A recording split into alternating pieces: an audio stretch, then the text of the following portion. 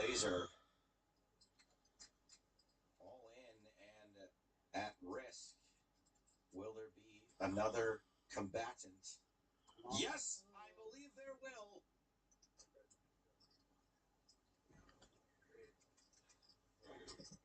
Wilklow, or Wilk Aderbetter as they call him in the poker world, has pocket jacks, has both players covered. Potential double elimination.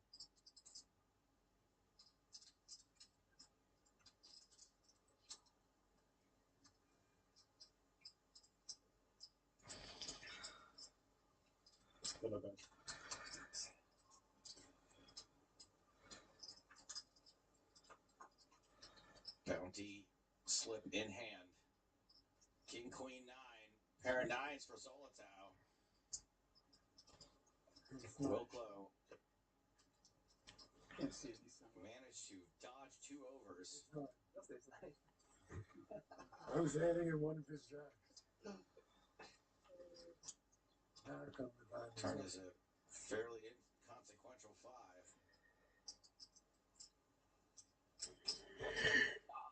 Can jacks actually hold in a 3-way all in? Yes, they can. You got this one? Double bust out, double bounty.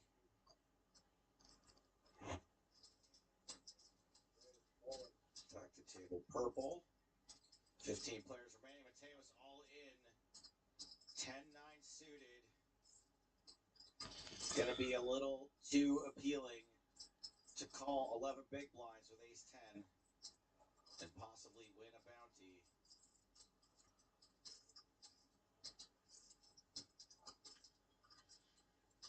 So enticing.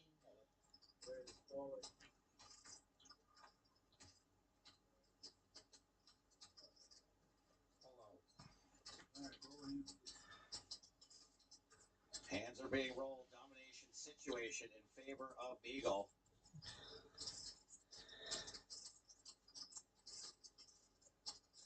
I like a net now. Shoot it.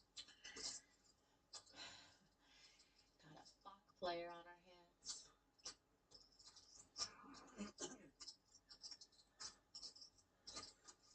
Just got word that Norman Chad bagged in the event he was playing. He will not be on WSOP Countdown tomorrow. Means we have an empty seat as we see a 9 and a 10 on the flop. So this is how he does it. 9-10 suited, it's great hand. Ooh. That is, as they say, an interesting turn card.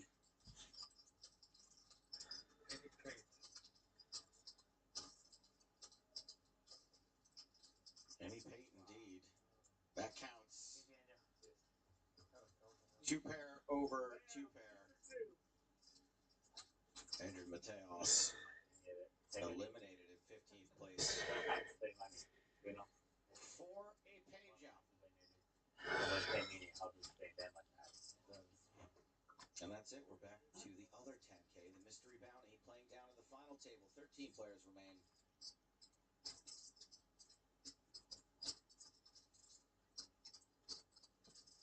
And Lynn is open for the button with King Jack.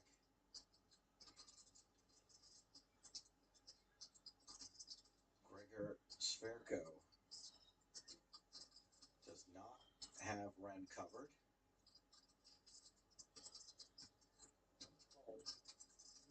He's going to call. Alex Anton still to act in the big blind, and he's got aces. AA for AA. Yeah, and I think the beauty of this is that with the raise and the flat, it looks like Anton's trying to find a squeeze spot. It could potentially be light here. And so because of that, you wonder if there is this air of disbelief coming from his opponents, potentially not giving him credit for having a hand as strong as aces in what just seems like such a juicy spot to squeeze, right? So I really think that Ren, steps into it because of that. Sverko gets to swerve this one. Pull up. Always optimistic. Renlin.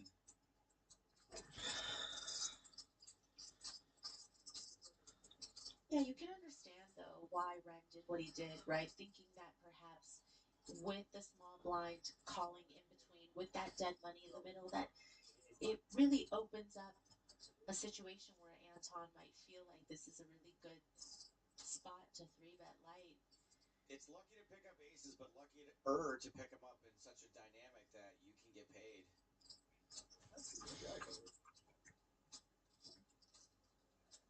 Wow. Never easy, though. Never easy. We know that one ace has been folded. It appears all the nines are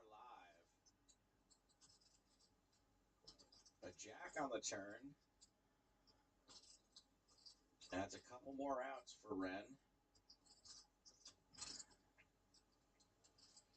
Queen on the river, not one of them. And it looks like Anton had Ren covered. Carrying that flop. It's just, come on. These are my favorite. You do it once. Joining on the flop. What's your name anyways? Julian. Julian? You? Champion.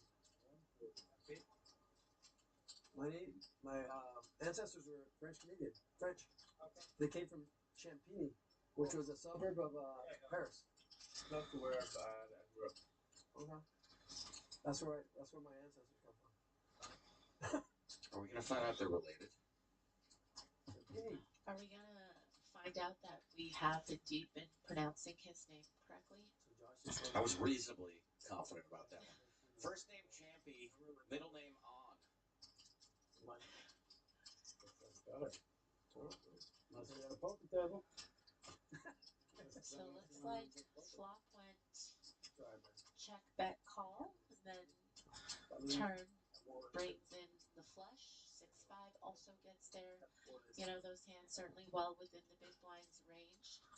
What am I gonna do? Still gonna play one, you know?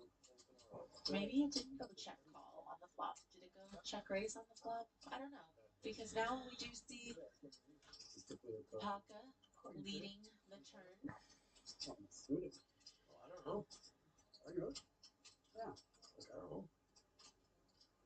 Who's your teacher? Favorite teacher? Palka, Who's your favorite teacher? 165 on this turn.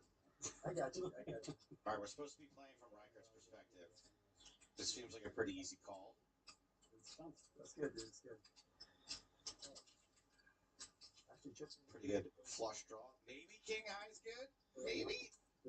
Straights. Maybe some two-pair combos in the mix. And they don't give us the mystery hands, Maria, because they're easy. This isn't.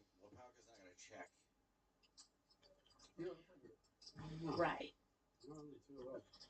And now, as he's deciding how much he wants to bet, looks like a very substantial amount. Reichardt's wondering, you know, what type of hands might lead? Perhaps something containing a spade that is now a busted flush draw. Maybe something like 5x with a spade. Well, we're losing to the busted nut flush draw. Or is it some legitimate value, right? Is it, instead of these semi-bluffs, is it some two-pair combos? Is it flushes? Is it straights? Is it 6-5? Oh, boy. Oh. There was a 5. Yeah. Vadim Lapoka gets away with one.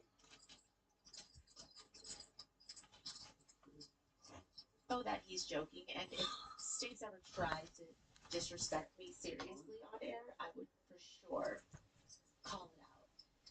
Also, Maria's not a snowflake.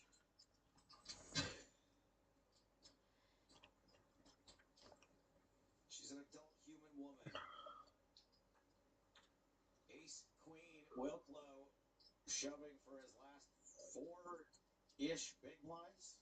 I mean, the truth is being a poker player, sitting at the poker table for all these years, I've heard it all. You've heard it all. Doesn't mean I like it, but I have heard it all, unfortunately. There it is.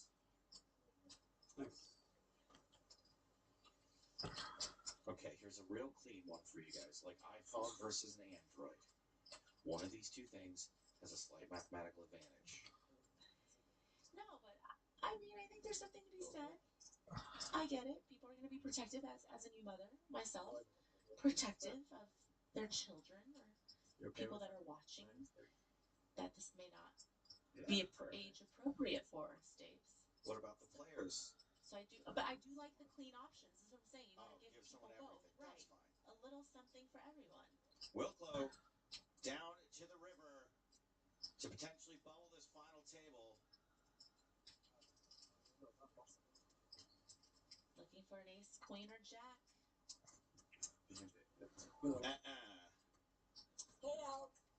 And we lose Michael Wilklow in 10th place.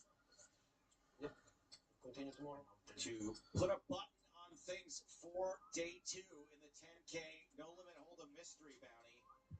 Cashes for $39,580.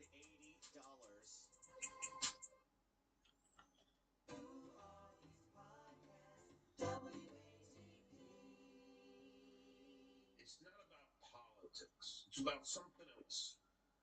But it's another hypocrisy. And like I always say, hypocrisy police.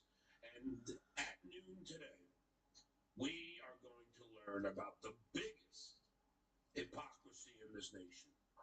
That's the date, December 16th, 2023.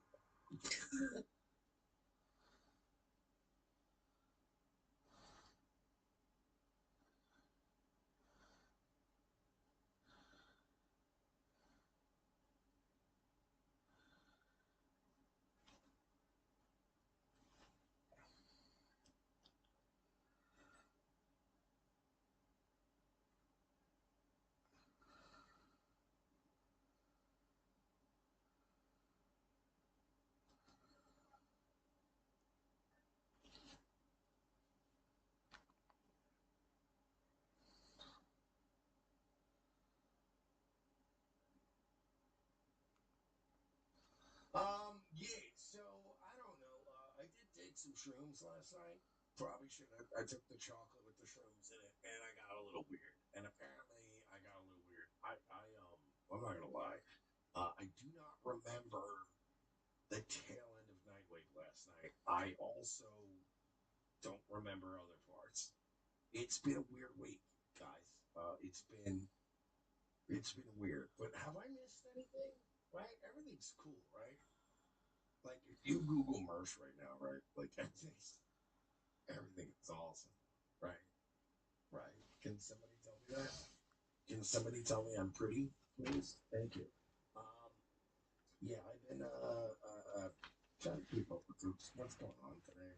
There's so much going on, and I gotta say this. Look, I got a lot of DMs today, right? I got a lot of DMs from people, and I appreciate all of you, right? Mr. Handsome, which is my nickname, and despite what Brock said, that is my nickname. I'm Mr. Handsome now. I've been getting a lot of DMs, and obviously, my shit's been out there for a little while now. A lot of stuff happening that is tangentially connected to me, and all I can say is, I love you guys. I appreciate you guys. And if you want to DM me and you want to say things like, "Hey, Mersh, you're the man," and this shit, and you're gonna overcome all this, like all that kind of stuff is very encouraged. The problem is, I feel like a lot of people want to get very aggressively anti, let's just say, other people, and I'm just saying you don't need to do that part. It's fine. You know what I'm saying? Like, I get it.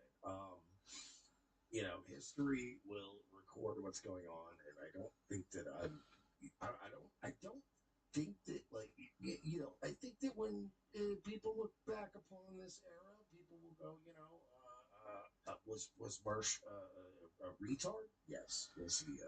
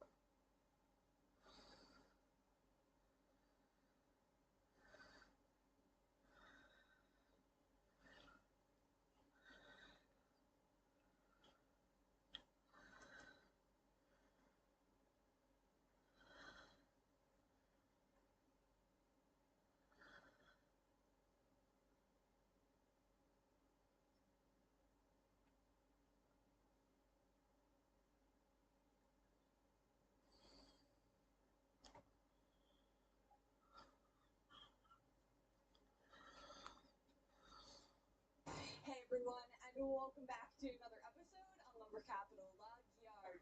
So my sister and I are taking a short little break from the log yard for a vacation, and so today we have to prep the log yard for us not to be here for a little bit. So we have to tie up all the loose ends, get everything cleaned up, make sure that all of the lumber is out and stickered for anyone who needs lumber while we're gone. And we have a huge pile of flitches here that we're going to run through the edger today. And then afterwards, we have to get everything stickered. We already stickered most of what we milled the last 2 days, or I guess 2 days. This morning, there was quite a bit, so now the inventory is looking actually okay.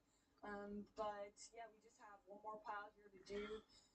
Probably gonna be an early day, honestly. This isn't gonna take us too long, and then we'll probably just clean up a little bit, make everything look nice, and then we are off on a little trip. So let's get to running this resaw. I had a couple people really wanting me to dive into exactly how this machine works, and so before I guess we turn it on, I will talk a little bit about how it works. It's very simple.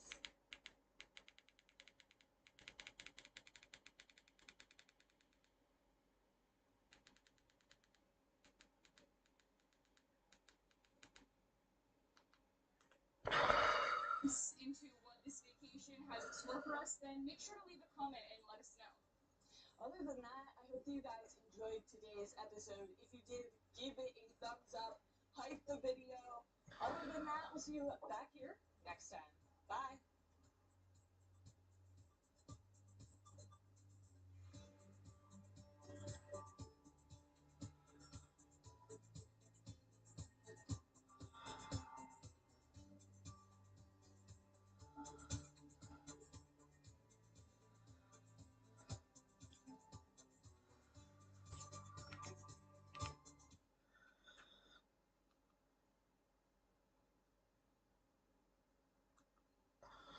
So what's going on YouTube? I am back. So I'm here to talk about a low IQ idiotic influencer who gets put in his place for the first time probably in his entire life. This annoying brat finally gets his comeuppance. Plus we got lots more as well. We got a comparison between the low IQs in the United States and the Japanese. And also, do we have confirmation that all modern rappers are gay as fuck? But as I always say first up, if you're well past fatigue, hit the like button right now. And if you're new here, hit that subscribe button as well. Help me get to 320k. Because I'm struggling. But not as much as Gen Z and Gen Alpha, because they can't even handle the thumbs up emojis. But I've got some breaking news here. The new GTA game has been released. Not GTA 6 though. This is GTA Shitstate. But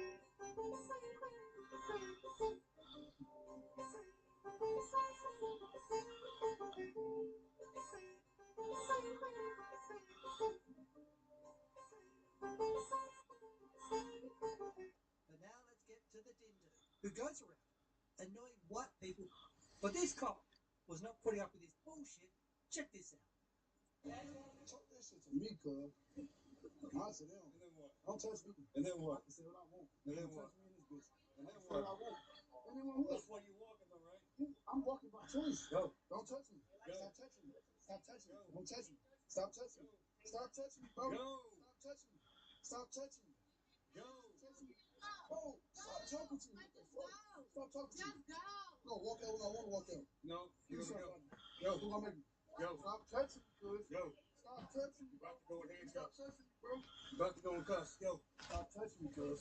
Can't touch me, cuz. You my cuz, bro. Stop touching me with your hands. Stop touching me with your hands, cuz. You can't put me in handcuffs. No, we can't. I didn't do shit. You can't put me in handcuffs. You can't put me in cuffs. I didn't do shit. For what? Watch out, bro. He's saying the cop can't touch him. Really? The cop can't put him in handcuffs. The cop can't make him leave the store. Really? Where did he get this advice? Which lawyer, in particular, did he get this advice from? Or was it just from some random fucking idiot on TikTok and this guy believed it because he's not very smart? You can't put me in handcuffs. No, we can't. I didn't do shit. You can't put me in handcuffs. You can't put me in cuffs. I didn't do shit. For what? Watch out, bro. For Boy, huh? Stop touching. Why do you keep touching me? You gotta leave. Don't stop touching me. Because you're not leaving. I'm walking out. Stop touching me. Go. What's wrong with your hand? Go. Shut the fuck up. Shut the fuck up. No. Stop touching me, gang. Stop touching me. Get on the ground. Get on the ground. Get on the ground. Get on the ground. Get on the ground. Now go. That's right. Get on the fucking ground. So running your mouth amounted to what? Sweet fuck all. So while we are doing the act of continuously repeating a phrase or word endlessly, sometimes referred to as rage repeating, as outrage, caused a breakdown of rational thought and speech, often accompanied by the looper clapping hands while speaking. And then you get people from that community acting surprised when stuff like this happens. Oh, bitch, I'm pissed. This is enough to make me stop shopping at these corporations. For the way that they treat black people like second-class citizens, why is it in a predominantly black area there's such a thing called cage hours? Y'all tell me if your Kroger, your Publix, your local grocery store has cage hours. You know what to do. Don't act surprised. Don't act dumb. Like the lack of accountability. I mean, women are bad enough with that, right? They can never admit anything. But this community is even worse than women. They can't take accountability for anything. It's always, evil business, evil white man, evil Asian man. Speaking of Asians, let's see a comparison here. Between the way Japanese behave in America, these are literally Japanese people from Japan, and fatigues.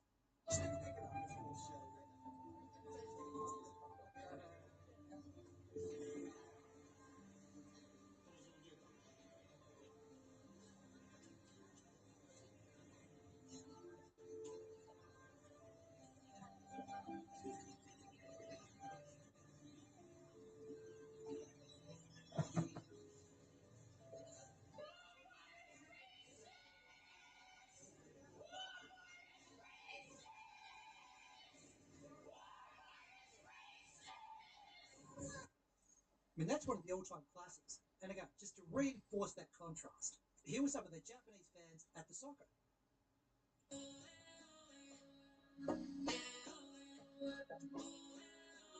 Culture, but it's like respect for everything, respect for the players, supporters, and also for the stadium. We're kind of owner of the TV here, so we don't want to make a mess and then leave it. So I think that's the reason why we're doing it. As opposed to fatigue is when they travel overseas. Here's a group of Shaniquas in the Bahamas.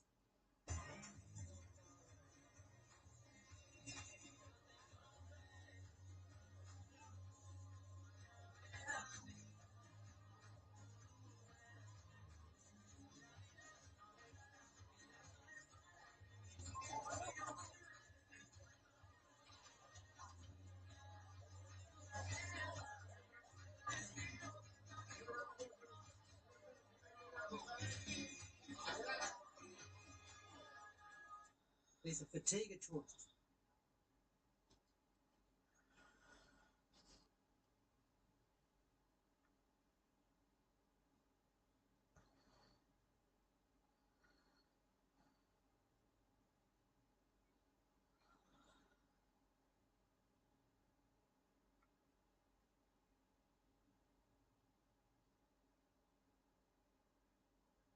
But let's finish up with this one about the rappers. And I think this could be applied to pretty much all the rappers out there these days. So ASAP Rocky, who apparently is a popular rapper, he's been accused, this popular rapper, of wearing a thong. And we're not talking about the Australian version of a thong that you wear on your feet, the flip flop. We're talking about the American version of the thong. Oh, this is so bad. But that is the accusation. Okay, so I won't play the audio because it might get copyrighted. But here he is on stage doing dumbass theatrics as they usually do. And that is what people are talking about. Okay, there it is. Modern day rappers are fucking gay as hell. And like I said said, that's the way you go. That's the way you go. But back in the day, you wouldn't have a career if you'd been busted wearing something like that. That's embarrassing, but that's modern day rap for you.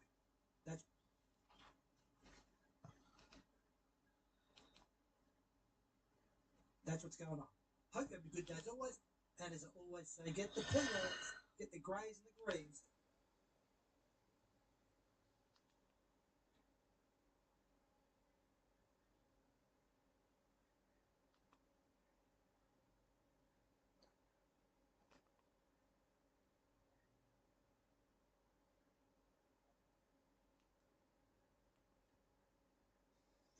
Chance Cornet the rise for day 3 of the 25K PLOs. Yeah, Samal is in the hunt as well. And so is Poker Hall of Famer Daniel Negreanu.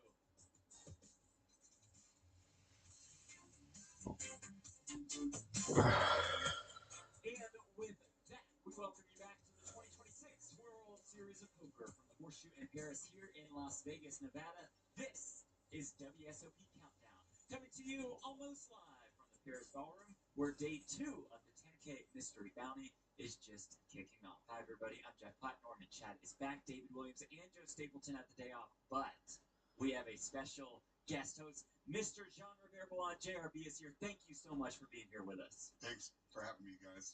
Really excited to be here with you. This is awesome. Norman, the other day, JRB walked by. He's like, I've been watching you guys a lot. Oh, that kind of caught me off guard. It's a fantastic surprise that he loves the show. Absolutely. This is exactly where I get my daily information as to what went on yesterday.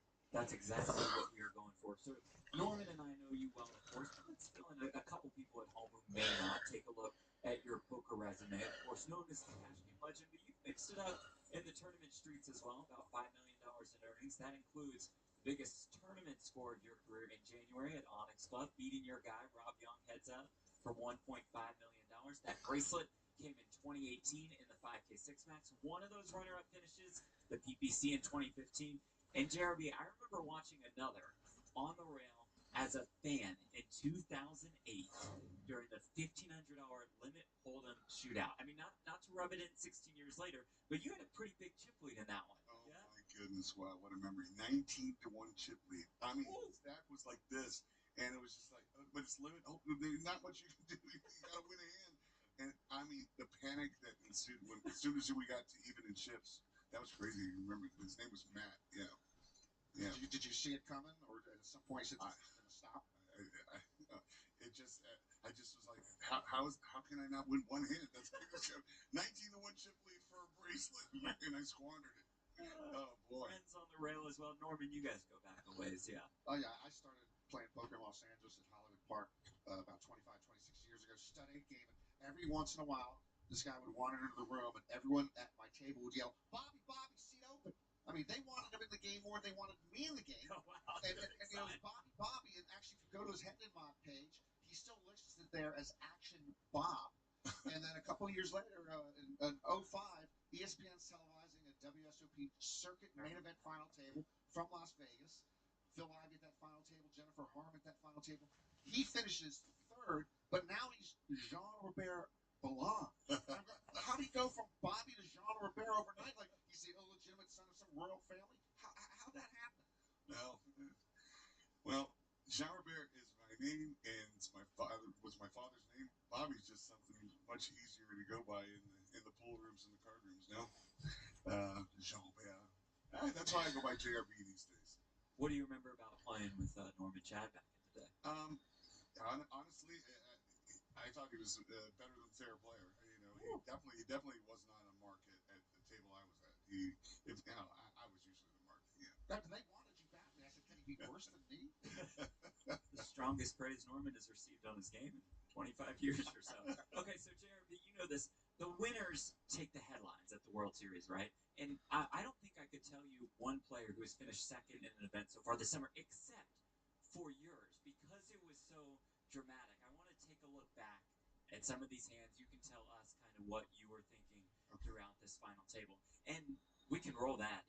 You would say that this final table, started pretty well for you overall, yeah? You were feeling it early. Absolutely. I was rocking and rolling. I was doing the things that I need to, just constantly putting pressure on the short stacks. and I really felt like I was, doing my thing. I was rocking and rolling. Do you get a confidence boost of sorts when things do go so well early? Absolutely, and when you're doing a lot of stealing, and you look at the premium hands, you get so excited. And probably it looks like this hand's coming up. I'm basically raising every pot, and then all of a sudden I came up with jacks. I like how here you were a little worried about the early celebration, like you caught yourself in the moment, right? Like, wait, I got to go back and look and make sure. Oh yes. Right. We had a premature celebration years ago at the main event, and I didn't want to do it again. Oh, excuse me. I did. I thought I already had the head one, and he could have still hit a six. I mean, this was great. You guys just seemed to genuinely get along the whole time. Buddy, that table, we had so much fun. Yeah. That was such a fun table. I wish we could have seen more of it. Omar Zaze and Christos Argyrides were the final three in this one. So the tide starts to shift just a little bit here. Did you feel it turning on you at all? When I got in with Jackson against Ace 3, that was the first real punch I took. And it almost seemed like punch after punch after punch, like it came in waves, just as things. Oh, they're showing them now? No. Oh, yeah. No, that's not it yet.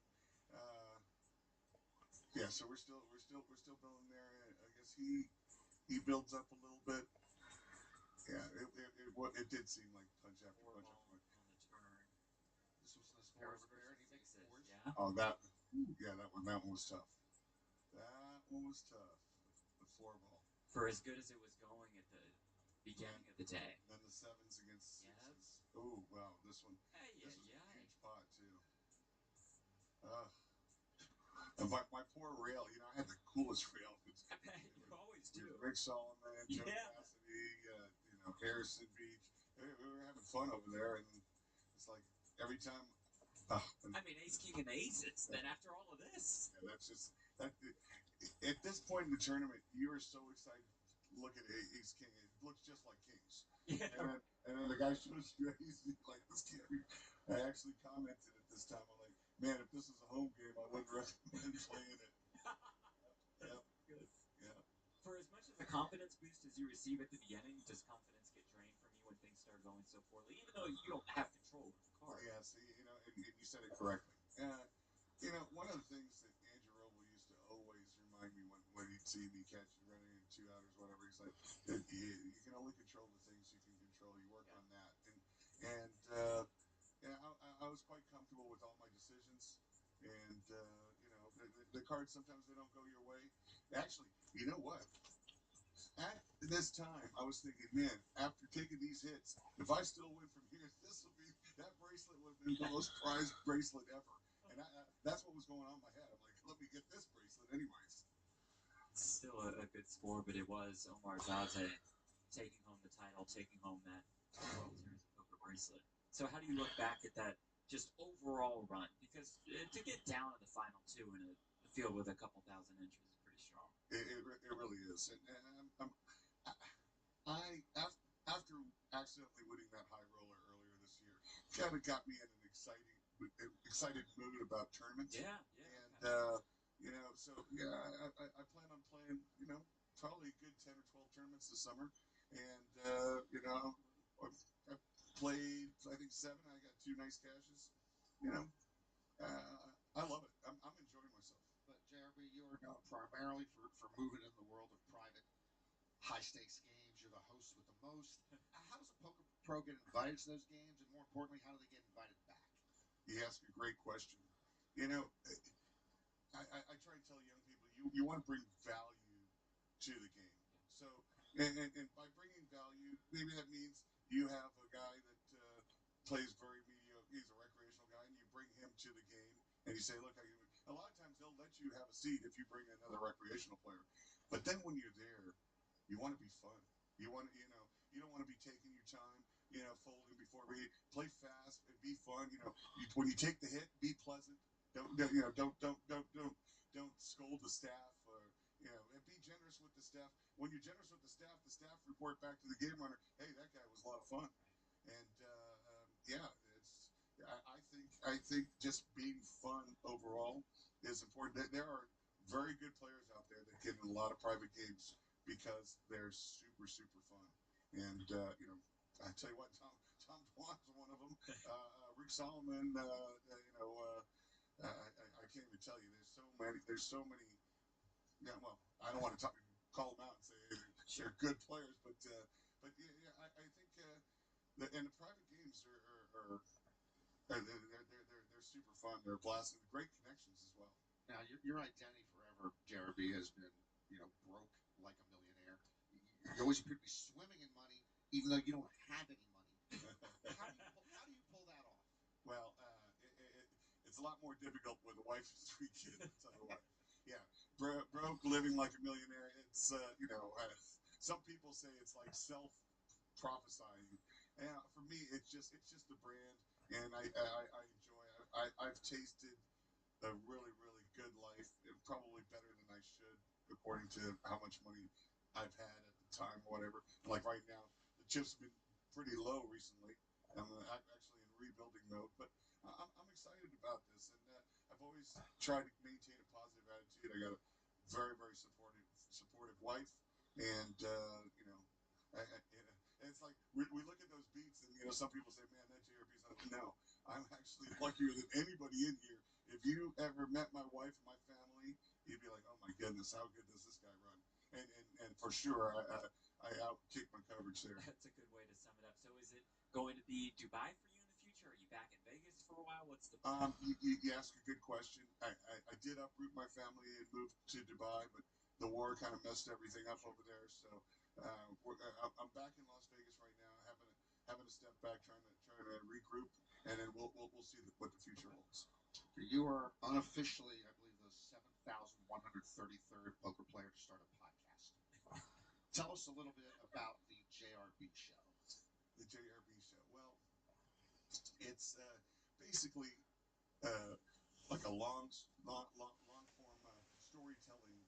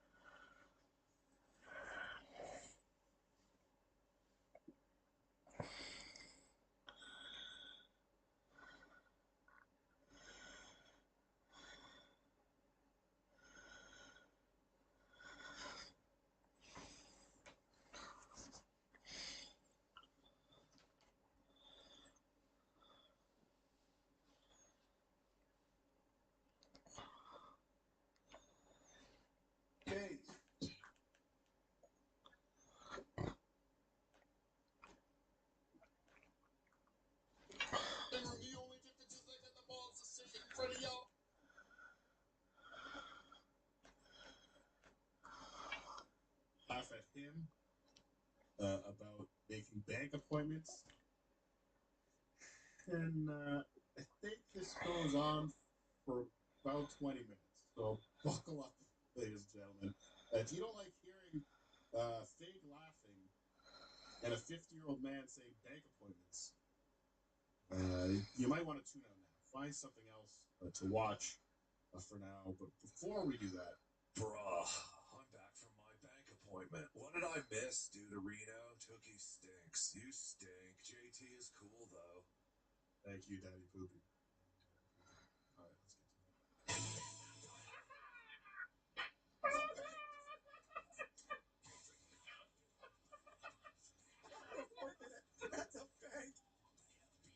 now. I didn't get it before, but now I get it. I get it now. He had this all laid out. He had this written down on paper. He was ready to go.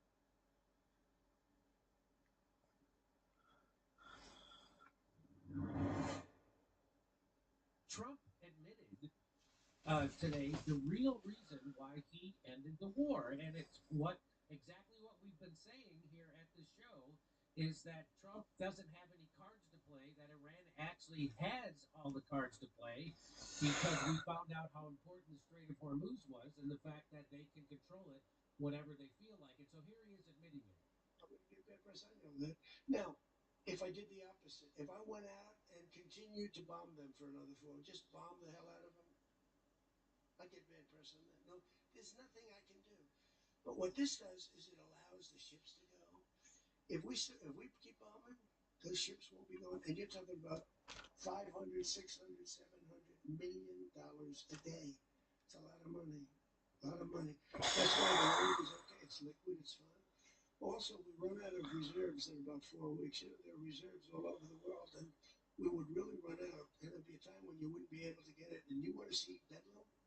So for all those so-called geniuses that want to show me how smart they are, ask them why didn't they blow up General Soleimani? Ask that of the general, a couple of other people that I like very much, but boy, are they wrong. Go ahead. So, how about you? So what? Get that yeah. So what he just admitted there was that Iran held all the cards, and that the United States and other people are burning through the reserves. What's the talk about weed? Are you guys growing weed in here? No, we're growing some tulips and daisies for the big upcoming flower show. Well, they got fucked over by weeds, and we were taking weeds. Just a lot of weed talk, basically. Great to meet you. You're awesome. Keep it up, kids. We'll see you soon, all right? We gotta run. This guy's growing weed in here. I can't be around this kind of thing, and neither should you. It's not like we were smoking it. We were just growing it and harvesting it. If you guys do drugs, you can't do tricks like this. And of course, once they closed it, the U.S. then blockaded it entirely, so there's been no oil running through, and their calculation there was by blockading it entirely, by not allowing Iran to use, okay, China can come through, they're paying us, we're going to choke off the Iranian economy, and they're going to have to be forced to surrender because they're going to face economic collapse before they cause global economic collapse, and we're forced to surrender, and they miscalculated. It's not just I'm standing in the doorway of the ladies' bathroom. Okay, my wife, there is a man with his 2 little girls using the women's bathroom. He is washing his hands with his daughters right now. He is leaving. Alright, baby.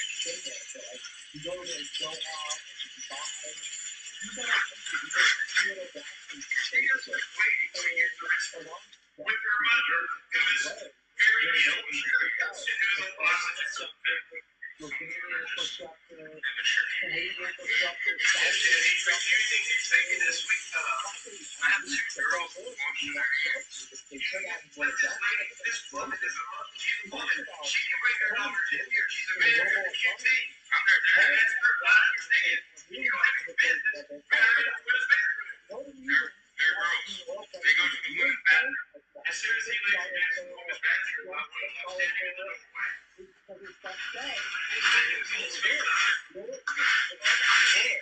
I was a single dad and I would travel with my daughters, I would always use the women's bathroom. In the women's bathroom, there are individual stalls in every single one. In the men's bathroom, there are urinals, and sometimes there are no partitions. And my daughters were eye level with the urinals. So I would go into the women's bathroom and I would announce, "Hey, single dad here, bringing my daughters in to go potty. I'm going to be in this stall. Hope we're okay." And never one time did I have a woman upset with me. Recline with the highest quality standards from. And I'm just glad that he finally, woke up to reality, sobered up, so to speak, and he realized that they don't have any hand, they have no cards, and that if they don't do this, it's going to be devastation economically, not just for the United States, but for the world. Iran knew this. He didn't. He's surrounded by Zionist neocon morons who don't care what happens to the United States because they're Israel first. So they couldn't care less. They only care about Israel. And do you think he's now woken up to that fact that he can't put Israel first anymore? I think Trump knows that this war has been a gigantic failure, and that it's now hanging around his neck like an albatross. And Trump is not exactly a person known for accepting responsibility for his failures. He looks for other people to blame. And the reality is that Benjamin Netanyahu came to Washington 7 times in order to convince Trump to attack Iran. The very last time they did the Situation Room where Trump I'm Leon Cook, and this is my last meal. Oysters with mignonettes, gildas, a filthy vodka martini served in frozen glass, Chateaubriand steak frite served rare with Café de Paris sauce, proper Australian chips with chicken salt, tomato sauce, and mayonnaise, Caesar salad, Via Moretti Sade de Mare, raspberry and dark chocolate sorbet, and a mezcal Negroni to finish it off. Let me just begin by acknowledging what you're all feeling, I think, and the nation.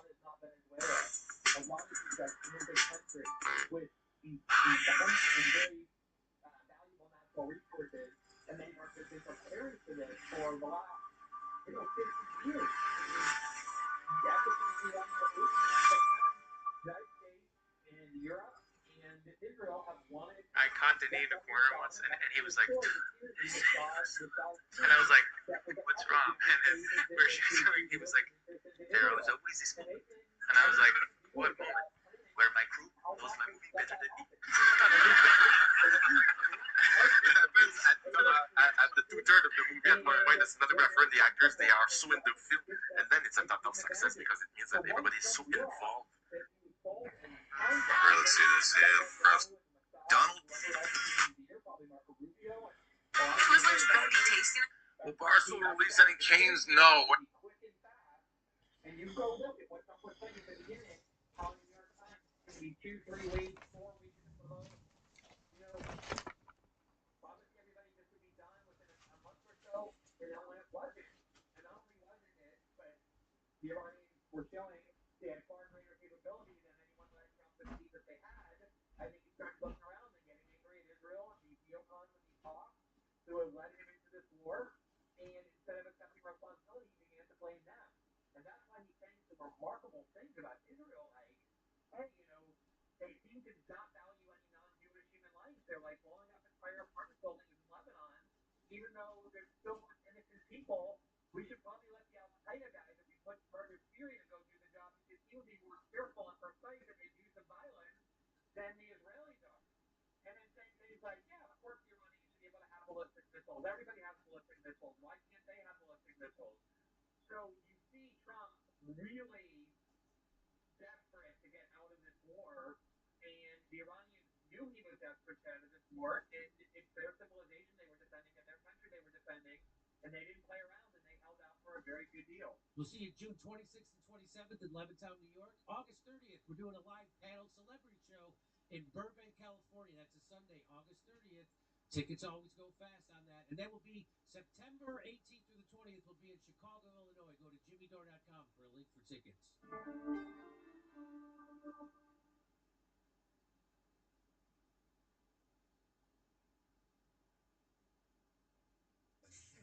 So if this thing doesn't act right, and if it looks like it's about to be gone forever, know that I would like to keep this thing. Yeah, one of the sister pros came by the other day.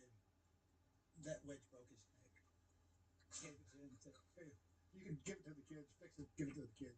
That one ain't playing no more." That wedge broke its neck around your thigh. Around my knee. You ever throw your whole bag in the pond? Like No, the whole thing? my buddy did. He had to jump in and get some fish. Yeah, you don't have I ain't going that far. That's too expensive. every club in here can certainly get drowned, but not at the same time. Especially if I have a backup in the garage. I usually have two of the same set, just in case. That's my jig bag.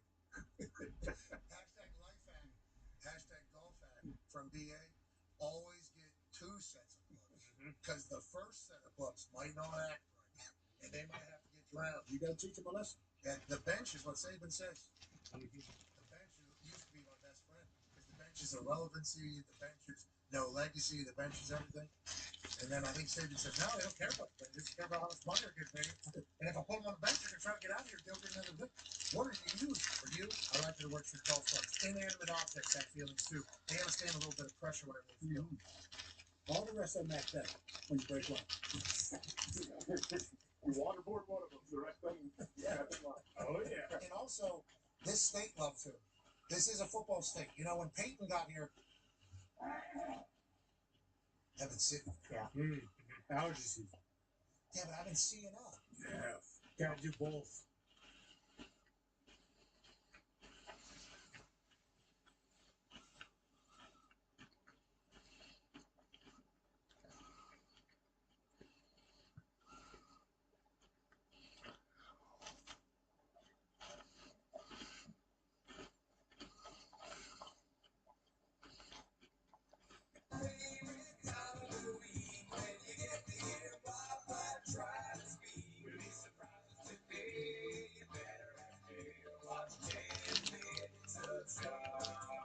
All right, welcome back to 10 Minutes of Shop. It's good to be here. I hope you enjoyed UFC 250.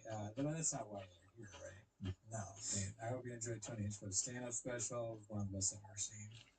But they're not here for that either. They're here to watch 10 Minutes of Shop. So start the timer, play the chin clip. All right. You'll do nothing posted this. It's called They Gave a Hungry Wolf a Chance. If, leave in the comments if you guys checked out Tony Hinchcliffe's special yet. I know people are out here trying to drift on that Elephant Graveyard tip, trying to get that worst special of all time thing. You know what I mean? I don't think Tony even deserves that.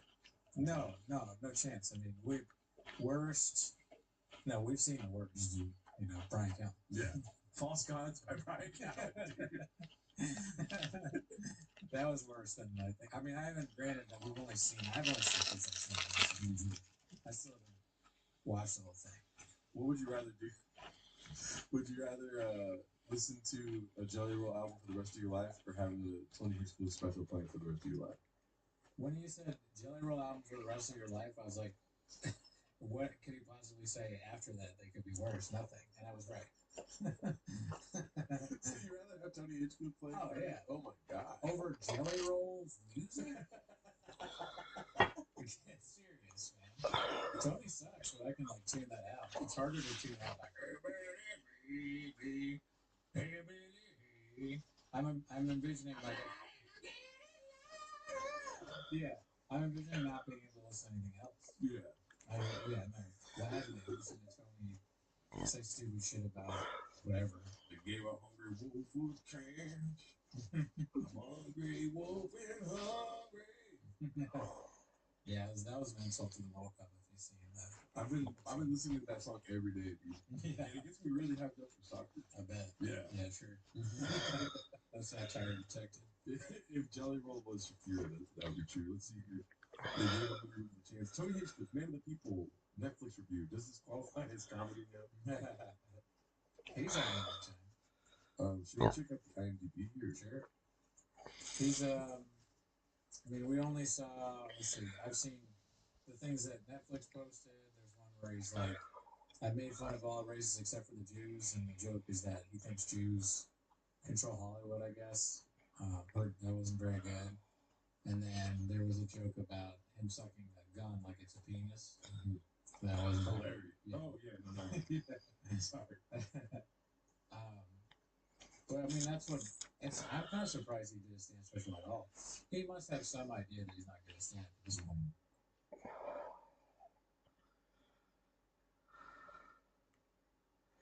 My God, what an event. What an outstanding event. event. Some people are calling this the greatest UFC event ever, and it could easily be. Could be. And this has happened twice for Dana. Like, he's kind of getting the last laugh in a way, because the other big event in recent memory that people have questioned the matchmaking and questioned how compelling the fights were was UFC 300.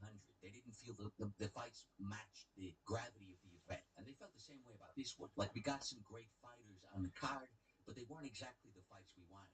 But my God, did this fight card deliver. Unbelievable. Amazing spectacle. Just a brilliant event, top to bottom. It didn't go exactly as I expected. I want to get into some of the fights. And the first fight I want to discuss is obviously Bo Nickel. Just amazing. But nobody should have been surprised here. I wish I made a video before the event, because this was the most obvious pick in the world.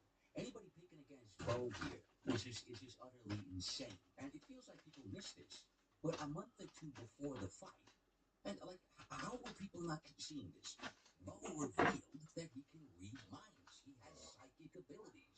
If I have a thought that comes into my head, for me specifically, with the type of person I am, if it's really kind of weird and obtuse to me, I can take thoughts that are happening in other people from like a room I'm in and pick them up in my own head. If something comes into my mind that's weird and I'm in like a social setting, like those thoughts, it might be from another person.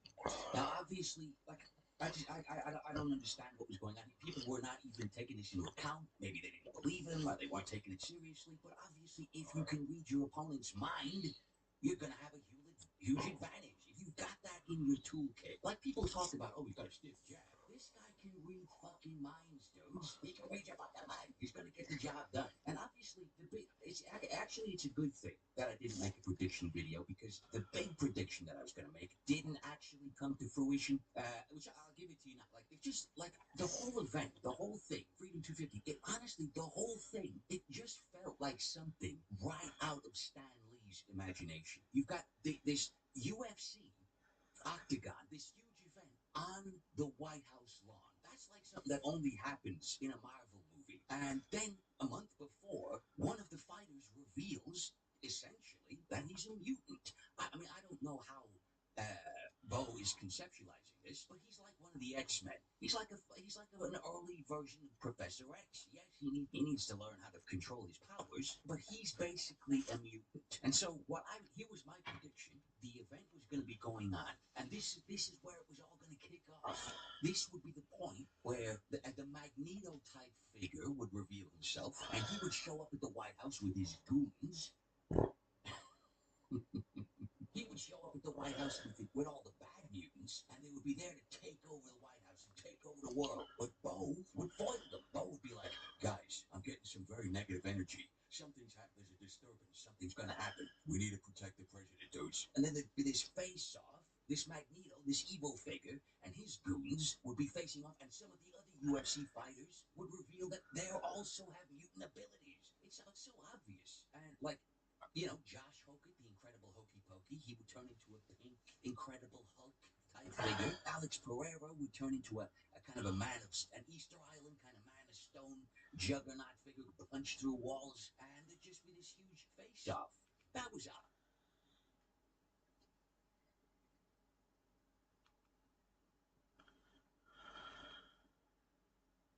Like, I get it. Oh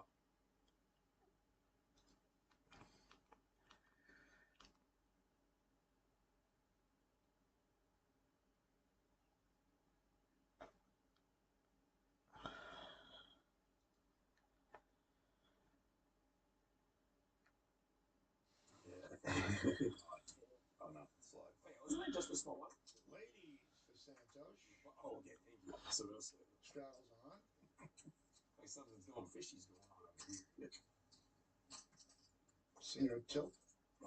Makes it 20,000 with ace king off suit. You like 8-6 diamonds, don't you? It's a beautiful hand. You know. Kalish likes it too, makes the call. Sammy's in 8-7 of spades. Here we go. Well, obviously, the price is going up. AJ. Whoa. Senor Till, Mike, we could have an enormous ball on our hands. The classic, anybody who follows poker knows, queens and ace king does go for the just call pre-tilt.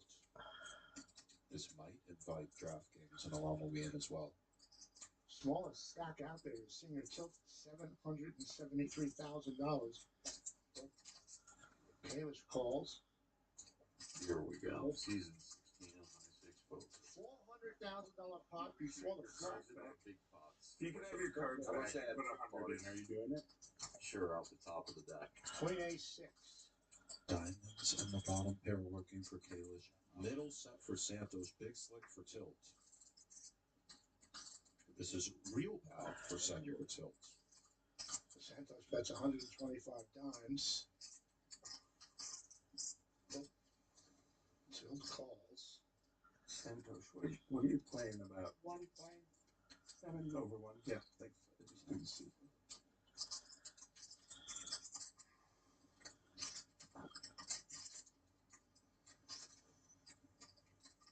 Kalish. I really don't mind raise from Kalish. Obviously, we can see it won't go well. Santos does have the 3 queens, but he could raise and kind of wrap 3 sixes, and he's pretty much live against anything. If they happen to have King 10 of diamonds, we have a 6 going on. It's very hard to be dead. You could be multi-way, but he's all in. Okay. 948,000. About 900.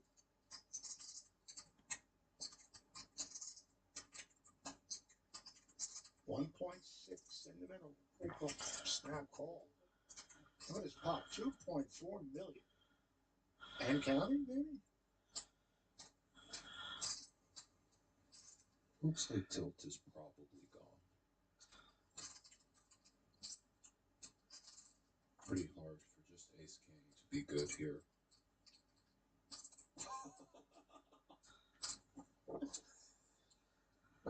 Santos. Yeah,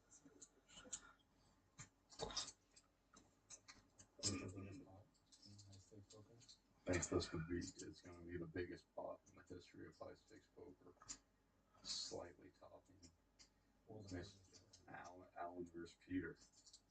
No, it's not slightly topping. This is $1 million more, this spot. What have you bluffed, Kalish? I played with you for 2 full days, and I have never seen you confidently put all your chips in the middle without the stone fucking guts. What do you think about what you have? 6, 7 diamonds. Pretty close. Santos did casually call off 800 times as well, Kiki.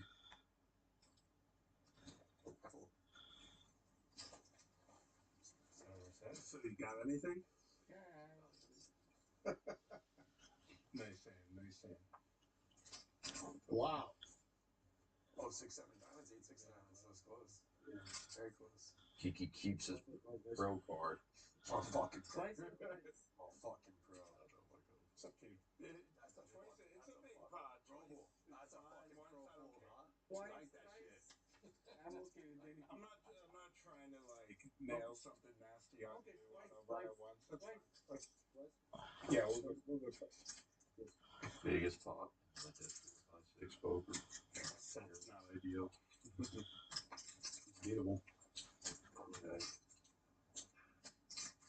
Jesus, Santos. Just a set, huh? That saved me a lot of money.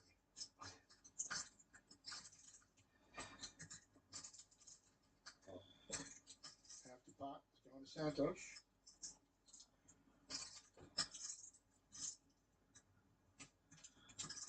Half of the largest pot in high stake history.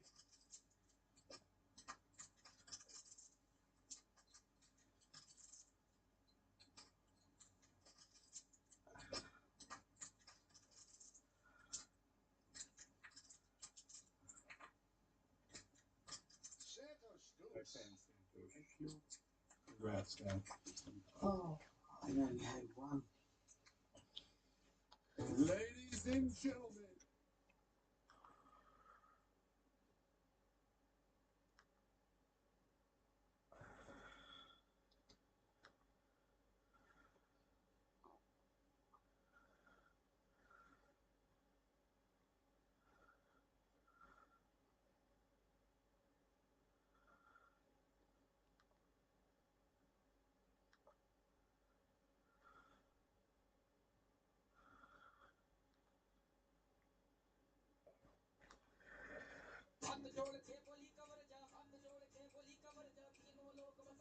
What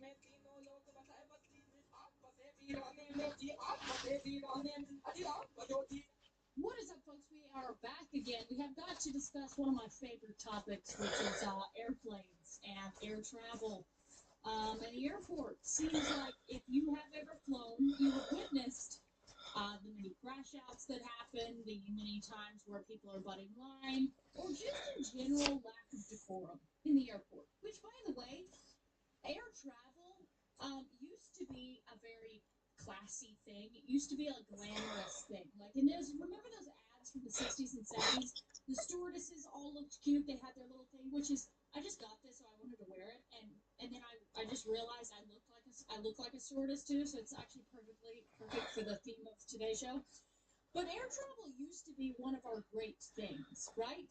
So you used to be proud of the airlines. They served great meals. You had great service. But now it's kind of a free-for-all. Now, because the quality of the customers has gone so downhill, also the quality of the service and customer service has also gone downhill. Even if you are flying first class, you still don't get treated well. The only airlines where you will actually be treated like how you were in the 60s and 70s is Asian Airlines. That's it. In America, it's the Wild West again, where we have all kinds of people. We know the sorts of people that are now inhabiting the airports, and they have made the experience terrible for everyone. So this woman noticed the exact same thing, and then we'll get into some examples of people acting the fool on planes. As you could see in the first video, those people are just imposing their culture on everyone else. But again, if we ever did that, then all hell would break loose. All right, but do airports have something in the air where people immediately, like their IQ drops 30 points? What is with people in airports? Have you never been out in public before? Like, is it your first day on Earth? The problem is, it's not that there's something in the air causing the IQ issue. The problem is that there is an IQ issue before they...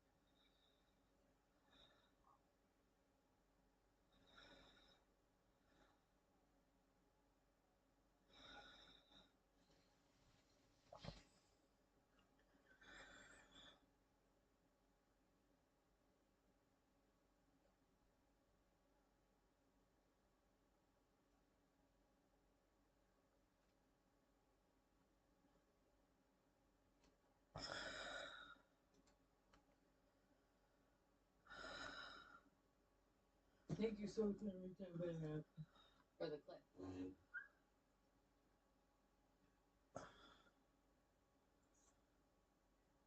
Here's Gino's set from, I believe, last night. Oh, no, it's not.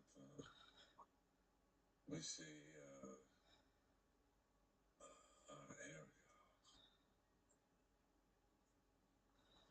I mean, you guys, I really should have held out for 100 likes on this one, but, you know, I'm a man of my word.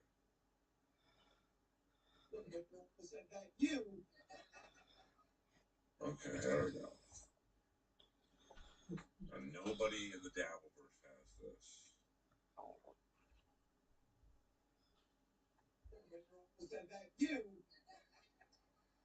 You get any rape? Again, we're kidding. But I promise you, people, when you go back outside, you can be uptight. You can. I hope the comics can read for that big break on Kill Tony. Forget it. But now, people, realize when you're in a comedy club, you can say shit that people can't say in real life. I mean, I said this shit on the subway. Imagine if I said, people would be freaked out. You get it right, big guy? But no, you go out there, everyone's like, I mean, fucking what we don't know in there, and then you're all vaccinated. Laughter is the best medicine. It's an age-old phrase. The fucking that guy probably invented it. I would prefer you not, Snuffles. And people. And you got to spell it, keep quiet. I mean, Snuffles, I can't stop you from doing it, but I would prefer you not, if that's cool. That's the important almost she goes on like, what's her name?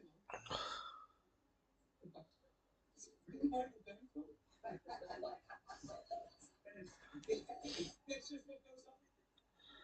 It's not to laugh to.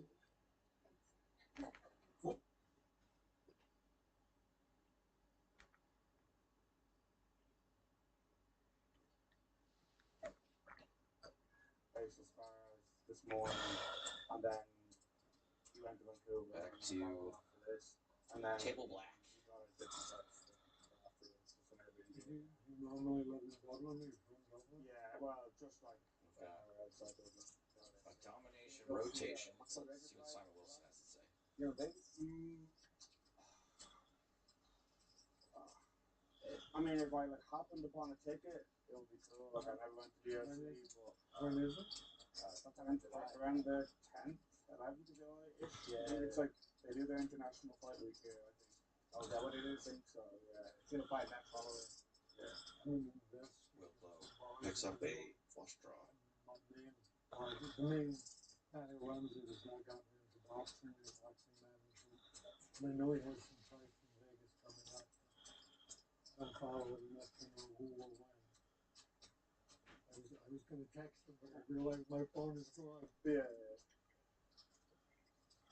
Yeah, because He means he lost it, not His flip phone. his jitterbug.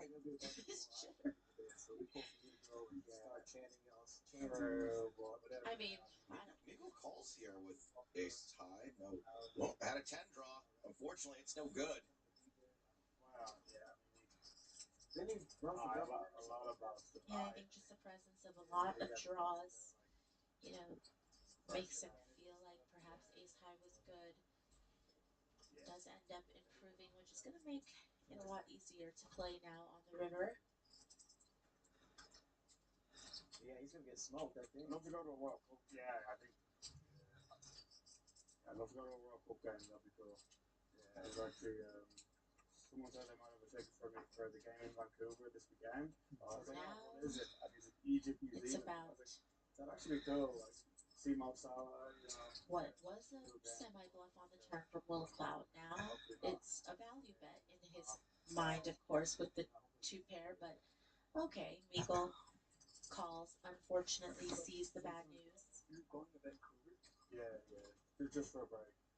For a break? Yeah, like I'll be back Monday. Is it for your thesis? No, just like, no, I just fucking, too hot here. I'm kind of a little. That's enough from you, Simon Wilson. 20 players left in this field. This was a 10K buy-in. $3,000 from each buy-in goes toward mystery bounties. The rest into that total prize pool. There's not another prize jump until 15th place. Everyone now guaranteed $25,980. If you can make it to 15th, you clear at least $31,750, which is good news if you're in for 3 bullets. But you could be in for 3 bullets and already pulled the 100K back to you, right? True, yes.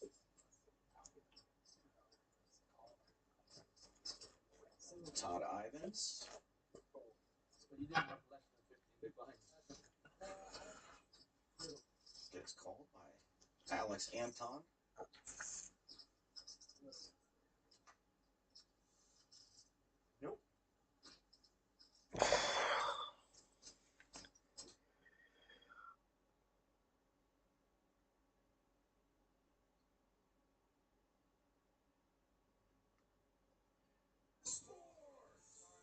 It's not just me up here, obviously. I get a chance to chat about sports every day with a great group of guys. Let's go to the Talks Table. I'm Boston Connor and Ty shit right now, right? Yeah, he ate healthy today. And we know how that goes with Ty. When he eats healthy, he just never agrees with his body. I do hope that one day he'll make a good decision eating-wise and it won't punish him. He's just got to eat like shit. That's got to do it. So, Yeah, clean job. 9-year NFL vet, Darius J. Butler. One half of the Hammer Cowboys AP Tones here.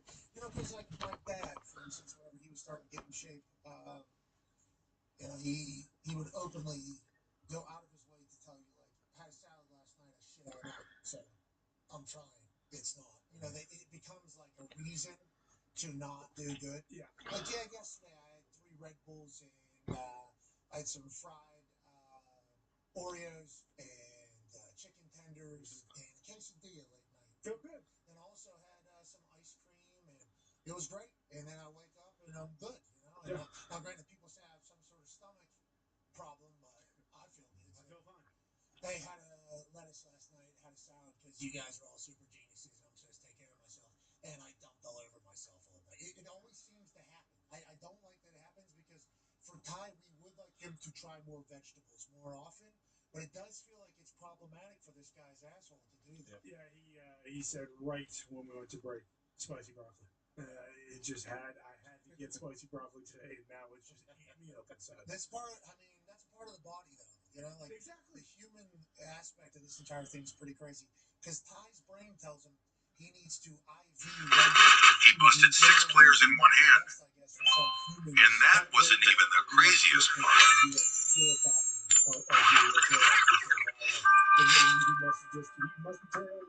Gavin looks down at pocket 10s and thinks this could be the spot. But this hand doesn't stay normal for long.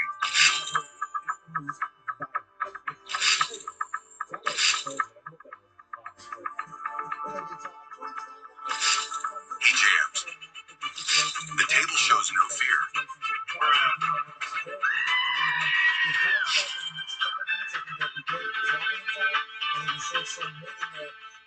No one's backing down. 7 players all in, pre-flop. Pocket 10s had no chance.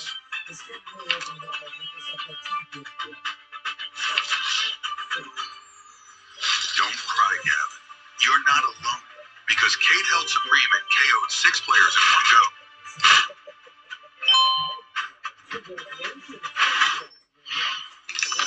And when you bust 6 people in a mystery bounty, you're not opening one reward, you're opening them all. He cleared the table and turned one insane pot into a $72,000 bounty avalanche. This is why we play. Only on GG Poker. Evan and Terrell, so sorry for the super late TikTok post, but I wanted to update you on a big Supreme Court of Canada decision that was released today that affects your private property rights and your privacy rights in this country. So, you can no longer rely on the decision that I've told you about before that says that police cannot enter onto your property to investigate you based on a report of bad driving or potential impaired driving, because the Supreme Court of Canada has overturned that decision. What this means for you: the police still have limits on their ability to enter onto your property without a warrant. They must be doing so for the purposes of communicating with you.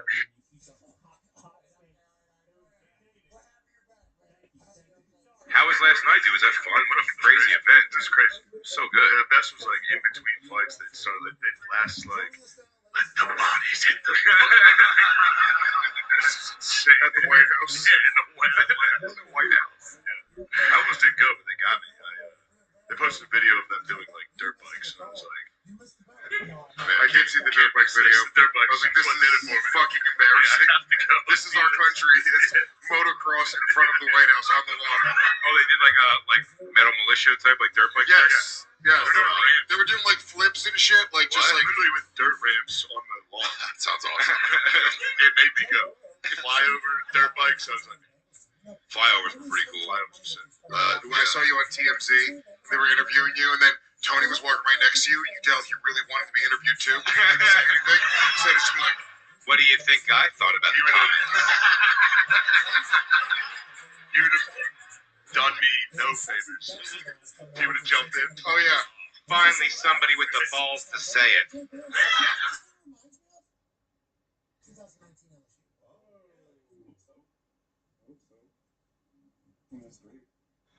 You know, put pressure on guys. I love it. When was the last time you saw me bluff there? No, Ren was the one who said 2009. 2009. So this is the hand I open. If you get I want to be in that spot. I want everybody talking about the Bengals. I want everybody talking about what I'm saying in my press conferences. And you see, you go back and watch what I said before 2019 season at LSU. I feel very similarly about this team. I'm so excited to get started and get moving. I wish we would ramp this right in training camp so we can continue to improve. Because I feel like, there's so much greatness that we're going to be able to. There's a comedian named Tom Segura who does a stand-up special. I don't know if you know this. And he tells a story that's allegedly about you. Yeah, it's complete fiction. It's utterly made up. I've never met the guy. I've sadly watched it on Twitter.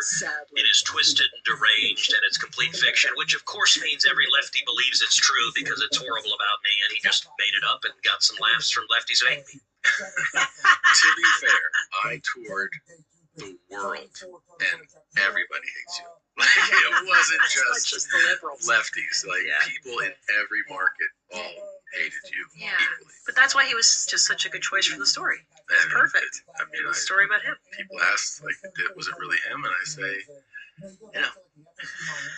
People always talk about the amount of NFL guys and the amount of talent on that field. That LSU team now, looking back on it, it's like. I've worked with the Joker. I've worked with the J-Bear. Really? Oh, right. Of course you did. I was in the movie Suicide Squad. Yeah. Academy Award winner for Best Picture 2017. and everybody's favorite joke. Everyone's favorite Joker. I remember I had to do the scene with him, and he was actually nice, even though he was in character. But he was supposed to be menacing me in the scene, So I was acting scared. I was like, oh no, please. He's straddling me, and he's like, oh, did someone piss their pants? And I'm like, yes, Anders. So I was like, yes, yeah. It was just yeah, that's a rough improv to say to someone. It's like, oh, someone shit themselves.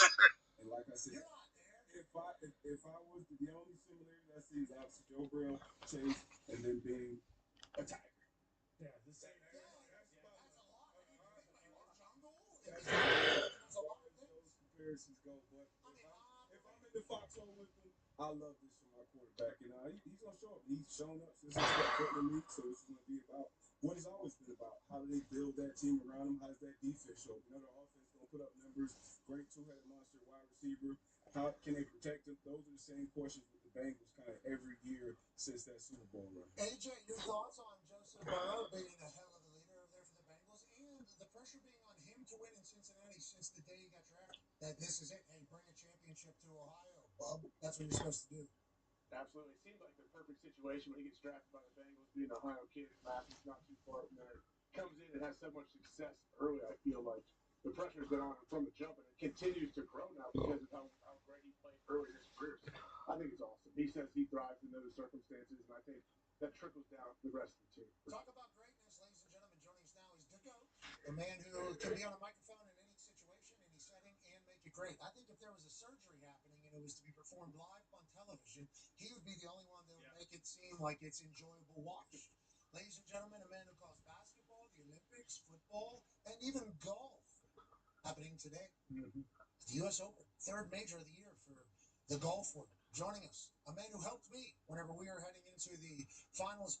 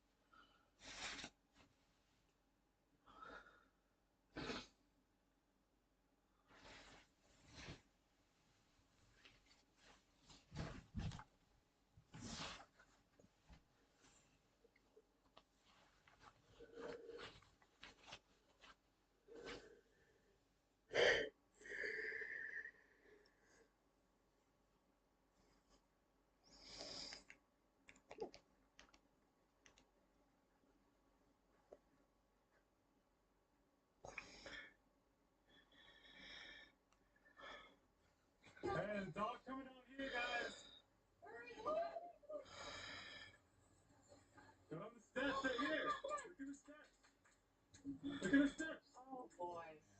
Yeah, one curious dog was almost a goner here after learning the hard way a bad idea sniffing around a gorilla enclosure. The dog jumped into the gorilla pen at San Diego Zoo on Sunday to check things out, but those gorillas were in no mood to adopt a pet.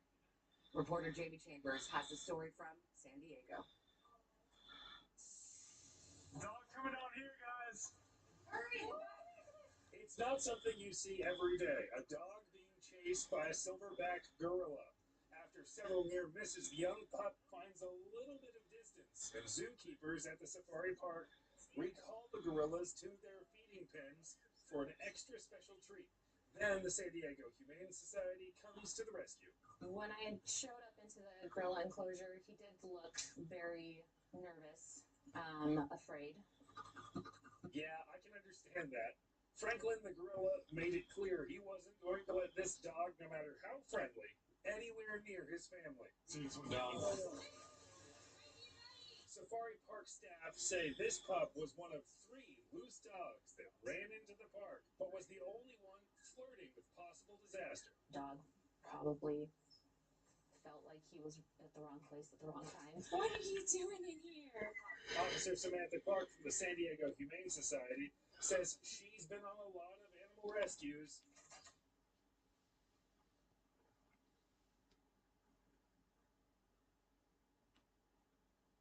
Mike Babcock entered the NHL coaching ranks with a reputation as a disciplinarian and a winner. Over the years, however, multiple former players have come forward with stories of questionable and controversial treatment by Babcock. These incidents span from his tenures with the Mighty Ducks of Anaheim, the Detroit Red Wings, Toronto Maple Leafs, and even an ill-fated return with the Columbus Blue Jackets. Former players of these teams have came forward with strikingly similar stories, public humiliations, personal mind games, and decisions that seem less about hockey but more about power.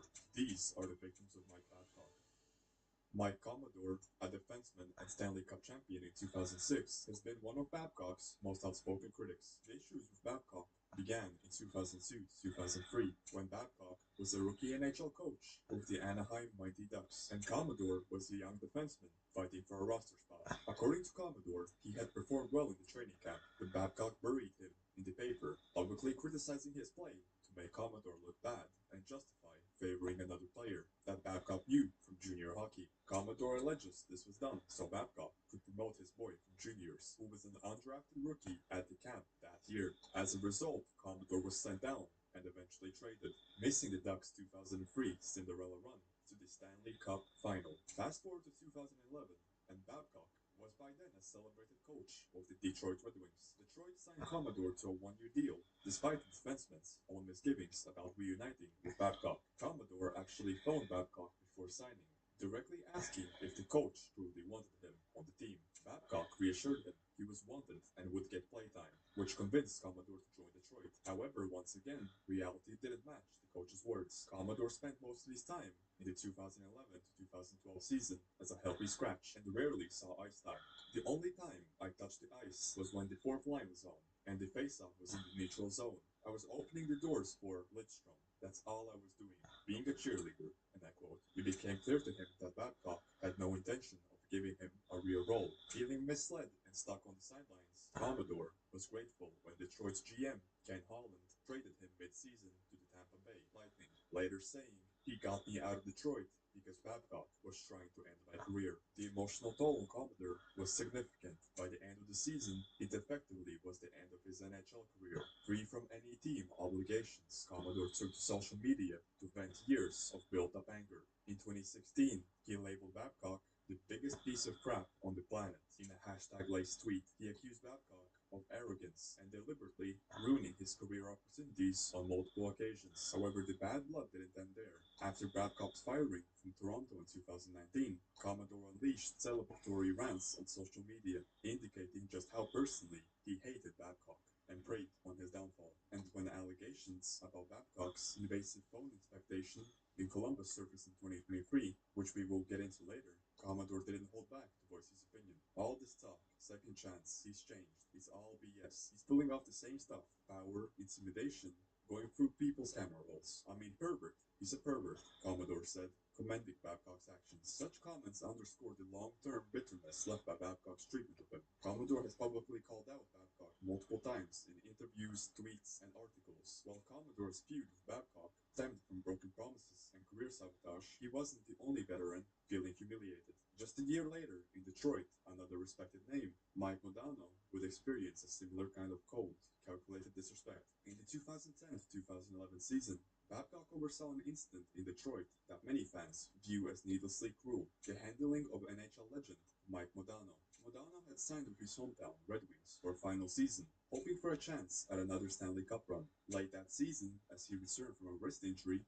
Modano realized he was approaching a major milestone: 1,500 NHL games, if he played essentially every remaining game. By the final week, he was on track to hit exactly 1,500 on the season's last day. Babcock, however, had other plans. He left Modano as a healthy scratch for the second-to-last game of the season, a home game against Minnesota, when Modano had 1,498 games under his belt. Babcock then put Modano back in the lineup for the finale, leaving him with 1,499 games, just one short of the milestone. The coach later phoned Modano and explained his reasoning. "Mike, we didn't bring you here to get 1,500 games. We brought you here to win a cup," Babcock told him. For Modano, who was a healthy scratch throughout most of the playoffs as well, the abrupt end at 1,499 felt like a slap in the face. It was a bitter pill, Modano admitted, being just one short of 1,500. After a prestigious career, reaching that round number still would have been nice, as Modano noted, and still remains a tough one to swallow. The media and fans widely criticized Babcock for this move, seeing it as an unnecessary denial of a veteran's moment. Even Chris Chelios would later highlight what he did to Modano was incredibly disrespectful when recounting Babcock's misdeeds. However, even Chris Chelios himself wasn't immune to Babcock's ego-driven decisions, especially when the spotlight was on. Defenseman Chris Chelios, who played for Babcock in Detroit from 2005 to 2009, experienced this firsthand. Chelios was 47 years old in 2009 and nearing the end of his career. That year, the Red Wings were to play the Chicago Blackhawks in the Winter Classic at Wrigley Field, an outdoor game in Chelios' hometown of Chicago, and a special occasion for the veteran. Initially, Babcock planned to scratch Chelios for the Winter Classic, relenting only after GM Ken Holland and assistant GM Jim Nill insisted that Chelios be in the lineup. However, even then, Babcock played Chelios just for one shift, a mere 2 minutes of ice time, before benching him for the rest of the game. Chelios later said it was so unnecessary for Babcock to try to sit him in that showcase game. A funny story from the situation came later when Chelios revealed that he had a Red Wings trainer taking bottles of beer tipped from the bench from a Gatorade bottle during the game. A story he told with a grin. Chelios retired as a player in 2010, but he would re-emerge in the Babcock saga a decade later as a truth teller about the coach's mistreatment of others. In late 2019, after Babcock's tenure with Toronto unraveled, Chelios appeared on the Spit and Chiclet podcast and revealed a disturbing episode he witnessed in Detroit.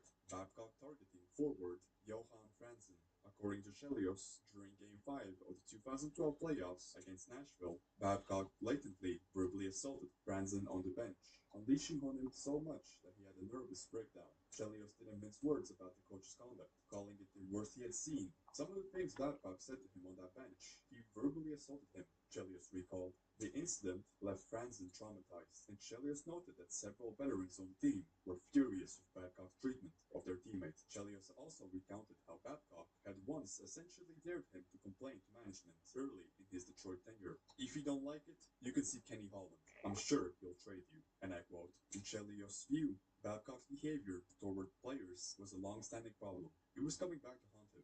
Not so much his coaching as the way he treated people, he remarked in 2019. However, the Johan Franzen story didn't come out for years. Franzen told a Swedish newspaper that even hearing Babcock's name gave him the chills. "I get the shivers when I think about it," Franzen said of that playoff incident. "It was really coarse, nasty, and shocking, but that was just one of 100 things he did, the tip of the iceberg." According to Franzen, Babcock had a habit of singling out certain players for humiliation, often the quiet and reserved guys. He would lay into the nice team players, the guys who didn't say much. When they left the team, he went on to focus on me, Franzen revealed, saying the coach's verbal attacks were filled with horrible things. Beliefs. By Franzen's accounts, the abuse started in 2011 and only worsened. From 2011 on, I was terrified of being at the rink. It was just his attacks, slaying in my head each day and every day. Franzen admitted, noting that for a long time he struggled just to get out of bed in the morning due to the fear and depression that Babcock installed. Franzen, a Stanley Cup hero,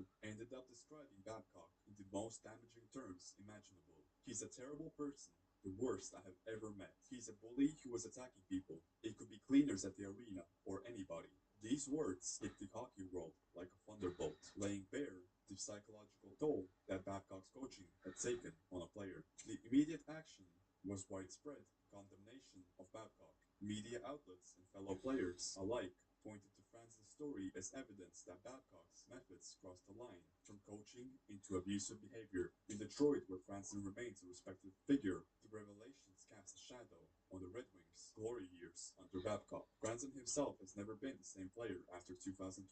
He played sparingly after 2015 due to post-concussion syndrome and anxiety, and many wondered how much of this premature decline was exaggerated by the trauma of Babcock's bullying. Franzen's story exposed the deep psychological toll Babcock could inflict on even veteran players, but his manipulative tactics weren't limited just to the season. Just a few years later, in Toronto, a 19-year-old rookie named Mitch Marner would become the next target. Moving into Babcock's tenure with the Toronto Maple Leafs, one of the most infamous episodes involves young forward Mitch Marner. In the 2016 to 2017 season,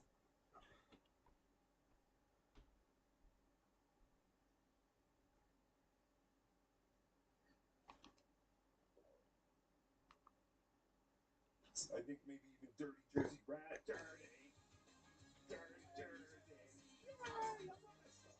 Let's jump into it.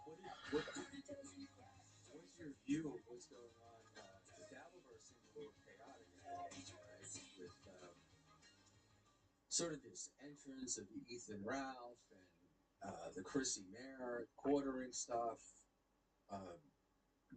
What's your thought on that?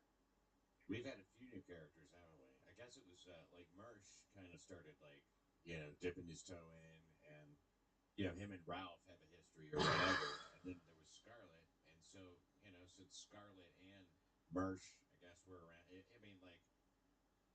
I guess anybody who fucks around with Scarlett is going to be sort of talked about at this point.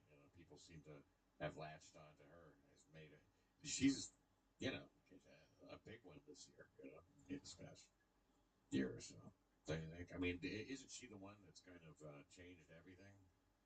Yeah, well, I think so. I mean, I'm also I'm not the biggest Scarlett fan. It feels a little like, I don't know, we're taking advantage of the mentally retarded or something. She's fine. She's not mentally retarded. But like Scarlett and Ralph, what a romance. And I guess like Chrissy Mayer, is a pretty big story. I mean, like really, she was out of this thing. She had nothing to do with the Dabbleverse anymore. I mean, people mentioned her all the time, but she wasn't like doing anything in the direction of it.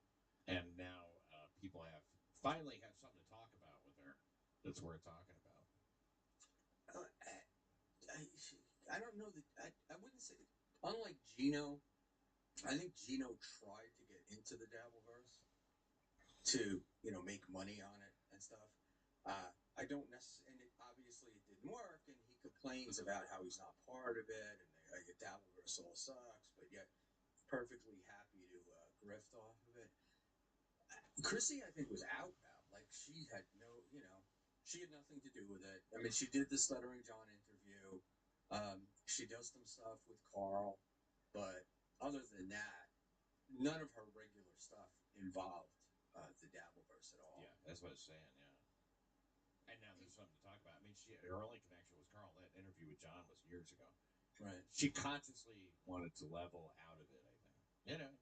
Whatever. I mean, I don't know if she was trying to work for the quartering or not. I really don't. I mean, Chrissy, as I predicted, I didn't think she was going to be at all like she's it doesn't really affect her that much, emotionally or anything. It's hard for anybody to like bother her with this shit, especially now. I mean, she's already, the worst has happened. I mean, she was friends with that Brittany Venti, and now she's not anymore.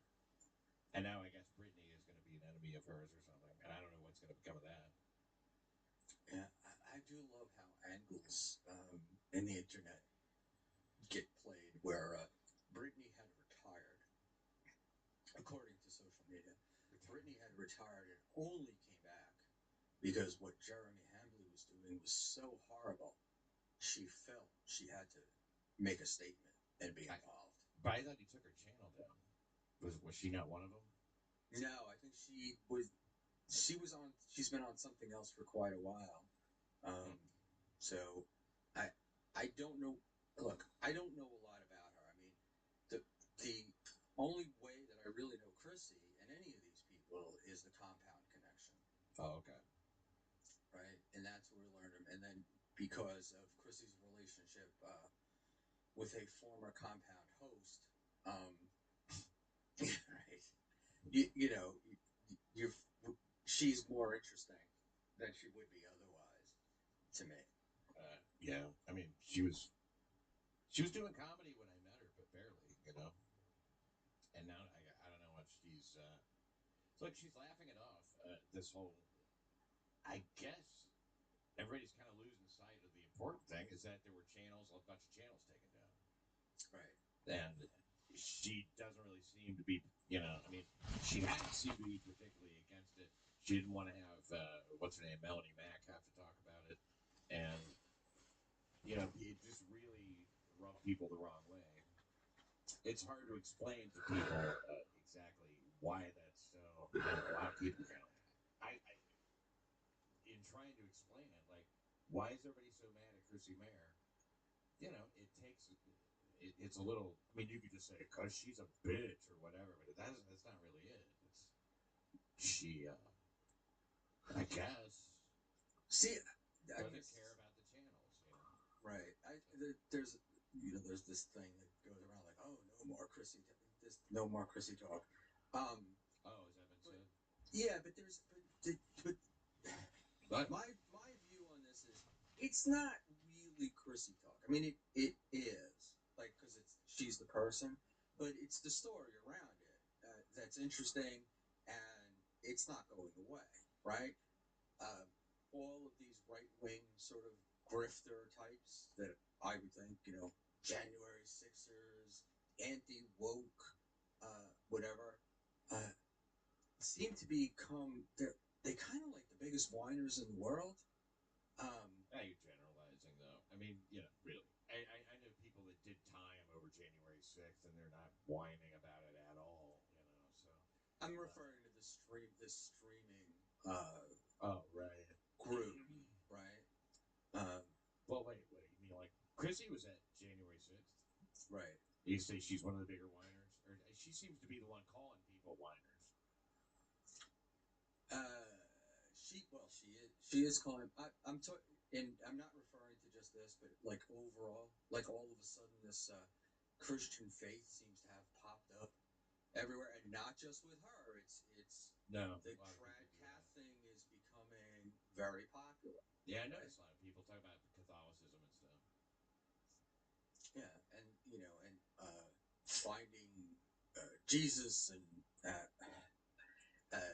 why does it have to be up front like that? You know, I mean, like, wouldn't you, if you got a religion or something, mostly just keep it to yourself? I mean, it's like a pretty important thing. It's like a personal thing, and I guess it's like supposed to be part of their ideology or something, but I don't really see it. See, that's what that was kind of my point. Like, it feels like they're using their faith or religion as an ideological point, right? Yeah. Oh, I'm now Christian. This means something. Yeah, and we've all been saying that, really. You know, I mean, like, I guess we've all been saying that. All right. Jimmy I 319 celebrates 1 month membership. She's on at 9:30 to catch up on super chats, etc. Oh, that'll be great. I mean, I'm sure she's going to do that too. I'm sure she's going to address each and every one of those negative super chats. That'll be funny if she does, but I don't think she will. I think certain ones she's. She didn't read them that night at all. She kept saying she needs to get to them, and then she would look down, and that was a stalling thing. You know, that was another thing that she could kind of deflect away from whatever was being said to her to do that. It made her seem really shifty, regardless that she was lying to, she wouldn't admit that she lied to Brittany Venti about the not getting the link, so she could come on and fucking ambush Melanie Mack. But I mean, I don't know if it would have been an ambush or not. I guess you could call it that. Because she was going to come on and question her. I mean, this all starts to sound really catty really fast. That's kind of my problem with talking about that part. I mean, like all the bullshit about the corn and the cake, we can let that go. That has nothing to do with anything. Just like forget that. Haley today on your show made a good point, which is Chrissy was saying things like, well, I'm not going to read the negative ones about Brittany. And then you pointed out, but she would read the uber positive ones about her. Well, she didn't read any. Everything she read seemed to have like an anti-Britney kind of slant. I mean, like it was ridiculous for her to say that. It's like a double swap. Because she's not gonna. All she's gonna do is read the ones that are like fairly positive to her. And she claimed like I'm not gonna read these negative ones about Britney, which also suggests there's just a shitload of negative ones about Britney. But then everything she read did seem to have kind of an anti-Britney thing. I don't know. Look, this level of analysis, I started to hear the way she was talking in that interview with whatever his name is, the guy over on Rumble. Camelot, was it? No, it was some guy on Rumble that she was on with yesterday, and she just kind of. I mean, I guess I just wasn't whatever. I mean, the tone of voice is very dismissive, and so like it kind of. I'm not gonna say it ruins the fun or anything like that, but it is sort of like, well, geez, if that is a very arrogant, condescending sort of thing. So, like, as somebody who doesn't watch her give money to her, really nothing I can do except just watch what happens and talk about it. I mean, because like what action could anybody take? I thought to me, the thing that Haley said that was interesting was when she said she wasn't going to read. I'm going to have to do a second show for these super chats or whatever. There was like she could have put some order to it, right? She could have said, "There's so many of them. I'm going to read the $20 ones or the $50 ones, whatever." And it wasn't. It was just ones that selectively sort of, swept for her and smacked Brittany with the broom a bit. That actually might have been our conversation the other day. Because Haley and I did 2 shows this week, I think. Yeah. So it might have been that. Well, I watched this morning's. That was that was the one. Okay. Because I don't remember that coming up. I thought we were kind of past that by then, but maybe she was just. Look, anything's possible. You know me, I'm old. I thought Eckel had beads in his hair. So what do I know? You and Eckel. And I listened to some of that, and I was like, "Are these guys even? Why are they at odds?" I couldn't tell. I honestly couldn't tell. I was trying so hard to not be at odds yesterday, like kind of. But I will say that I went into that thing completely unaware of what he was pissed off at. Right, like I had no idea it was little comments that I had mentioned that he was fat.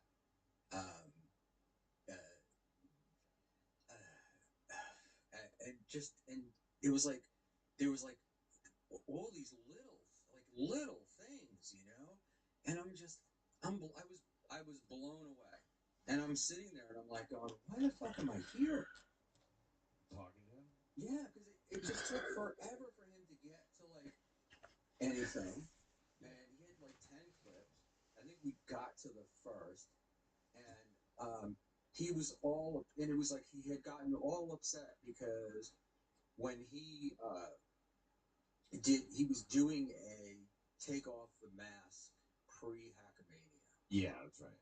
Right, and my joke essentially was that if he looked like Clark Gable, he would just show up at Hackamania without taking off the filter first.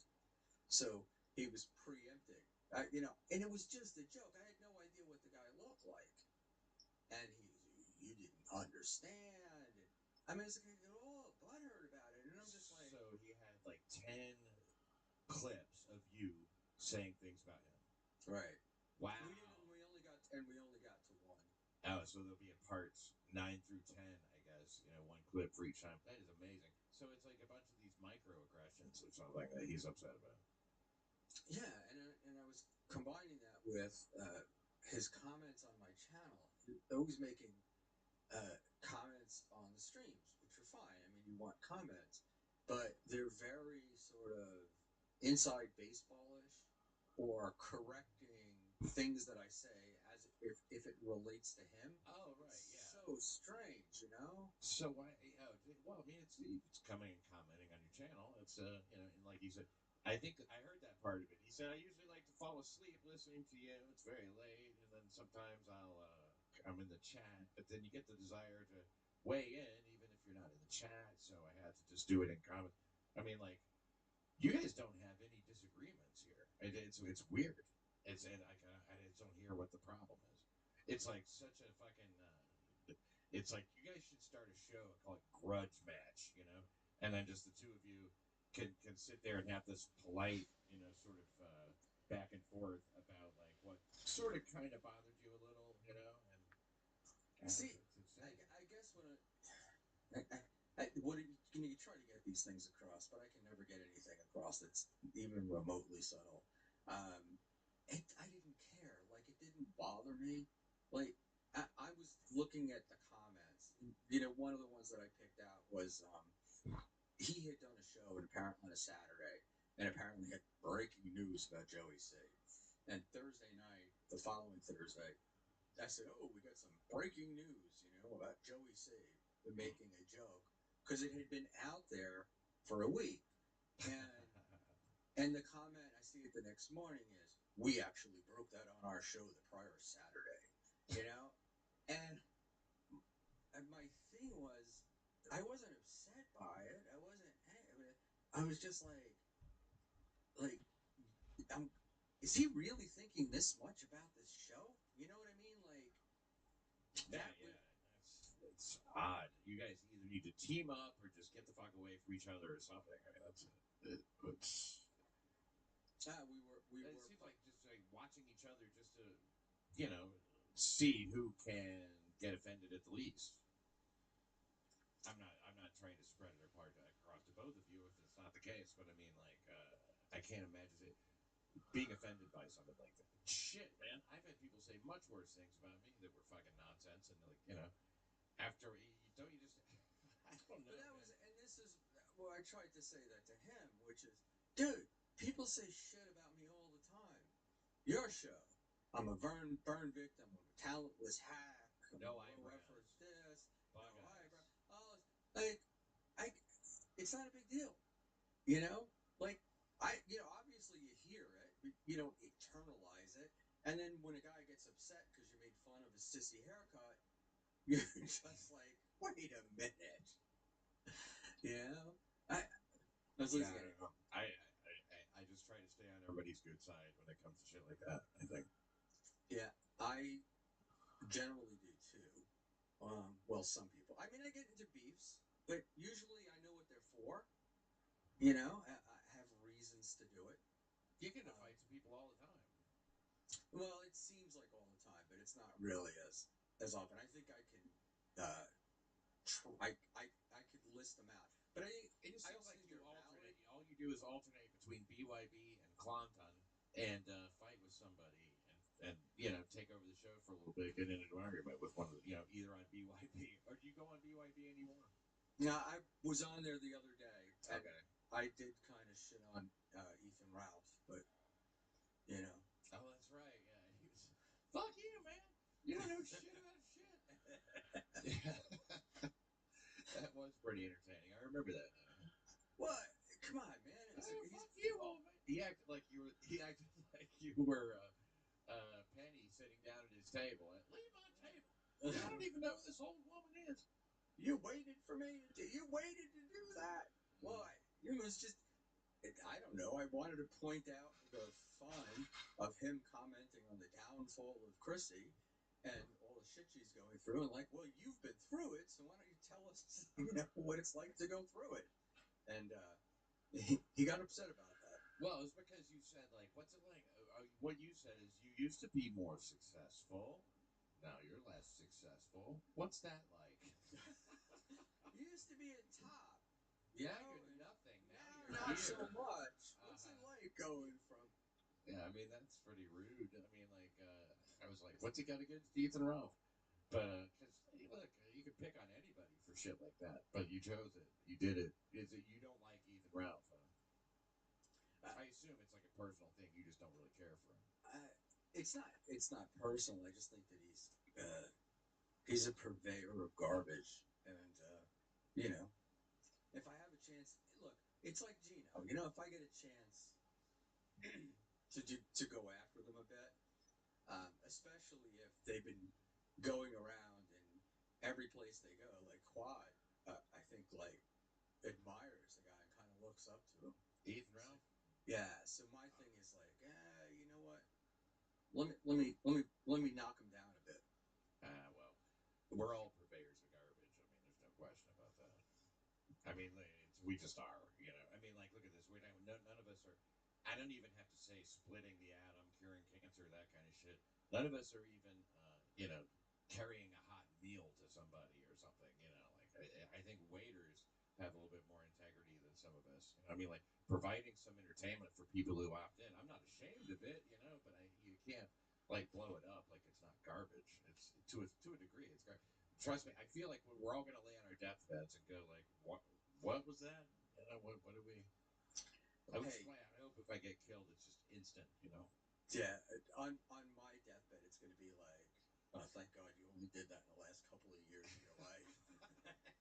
Oh, right, yeah. You know, but no, you know, it's just funny to me. It's probably just my nature. Like I see a guy like Ethan, and he's kind of out spurting this is what you should do, and this is the way people are, and whatnot. And I'm like, well, let's throw a little bit of that back on you, and let's see how you respond to it.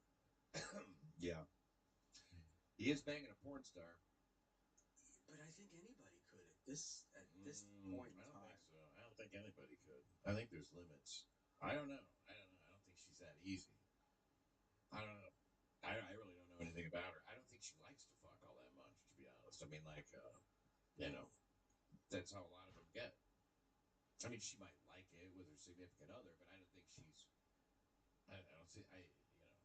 Maybe all the promiscuity has been kind of banged out of her at this point. You know.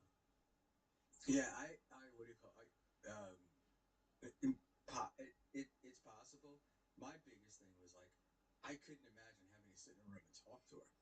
You know, like, could you imagine having a conversation with her? Look, I've seen her have conversations that were perfectly lucid. I feel like, where is that, person? Like, I don't know what the difference is. It's just that sometimes she talks a mile a minute and doesn't listen, and then, when she was sitting there eating nachos, she was a lot. I found it very endearing watching her sit there and just eating those nachos like it was like she hadn't eaten in days. Yeah, well, and you're also a much nicer guy than I am. So, there is that.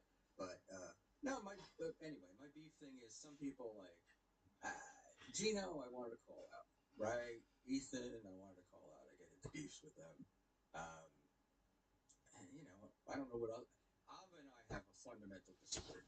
That's like an ongoing beef. I guess you could say beef. Why? Well, what's the fundamental disagreement? We got into it over the striking and Stuttering John stuff. And she thinks that he has to protect his rights, and that he has a right to do that. Yeah, but it was before that when because she struck Shuley for showing clips that she had up on YouTube. Oh, okay. She posts on YouTube. They had downloaded them, and then once she knew they were going to do that, she privated them, but they already had them. And then she was like, he was showing private clips from long ago. That's not really accurate, then, is it? Yeah, and I didn't, and then with the Stuttering John stuff, it was like, are you trolling him or not? And she used to come on the stream. We'd have some pretty heated arguments. And I'm like, you're sitting there telling John, oh, you're a good father, and other things. And I'm just like, what's going on here? But we still haven't gotten to the fundamental disagreement. The fundamental disagreement is over the two sides of striking and some other like issues. And that was enough. That now you guys you can't just like you can't have Ava anymore. Well, we could. I mean, we could settle it. It's fine. And but the thing is I haven't seen much of Ava lately, or maybe I'm just not. Maybe my eyes aren't open. She's probably on stuff. She was on Husey, I think, the other day. She doesn't. What do you call it? No, it would be fine. It's just it's a.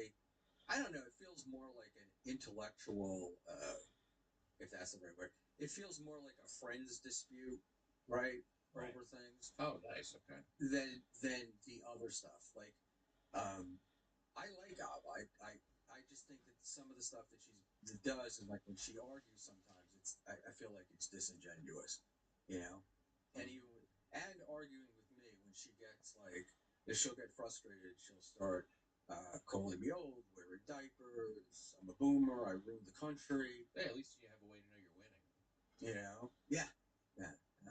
And so, but that's it. That's funny because that happens in a lot of these. Like, if I get into a dispute with anybody, and they're not beefs necessarily, but they're talking.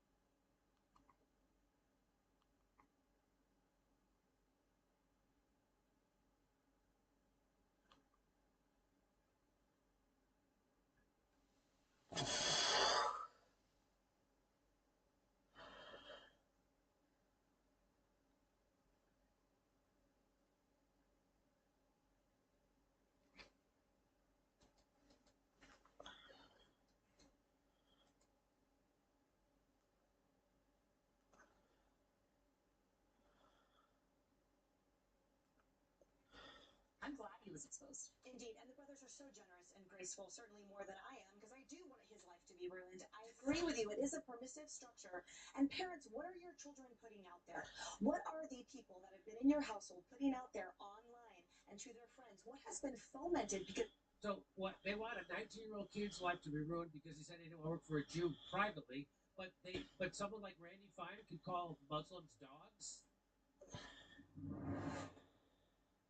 So here's a crazy story. So this kid applies for this internship. This is how New York Post says it. Anti-Semitic Cornell student turns down interview because he's not interested in working for a Jew. So a Cornell University student who applied for a summer internship with Jewish-owned NYC startup rejected the opportunity with a hateful message. Not interested in working for a Jew. The shop CEO posted it on X, on Twitter. So now they're trying to ruin this kid's life. Austin Franco put his anti-Semitism on full display. By the way, you could say that. You could say that I don't want to work for a Muslim. You could say nobody say I don't want to work for a Russian. Nobody would give it. You can say anything you want. So this is the Jews themselves showing you that Jews try to run the world. That's what they're doing. It's like they're playing into as Charlie Kirk said, they play into every anti-Semitic trope themselves. They're doing it. People say they run the media. They are outright by the media. They buy TikTok. They buy CNN. They buy Paramount. They buy CBS. They buy all of it. Austin Franco put his anti-Semitism on full display when he passed up an interview with VRY, whatever that is, because its co-founders, Gabe and Alden Einhorn, are proudly Jewish. Franco 19 delivered the message to both brothers via job board site Handshake after applying for a summer role at the company, which pairs renters with landlords and verifies their identities to prevent fraud. Sad world. So this kid then outs him. Gabe wrote on Twitter Monday, along with a screenshot of Franco's jaw-dropping 8-word response to try to schedule a Zoom call. Not interested in working for a Jew, thanks. Gabe Einhorn told the Post he felt obligated to share the message to raise awareness of growing anti-Semitism. Yeah, why do you think that is? Why do you think there's growing anti-Semitism? Because you are all censoring people, having college kids thrown in jail, having students deported for writing things critical of Israel as you commit a genocide and cheer it on. I wonder why people are becoming anti-Semitic. He blacked out Franco's name out of the graciousness, but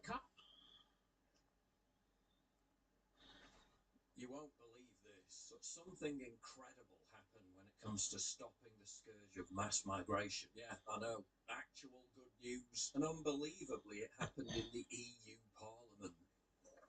Adopted. The first reading of Parliament is closed. Okay, we move to the next item.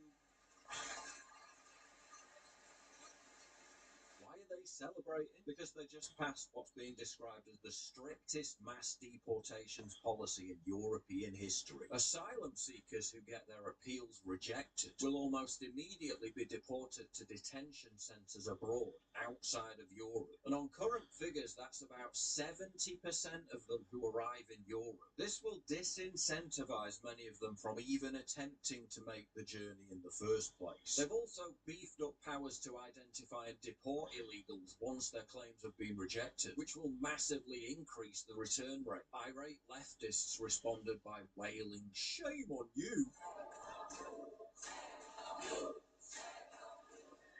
We move to the...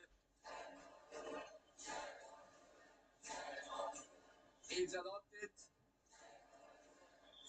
But the reaction was so much more vehement.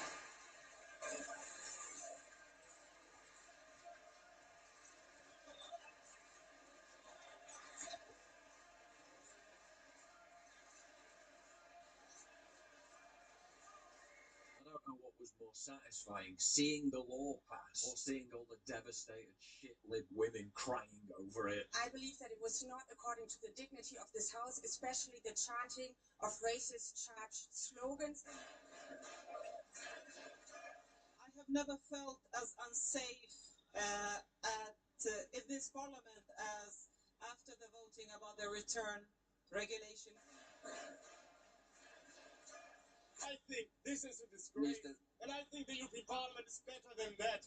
Mr. So Sipper. maybe we can take this. Mr. Sipper, this is not a point of order. Again, by the plenary reforms that were implemented. Mr. Sipper, use a point of order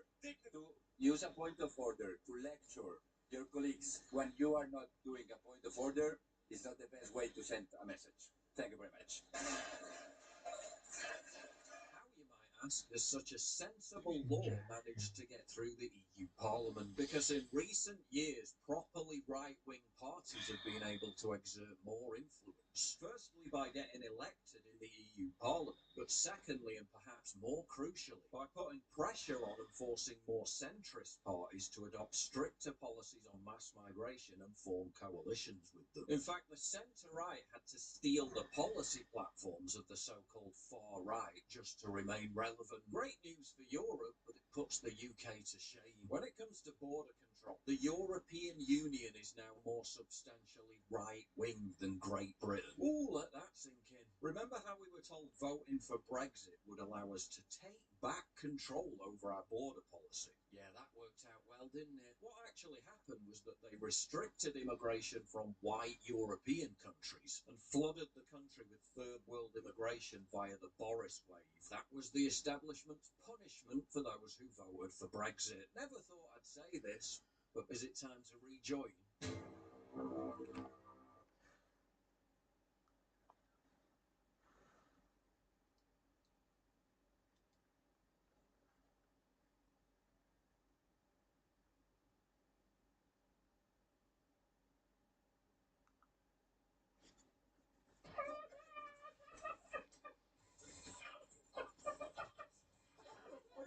That's okay. I get it now. I didn't get it before, but now I get it. I get it now. He had this whole day. He had this written down on paper. He was ready to go. This is going to be amazing, guys. People are going to find this hilarious. I'm going to laugh. I'm going to turn this around. He sat in the mirror. He sat in that tiny little mirror in his bathroom.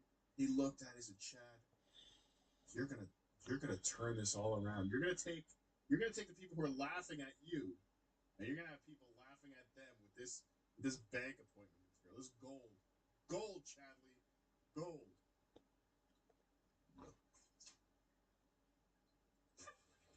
I had an appointment at the bank. Don't you get it? OJ want to put up. What's there not to get? I had an appointment at the bank. Here? I've been here. I don't know if you were intentionally ignoring me. No, I was talking to you. I was like, JT, you here? And you were saying nothing unless you're muted.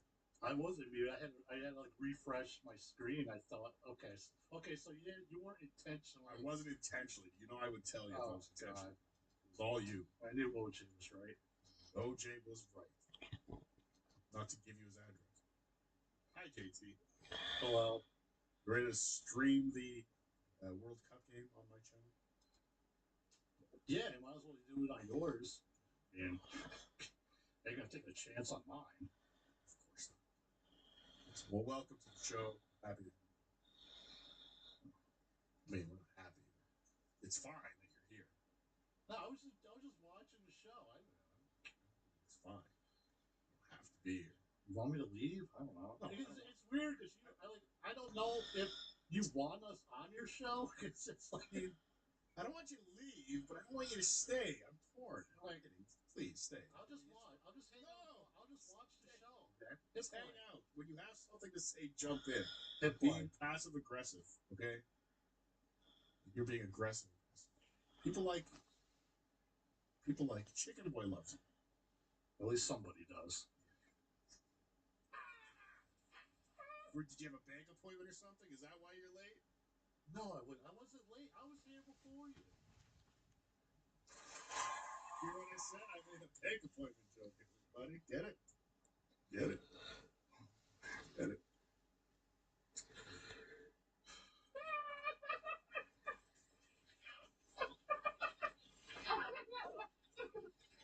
It's so good. It's so funny, man. You guys just don't get it. You're dumb. That's comedy. I had an appointment at the bank. JT, were you making a withdrawal or a deposit? I'm not going to say. All right.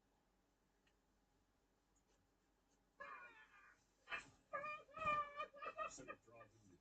I can't even do the show tonight. I don't have it in me. I just don't have it.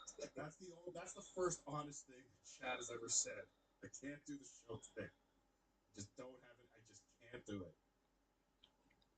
Because this keeps going. We're a minute 43 into this, but this keeps going. He had videos pulled.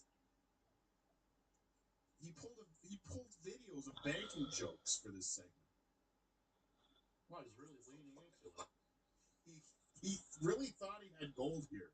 I could not believe when he was fucking doing this on Monday that he was actually doing this. Oh my fucking god, that is good stuff, man. That is like Eddie Murphy delirious raw type level of humor. I mean, this is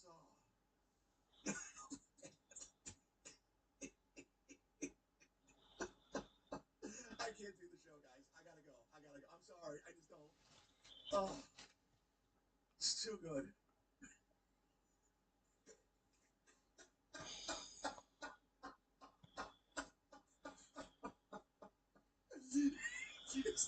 Did he make an appointment? I have sound effects too. Somebody clip this. Oh, this is gonna go viral. Oh my god. Who makes an appointment?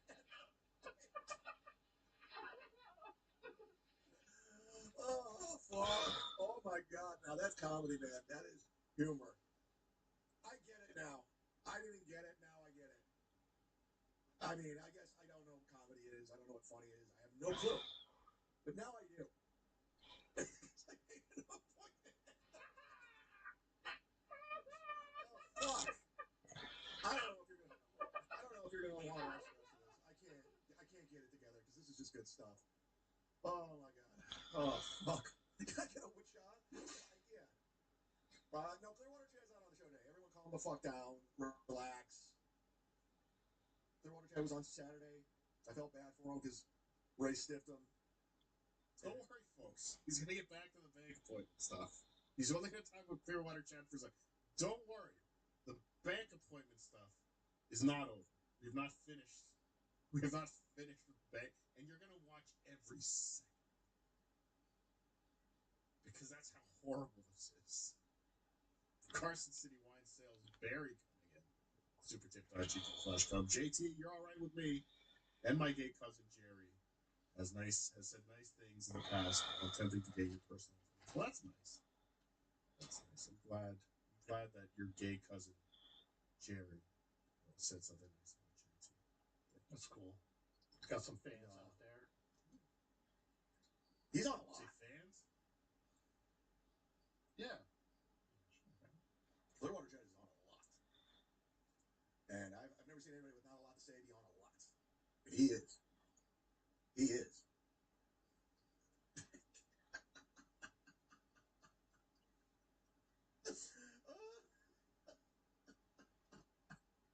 No, actually, honestly, I swear to God, I'm not joking.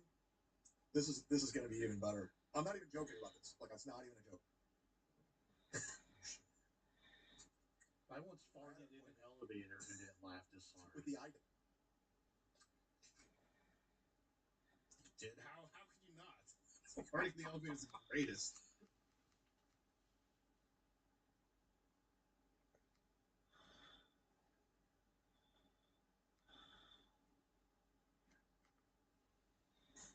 Your show's really gaining interest.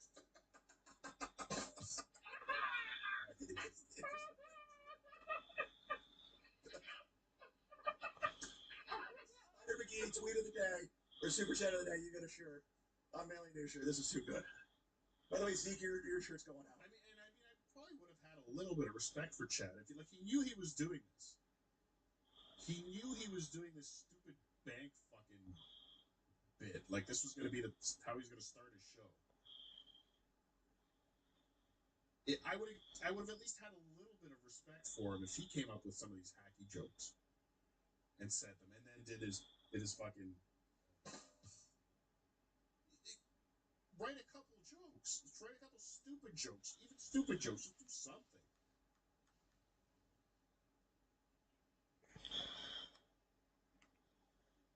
Thin upper lips, small eye openings, poor memory, learning disabilities, poor social skills, mood swings, difficulty understanding consequences of actions. Holy shit. Damn it. See, why'd you do that? Now Chad's a victim. Now Chad's a victim. It's not his fault. It's funnier when it's his fault. He's still a victim. That's an uncanny diagnosis. Thank you, Lady Kitty. Again, why don't you focus on your cankles? Who's looking at her cankles? Everybody.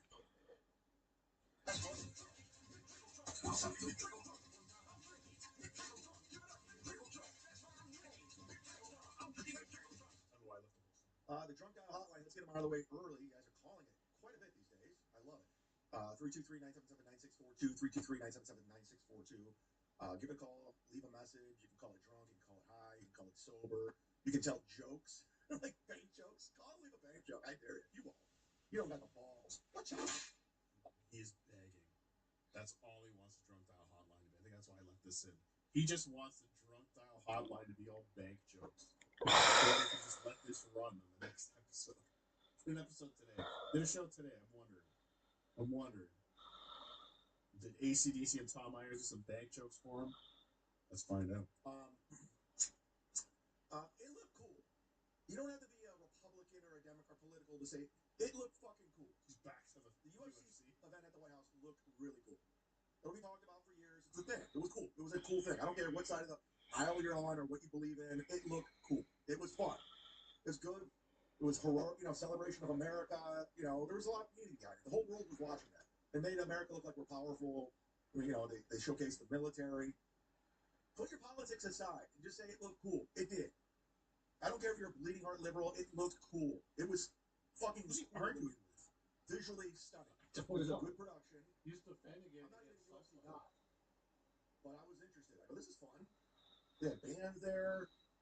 You know, it looked like a cool event. Yeah, no one got hurt. Everyone had a good time. Why not?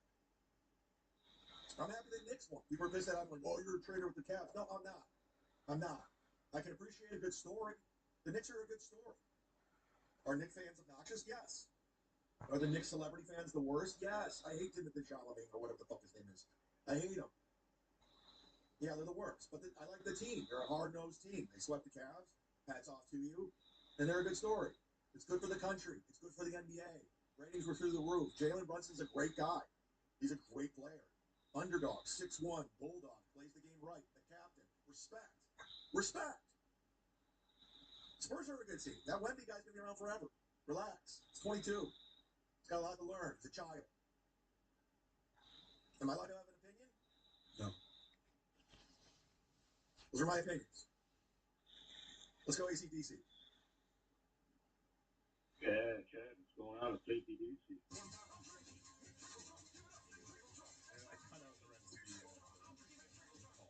All right, so I got to tell you, I have to pee from all that laughter from earlier. I mean, we were having a great time.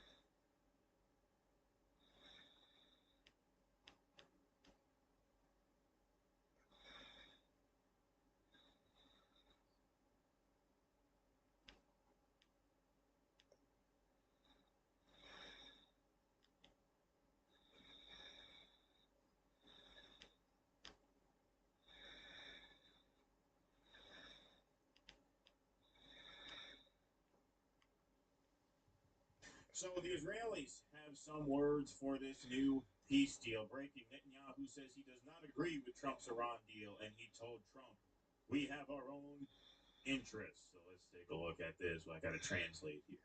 Mr. Prime Minister, you said that you were not committed to the Lebanon clause in this agreement. Are you committed to the Iran deal in this agreement? Again, this agreement was made by the United States, by the President of the United States, and he thinks that he can really combine both the demilitarization of Egypt and the cancellation of the nuclear program. And I said it's his decision. I repeat, it's his decision. He is leading this, and I have, of course, expressed my opinion in various conversations. On the other hand, I said that we have our own interests. All right, so there you go. Now, to Netanyahu's right here is Itamar Ben-Gvir, his reaction to this. I state this unequivocally. Our dear Prime Minister, the era of endless rounds of fighting is over. Not in Gaza, not in Lebanon, not from Iran. אני דורש מראש I demand הממשלה that the Prime Minister allow IDF soldiers to לחיילי continue צה"ל להמשיך להגן על עצמם. defending themselves and the state of Israel. אנחנו We חייבים must continue to demolish homes in southern Lebanon. להרוס את הבתים בדרום לבנון. חייבים להמשיך We must continue to displace residents in southern Lebanon. חייבים להמשיך We must continue to eliminate Hezbollah terrorists in Lebanon. כל שבר, Every drone or missile, כל טיל, כל ירייה every projectile fired at us, אנחנו צריכים we להגיב must עליה respond to it unequivocally and, yes, גם להגיב בדם. respond without delay. So they're already hard at work trying to sabotage this. Here is Bezalel Smotrich. Terrorist regime becoming a border state. I hear quite a few criticisms and outbursts from wise men who understand, but the truth must be told. The political, security, and international pressure exerted during this period on the Israeli government, and especially on its leader, is unprecedented. None of the candidates for prime minister would have stood even a tenth of this pressure in their own eyes. Be happy for me. I know everyone well. Okay. He's saying Netanyahu got pushed around. And they're saying we didn't get enough. We didn't get enough. It's never enough. So those are the two Netanyahu's right. Now let's take a look at the liberal Israelis. These are the left-wing Israelis, right? This is the Bernie Sanders brand of Israeli. A tough morning for Israel. This morning, Israeli citizens are waking up to an agreement between the United States and Iran made over Israel's head, says Yair Golan. In one signature stroke, immense military achievements secured with the courage of our pilots and the blood of our fighters have been erased, while Netanyahu stood on the sidelines, weak, ill, isolated, and powerless. Trump signs an agreement that funnels billions to the Ayatollah's regime, leaves the nuclear infrastructure intact, preserves the ballistic threat as it is, and throws a lifeline to the murderous regime in Tehran. This is the culmination of long years of failure. Netanyahu is the man who for years sold the public a false image of Mr. Security and in reality became the father of Israel's greatest strategic failure in its history. The man who built the notion of Hamas as an asset, who enabled the flow of Qatari money, who abandoned the diplomatic arena, who dismantled Israel's alliances and left it isolated at the moment of truth. Netanyahu is good for Hamas. Netanyahu is good for Iran. Netanyahu is good for Hezbollah. Netanyahu is not good for Israel. The one who promised total victory ends his tenure with Israel's enemies stronger, Israel weaker, and the deterrence built with the blood of our fighters eroding before our very eyes. Replacing him is not just a political necessity. It is an existential security imperative. Where the fuck did you get the balls? Yeah. Andre X comments, in Israel, this person is considered a radical leftist, by the way. Yes, that's right. That's right. Those are the peace-loving Israelis. Election 2026, Yair Golan wants to revive Israel's Zionist left. But what does it stand for? So that's the left wing Israeli politician. Yair Lapid says Netanyahu promised us a historic victory and we got a crisis with the Americans. Hormuz open to the Iranians. Money for the Revolutionary Guards. Ballistic missiles aimed at Israel. And Israel waiting in the corridor like a scolded child. The war of 13 failures. That is in Hebrew. That video and our AI translator does not translate Hebrew. Otherwise, I'd play it for you. But you get the picture. He's not happy. Now, here's former Israeli Prime Minister Naftali Bennett completely exposes the Zionist regime's internal collapse. He admits their economy is being entirely drained by prolonged unwinnable wars, and they are desperately begging for soldiers because citizens are dodging the draft. Diplomatically, my credit vis-a-vis the most favorable U.S. president in history, I would cash in only for the benefit of the state of Israel, you as the citizens, because I serve only you militarily. I'll return to the doctrine of fast and decisive wars as opposed to the doctrine of Netanyahu of prolonged tiresome wars that. In other words, you got this blackmailed goy as president. Let's take advantage and let him do as much fighting for us as we possibly can. Okay? I mean, they just say it pretty much out loud. It's kind of amazing. The Israelis are panicking on Telegram. Israeli Telegram channel with 180,000 members is in mourning and fury. God will curse Trump. The first war in Israel's history that we lost. We have to admit the facts. Iranians taught America a lesson. Hopefully in 10 years, we won't be dependent on American idiots. Wow. Nice. Nice. See? That's our how greatest ally. Those are our greatest ally. Our greatest ally. Just amazing. Amazing. It is strange to an illogical degree. This is a diplomatic attack. A huge and massive disaster. Unequivocally something very strange and unclear. Yeah. Then you have this. Former Israeli intelligence officer Ari Ben Menash says Benjamin Netanyahu is about to release the real Epstein files in an effort to sabotage the peace deal. Wow, that would be quite the finale. That would be everything coming together. Deal between the Americans and the Iranians, and it's going towards that. Netanyahu will try to sabotage it.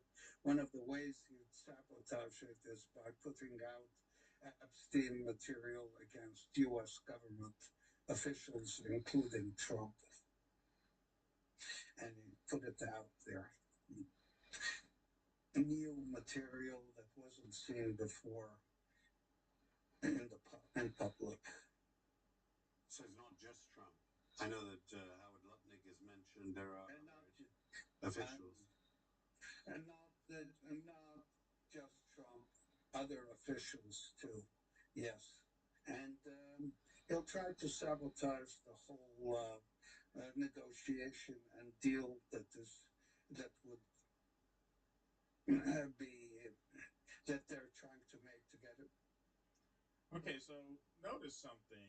You know, how many Israeli politicians, we've just given you pretty much the whole scope from left to right to everywhere in between. How many of those Israeli politicians expressed an iota of concern for their American allies, right, who did this great thing for them? Not one.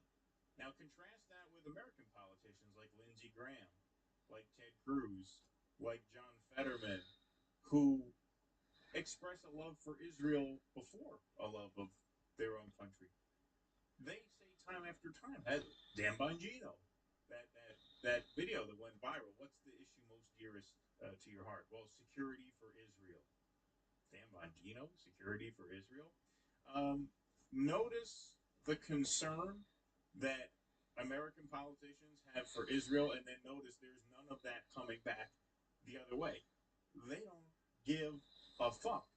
That's why they're able to be honest about the fact that they lost and they ate shit. Because if this deal holds, it is a function of the fact that America could not pay the political and economic price that would have been necessary to go all in to topple Iran, which was never going to happen. We told you that was never going to happen at the outset of this, before the outset of this. We've been saying this is not going to happen for as long as this topic has come up over the last 20 years. That's why no other president was stupid enough to do it.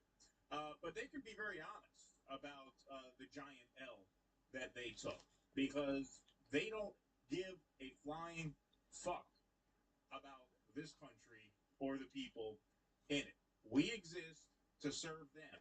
That's how they see it. And for everything we did for them, they feel like we let them down. And they make that sentiment known.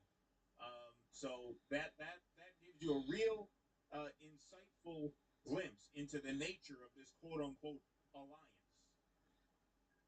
Yeah, it's funny how they really use anti-woke culture war signaling. Well, we'll actually see that a little bit in the UFC segment, to sheepdog people into supporting Zionists and into supporting Zionism. Because really, you could not find a better study in where the idea that is core to what a lot of people people call woke or find distasteful about it.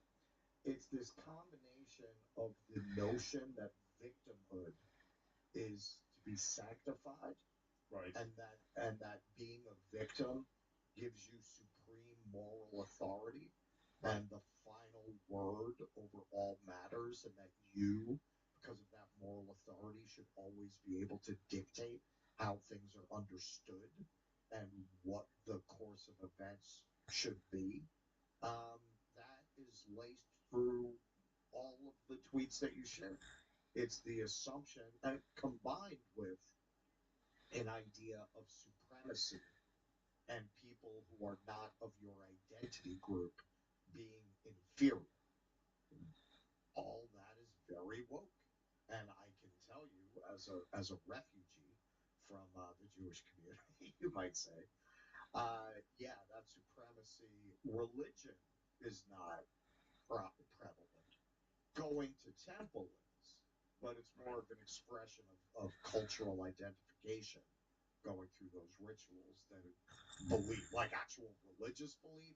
That's very rare, actually, in the Jewish community. Like really believing in it as a religion. The core belief that Jews are better than other people, that's common. And it's a secular belief. Really. It's a belief that look at all the scientists, look at all the Nobel prizes, right? I mean, they love to talk about that. And in terms of even Israel, rather than to look at how much aid they get from the United States that has allowed them to win wars, it's more evidence of the superiority of Jews. So when you look at all of that put together, that's what you get. Of course, there is no ally that is important to them because they see themselves as, of course, deserving that level of support because A, they're the ultimate victims, and B, they're superior to any ally that they would have. Exactly. You put that together and everything goes through the lens of what have you done for me lately? Right. Exactly. And the more people you cram into that state, the more reinforcement of this utterly obnoxious belief there is, to the point where people don't question it, right? I mean, how could you go through life thinking everybody owes you something and that you're better than everybody else, right? It's kind of an impossible way to go through life if you are amongst the people who you have that kind of contempt for, because you're going to constantly be checked. But if you just get everyone who believes that in one space and you arm them and you create a military and you create a sort of mythology around it, well, at that point that just becomes dogma, right? And that's how you get. It's a cult. Yes, it's a cult. Please clap.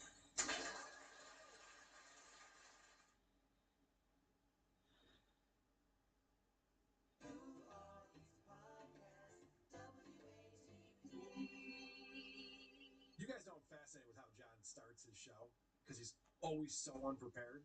And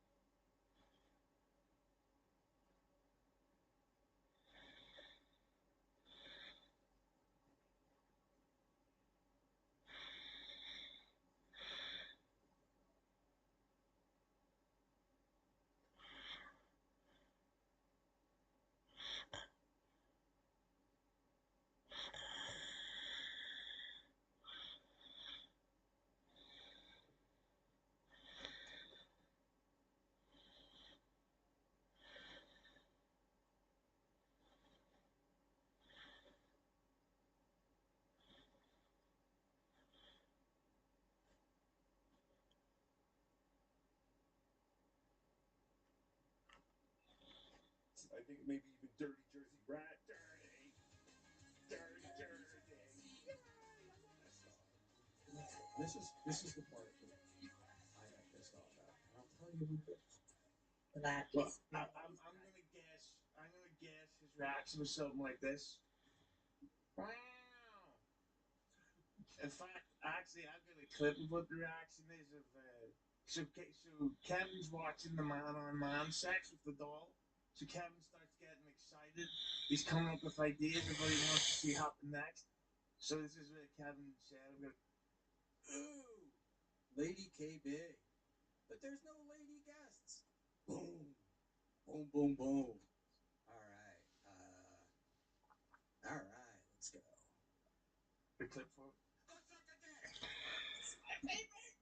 That was coming. Okay.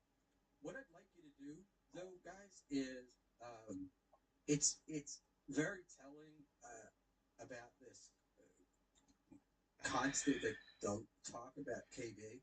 Lots of talk about KB, and I'm going to suggest that as you watch this, wonder whether or not there are similarities, because I don't really pay attention normally to stuff like I watch, and, I enjoy and whatnot. But as I was watching stuff, I was like, and thought about it more. I'm like, oh, this seemed like KB Lake to me, without clips. But here we go. Yeah, but he's getting lonely, but he's got a lovely smile, and that's all that matters. Hit the like button. So, speaking of MLC, thank you for setting me up. We'll get to MLC in a minute. I want to talk about Shmuel Buckman, because who doesn't want to talk about Shmuel Buckman? But anyway, let's go. At the minute, he's been on this crazy weird turn where it's like he went from being so beloved at the start of the year to now he's had this really strange 2026 where he claims that Penny wanted to bang him in Vegas or something like that. I didn't claim that Penny wanted to bang me. Penny told me that if something were to happen to Darren or something along those lines, I was next up. We came up with Hall Pass, and let me tell you, it happened. All right. Now, I thought it was a joke, and that's why I shared it, because I thought it was a joke. I wouldn't have otherwise. She was hammered, very, very drunk. Gave me a very long hug, and it was like me with my arms at my side. Because if you've ever seen her husband, he's really, really big. And so I didn't know what to do, but she said it, and we've seen that she does have issues with that. I may Aussie, but hang on one. All right, the Aussie guy has pointed something out to me, which oh, look at this. Thank you, Ava Reiser, for $3. Keanu is smarter, funnier, and classier than you are. I'll go with, I don't know, classier, definitely. I mean, she's aces in the looks department. Smarter, I don't know. Maybe we could equal out, but aside from Gino, I'm not really sure if anybody's ever called her really funny. But hey, that's just me. And I'll rise it for another $3. Can you do that weird cough thing again? I don't think it was weird. So, it's just me. So it'll probably happen again. But thank you again for the other $3. Now, let me get back to what we're doing. Thank you, everybody, for your super tips, super chats, and the whole that. And here we go. He has been accused, or should we say, let me came to our attention, that he was the one that allegedly spread the rumor about me and Kelly in Vegas. So there's that. About why? Okay. This is where my blood started to boil a little bit. This is where I got pissed off. And I'll let it run for another, I don't know, half a minute or two. But there you go. Huh? About what in Vegas? And there was a rumor that I dated Sarah's doll, Kaylee in Vegas. I don't understand. That he fucked Kaylee in Vegas. There were. All right. So this pissed me off because, one, the only time I've ever heard of this rumor, it came from Husey, and it seemed very self-serving. And I don't understand why, when you asked me, whatever, 2 or 3 weeks ago about this, I told you that I didn't do it. That the first time I was hearing it was just now when you were telling it to me. So you know that I didn't start it. You know that I had nothing to do with it, right? But yet, you perpetuate it on your show, and you just you keep it up, right? Now, frankly, I don't normally care. Like, I don't really give a shit. People lie about me all the time. People lie about everyone on the internet, right? I've heard lies that Gino owes 33 grand to Amex, but everybody lies all the time. It's not a big deal. What I dislike about this really annoys me is it puts me in a position with Kaylee where Kaylee thinks I was saying shit about her. And that to me is bullshit. And, you know, it would be one thing if it were a rumor, if it were even closely associated with me. I would live with it. If I had said it, I would live with it. But I didn't say it. You know I didn't say it. But yeah, you're just gonna keep going. You're just gonna keep going with it. You know? And it's hilarious to you, and then you go, like, again, allegedly. So everybody, you know, his tweet afterwards where I mentioned it was, well, you know, I said allegedly, you know, like everything mostly in the Dabbleverse, it's not really true or whatever. Well, guess what? Then don't say it. It's either true or it's not true. If it's true, say it. If it's not true, don't say it. Right? So, fuck you for trying to throw me under the bus because you want to seem like you're good enough for Kaylee. And, dude, I know Kaylee. Kaylee doesn't fuck anybody in the Dabbleverse. She doesn't mess with people she works with. It's like they say on the plane, you know, when you get off, that we want to thank you for flying with us because we know you have many choices when you fly. Earlier people will find that familiar. I just like that was the thing that pissed me off, and then the other stuff that followed it. Look, Keanu jumps in. We've had beefs. She goes after me. I go after her. I'm fine with that. You know, it wasn't that big of a deal. Penny again, you know, still mad at me for something else. Where are going there? So, what I am saying to Mr. Hughes is one. Well, most importantly, you know I didn't start the rumor. You know I had nothing to do with it. And there's never been a person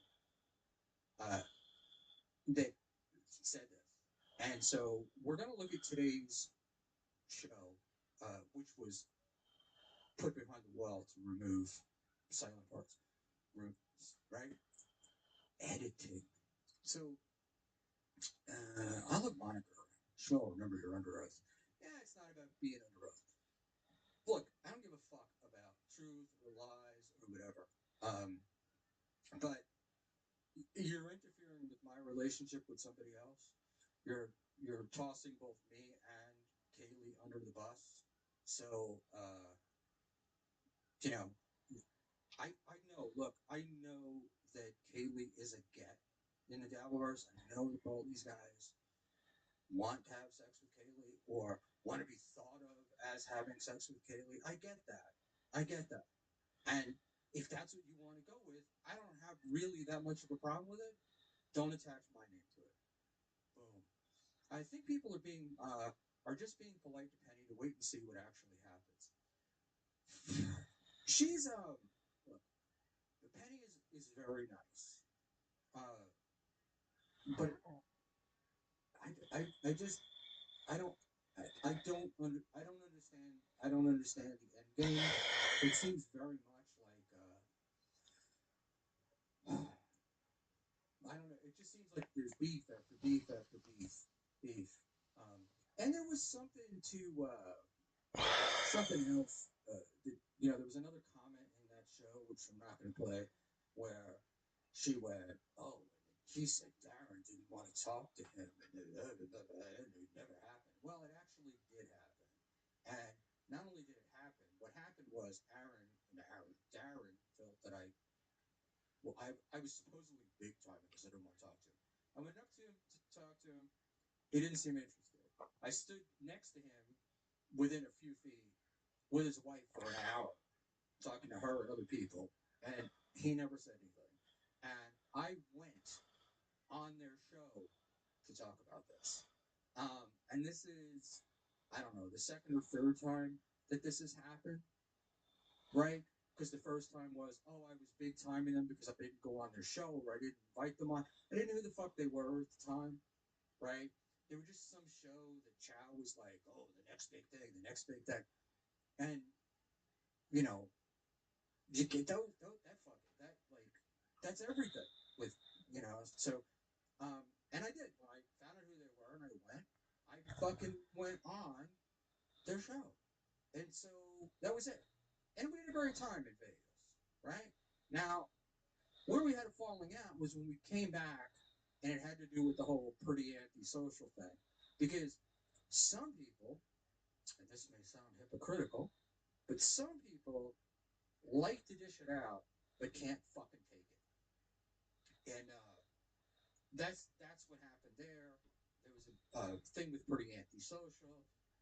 She critiqued them, they critiqued her, and I'm fine with that. Like I was fine with that. But what it got into was it then wound up turning into pretty antisocial, using filters. She doesn't look this way.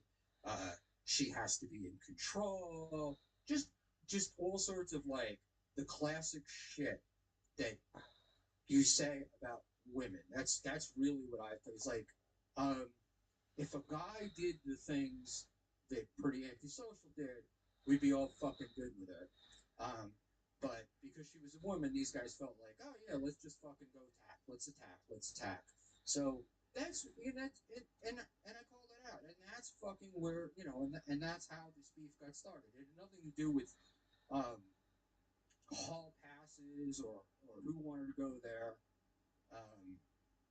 whatever. So there we go. And now they're going up. By the way, if I'm on Saturday, I will redirect everyone over there because they're going to do a big takedown, a Buckman takedown of me on Saturday night. So if you get the chance, folks, it's Penny and the Dork. Go over there and subscribe and hit notifications, and you won't like it. Metal Gear Sal says Big Red does use heavy filters. She's also quite heavy. Know what I mean? No, she's not. She's actually not. She's I don't know, man. All I can say is I can't imagine any of you guys turning this down.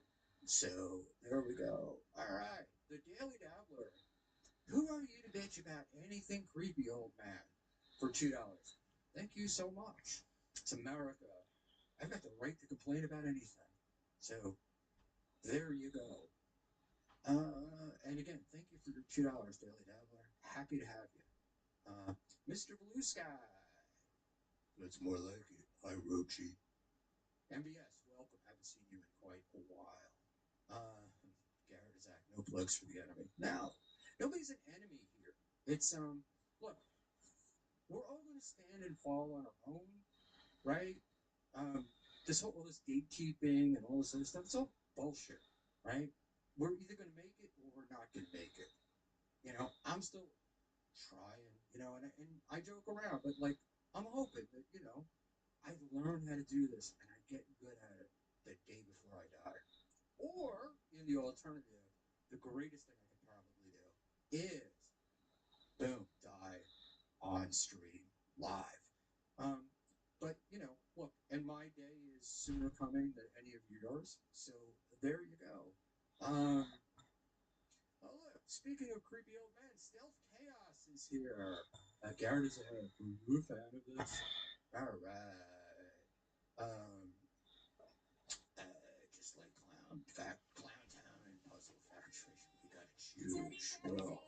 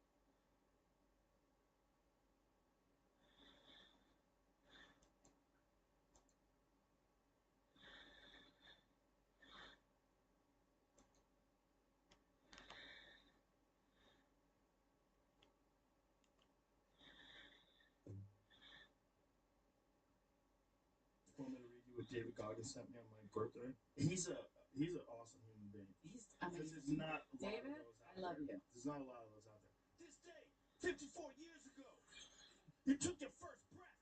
With taking that first breath, it made you eligible to die. I hope you're not enjoying your day by sitting on the fucking couch with your feet up. Hopefully you're out there somewhere suffering, talking to that inner bitch. See, Joe, the inner bitch loves motherfuckers' birthdays. Why? Because it makes you an even bigger bitch. Because we feel it's our special fucking day. So we can just chill the fuck out. Most people wake up to just exist on this planet. So, Joe, if you haven't gotten the fuck after it yet, maybe you should. It really is. Stay hard.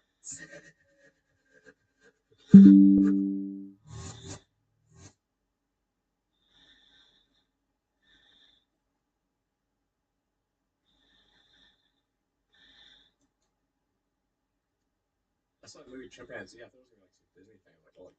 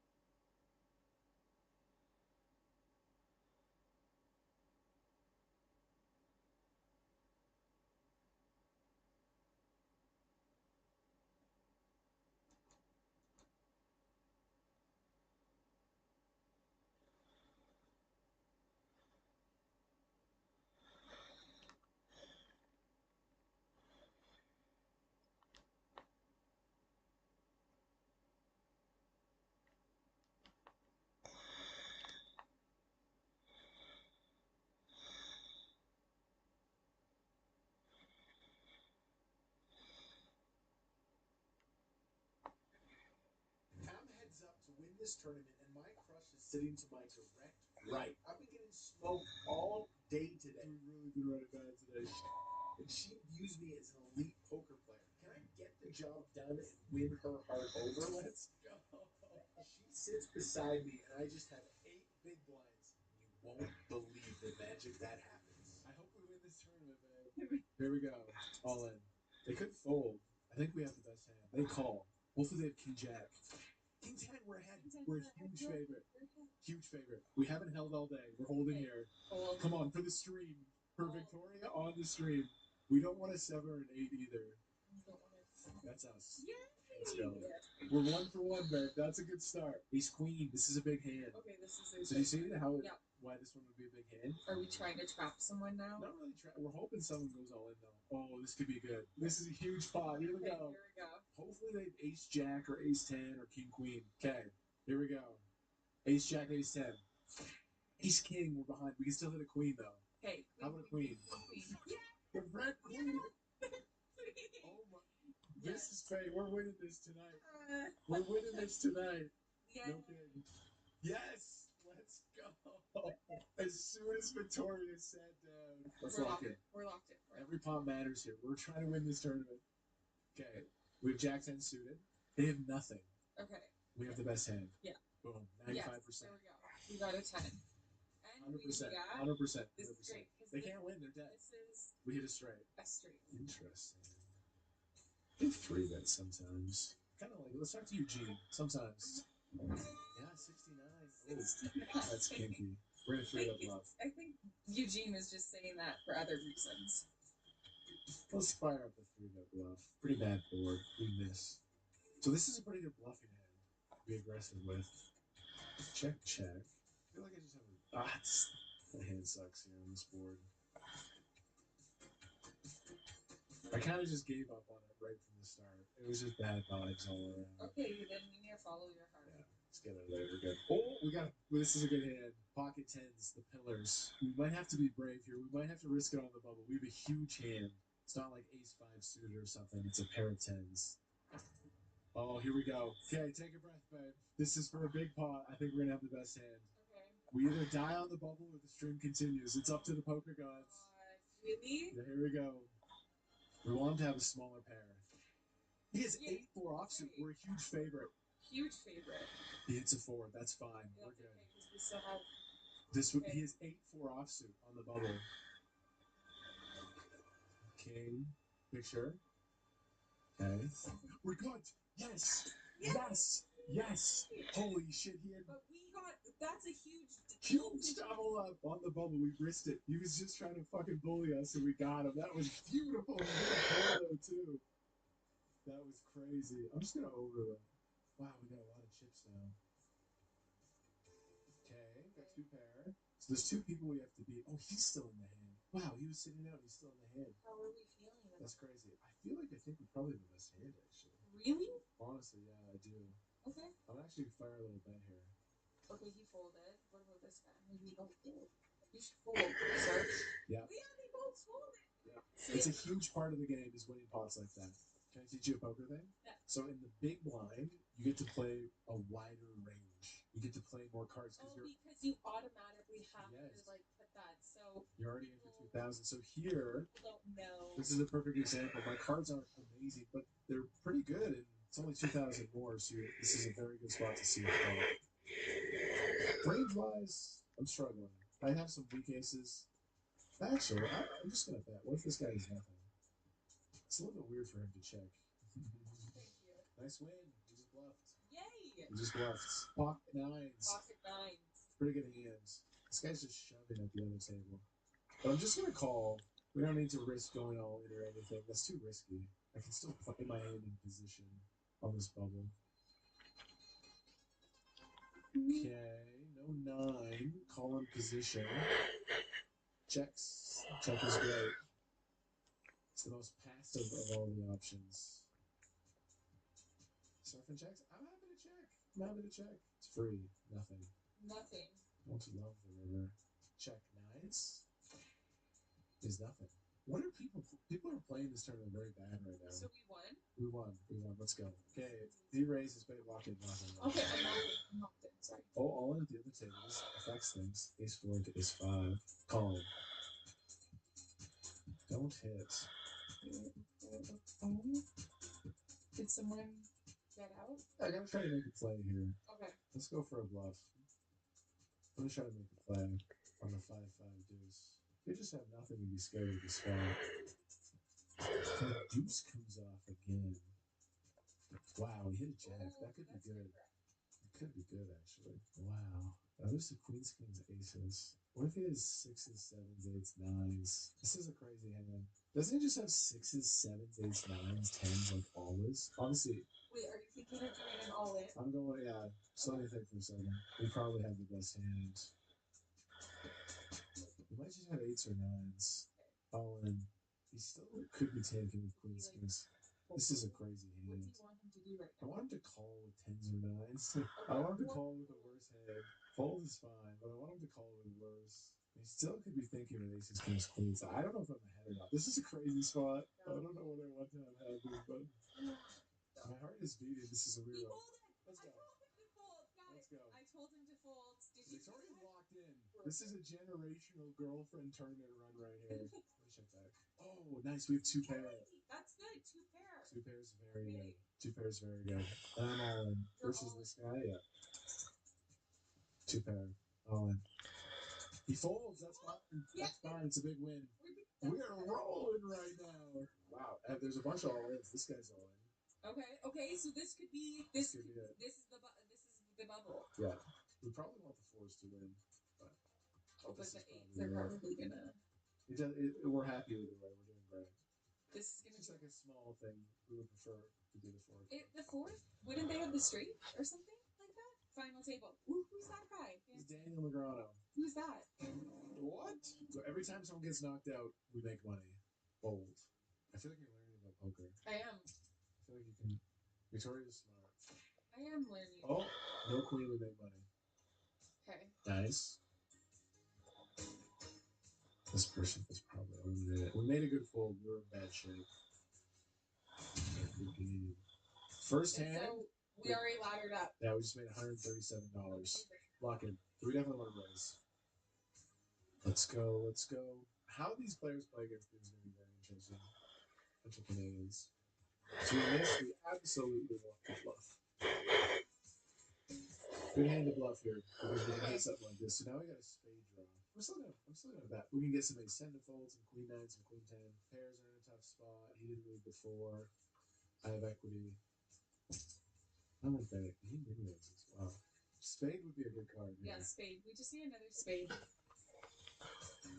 Wow, we hit a 6. The 6 is good too, right? What is this guy doing? Can we bluff? Was this guy fucking around? I don't need to bluff here. Show me queen 10, queen 9, or something like that. Yeah. Or like queen 7 of spades. 6. Oh, you jack 10 spades. Oh, it could have been worse. Give Pav the double. Just one time. I'm going to support 6s. Okay. Oh, shit. He just got drilled in. No. He's not. Good game. Goodbye. Good game, Pav. Oh, another all in. This could get us up to $1,000. Wow, this guy has aces. Oh my god. Wow. The aces are just fine. The aces are finding all over the place. Wow. Crazy. Ladder. Yes. The aces win. Woo! Let's How go. much money did we just make? Top 6. $200 USD. Amazing. Kings now. Now, here we go. Now we play a big one. Let's do it. Now we play a big one. Someone give us some action here. Okay, Starfin calls. We're gonna bet small. Hopefully you hit. We want him to have a pair. To trap him. Yeah. This is a little scary though. Okay. What's scary about it? Oh, is it even scary right now?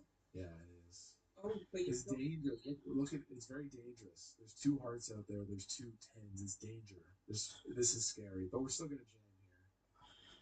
We're gonna jam here. And he folded. Yes. We win. Yes. We're chip Okay, leading. we're chip leading, baby. We're chip leading. Oh, all in. Don't take too long. You should bring your okay. Ace queen, sevens, chance for elimination. This is Okay. final five. This is good. We're doing really good here. Yes. This is queen. Ladder. We just made $256. What? Oh, look at this. Lock in. Huge flop. Huge flop. So I have a pair of threes and I have a flush draw. Okay. This is one of those boards we can put a little more meat on it. No, I think I'm going to check. I really wanted to hit it. Two pair or flush. You bet. Good call him, but I think he has it. Okay, who's one there? Kings again. Come on. Okay, let's go. Come on. Let's This go. is our Let's chance. go. Final five. Wow, it's 10:40 p.m. And our day two is tomorrow. Yes, we got a raise. Wow, he just hit 4 blinds. Just a small little re-raise. Is he gonna go on? Oh, it's okay. Chat is crazy. Chat's talking about kids, marriage, y'all are tripping. It's happening, but just pump the brakes. Pump the brakes, everyone. Like a little 3-bet here. Okay. Bet. Unheaded, but kind of hijack. Okay. Lost one. Okay. Fine. Okay, pretty good hand. Just gonna call.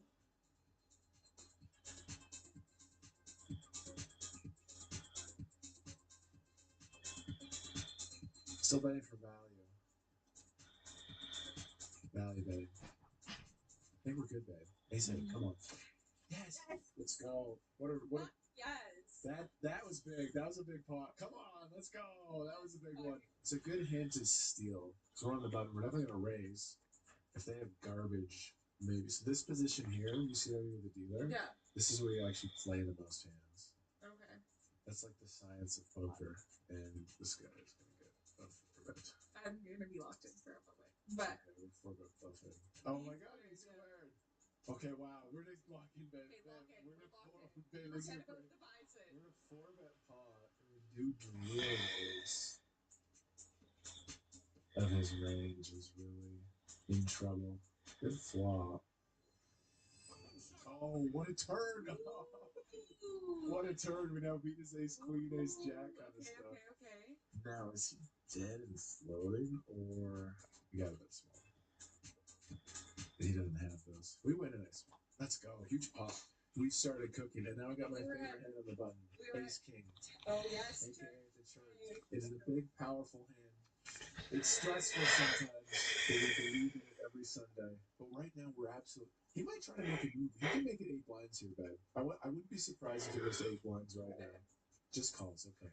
So we don't hit the flop, but we're in a final typical situation. They're under a lot of pressure. We definitely want to start with a bet. And on this board, we don't want to go any smaller than this, but. So we missed the flop, but we're winning. Let's fucking go. I promise you guys, Victoria sat down and we started beating every hand. So this is heat check. This is truly, we're opening up the gas valve here if we raise the 6-3 suited. But it's still good. We got a good hand to raise. They're all short. Oh, we can smash the flop. No. Check. I like bluffing, but versus 2 players on this board, maybe we turn a 4, 5, 3, or 6. Something could develop. Maybe we could bluff on a later street. If they check again, now going for a bet.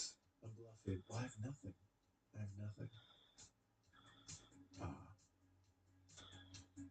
Yeah, let's try to pick up this pot on the river. We're out of line here.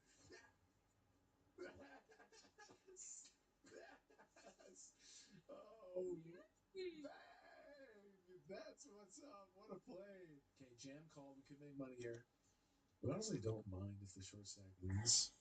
But laddering to top 4. So I take the link and I put it on. Okay, final 4. Here we go, babe. This is massive. Here we go. Call. Ace jack suited. They hit ace queen. They actually have a better hand. Okay. We can hit a jack or a 10 or a diamond. Or an 8 or a 7 for a chop. There's so many cards that are good for us. It's red. Red is good. No, that's a bad one. Okay, we lose. But honestly, it's not the end of the world. We're still in our position. We got to bluff here. So we have a really good hand just to make it 25K. This guy's had the deal button up for a while. Okay. This is okay. So we're bluffing, but honestly, I bet you he missed here. I don't think he would slow play. Maybe aces he would slow play. But this is a good board. We're going to keep bluffing. Oh, and he just shuts the door. But again, like we made it 5 blinds pre and bet the flop. Yes, we lose the pot, but it's like not the end of the world. Yeah. Okay, pretty good flop, honestly. Yeah. I can outplay these people. I think I got him. They bet 5K, I'm going to call. Scary card. Scary. Mm-hmm. I don't think I can fold this hand, though. Okay. It's another small bet in position. Check. 7. Wow, I had a big hand. Okay, reset. I gotta reset here. Let's stand up. Move the energy. I agree. Okay, we hit an ace. Okay. That's good. And the thing is, if he had a bigger ace here, he's gonna fight back pre-flop. Okay. He could still have ace 8, ace 9, ace 10, these kinds of things like this, but it's an absolute beauty flop. Bet it's small. Okay. Okay, win. Let's go. Yeah. We're so bad. Yeah. Oh, aces.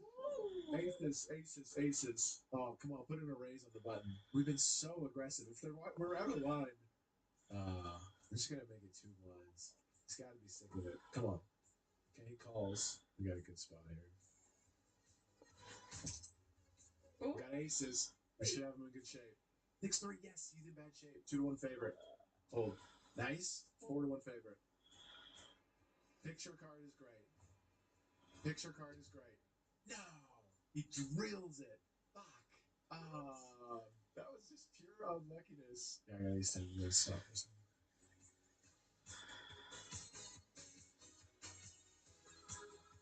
Let's check back here. We'll play some check back. I think this is a good one. Let's check. We're all pretty equal now. That was a bad beat. Ace 10 could win. Ace high?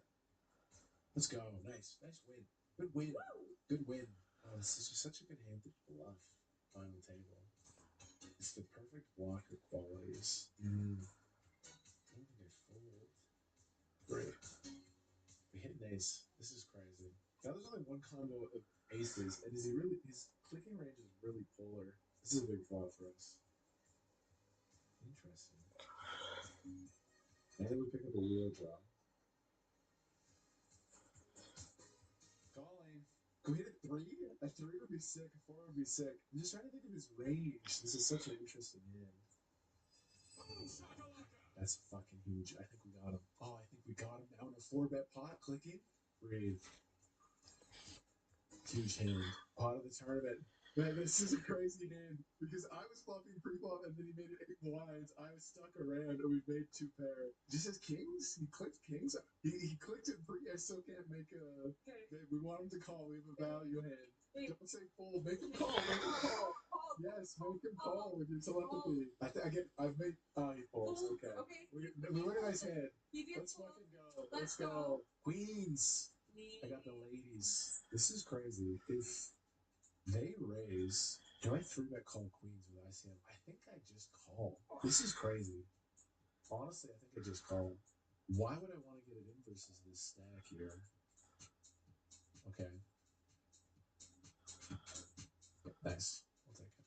That was a weird hand. Normally it would be more aggressive pre-flop, but it's a weird situation. Queens again. Wow. Back-to-back queens. Literally back-to-back queens. It's because you have a queen sitting right next to you. We're raising the queens. Okay. Wow, same flop. What is going on? Didn't we just have a very similar flop?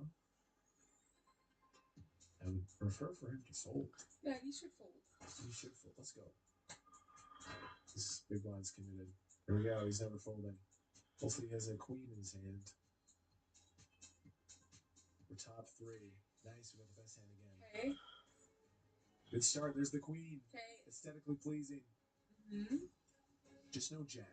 If he makes a jack, he hits a straight. Oh my god. It's fine. It's a small one. But what? What is? How does 8-4 beat us there after a queen on flop? It's okay. It's fine. We're still in commanding position. We're still good. We're still good. Crazy. Well, we're gonna get another chance to knock him out because we raised King 9. We're only calling 3.8 more. Hopefully, this has like ace 10 or something. Oh, ace 5s. It's a flip. Okay. It's a flip. Perfect. There's the 9. Nine. That's the 9. Yeah. That's it. Yeah. Yeah. There's the 9. Trips. We're big favorite. Mm-hmm. Let's go. Yeah. There Let's we go. fucking go. Got him right back. Good game. Alrighty, buddy. Top 3. Bang. Bye. Top 3. 2K. Okay. Now Just made $400. we're gonna knock this guy out with 8-6. Yeah. We're heads up. We're ahead. He has a pretty good hand. Oh, he hits the 10. Okay. Still got a chance. The 7 would do it for us. 7. That's the 7. 7. Yes. Talk about the 7. Oh God. 2.4K for the win. All right, heads up. Heads up for the win. Let's go. We can play some heads up. Wow, he just makes a small raise. Heads up, 2.5K. Interesting. Makes such a small raise. This card is good for me. Just committed to bluffing this hand. Here we go. He never has a queen. Yes! What a fucking play. I think he probably had a better hand, like almost always. Now we got 9s. That was an insane bluff. We rivered to 3, but I didn't want to check it. I thought we could make him fold a better hand. Heads up, you're always in a hand. Ooh, good flop. Okay. So we have a bad starting hand, but on this flop, it's really good. Yeah, because it could make really it. Good. Oh, we got a straight. With straight. We have the straight. We have the straight. Okay. We have the straight. Oh, this could be it. This could be it. He might not fold a pair. We could win the whole thing right here. Yep. He doesn't have a flush. He does not have a flush. Wow, he lead jams. Never has 8-9. Okay, we're going to click the call button for the win. Okay. Chop. Wow. Is that chop? What a lucky guy. Wow. Okay. What a lucky guy. That's fine. It's fine. It's perfect. We went, but like he was dead though. He was literally dead. Wow. Wow, that was crazy. He really stuck around there. That was so interesting. Dry board here. Wow, interesting. I don't know if I believe him. The way he just played that 9-5. I think I got him. He raised the flop. What line did he? Wow. It literally makes no sense. Get out of here. I'm gonna call. I smelled bullshit the entire time. I just don't understand why he would raise a king and then check the turn. It can't be a king. An 8 would just be so insane. I just smelled bullshit the entire time. I'm the best. Yeah. Oh, I destroyed him. Let's go. We did it. We won the fucking daily special. Hell yeah, we did. Let's go. Win. I'm at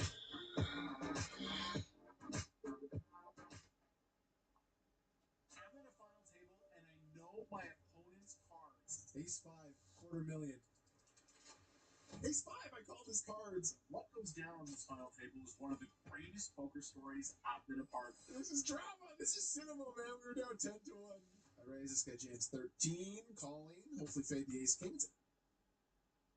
Ace 5 suited. That's the caliber of hand you want.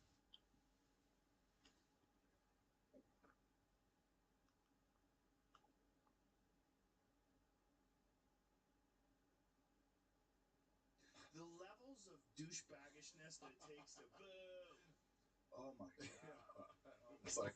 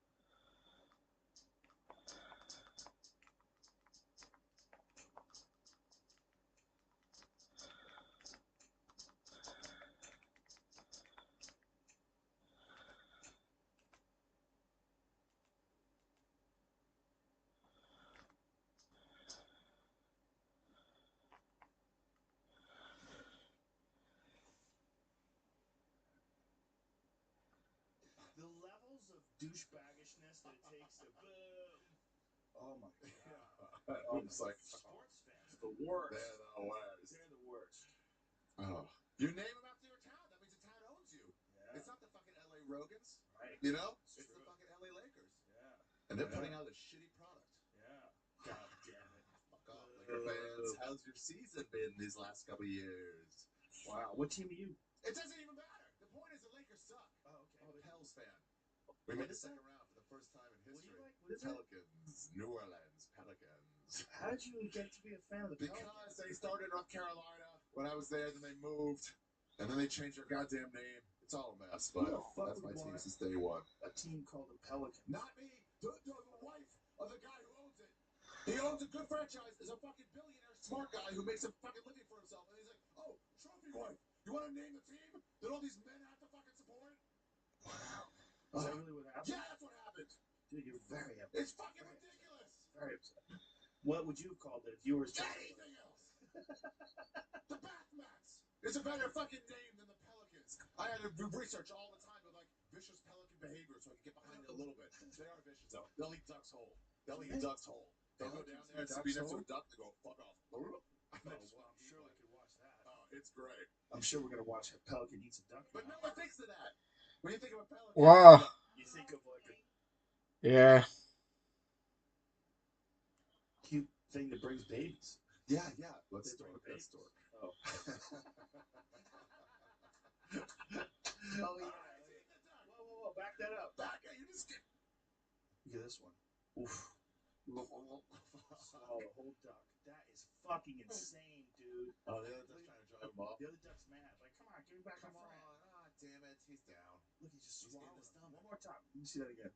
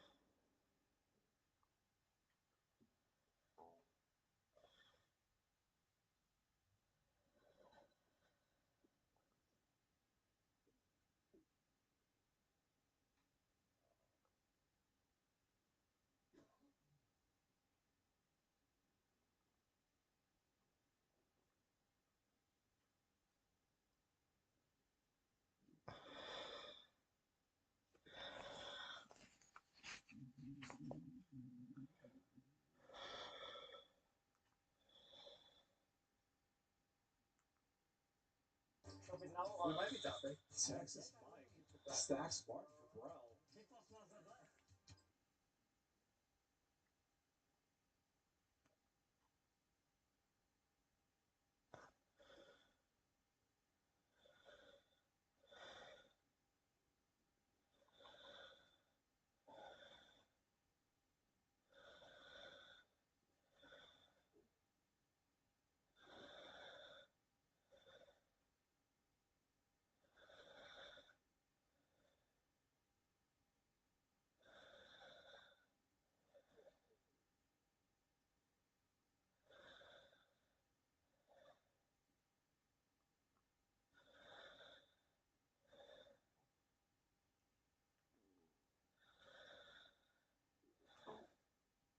What is this here? Him crash? Is this crash out again?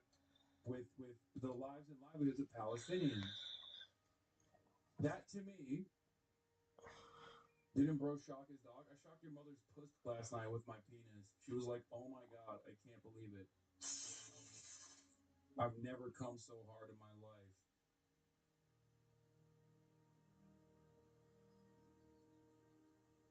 Yeah, she's breaking up with your dad now. You're getting a divorce. I'm your father now. I'll fuck your dad too. Anyway, Pride Month. Where was I?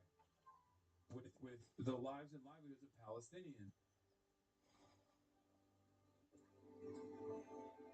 Wow. That's really something special.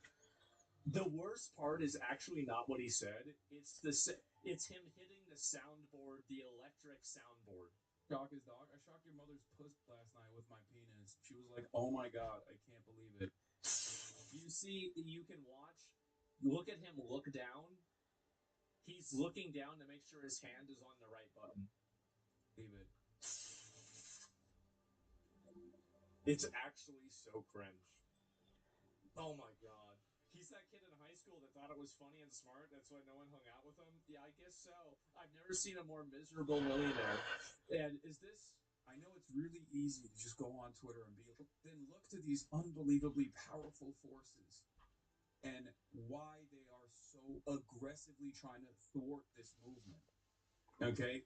I know it's really easy to just go on Twitter and be like, this guy's a sheepdog for the neoliberal Zionist Democratic Party. He just wants to take all this revolutionary potential of the masses and like feed it back in the Democratic Party. But like, there's a reason why they're not going after Hammer and Sickle Twitter users, and they're going after microchats. Okay, my Democratic Party sheepdog ass is getting ass fucked on a daily fucking basis by numerous governments. Why the fuck do you think they're not coming after you? Why? Why is it my ass that's getting fucking gaped? Why? I've been doing this shit for a decade. And why am I getting gaped? Until I decided to become more active. Why is this happening to me? In the electoral route a little bit, and actually put a couple fucking numbers on the leaderboard, ain't nobody was gaping my ass. And now it's gaped. Why do you think that's the case? Why are they not yelling at you? You got the radical points. You're posting about Yahya Sinwar all day. Why are they not treating you in the same way? Jesus. Jesus. Oh my god. I don't even got a problem with that posting, too. And yet you yell at me. I saw this. I did. Okay. I thought so. Wake the fuck up. Oh, wow. Yeah, there it is, guys. Build 100 bridges and you shock one dog. You're not a bridge builder, you're a dog shocker. That's right. Whether we like to admit it or not, even if amongst normies, amongst the normie sphere,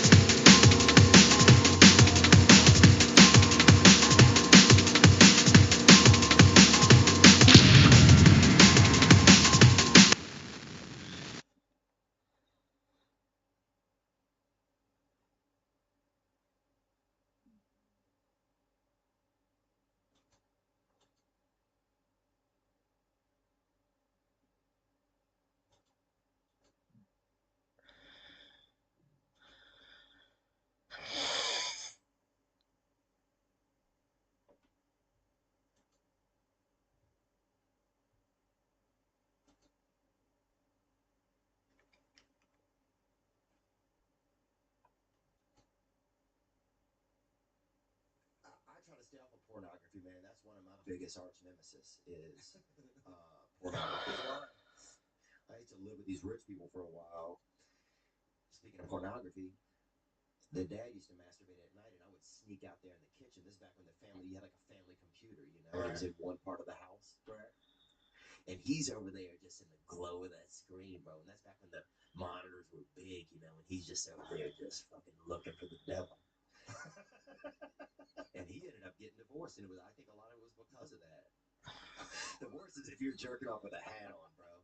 You're going to hell, I think. That's the worst, bro. That's the most French thing you can do. Jacking off one straw Kentucky Derby hats.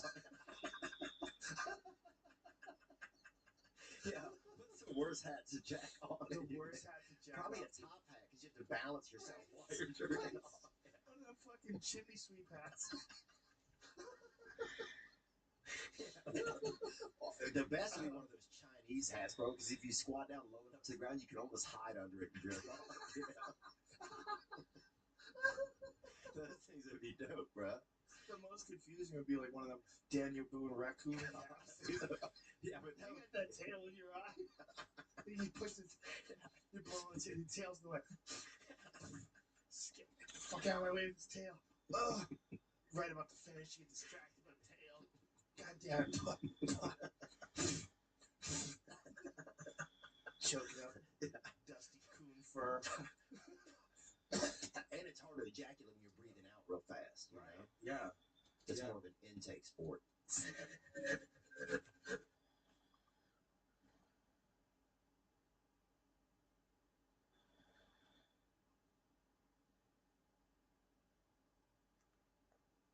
I'll play the clips in just a moment. Vice President J.D. Vance's Israel fatigue is so off the charts. He made some absolutely stunning statements yesterday, which are causing a meltdown amongst Mark Levin, Ben Shapiro, that whole Jewish clique, who are now preparing to launch the Never Vance movement for 2028's presidential election. Here he is yesterday responding to reports that Israel is not happy with the MOU, the Memorandum of Understanding that Iran and President Trump just signed, putting a 60-day halt to the war, pending further negotiations to try to finally end this thing. Now, I saw the Axios report. That Netanyahu is fuming. That's not reflective of the conversations that I've had with him, but maybe he's saying something to somebody else that he's not saying to me. What I will say, and this does bother me, is that you've seen people within Bibi's cabinet who have come out and attacked the deal, and in some ways very personally attacked the President of the United States. Just wait for it. This is the anti-Semitic part that is causing a total meltdown amongst the you-know-who's. And I guess my message to them would be twofold. Number one, Donald J. Trump is the only head of state in the entire world who is sympathetic to the nation of Israel at this moment in time. And he happens to be the head of state of the world's superpower. The only one in the world. Now, there are about 195 countries. And so that means that over 99% of the presidents, leaders around planet Earth don't support Israel. Mark Levin responded saying sarcastically, I think it's terrific that people who will likely seek the GOP nomination for president are revealing themselves. Amazing how Iran is talked about as increasingly reasonable and moderate, as Israel is being smeared left and right. Or I guess he said woke right, meaning that's their ridiculous term for the patriotic Americans, for the paleo-conservatives, for the non-neocons. They're trying to say that we are woke. We're woke just like the woke left. That's how crazy we are. Or just wanting to put America first. Stay tuned, because there is plenty more to come in this video. But real quick, subscribe to my channel if you're new here, because obviously you're not going to find independent, authentic, politically incorrect commentary like this anywhere else. Within hours, President Trump and the Iranians signing the 60-day agreement to hopefully hash out the final draft over the next 60 days. Israel basically blew it, and they continued strikes in southern Lebanon, as President Trump told them not to, knowing that it would jeopardize the peace deal. And so now J.D. Vance is no longer going to be traveling to Switzerland, because the Iranians said they're not interested in meeting him to discuss any more of the agreement. Now, the Iranians, at least at this point, haven't violated their end of the bargain, but they are very upset, pointing to Israel violating the agreement. Which is why J.D. Vance responded to the question, do you trust Israel, by saying this. Do you trust them? I don't trust anybody. When it comes to international affairs and diplomacy, do I think that they're very capable? Absolutely. Do I think that, again, when we have shared interests, we work together very well? Absolutely. But I don't trust anyone. Especially since it's been widely known for decades, especially after Edward Snowden released those NSA documents back over a decade ago, that Israeli is considered a top spy threat to the United States. And just a few weeks ago, the Pentagon raised the threat level of Israel's spying on us to the highest level. Our greatest ally is the highest threat of national security of America in terms of foreign spies. J.D. Vance is going to be called the Groyper if he keeps this up. But yeah, you've seen people in their system, Ben Gvir and Smotrich, who've attacked the deal. And I guess my response to them would be, what is your exact proposal? And, you're a country of 9 million people. You can't just kill your way out of solving every single national security problem that you have. That's literally what many of them want. Remember, after a previous 2-week ceasefire agreement, how Botox brain, Jigsaw, Laura Loomer completely lost its mind? I can't cheer for this negotiation, whatever it was that they said happened today. A 2-week ceasefire? She can't cheer for a peace deal? Of course not. She literally wants them to be turned into a glass parking lot. And now she's also calling for AIPAC Tracker, a popular account on Twitter, on X, that shows the dollar amounts that AIPAC gives to various different candidates. She wants them banned from Twitter. Banned, censored from social media. So these crazy lies and propaganda that is spread by people who...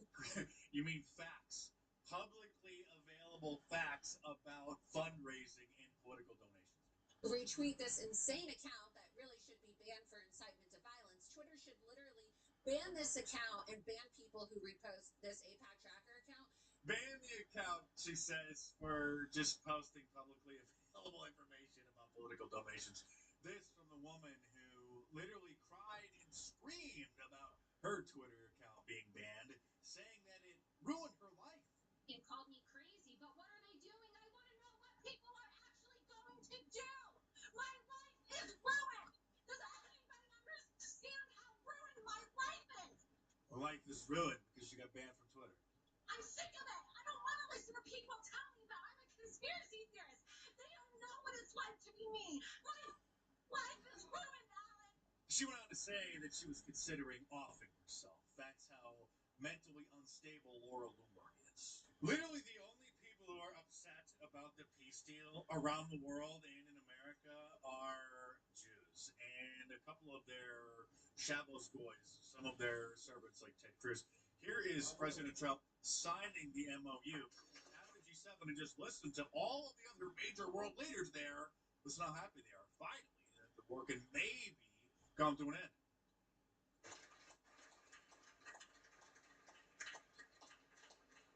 Like J.D. Vance said, we are the only country throughout the entire world whose president is still sympathetic towards Israel.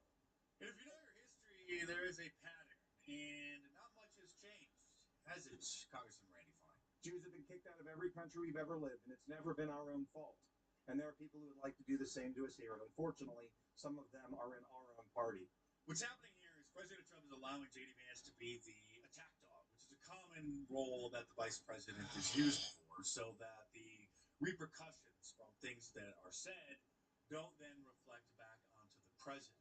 But J.D. Vance would not be saying these things, let alone going and doing a whole podcast tour promoting his new book and saying them if he didn't have the explicit approval of President Trump. At this point, President Trump knows the obvious, that he's been duped. We knew from day one by Mike Johnson, Speaker of the House, and Marco Rubio letting the cat out of the bag, that Israel forced our hand. And President Trump has himself gotten some Israel fatigue. Just listen to this. Do I think that there are maybe, I don't know if Bibi thinks this, but do I think there are people within Israeli society who would like to turn Iran into Libya, basically a failed state with 90 million people? Probably. Probably, not to mention many American Jews in our media who are Israel first, like Laura Loomer, Josh Hammer over at Newsweek, Joel Pollak with his soy face, the senior editor over at Breitbart, Mark Levin, and Little Ben. But they all were very upset, or still are very upset that the bombing has stopped. But they do kind of understand that it's starting to weigh on the midterms. And so that's part of President Trump's strategy is to get this thing wrapped up for the midterms because it's making Republicans look bad. It's making the economy look bad, food, gas prices, etc. Being involved in another war over in the Middle East when we're supposed to be making America first. And so they do understand, but they are very hopeful that immediately after the midterms, then he'll start bombing them again. After the midterms, once those elections are over, and again, the president is deeply concerned about the economic health of the country right before the election. He believes that if the economy is doing better, if oil prices are lower, then that means that maybe Republicans hold the House. It means that Republicans hold the Senate. Okay, well, what does that mean for after the midterms? Well, I do trust that President Trump will start to enforce red lines after the midterms. The president was threatening just that yesterday. If they don't honor the agreement, or some things already been mentioned in the agreement, some memorandum of understanding, but we have an understanding of certain things without writing it. And if they don't honor that, we'll probably go back to bombing them until they honor it, you know? Of course, it's not Israel, it's us. Even though the whole purpose is to protect Israel from them getting supposed nuclear weapons, which they've been just around the corner from getting for 30 years. According to Benjamin Netanyahu, but now we've been bombing them for 3 months straight. But still, they might just get one next week. We got to continue. You got to understand how upset this little clique is at J.D. Vance. Now, obviously, as Little Ben admitted, they're hopeful that the bombing will commence again right after the midterms. But this is another one. She's on News Nation, I think. Butya Ungar Sargon. And she says that the Tucker Carlsonification of the Vice President of the United States is happening before our eyes. The Tucker Carlsonification. So J.D. Vance is now one of the most dangerous anti-Semites in the world, apparently, like they've branded Tucker over the last few years. I'm Mark Dice. Thanks for watching. Subscribe to my channel if you're new here and check back on a regular basis.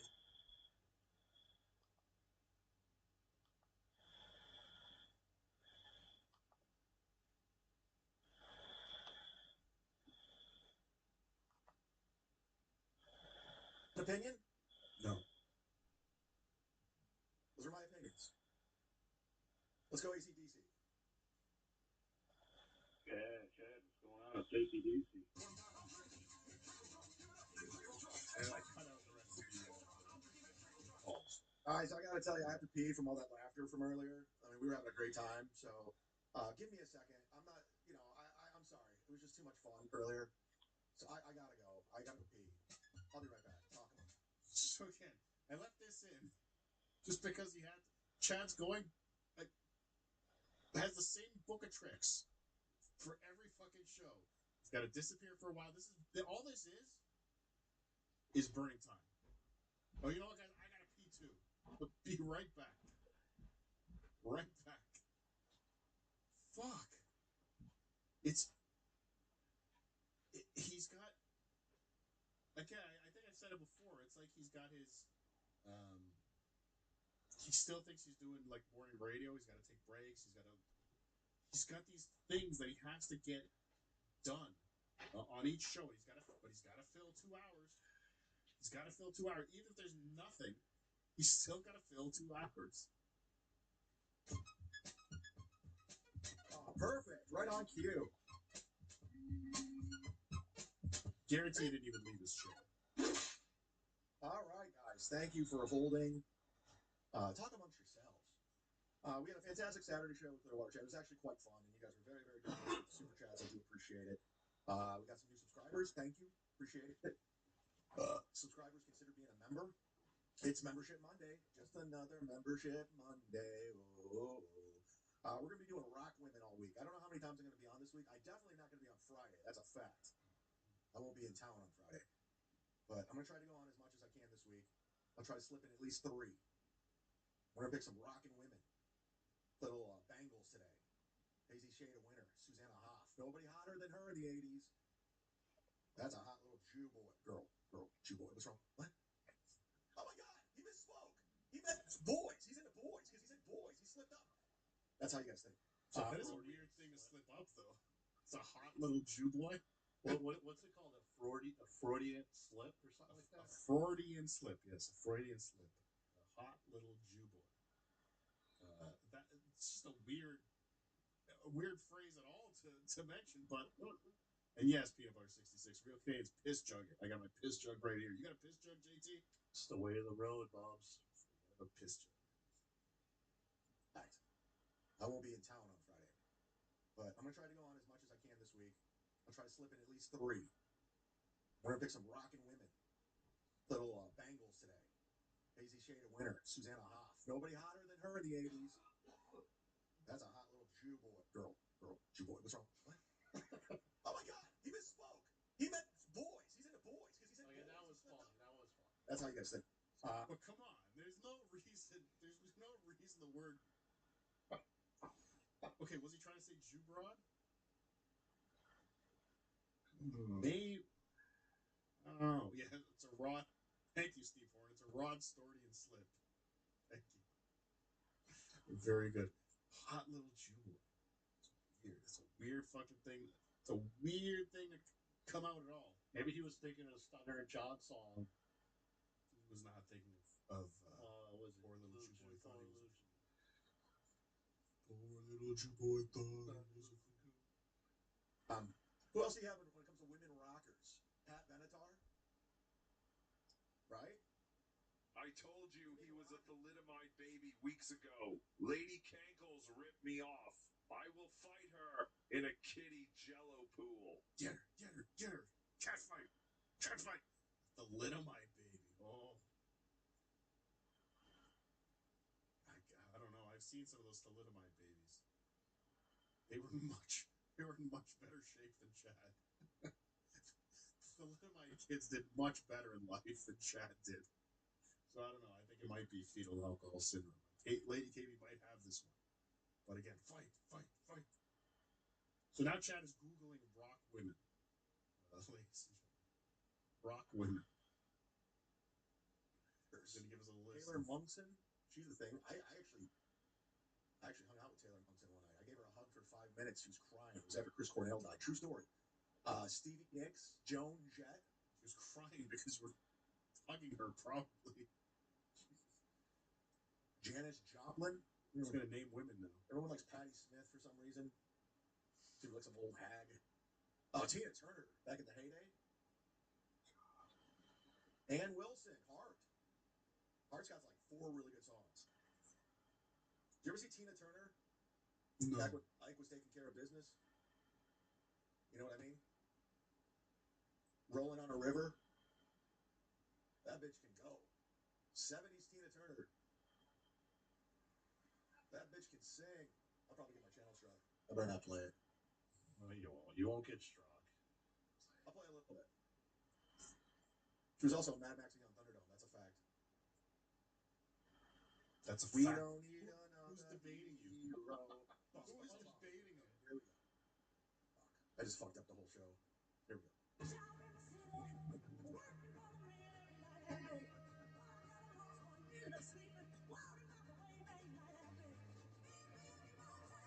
I'm not the black backup singer.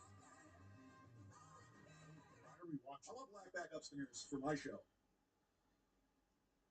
Alanis Morissette. Is she really rocking though? She's got the Dave Coulier song. I want you to know. This was a good point.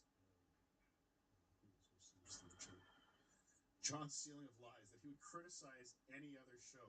When you hear him, what was he talking the other day about? Or maybe I heard Carl mention. Talk about how WATP is just a repeat. No, he was saying with Clearwater Chad. That's right. That WATP is just a repeat of the same show over and over and over again. And this is what he puts out. It's unfucking. I had faith in you. Deborah Harry, Blondie. She's also considered like one of the first female rappers, technically, when she breaks it down during Rapture. Christina McVeigh from Fleetwood Mac. I don't know. Whatever. These are the names of women rock stars from like 50 years ago. Gives a fuck. Like, who really gives a fuck? Let's Google female rock singers and we'll have a great time. All right, what do you guys have to say in the comments? Hello. What am I, Shirley? Look, Today's the WTP trucker, and he shouldn't criticize other shows. There you go. Vernon Shirley, Swiggy. Pre-sobriety, most you ever drank in 24 hours. Details. Oh man, I don't know. So many stories. I used to do kind of a bit story about the Bud Light Port Paradise cruise I went on. Actually, my friend Hot Carl won it from the radio station I used to work on.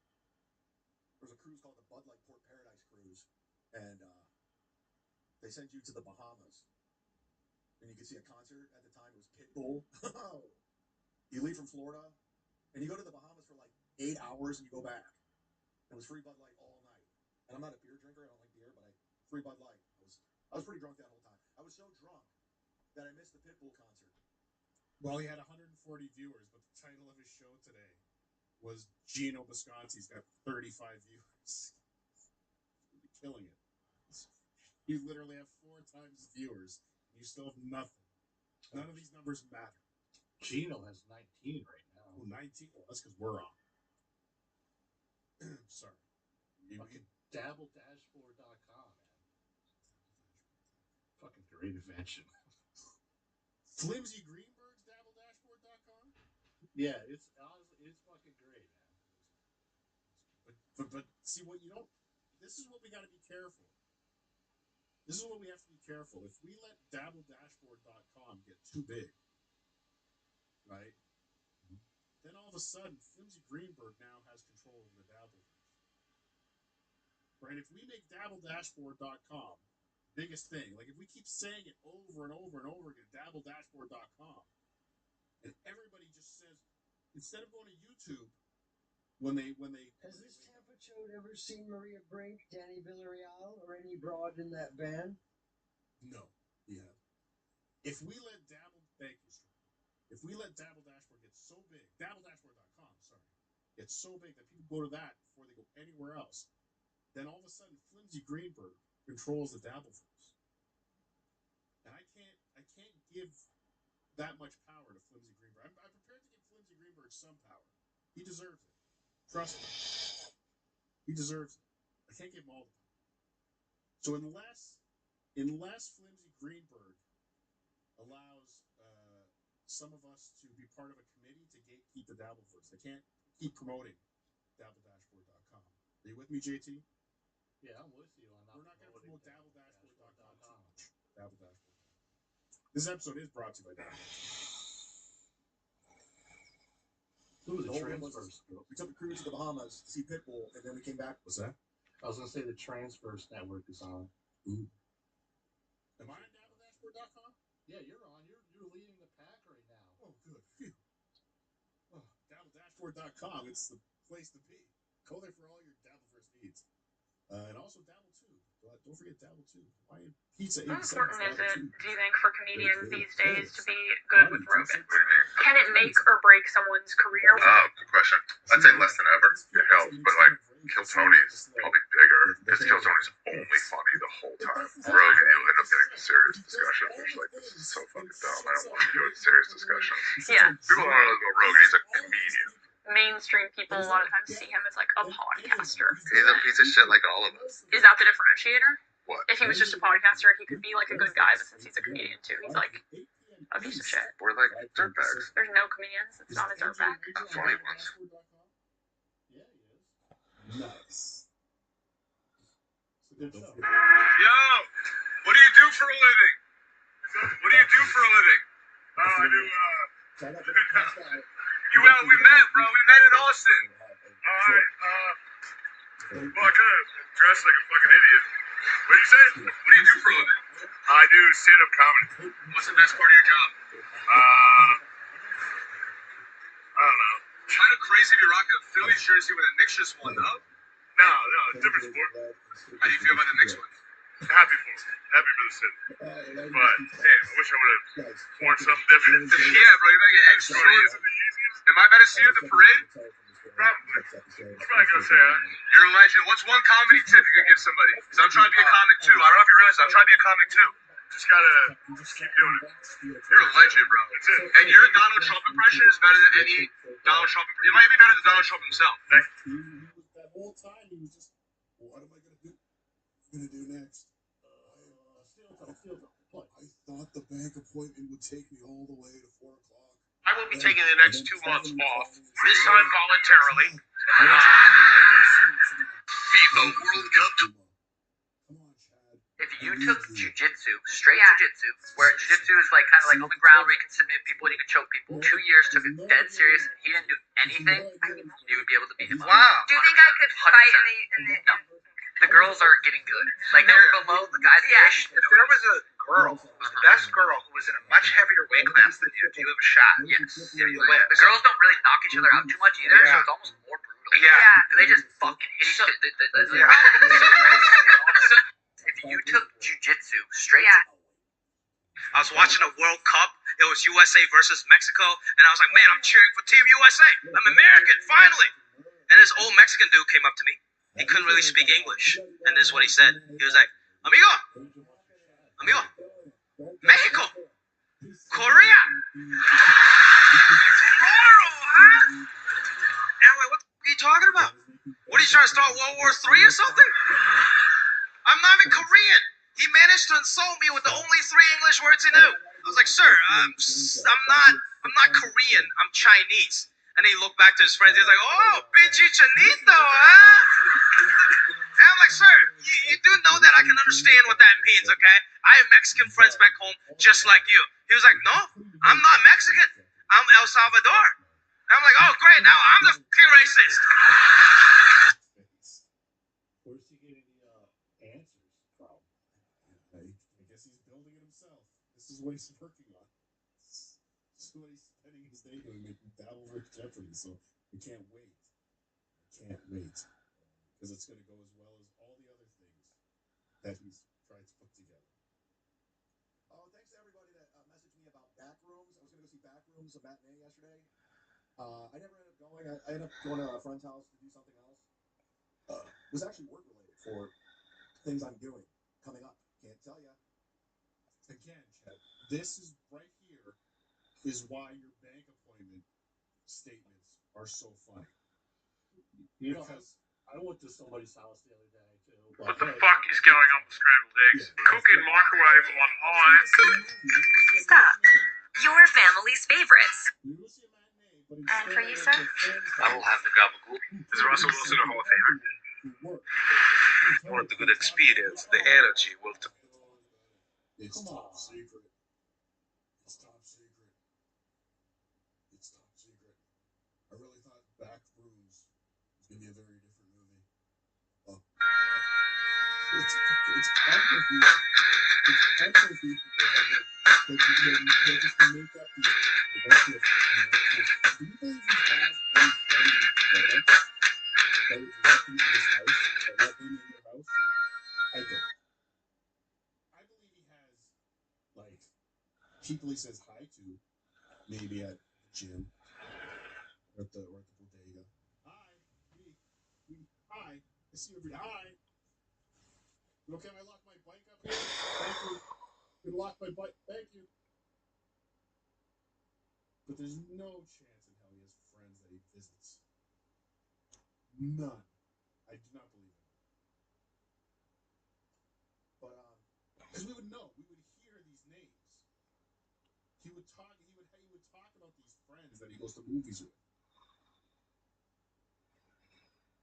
I was ready to go, but I had to get some shit done. I apologize. I'll see it soon.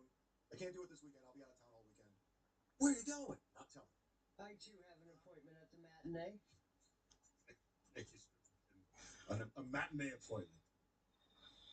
And again, these secret stand-up comedy gigs that he has this weekend. I'm not telling you where I'm performing, but I'll miraculously sell out. Because I'm the best. Talent. Ozempic. Oscar Mayer Turner. You ever seen that hot dog car that drives around before? No. Remember Fiona Apple? I'd like to make an appointment with her. True story. I've told the story a million times. I'll tell it to you if you've never heard it. Can I skip past the Fiona Apple story? Please.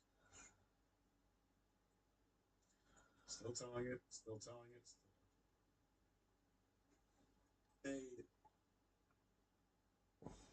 You got to do that again. You got to spend $5 and really sound it out for me. I'm an old man, right? Right, guys? I'm an old man. I don't know that stuff. You get, right, guys? Is it true? I don't know. I don't speak that. I don't know. Is it true you made white with over 200 chicks? Favorite one. He doesn't understand. Chicks through. I don't speak emoji. What is that? True, you made. I know JT's made white with over 200. Okay, they all think that would be perfect. JT fucks. We all know JT.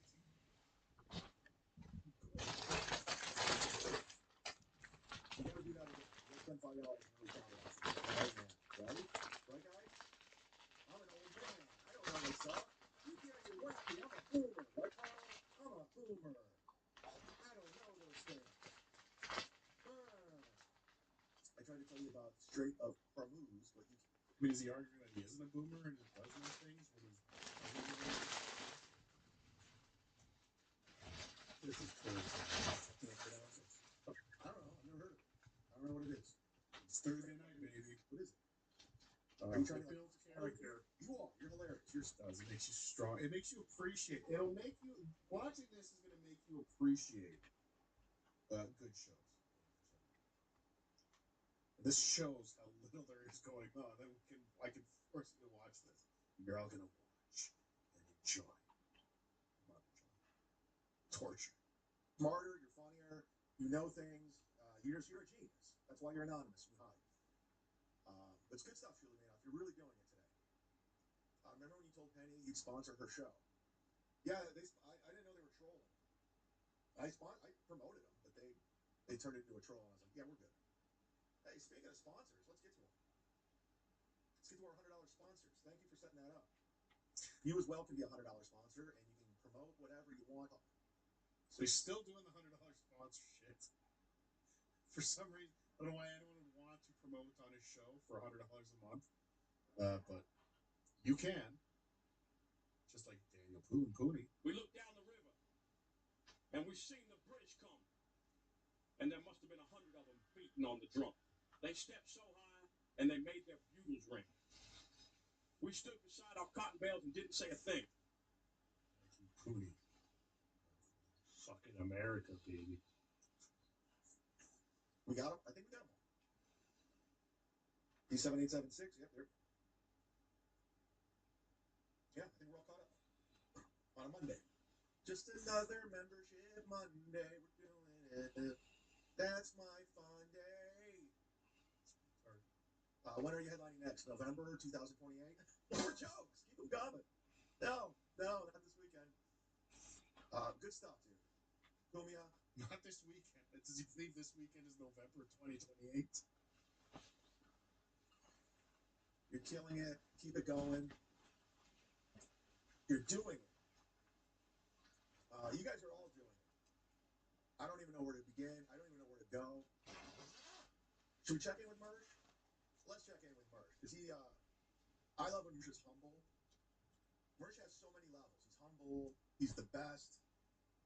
I mean, he's a force to be reckoned with. But I love when he just gives it up for people. I love when he has to give it up for people. Is that something Mersh is known for, by the way? Giving it up for people? Not really. Is that a Mersh trait? He doesn't really give people props as much as, goes after them, right? Yeah, Chris from Lakeland, Ohio, doxed. About it. I'm not thrilled about it, but I gotta be honest. I let this in, but I don't think I'm gonna play it. It's a stupid Mersh story of him.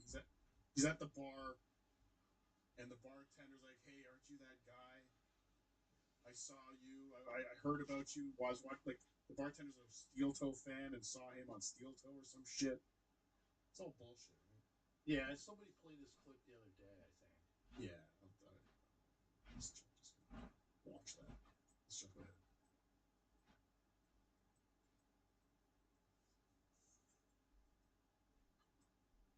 Ooh, Bowers. Oh, I don't get to promote their show. Right now? Yeah. Oh yeah, I read this already. See your headline at 10 p.m. Open mic on Friday. It's not an open. JT doesn't just fuck. JT fucks hard, low dick style. Right, God damn right, Timmy. We try though. That's right. Sticking it to me. Yeah, fucking stuck it to me. It's not. It's good stuff. Yeah, I get paid $5 for my show on Friday. Good stuff. Bartender was a huge J-Mo car clip fan. Really? Really? She was a J-Mo fan? Really? Remember when J-Mo did that? Really? Really? Unnerving brain.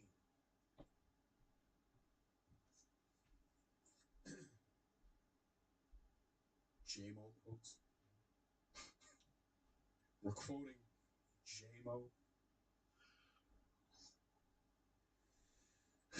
Decent immersion impression. I'm a genius. I'm Rich Little of the shitverse. Is this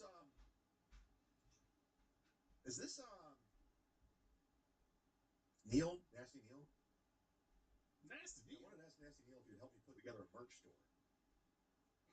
Because I think he did one for Jake Hudson. It actually looked pretty decent.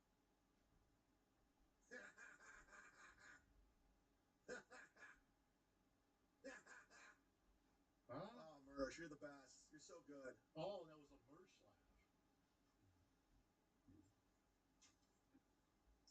That's what that is. Can't wait for Nasty Neil to fuck over Chad somehow. Really looking forward to that. Mersh is always going to do his thing, baby. I'm just here for the fucking... Man, there's so much I want to do. There's so many directions I can go in right now, and I don't know where to go. I don't know where to go. There's so many did you hear me? He has so many options. You can do anything right now. You got so much to do. I could do a vindictive nerd origin story. Ooh. I could do Kiki the victim. I don't know where to go. What am I in the mood for? I'm about to go off the edge of this bridge right now. I tell you what I tell you what you can do while you're waiting. You can hit that like button. And I dare someone to gift a membership on Membership Monday. We don't have any memberships going on. Is it because we hit the goal already? There's always more goal. There's always more goals. Gift memberships. Dare you. I don't know what to do. I mean, the longer he stays on, the more chance to get a super chat. Hmm. Oh, fuck me. Monday. Send me an angel. Woo. Right now. Do you believe in heaven and fight? Is that how it goes? No. Same. Let's check in with Kiki, everybody. I want to go Kiki next because she hasn't been around lately. Oh my god. She's a little bit older, but we were off for a week. If you guys remember, I went home for a week. I had something to deal with my family with. He was away 3 weeks ago. But let's check out on some old Kiki because I was away 3 weeks ago because I had an emergency with my family. Now you're gonna send me money? Are you gonna send me money now that I reminded you I had an emergency 3 weeks ago? But she was trying to get something going with the Nick Ricada April abuse. This is from Stallion 19. This was 6 days ago. Kiki's been very, very quiet since then. But she was trying to insert herself into this abuse that Jason scoops off. Anywhere she can see a lane to get in, she's going to get in there. She's just going to whip herself in without turning on the blinker. That's how Kiki works. So let's check in. Because it's important. Because they don't like me. Her tone of the voice is driving me insane, guys. I'm not in the mood. Speaking of not in the mood, let's go over to Gino live right now to see what the fuck he's screaming about. Anybody want to take a guess before we pop in real quick? It's like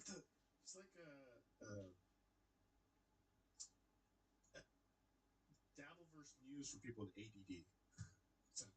What's that? What's that now? Let's Gino. Kiki. Steel toe. Let's go. Anybody want to take a guess? I say COVID.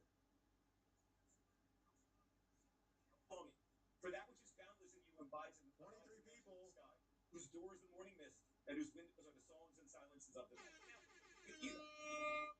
If you think I'm just killing time, Maybe you're right, because now I know this works great for the streams tomorrow. Is But this Dave Sarah's bedroom? Is this from Dave Sarah's bedroom? Yes. I bet they're staying in the same bed. I'm telling you, Kevin Griffin is brother's green room. Yeah, shout out Chuck Buck, his refuge. More free chat. I disagree. And again, Chuck Buck, big fan. I can't even imagine you're very religious, but if you are, God bless you, Chuck Buck. I figure you're either an atheist, like you're either an agnostic. This guy's in Los Angeles, California, LA, and he's like, I gotta stream, man. I gotta go live. These people need me. All 21 of these people need Gino right now. They need my opinion on something. Like, what time is it in LA? It's 3:41. Was it? So, If there was a God, Chode and Fagix would have been on Plot 93, and two good, viable people would be alive. Amen.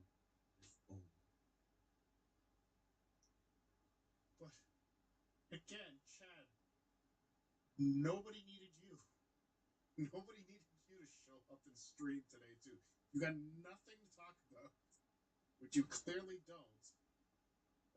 Nobody needed you. I had a hysterectomy, but after that long, deep fucking from JT, I still gave birth to my sweet baby boy.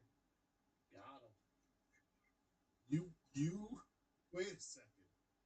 You fucked my mom so hard, you reversed her hysterectomy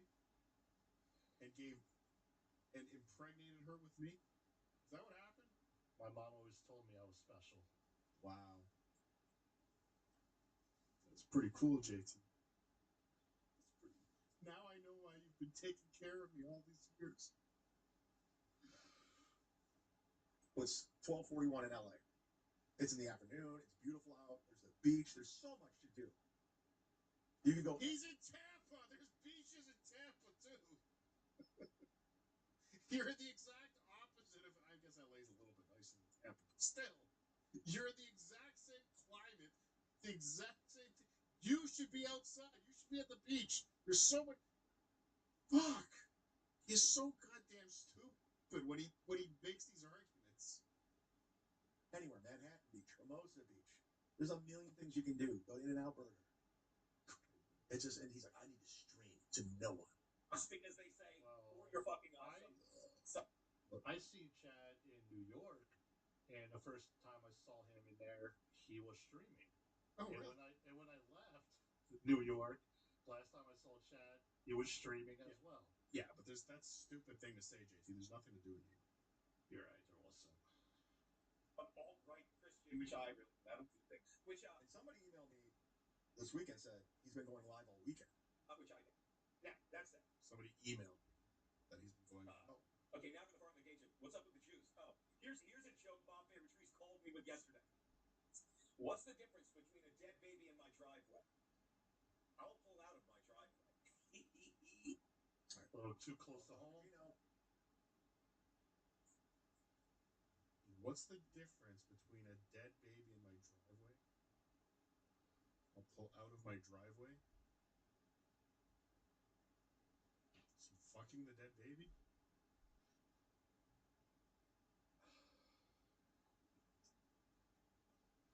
Is that the joke? Hey, I'm not the comedian here. That's true. We're all caught up. Holy shit. I guarantee that's from Zach, by the way.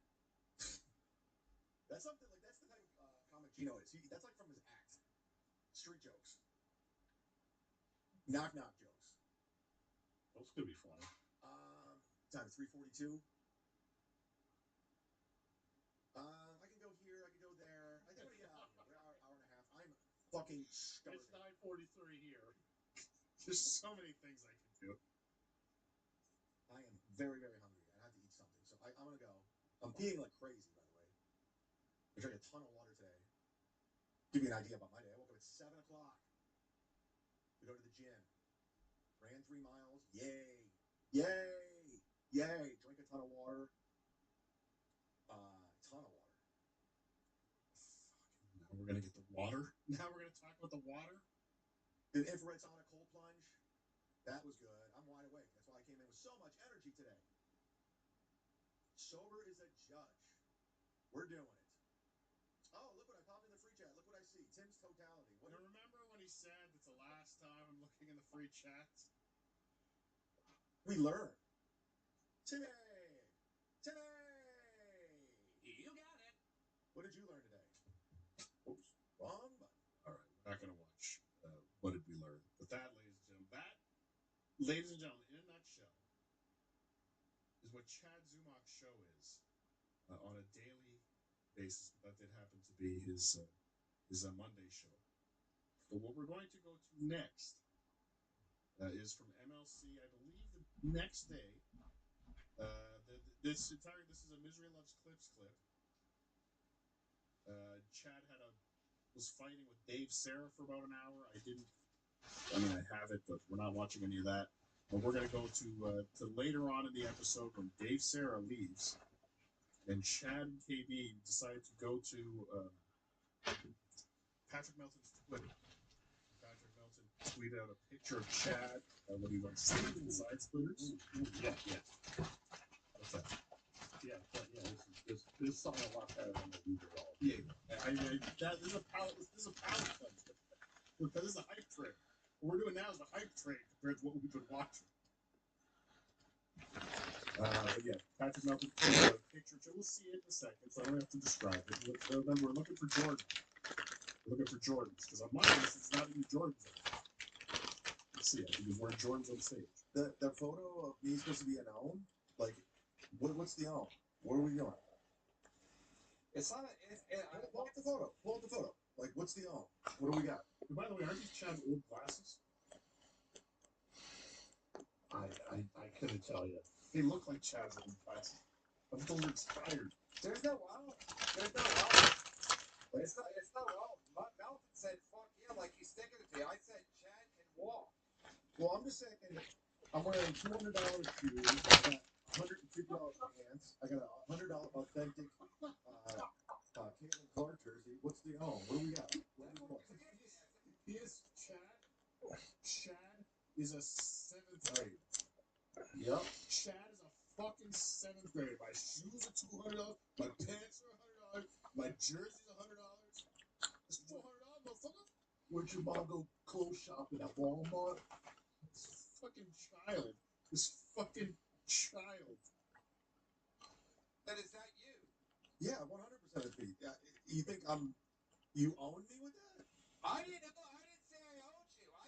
My take was what my take was. Stylistic. It's like Melton said, it's my own fucking style. I'm doing my own thing. I woke up today. First thing I saw was Melton saying, "Fuck yeah." So I thought, oh, Melton's going to do a show. So I said, so my take was this. Simple take. I'm a cool motherfucker. Here's my take. The picture is cool. Melton said, "Fuck yeah." I said, got him. I said, you doing a show today, Hunchback? PSP and DK really miss you. Is your money up? You fucking Hunchback loser. I was using it to stick it to Melton because you can walk. So if he thinks it's an own, that's the thing. I'm a performer. I'm on stage, though. This is like a cool outfit. I'm sorry. That's a lot of money right there. That is a lot of money. I'm sorry. You can't wear it. I'm sorry. Those are Jordans.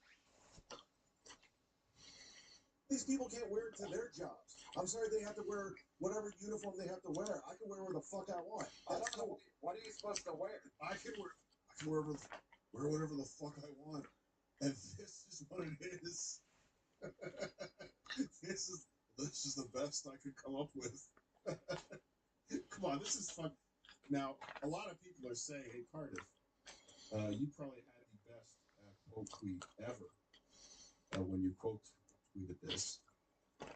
When I called him, you ready for it, JT? Yeah. Get the fake laugh ready. I'm ready. When I quote tweeted, felon degenerous. Got him. Thank you. I did get him. Felon degenerous. What do we got here, JT? Closer look at the shoes. Oh yeah, those are Jordans. You see the Jordan on the top of the tongue. Yeah, those are Jordans. But he just said the day before that he's not into Jordans anymore. I do want to do one thing. You know, Melton's been out for a few months, we all know. And all he did was post this picture of Chad with what did he say? Fuck yeah?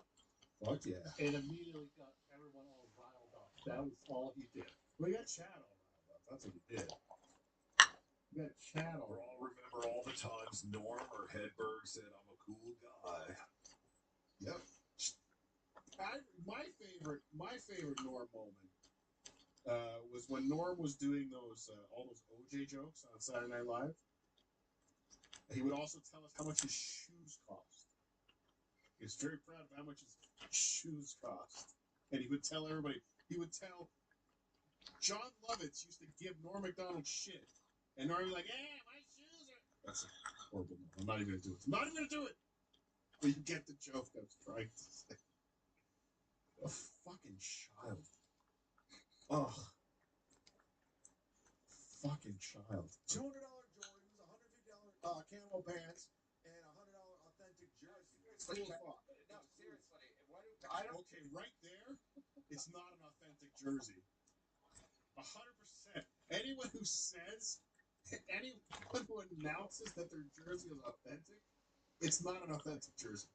That's a fact, Jack. 100%. That is not a real jersey. And who gives a fuck if it is or isn't anyway? Nobody gives a fuck. Authentic jersey. But I don't even do comic clubs anymore. So when I did comic clubs, I would just wear a black jacket or a black shirt because I sweat, and I would wear regular jeans and sneakers. So I dress very basic. But I don't know what people wear at comedy clubs. So if Godfrey wears that, it's cool, and he's older than me. But if I wear it, he's fit. If Godfrey wore that, he's cool. Again, the fact that Chad puts all of the worth on other people, the fact that there's any. If Godfrey wore. Again, Godfrey's black. Godfrey's. Guess what? Black people are allowed to wear different things, okay? It's fine. We don't judge them the same way. But you know what, Chad? Godfrey wouldn't wear this.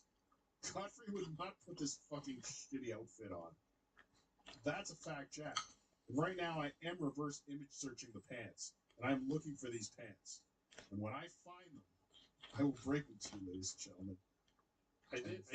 I did quickly look up Caitlin Clark official WNBA jersey, and they do go for about $80. So for official, for authentic, WNBA.com or whatever the fuck. So not 100. You got $80. Right. I bought mine from the stadium. I went to where did she play? Indiana? Is that what the shirt says? The Indiana Fever. I went to Indiana, and I'm including the price of my bus ticket to Indiana when I bought these.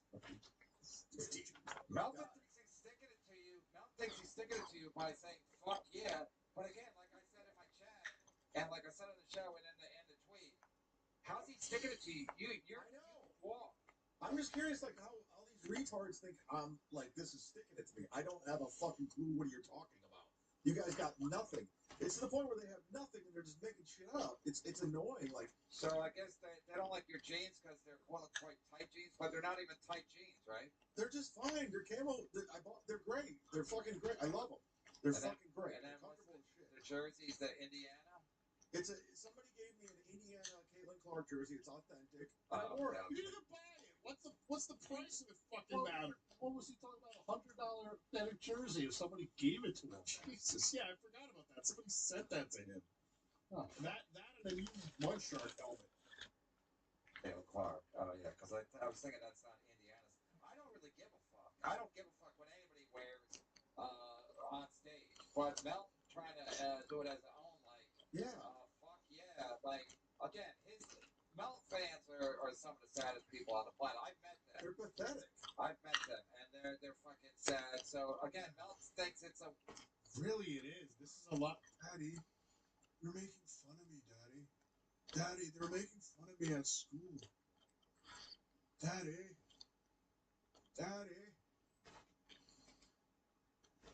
Chad Guzman coming in. Yes, the jersey was gifted by a fan. Thank you. We did get to that. Sorry, I didn't see your chat earlier. The jersey was gifted by a fan. The pants he posted on IG, he bought off Temu, and the Jordans were bought with inheritance. Check my last tweet. These are Temu pants? I thought these were $100 pants. Who likes pants on tea? Chad. Yes. Hold on. Chad Booze. Mock.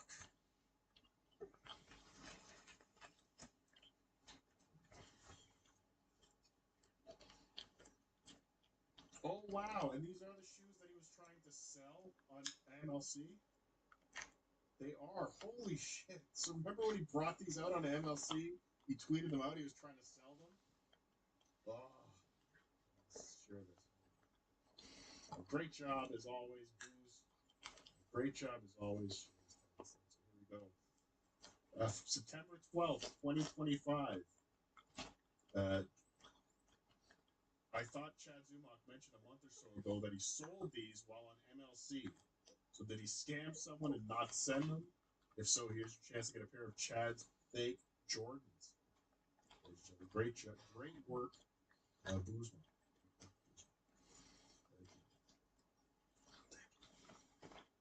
Take this down, John. Take it. Thank you. All right, back to When he thinks it's an on for him. Here's the thing. I'm a performer. Like, when Flea from the Red Hot Chili Peppers is dressed like crazy and he's almost 70, he's almost 70. I do what I want. I don't have a boss. Do you guys understand? I don't have a real job. I can do whatever I want. Maybe. I don't want. We have to keep explaining things to Chad. Flea.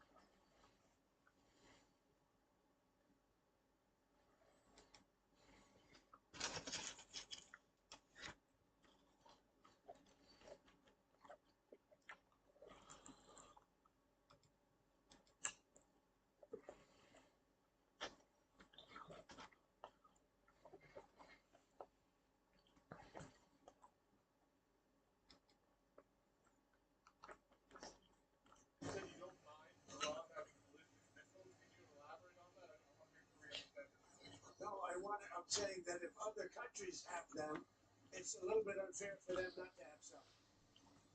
A ballistic missile is not the same thing as when we talk nuclear. But if Saudi Arabia and Qatar and they all have some, I would say in relative proportion, I think it's okay. That's what I mean.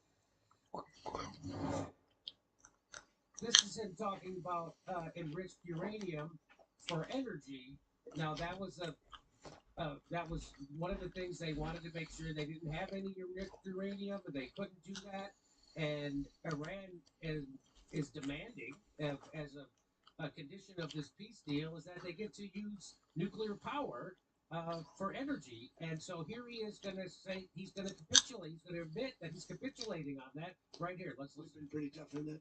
You know, it is a little hard though when you say that somebody wants it, other people have it, other adjoining states have it, and you're not letting them have it for purposes of electricity and things like that. It's always a little tough. You have to use a little common sense, please. So there it is. I mean, again, so Iran, another big win for Iran, another big loss for the Trump administration and their stated goals. There he is. They're gonna be allowed to have enriched uranium. It feels like, you know what it feels like? It feels like you're living in this insane world where you live under a government that is completely mad and talking about the world in a completely unhinged way, and then suddenly, for whatever reason, you wake up and something breaks in the matrix, and the president who's leading this war based on these insane ideas suddenly just starts sounding so reasonable, like his eyes open and he understands everything. Of course, the Iranians are entitled to have enriched uranium. There's this convention, this treaty that was signed called the Nuclear Non-Proliferation Treaty in the 70s, which was a response to the concern that every country was going to start to proliferate and acquire nuclear weapons. This is an extremely unsafe world. And everybody was incentivized to create a framework where you would limit the number of states that had nuclear weapons. And the Nuclear Non-Proliferation Treaty was the convention, the global convention, that was created to do that. And every country except for India, Pakistan, South Sudan, and Israel are signatories to the deal. And the Iranians are signatories. And one of the things that it says was a condition for people signing was that the idea is that you can't get nuclear weapons, but nothing is ever going to infringe your right to use nuclear energy. So you can enrich uranium. You can use enriched uranium for nuclear energy. Even if you're an oil-rich country, you may want to use nuclear energy because the more nuclear energy you use, the less oil you use, which means the more you can sell and generate revenue for your people and for your country. And so the Iranians have the same right of enriched uranium as every other country in the world.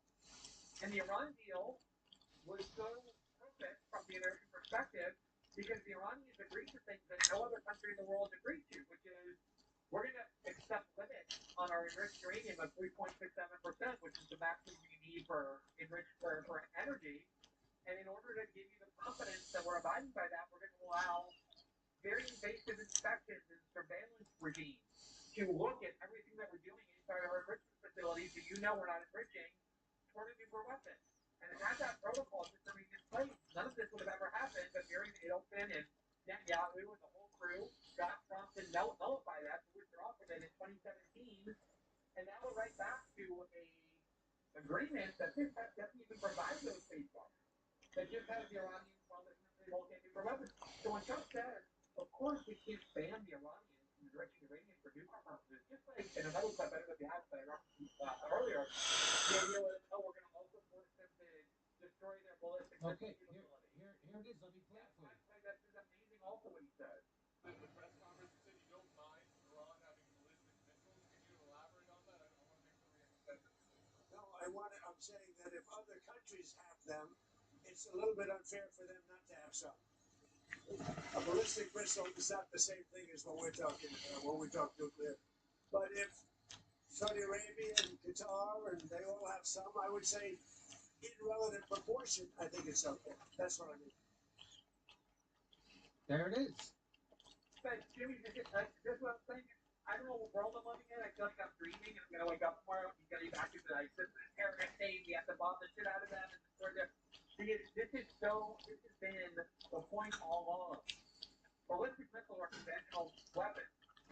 That's what they use to bomb Israel when Israel attacks them. The deterrent they use against Israeli aggression.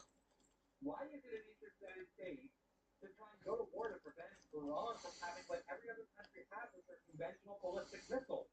They're not a threat to the United States. Maybe they're a threat to Israel, although they're not really even a threat to Israel if Israel doesn't attack Iran. And then Trump suddenly wakes up and he's like, why would I go to war to demand that Iran not have ballistic missiles? Everybody has ballistic missiles. And he's like, it's not fair to Iran. You know, we were talking about Iran as like the devil, you know, for the last like decade. And now suddenly he's like, it's really not fair to Iran. It's true, it's not fair to Iran. It's just shocking to hear it coming out of his mouth. Yeah, but you know they chant death to America. They chant, Glenn. Can you believe they chant? That's scary. It's like Dave Rubin inside the Jubilee Circle. We'll see you June 26th and 27th in Levittown, New York. August 30th, we're doing a live panel celebrity show in Burbank, California. That's a Sunday, August 30th.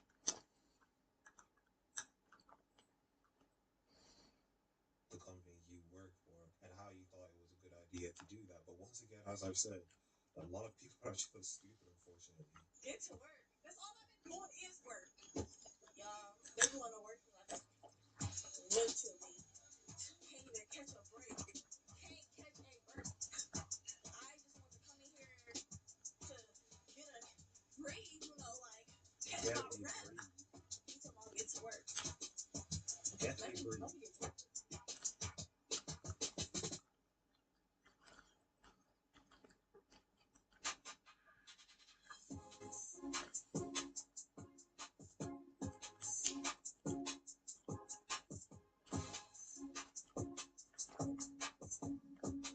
I would have fired her just for those dance moves. What in the hell was she doing?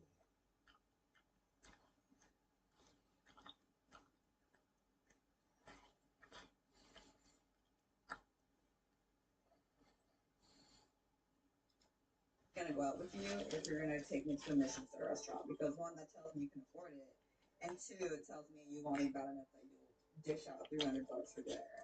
So far, 2 out of 2. I really thought one guy would be like, oh, never mind, because that's a lot to pay for on a date. Recommend people try it because it tells you how desperate some guys are to take you out, which is kind of an ego boost. I'm not gonna lie. So follow me. It's only been 3 weeks. Oh my god. Listen, I got nothing to hide. I don't care if people at work find me, but I also thought it would take a little longer for that to happen. Toronto's not that big of a city, I guess. But also, if you're from work and you found me and you're watching this, why'd you tell my manager? Why'd you do that? I get it. We're a small company, but like, yo, put her down if tomorrow's your birthday and your company laid you off via email this morning. Well, maybe you can start your career in being a prostitute. Okay, y'all. So yeah, that was the video. That's the video. To me, I thought it was funny. It's relatable. It's funny. Like, it's funny. Let people be bad. People be white. Whatever. Okay. But I knew the video would get some type of views, but I did not think it would get over 500,000 views. And 90,000 on Instagram. So I was a little worried when I started reading those comments, child, about me needing to be fired and stuff like that. Okay, sorry, I got a text message from a now ex-coworker. But whatever.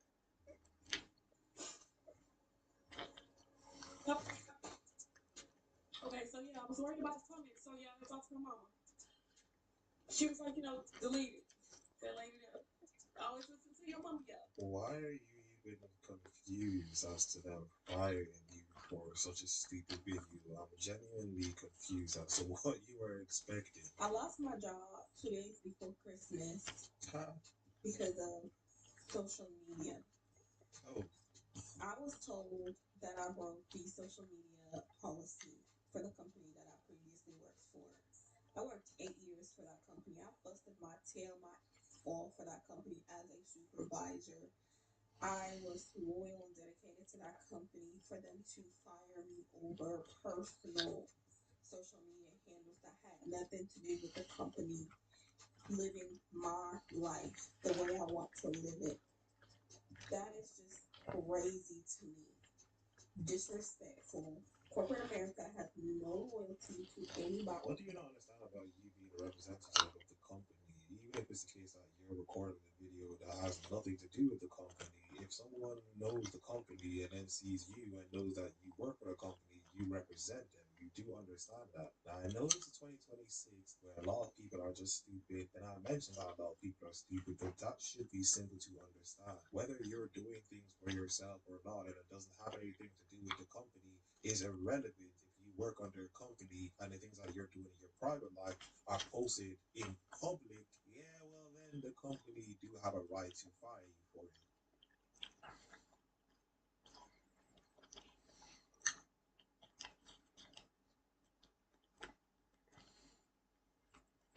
Everybody needs a job. I didn't need that job.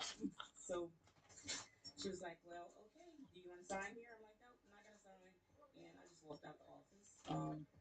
And that was that. Yeah, they did a good job firing you. Yeah, they come with me to work at Little Caesars. They terminated me. I look down and walk my car. I really got fired. I should be sad. I should be so sad. I'm not even sad. I'm just disappointed. Like, and I'm angry. They didn't tell me. They didn't give me a warning. Oh, it's too bright. I can't even put. Whatever. It's not as good.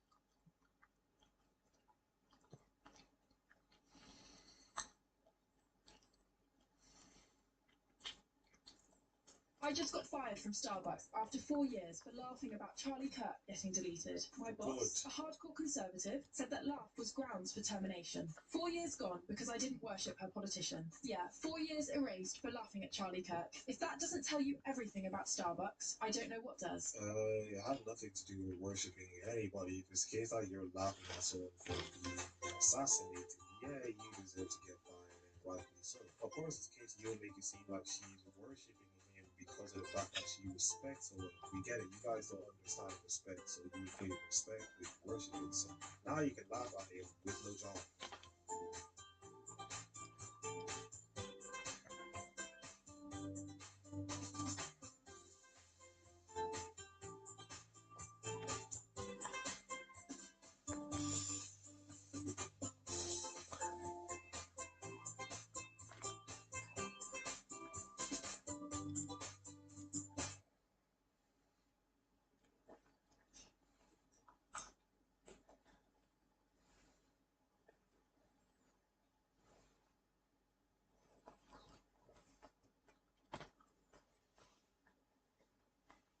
Well, it kind of sucks to be you, seeing as you lost such an easy job, making the amount you were making per hour because of the fact that you decided to post on social media to your strangers. And we can clearly see that there's definitely some things you need to work on just based on the fact that you are talking, even though we couldn't hear what you were saying, I can guarantee you were saying a lot of stupid things just by your mannerisms.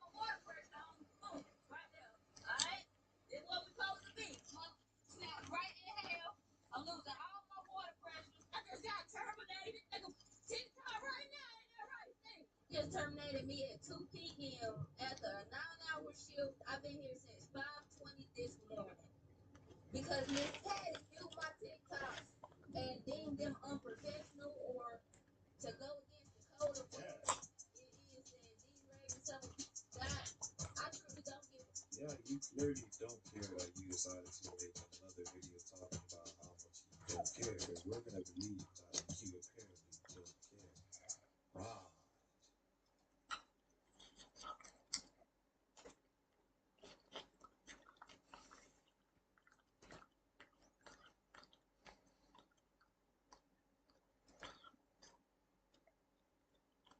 Karen, you want me to get fired? I'm pretty sure. I just checked my calendar and I have a sudden surprise meeting on the calendar, 15 minutes long, with just a person from HR I've never met before, and also my boss's boss. So, pretty sure I know what that means. I feel like I've always been like a really good worker. I always get my work done on time. I like go above and beyond. But I guess, I mean, I'm assuming they probably saw the video that I did last week. Well, the obvious thought you showed us are apparently HR approved are indeed not HR approved.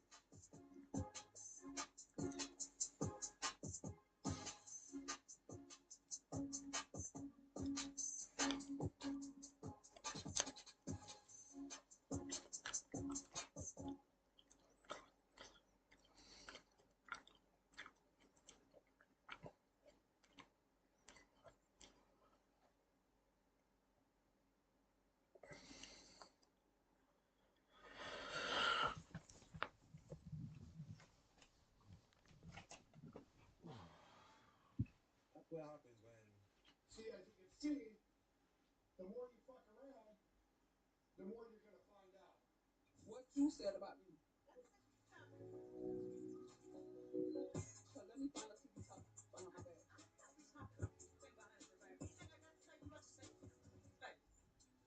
What's ma'am? You be selling out.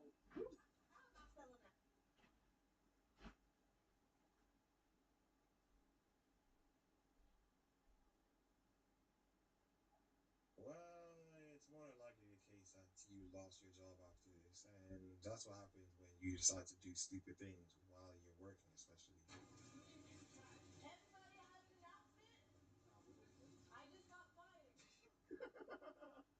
Yeah, Target sucks. Target sucks, man. She's a really good person, man. Target sucks. All you guys suck, man. For real, man. Target's whack, man. Bye, Jesus. I love you. Oh yeah, Jesus is cool. He's a cool guy. Yeah. Well, the blue hair, you guys know what I say about it. So we're currently in the year of equality, and equality is being given to these feminists, and now all of a sudden they don't want this so-called equality that they've been crying for. I'm not going to talk anymore. Let's get into the video. Gary, can I tell you what I think the centralized problem with humanity is? Oh, I am all ears, baby. Men. What do you both have to say, though? Misogynists who say women belong in the kitchen. I say it's a new time. I couldn't agree more. I think cooking is far too important of a task to entrust to women. Oh, what? Uno reverse. And he just pulled the Uno reverse on them. Once you make a certain field seem important, all of a sudden now they want to be in a certain field. Isn't that interesting? Before it was the case that cooking is outdated. Now when we make it important, oh no, we want to be cooks again.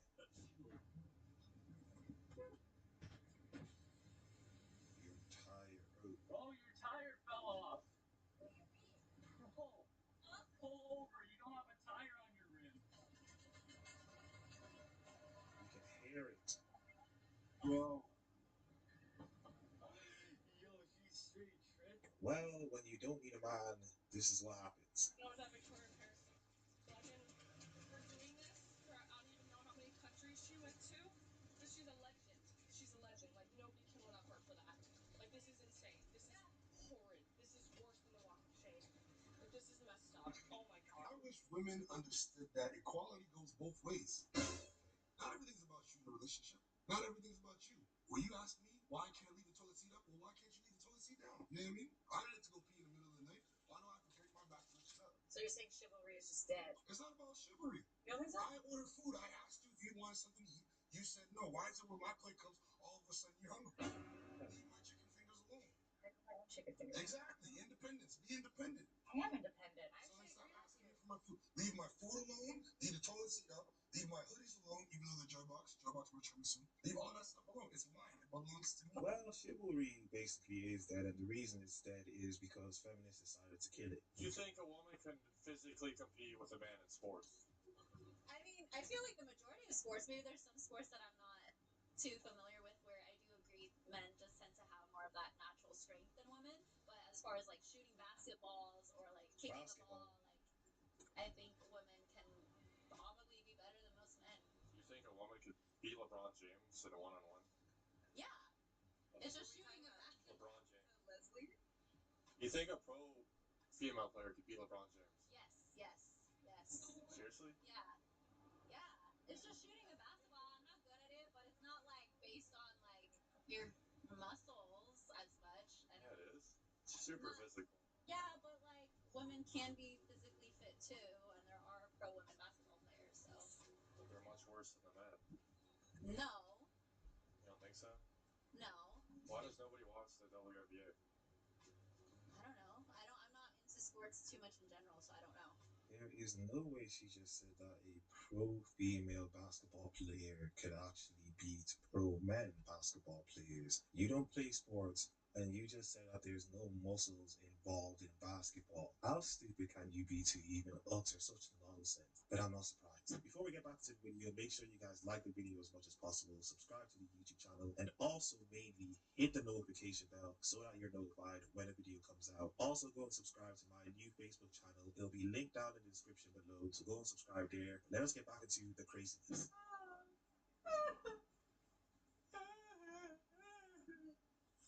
It's not funny. I just want to be a housewife forever. Well, this is exactly what feminists fought for. They fought for you to have the choice. Well, not really a choice to go and work because you kind of have to go and work. And now you have to go and do that. There's no choice for you there.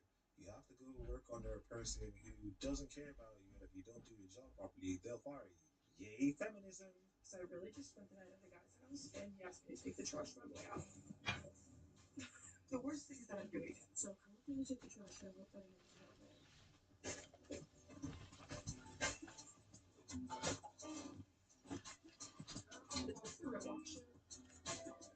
Oh no. What?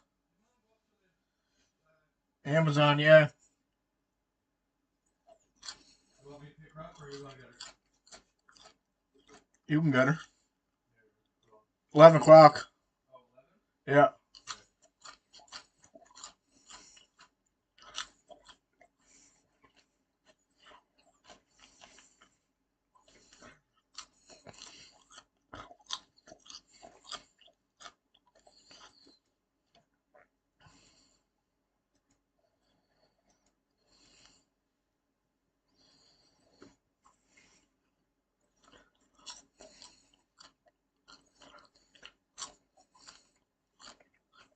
Come on, Mr. Bungie, you can do it, mate! No! We'll give it one last try, because otherwise we can't get it from here. We've got a serious issue. Now, let's go outside and try and find an inspection opening to the drain. So around the other side of this building, there should be an inspection point to this drain, and if there's not, we're in a bit of trouble. Tell you what, guys, I'm lapping this rain up. I'd love a good downpour. We don't get many of them, but I think I found the inspection point. Let's get the screwdriver out and have a look. All right, we'll just try and pop her off. She should be full down there. There we go. Look at that. She's full. All right, now, we need to find the inspection shaft to this property, so let's have another wander. All right, I've just come across this little inspection point here in the bin area. Hopefully this is in the inspection shaft. We'll just take the cap. Oops, mate. Is this full of water? No, what's in there? What on earth is that? Oh, the camera can get this, right? Can you see? It's a bottle. Can you see that, guys? What on earth? How does a bottle get down a drain? I mean, there's someone flushed it down a drain. No way! How could it get down a drain? How on earth are we going to get it out? Well, you know the drill. The plungers are here to save the day. And a few of you were saying, Bruce, retire that old broken plunger. And mate, you know, I never retire my tools because they've always got a use.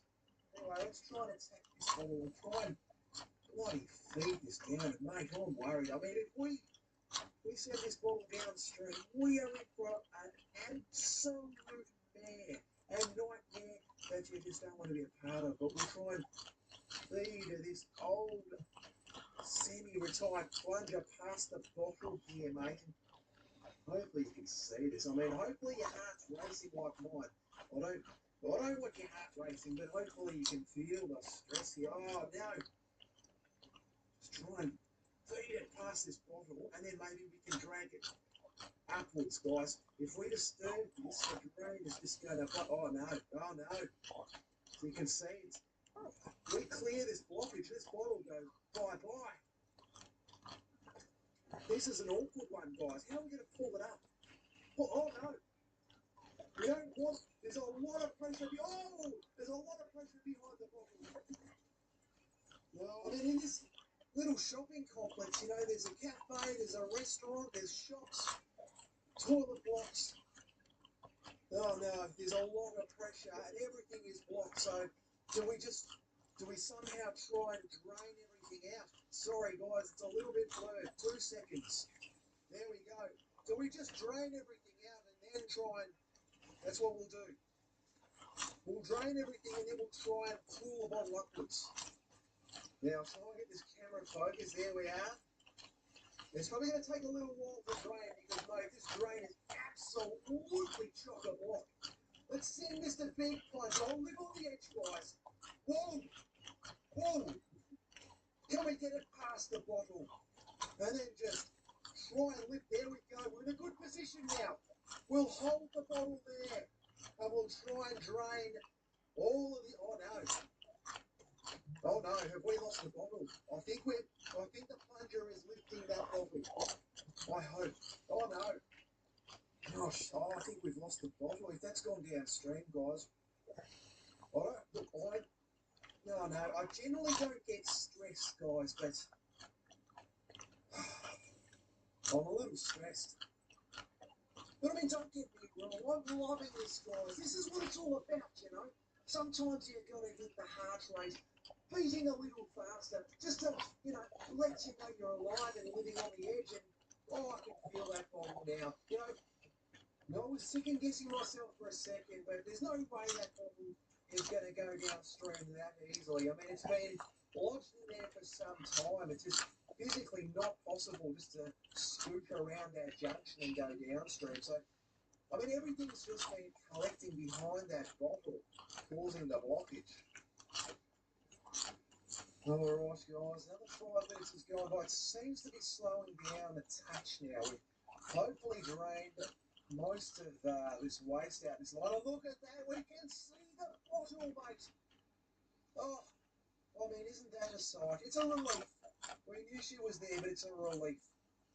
I mean, look, it's going to be just as hard to go downstream as it would be to come back upstream, up towards us. And, I mean, that's the beauty about this job today, you know? When you woke up this morning, did you ever think that you'd just be staring down some random drain that potentially on the other side of the world, on the other side of the country, it could be in your backyard, mate, but you never really did think that you'd be staring at a bottle and thinking, how can we get this out as a team, as a drain cleaning Australia family? How do we get this bottle out the drain? And that's what we're here to do now, guys. So, yeah, you can see that most of it's drained away, which should make this a little easier for viewing anyway. Hey guys, I'm wondering now, has someone deliberately jammed this bottle down the drain and popped a message inside it? I mean, are we about to uncover a message in a bottle in a drain? I mean, that'd be a first for the channel. Alright, so we've regrouped, we've reassessed, and we're back, and I've got some copper, some old scrap copper, and I don't know. I was thinking about bending some copper and trying to yank that bulb out the drain, but do one more crack with Mr. Plungy first, and I'll try and get Mr. Plungy behind the bottle. This is a safety net type of thing. We'll just try and just make sure that bottle won't go downstream, and then we'll get the copper out and we'll have a go at it. But there's still a lot behind that bottle. Let air drain out first. You can see there's wipes and all sorts, sort of, you know, just getting behind that bottle and causing the blockage. But I'll bend this copper up here. Try and, oh, there we go. There we are. Now, what do you reckon? Do I hook it? Rip it up? Is it going to be that straightforward? Only one way to find out. I really do feel like Tom Cruise in Mission Impossible right now, guys. And I'll tell you, if I get this bottle out the drain, you can call me Tom from now. Oh, we nearly lost it. Oh, boy. Alright, let's go again. And in the comments, guys, who's still with me? Yeah, I've got all of our living daylights out here. Yeah, still with me. Jeez, come on. Surely there's still people watching. Now look, there's another white guys, you know.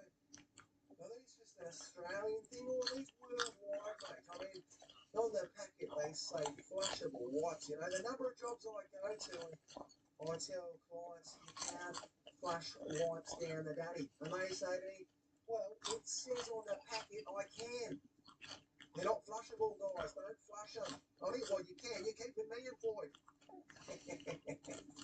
Anyway, I'm rambling. Let's get this plunger down here. This is like a absolute work of art here, guys. I mean, look at this. It's like I've done this before. I had a little fright there. Nearly lost the camera down the drain. But, guys, I've got the plunger in position now. It's a little safety net. And I've got this bit of copper. I might be able to start cooking this bottle and try and rip it up. Let's give it a whirl. Come on, mate. Play the game, mate. Oh. That is one stubborn bottle down there, guys. It's like it's blocked in place. It's clinging on for dear life, mate. The drain's still pumping. No, and yes, I can hear the back. Bruce, why are you using all this? Just get a little claw or something like that. Yeah, I know. I just don't have a claw on me, mate. So I'm confident in what I've got. We'll give it a whirl, and I guess if I fail, you might not see the video. But there's method to my madness, guys. There is a method to my madness. Now I'm just going to try and jam the plunger below where the bottle is. As I say, as a safety net, and then we'll go from there. Guys, I am confident. I've got the plunger underneath the bottle. If I get this bit of PVC pipe and just try and smash this in line with the pipe. Guys. Oh boy. The heart rate is up now. We're in the right direction. Oh no. All right. Concentration time. Just got to try and lift this up. Well, we're on the home stretch, and who was it there that doubted me? I can hear a few people at the back. Bruce, you'll never get this. And mate, we're on the home stretch. You know, we are about to cross the finish line. Call me Tom Cruise from now on. Oh no, I've lost the bottle. I've lost the bottle. Oh no. Oh no.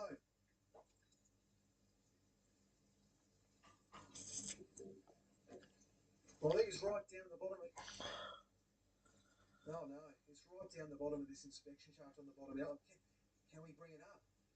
I think we're still behind it. All right, guys, we are still behind it. There we go. Come on, you good thing. Bring it home, guys. Keep your fingers and your bones crossed. Oh my gosh. Look at this. This is one of those feel-good moments. This is why I unblock drains for a living, because this is what it's all about. You know, we were challenged. We were challenged the whole way. We never gave up. Guys, we've got it. You little ripper, and there's still drinks for us to drink. It looks fresh. It's Fanta. Maybe I'm the next guy with Mission Impossible. You know, look out, Tom Cruise.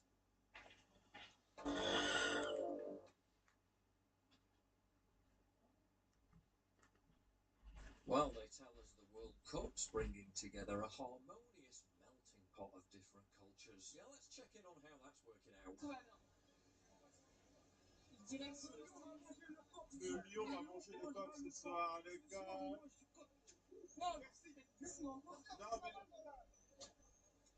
This is in Paris in the middle of the day in broad daylight. Mais ça va pas ou quoi?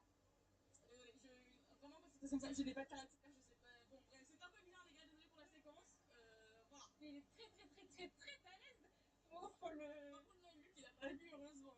Mais en fait, j'ai refusé, mais pas trop, parce que je voulais que toi tu fasses, je voulais pas te. Je voulais pas te. Didn't want to risk an even worse assault. Mais je sais, moi, c'est juste, j'ai peur, du coup, je suis stun.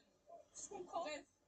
C'était un peu what the fuck. Les gens sont très à l'aise, genre. Yeah, some people are more comfortable than others. Déjà, le fait qu'il ait mis son bras autour de moi, personne ne me suis dit, mais il se prend pour qui? Mais ça, ouais, mais merci, mais t'inquiète, moi, non, mais je capte, mais. Ouais, je sais pas, toute seule, je sais pas comment j'aurais fait. Mais ouais, je te comprends. Bon, en tout cas, si je t'en passe comme ça, j'ai le droit de me dire I mean, you're in Paris, it's probably going to happen again. J'ai pas osé prendre un ancien initiative à ta place, je me suis dit, je te laisse faire, mais je peux, ok. Dommage, je t'ai pas mis dans le coup, surtout, enfin, doucement, mon gars, genre. The fact that this happened in France is very interesting, given that female French activist Tay Descoufon is currently on trial and could even face a prison sentence for insulting immigrants after she was assaulted by an illegal who should have been deported. Ah non, non, non, je suis désolée, j'ai été gentille avec toi tout ce temps, j'ai fait tout ce que tu voulais. Maintenant, s'il te plaît, je veux que tu partes. J'ai pas appelé la police comme tu m'as demandé. Pardon. J'ai pas appelé la police comme tu m'as demandé, c'est juste que tu t'en ailles maintenant, voilà, et en fait, il me prend par l'avant-bras et il essaie de me forcer à l'embrasser. Escoufon is at least likely to get a heavy fine, if not a suspended sentence, after prosecutors argued that her remarks amounted to incitement to hatred for making statements like this.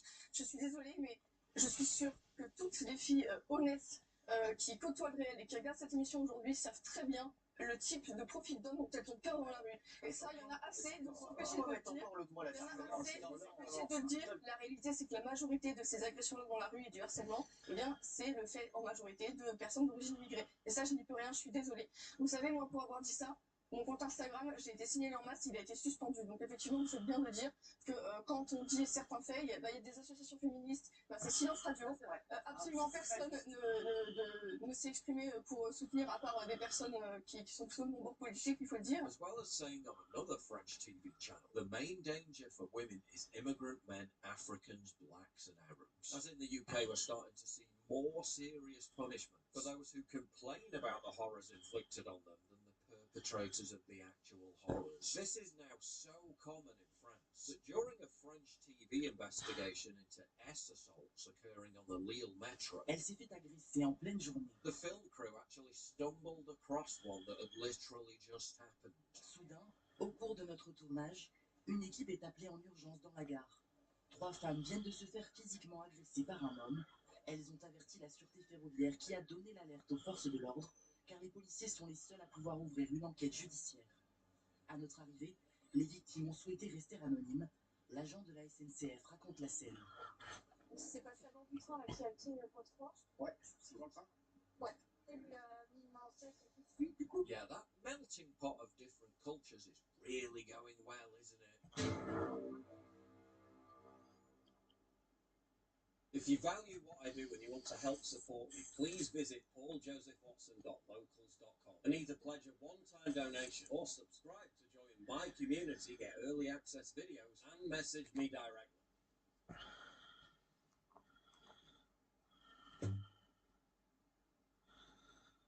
I went to an audition one time, bro, where the guy was a white trash guy. Like this family moved in, it was a pilot for ABC. And this guy, he had a little circular pool in front of his house.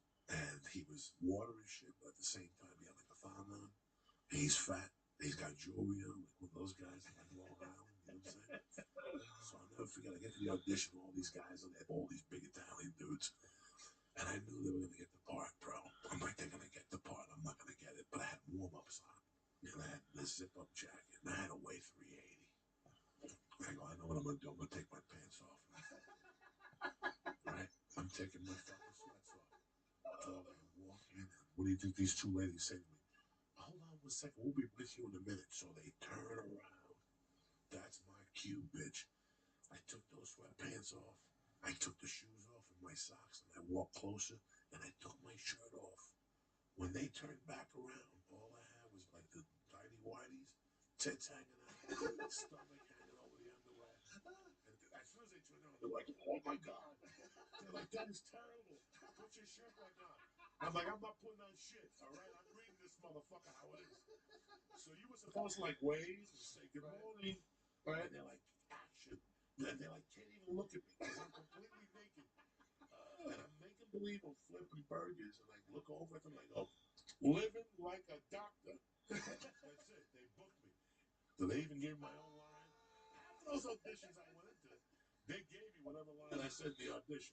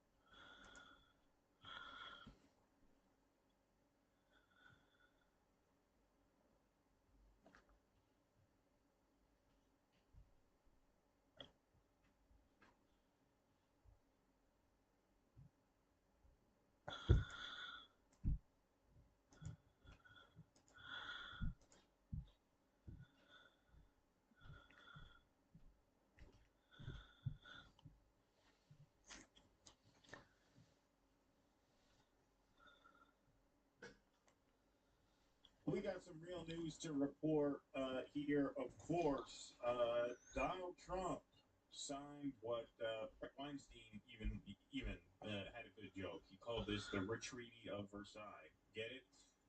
Just prior to this evening's dinner at Versailles in France, hosted by President Emmanuel Macron, President real Donald Trump signed the Iranian Memorandum of Understanding once Secretary Rubio received it. Here we are, folks. History being made. And look at those flowers on the table. That's a real man right there. That's a real man's signature. Yes. Bravo. Bravo. I love what Macron says to him.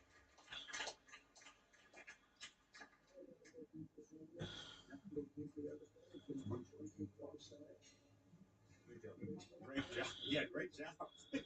Great job.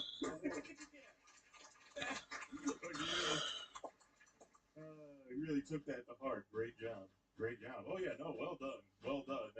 That's how you do it right there. That's separating the men from the boys. And of course the Iranian president. Listen, I hear your wife has a slap.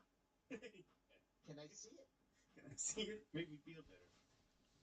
Iran's president and U.S. President Trump signed the MOU. So there it is, folks.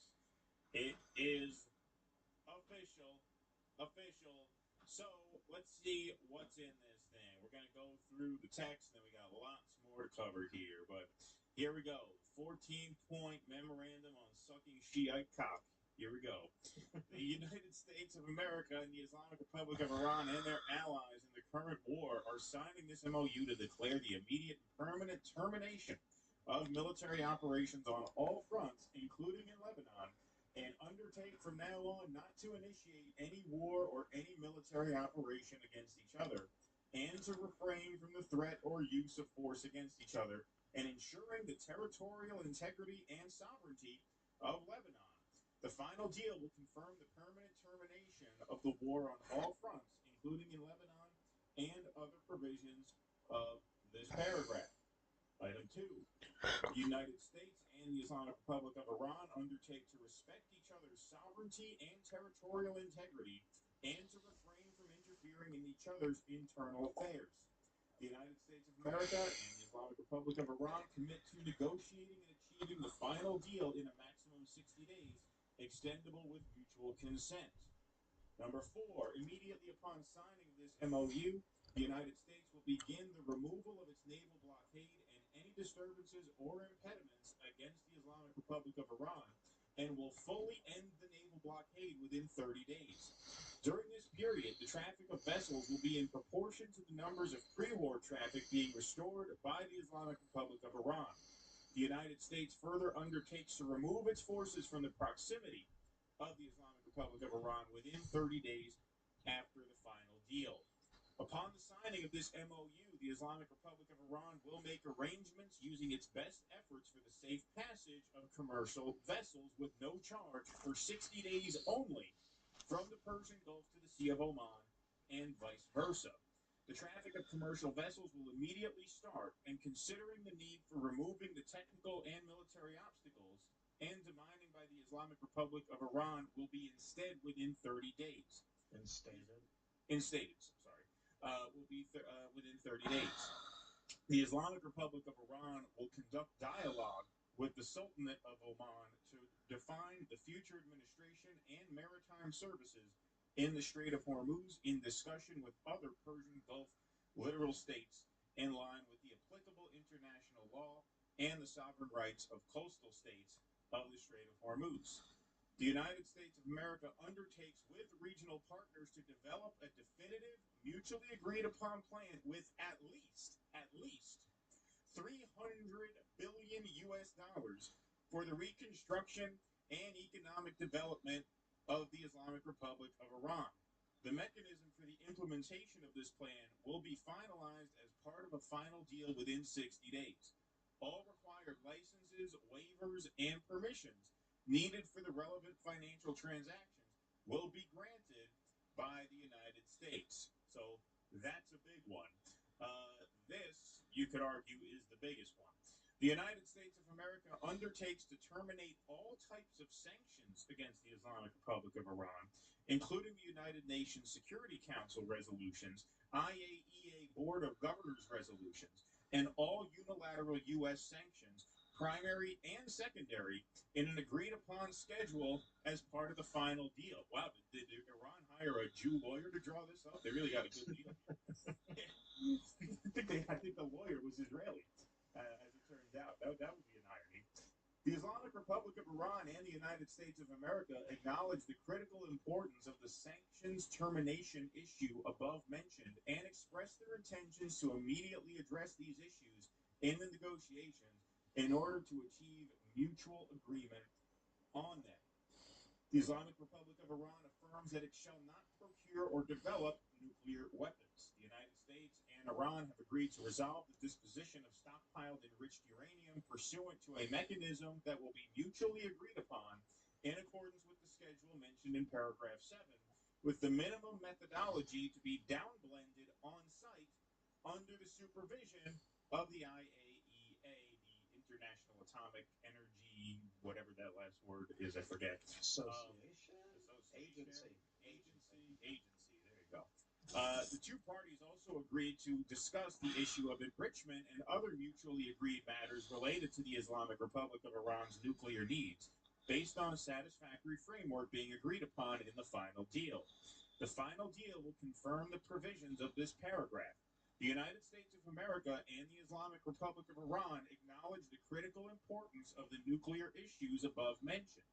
They express their intention to immediately address these issues in the negotiations in order to achieve mutual agreement on them. Number 9, getting there, folks. Pending the final deal, the United States and the Islamic Republic of Iran agree to maintain the status quo. Iran will maintain the current status quo of its nuclear program, and the United States will not impose any new sanctions and will not deploy additional forces in the region.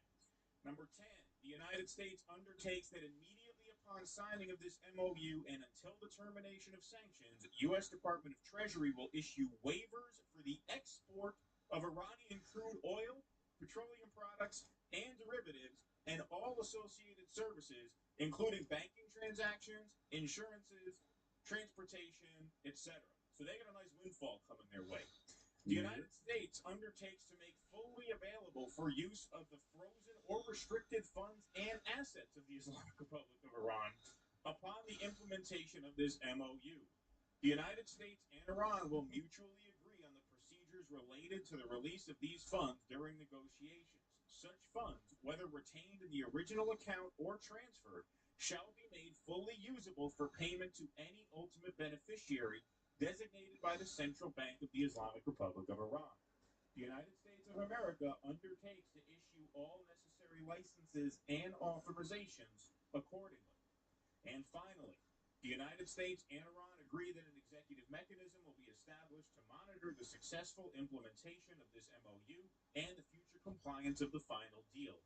After signing this MOU and subject to the beginning of implementation of paragraphs 1, 4, 5, 10, and 11, and the continuing implementation of these measures, the United States and Iran will start negotiations regarding the final deal exclusively on the other paragraphs. The final deal will be endorsed by a binding United Nations Security Council resolution. That's how it goes. Getting worse all the time. That is all she wrote. Wow. This aged like milk, huh? There will be no deal with Iran except unconditional surrender. Well, looks like you had unconditional surrender, right? Kind of seems like we're the one who unconditionally surrendered. Tucker Carlson summed this up pretty well. Iran deal officially ends U.S. empire. With this, the United States has officially acknowledged that Iran is a player. And that changes everything.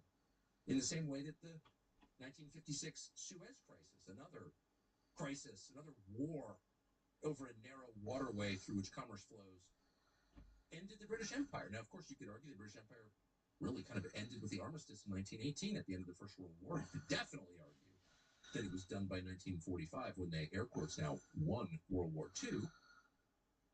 But like a lot of fading empires, it wasn't obvious to the rest of us, or there was muscle memory involved. And Britain had ruled the world, and so it was fading, but not dead. But in the space of a very short period of time with that fairly complex crisis, Britain was done. Why? Because in the Suez Crisis of 1956, Britain made it really clear that no matter what they said or wanted, they couldn't actually affect the outcome. They didn't have the power to settle things the way they wanted. The U.S. did. And so America, maybe not formally, but certainly practically, took Britain's place as the ruler of the Middle East. With this, the United States has shown that it does not have, despite possessing the world's best or biggest or certainly most generously funded military, does not have the military power to impose its will on the 34th biggest economy in the world. That's right. And to me, the main point there is Iran is now a player.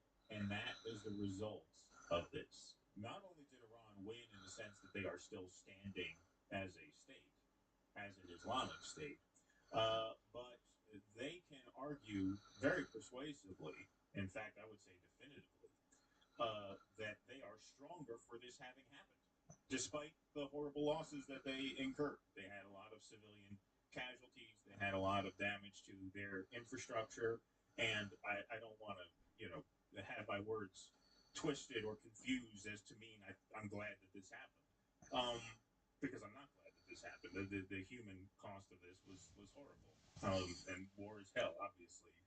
But they come out of this stronger than they came in. Iran can say for itself that the casualties that they incurred were not in vain, because the outcome here is that, yes, they went from being perceived by what civilized the world, as this world terrorist state that had to be contained, if not destroyed, to now being recognized, as we're going to see in Trump's press conference in the next segment, which was absolutely astounding. They are now being recognized as a sovereign state with rights to self-defense, and rights to missile defense and economic rights that were not acknowledged previous to this. And yes, this does represent a surrendering of the empire and perhaps even a folding of the empire. This is the most cataclysmic event on the road to multipolarity that we have seen yet, because now they're going to start selling oil. They are now a formidable presence on the world stage, and they are acknowledged as such by everyone. And they achieved this through resolve and through restraint. They had the resolve to not panic and capitulate in the face of rant after rant, truth after truth, threat after threat. We're going to end your civilization. We're going to wipe you off the map. All options are on the table, blah, blah, blah. They recognized those were the rantings of a child, and they sat tight, and they knew that they were forcing an impossible choice upon the United States. Israel's a rabid dog. They knew that, just as everybody knows that. But they knew that the United States was facing an impossible choice because of the economic pressure and the threats of global destruction and massive loss of human life. And that is where restraint came in, because they did not jump the gun and take out the desalination plants of the neighboring Gulf states and cause mass death and mass displacement, because that would have escalated past the point of no return. So it was resolve, and it was restraint, and it was discipline, and it was preparation, as opposed to over here, we look like a fucking joke. We look like a fucking joke. Donald Trump makes this up as he goes along. Not every day. Every hour within every day, he's changing his mind. And so this was an absolute total victory for Iran. There's no question about that. Because there was not massive loss of life, because now, yeah, gas has come down a few cents. Donald Trump is going to be able to stop the bleeding with his base and convince them that, yeah, America, fuck yeah, or whatever. I can't go inside the head of someone who actually believes that. But whatever, be that as it may, Donald Trump ended up seeing the last off ramp and taking it. And this is just history being made. You know, what do they say? There are certain days when centuries happen. You know, these last few days, centuries happen. It's an amazing thing to see. It's obviously, you know, for as horrific and idiotic a decision to start this, it was the right decision to end this, or at least put a pause on this for 60 days and piss off Israel enough to the point where the momentum seems to be in the direction that this will get cemented. But there's no overstating the significance of what has taken place over these past few days. Well, to paraphrase Dr. Gonzo, the pigs did us on all fronts. That's it. This is something I think for Americans it's very difficult to conceptualize. We have a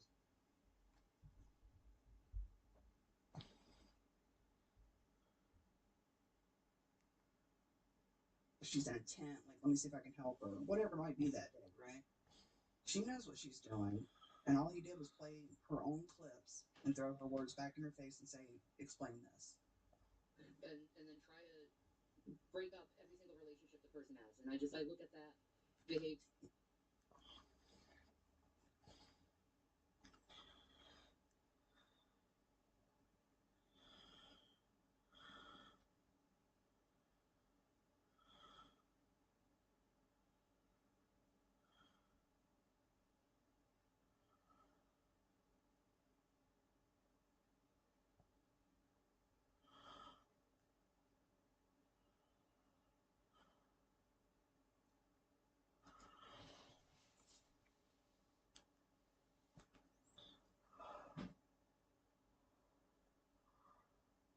Who watched the fucking HBO thing about the Melendez? The dude is going back to Puerto Rico. He went back to do what his grandfather died doing. Better yet, he took his mom to meet him halfway on the road. It was on HBO Sports. They would practice without a net. That is insane. The mother and the fucking son passed each other on the wire. Jesus fucking Christ! What a terrifying fucking. What makes you wake up in the morning and go, I'm gonna live on what? No. And here's okay. All right, listen. You want to go out to your yard, get a tree, and tie it to the fucking rain gutter and walk across? I'm with you. But to go to Atlanta, check into a hotel, and tie a fucking string across the street and walk across. Right. Where? Where do you get your balls? Where the fuck did you get your balls from? Tell me. I know where you got your balls from. Where? That's right, motherfucker. Where'd you get your? Look at that. Where do you get your fucking balls? Did you see the new cover too? No, I put the new one up too. Yeah, Hey, dancing as the first cover Joey put up on Facebook was his balls, and the title is "Where I Got My Balls." That's the title of his documentary. One of those veins looked like there was some thick blood in that there's one. some big fucking nuggets. Yeah, one of those veins looks like it did like it was a road that had been shut down in the 50s. There was just cars there inside covered in dust. Right, though? You're a veiny motherfucker. All over. Yeah, you are Veiny veiny. butts and shit. Yeah.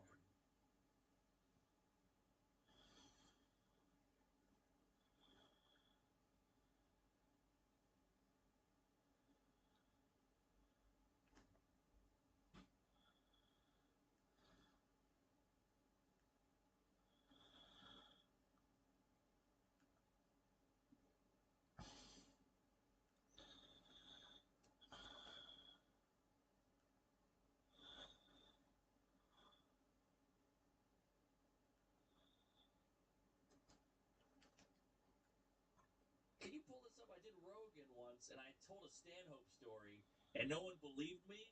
And they called him, and he answered. This clip. I can't remember what the story was though, because I was shit faced because it was Protect Our Parks. Girl, and it was like Yes. later. Pull it up if you can find. I bet somebody turned into a clip. Pull it up. So yeah. Doug, I went through your pockets hoping you had some contraband and you had readers. Kind of a letdown, but yeah. Oh no, over here. But yeah, if we can find. Oh, there it is. Yes. Wow. Oh, it's 13 minutes. You got it. What's You get the Legero. We're gonna make amends with her. Don't you worry. This was my favorite moments of 2024. Do you remember this, Doug?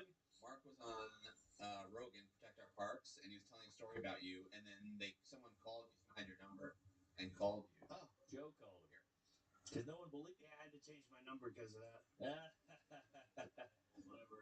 And the bartender there was some lady, and it was her first night out with the bartender. And she went up to the camera and was like, "I'm sorry about you're disgusting. That was abhorrent. That was inappropriate. That was crazy." She didn't know comedy. Yeah. So then, whatever. Cut to 30 years later, he comes back to Zany's, kills, like has one of these magical sets, annihilates. Great night. He gets off stage, and she was like, she now had been seasoned with comedy. She's heard all these people over the years, and she's like, that was great. They go out. He ends up fucking her back at his or her apartment, and he's over the balcony fucking her. She's like, you don't remember me? You don't remember me? He's like, no, I don't remember you, whatever. And they're fucking, and now he's got her over the balcony fucking her doggy style, and he goes, you're disgusting. That was for her. Yes. All right, Joe for disgusting. Put it together. I told him. Yeah, she after the show, the last show of this Chicago Comedy Festival, and she's the last server there. All the comics and servers are just leaving to go to the bar next door by Zany's. I forget the name of it. Right around the corner from Chicago. Old Town Ale House. Yes, that's the place. Great bar. And I said, "Are you going?" She goes, "You know what? I saw your act, and I want you to know I think you're completely disgusting."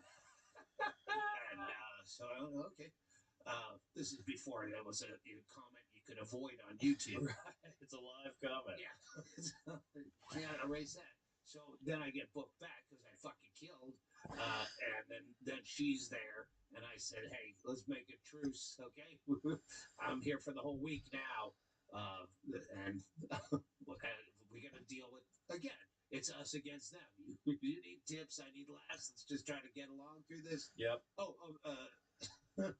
There was that was the second to last night. The last night of the festival, she's working, and so I started trashing her about saying that I was completely disgusting. And I go, and you're a little cakey with the makeup, but I didn't bring that up. I teed off on her. So there was a beef in play. So then we made up. Makeup is great. Well, very cakey with the makeup. It's like almost like one of those geisha girls. Oh, wow. So then we made up when I came back to do the week, went to a bar with the staff, got along, had lots of drinks, fucked with her head out the window, which was weird to think that there's a downtown Chicago hotel that had windows that open. Oh, yeah. But it was a thing. Sorry. You should have got on mic for that.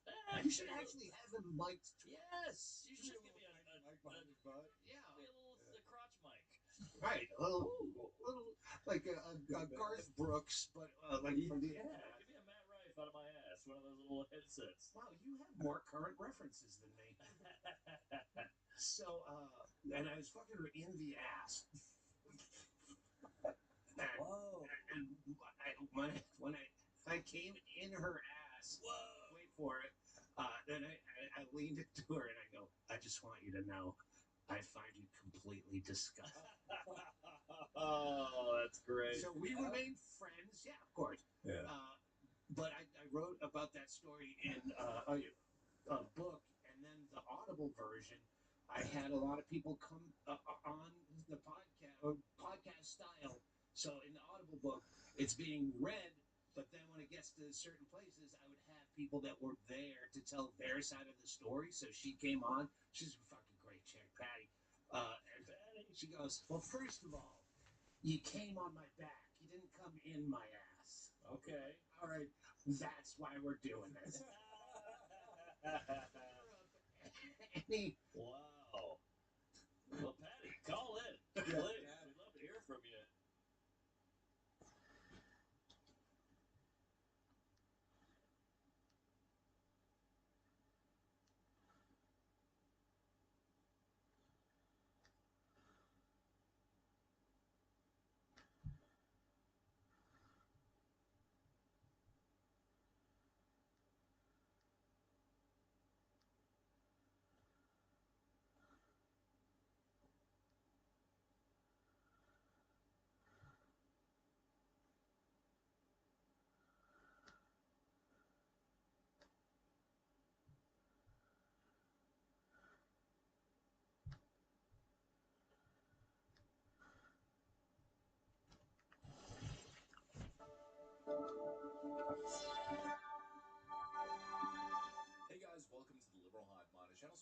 on exposing the abundant hypocrisy of the left. Here's the meme of the day, brought to you by 5mind.com. You know, I think it's becoming very apparent to people that there is a real sickness that is spread throughout liberal society right now. The term I'd use to describe it is deranged apathy. It's this deep ideological conditioning that's affected a large number of people, making them almost completely unable to see evil, even when it stares them directly in the face, or it's hard to say whether they see it or not, but they certainly don't seem to acknowledge it. They have a certain level of apathy to the most heinous and horrific realities currently inflicting the Western world. A group of people that have been so thoroughly brainwashed that when uncomfortable truths emerge, or truths that contradict the narrative that they've internalized and bought into, in this case, diversity being our strength, when they're presented with the reality of their policies, their mind simply rejects it without even a thought, even to the extent where they mock it. Again, I'm calling it deranged apathy, and never has this been more obvious than left-wing reaction that we're seeing in the UK to the latest report, what's being presented as the RAPE Gang Inquiry Report. I gotta show you an absolutely disturbing clip, which I think will very clearly add some context to what I'm talking about here. We got some stuff to get into, so let's roll the tape. All right, folks, so for those of you guys who aren't aware, this is Rupert Lowe. He's an MP. He's the leader of the newest political party in the UK called Restore Britain. I describe the party as right-wing, nationalist, anti-immigration, pro-preservation of Western, and in this case, United Kingdom values and traditions. Well, basically, Rupert Lowe just released the RAPE Gang Inquiry Report, which highlights the horrific crimes committed by these grooming gangs. Of course, we've been following that scandal, and that's bad enough. We're talking girls that were set on fire, drugged and abused in the most horrific manner. Some of them were even killed, and as we understand it, 87 to 95% of the individuals involved in these roaming gangs were of Pakistani origin, Muslim men, basically roaming the country, targeting young British girls. But what is truly remarkably evil in the report, we're not going to go through every single instance because it's a massive report, hundreds of pages, but I'll put some of the most concerning moments here on screen. You can pause the video and read as you like. Essentially, we have all of these little anecdotes where these girls were showing up to relevant authorities, and the system was totally abandoning them because they didn't want to make this a whole ordeal. They didn't want to acknowledge what was happening because they were concerned on how it would reflect on the migrant community. I guess concerned that it would potentially embolden nationalistic forces, which obviously I think at this point we learned, not exactly a genie that you could keep in the bottle. It's almost as if child welfare services were functioning as a pipeline, kind of handing these vulnerable, innocent British girls over to these grown Pakistani men to be trafficked. This is like the Epstein files on frickin' crack. And now the question is, well, what's the leftist reaction? And here is where it all comes full circle, and also the point that I was referencing in the intro, deranged apathy. The gang inquiry report is out. I'm going to try not to laugh because it feels mean. I haven't read the whole thing. It's 219 pages. It's only just come out a couple of hours ago. Mockery, attempting to shrug it off as if it's no big deal. Nothing to be concerned about. It's just a bunch of crazed right-wing conspiracy theorists engaging in anti-immigration propaganda. Absolutely freaking disgusting. And this girl in her little fake forced laugh here, she's not laughing because the content of what is being presented here is funny. No, obviously not. To be honest, I don't even think she read it. She self-admitted she didn't read it. But no, it's almost like a gut instinct, an instant reaction. She's laughing because her brain has been trained to shut down the moment something threatens the narrative that she has been force-fed, the narrative that she is likely force-feeding others. We're talking the most horrific crimes imaginable against the most vulnerable among us. And this went on for years while police and social services looked the other way out of fear of being called racist. And the smug liberals have the nerve to laugh it off like it's some sort of joke. In a way, it feels oddly connected, right? Just as the social welfare groups and police officers shrugged it off, pretended it wasn't happening, or acted as if it was just a massive conspiracy theory to immediately disregard. Well, now following the report, it's the same reaction, actively defending and minimizing the worst atrocity that happened on British soil, arguably in modern history. And all because the ideology here won't let these people face the truth. It's nothing but mental gymnastics to avoid having to acknowledge the harm that was actually done. You know, here's another moment on Piers Morgan's show that I think speaks to it perfectly. 250,000 of your women are being by Muslim, but it's okay. Again, utterly ridiculous statements. Oh my God. Go to utterly ridiculous statements. As I've said repeatedly, the vast majority of sexual crime against women in the UK. Don't, Keith. The vast majority of sexual crime against women in my country is committed by white men. Oh, here we go. The majority. It's disproportionately committed by Muslims against white Christian girls because it's a genocide. You see this all the time, right? Instead of actually acknowledging the reality, just pretend you don't actually understand per capita and statistics. Oh, we have less than 5% of the population committing a disproportionate amount of this crime and doing so in systemic and organized fashion, targeting young people. Oh, well, you know, the majority of these types of crimes and mostly isolated situations are happening from the native population. Therefore, anything but admitting the reality of what has happened and likely what continues to happen. And if you're not engaging in mental gymnastics and denial and misrepresentation of statistics, well then, of course, just label the person sounding the alarm, the whistleblower, as a wacky, kooky racist. Why are you doing this? Why are you just trying to talk about Pakistani grooming gangs when there are 4 times, 8 times, and 10 times as many white grooming gang suspects? Do you not think, Emily, there's an issue with Pakistani Muslims being working class white underage girls? Do you not think there's an issue there? I think Are there you is telling an me there's no issue? appalling issue with grooming. Are you When it telling me- hits no, any no. community and any age, Are you we telling only me- ever hear are you you talk telling me about there's no Pakistani. Are you telling me there's no issue? I'm telling you that you are focusing on Pakistani grooming gangs because probably you're racist and you don't believe that there are white perpetrators of the same crime. Can you deny that?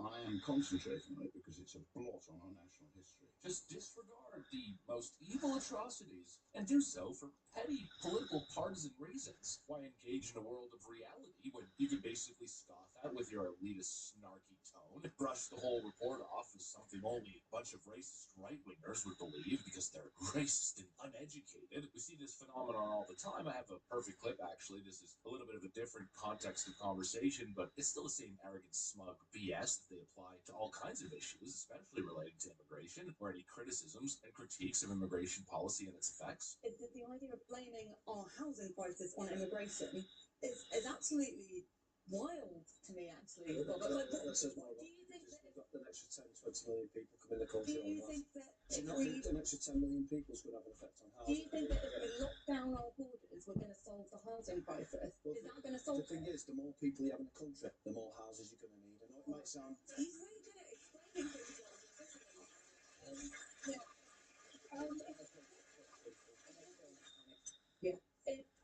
he? You using immigration on the issue of housing, I think is absolutely... Are you saying it has no impact on housing? I think I wanted to come in. Let's... No, do you want to just ask that question, Tom? Do you think does immigration have an effect on housing? Whoever lives in this country has an impact on housing, of course. All right. The numbers of people in a country, that's not necessarily to do with immigration. They don't even try to debate. No, just disregard everything that's being said, laugh in their faces, snark at your opponent, talk down to people who are on the right, and just play the optics game by labeling your opponent as some racist idiot who isn't even worth listening to. It's the same pathetic move every single time. These are not people who are interested in the truth. These are not people who are interested in what is right and what is good, despite the fact they present themselves as such. These are people who put political interest and power above all else. It's the same mode of thinking that has the Democrats supporting a literal Nazi tattoo sex pest in Maine. Grab.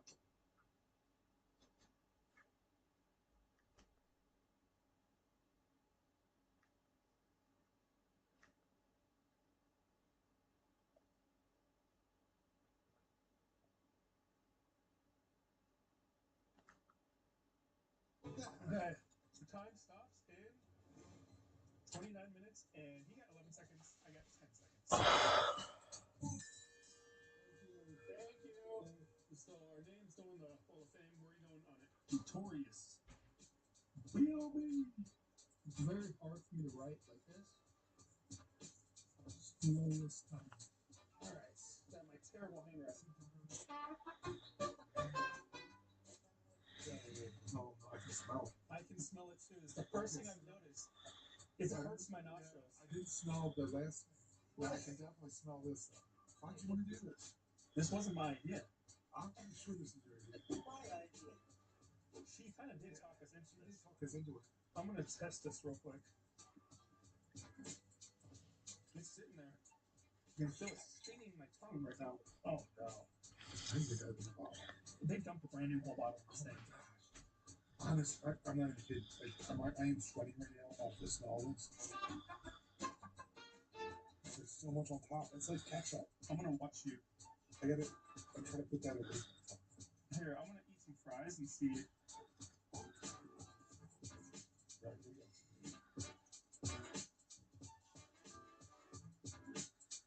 Oh, you're just going right into it, huh? I left that burger for you too.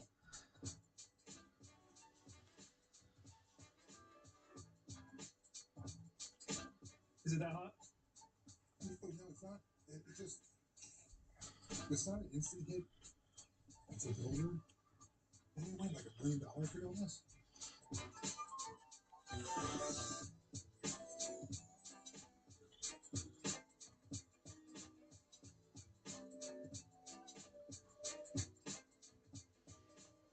I'm waiting too long right now. In my oh my gosh. Oh no, it's building up. This is stupid. Why'd you? I gotta build my tolerance, but my mouth is on fire right now. Eyes are leaking, my head's leaking. My lips are just. It's like my lips are exhausted. Thank goodness I used gloves. Hi. That one had a whole bunch of hot sauce on it.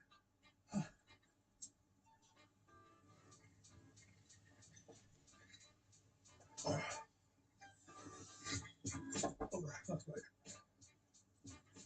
Oh. Like 10 miles. It's hot. Oh.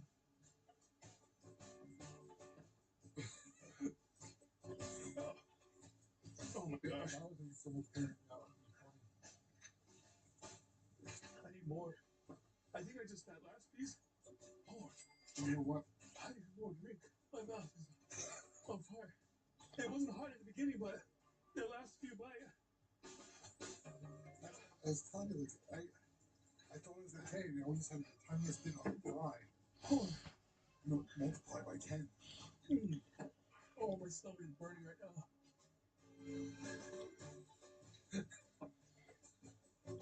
Oh my gosh. Why did we do that? Oh, my stomach is so messed up right now.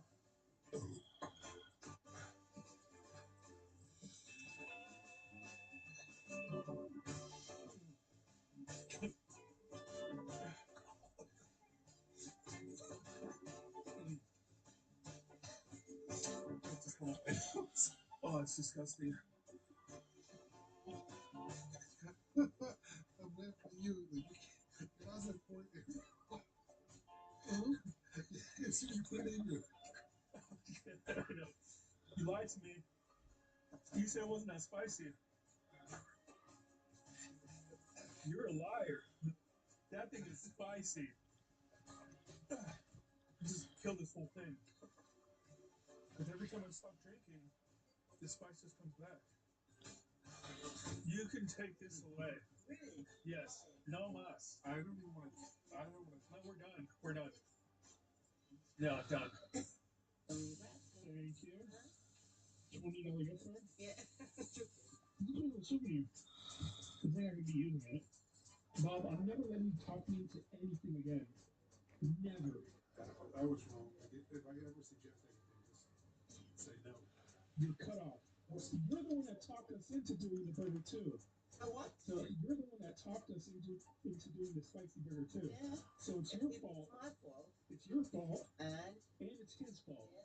Yes. And I just suffered. And you thought it was funny. Well, thank you for the fun. We had fun, so we appreciate everything. You promise to come back? We'll come back. You say? We'll come back. We'll come back. Yeah, thank you for everything. Well, she's a sweetheart. She's very nice. She wants us to come back. I kind of want to come back because the burger was good, but maybe it's like last day. Only time you're going to call Monday. So, first video done. Out of how many are we doing out here? I think we got 8 or 9. 8 or 9? Yeah. First out of 8 or 9 videos done in the books. And yeah, we have like a 5-minute drive to a hotel, a 5 long-minute drive to a hotel. That's it, man. I gotta sleep. I'm running on like fumes right now. Yeah. What time are you going tomorrow, dude? When we wake up, there's no. Whenever we wake up, we'll go on YouTube. Okay. Thanks for doing on today's challenge. Thank you. I guarantee this will be the most memorable video of the trip. And I agree. And I'll see you. Come on. Actually, I won't see you today. Never mind. I'll see you in the park. Bye.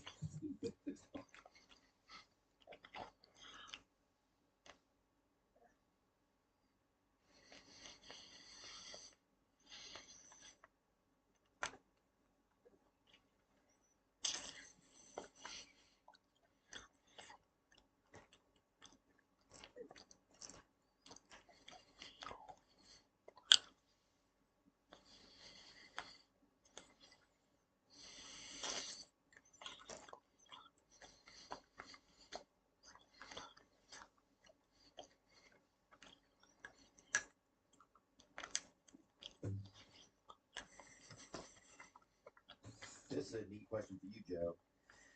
I mean, I think we'll see. Do you think though that we're heading more towards like we're not going to need any muscle? We're not going to need any. I think so. Like when you see aliens, like I remember one time we talked about aliens and sometimes I think aliens are just people that just came back here to. It's just us. It could be. Because it's the heads are big, the bodies are nothing. They're just whittled away to nothing. We've talked about this before. If you go back and look at primitive man, they had all these muscles, they had smaller brains. And then as people have become more and more intelligent, their bodies are not necessary anymore in terms of like the ability to move things around. And our heads have gotten bigger. So if you look at Bill Gates, right? He's another example. He's got like this body that's basically like a water balloon. Like there's no density to it at all. If you could stab him with your finger, you could just fuck you. You could probably kill him with a finger. If you really doubled up 2 fingers and taped him, I am very confident I could kill him with 2 fingers. You can at least make his heart skip if I just had time. You just remix him. Just remix him to death. I think I could kill him with a thumb 100%. Yeah. But I really think I could kill him with 2 fingers. Because a thumb, I'm most confident jabbing something with a thumb. Yeah, your thumb has more of a base. It's like it's gonna put the pressure wider. 2 fingers is harder, but I think if I taped him up, I think I can fuck him up with 2 fingers. Well, if he took his fucking pulse hard enough, you could put him down. Yes.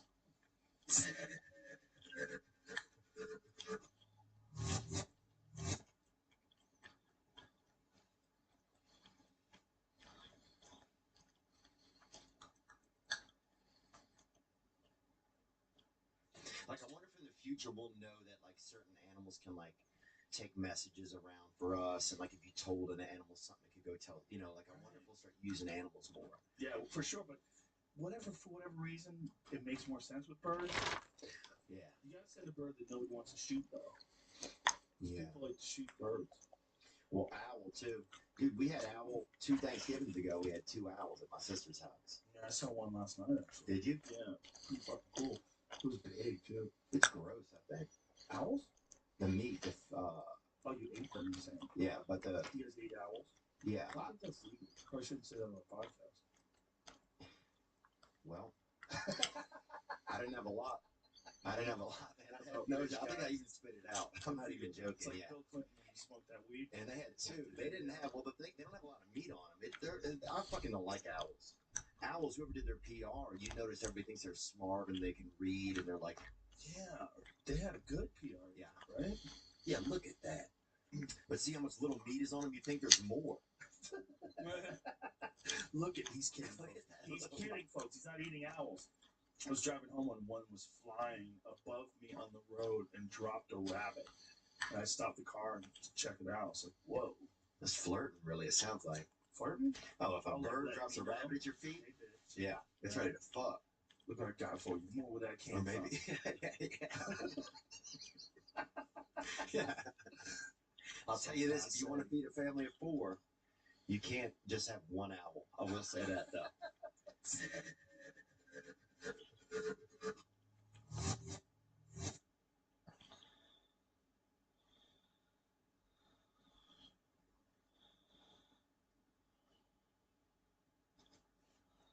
Yeah, dude. If history came back, if history struck back, dude, I wouldn't make it. I wouldn't You make would it make long. it. I wouldn't You'd make be it fine. long.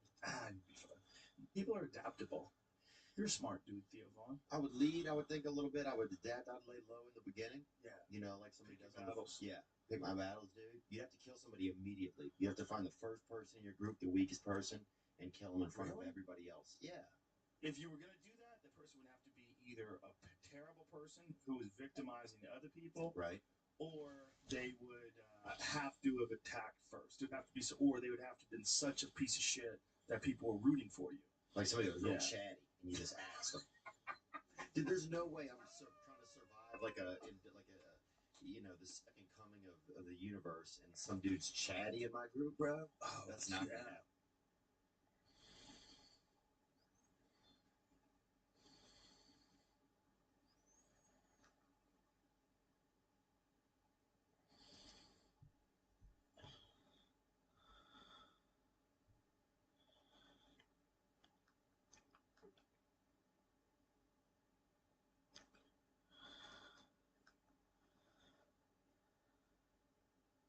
Nick and Kayla. So think about, I would say around November-ish, right? So of 2024. So probably here-ish maybe. Maybe even that little peak right there. Honestly, could be that peak. And then boom, once the Molly and cocaine and stuff started rolling, and there was a hot tub stream involved and all the other things. As the show went on, and then as he started to focus more towards news, he would ask more questions. So Why was he pissed? What was Aaron pissed about? Aaron was so pissed on his show today, he literally forgot it was Juneteenth. What was he mad about? saw curiosity rise. He's a grower. Yeah. Great. Next slide. Amusement. Look at this. Aaron's not amused. Been a slow. Meanwhile, while that curiosity was taking off right after January, right? He wasn't very amused by it. And honestly, this dip right there, that lowest point, I'm gonna guess that's at the end of July, maybe, right? If we're gonna try to graph it, July into August probably is when he was at his lowest point with amusement, and that was also around the time the HROs were filed, and when he went to jail. It's been a steady decline since the start of his show. Now remorse. Do you want to guess where that peaked? Looks like April 24th. So look at that. This one right there, in between January and July, so probably end of March, early April, when April left the show. April left the show April the 1st. By April the 7th, she had moved out of the house entirely and left her room. So, yep, that would probably be about right.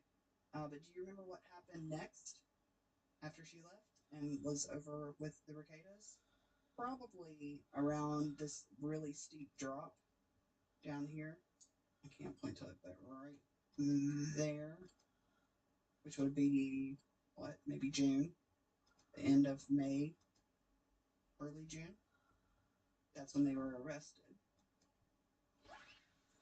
Right around April 24. But then there was a steep drop off of remorse. Like he was like, "Yeah, I'm remorseful. I'm done now." Well, also the goal was covered pretty regularly, so.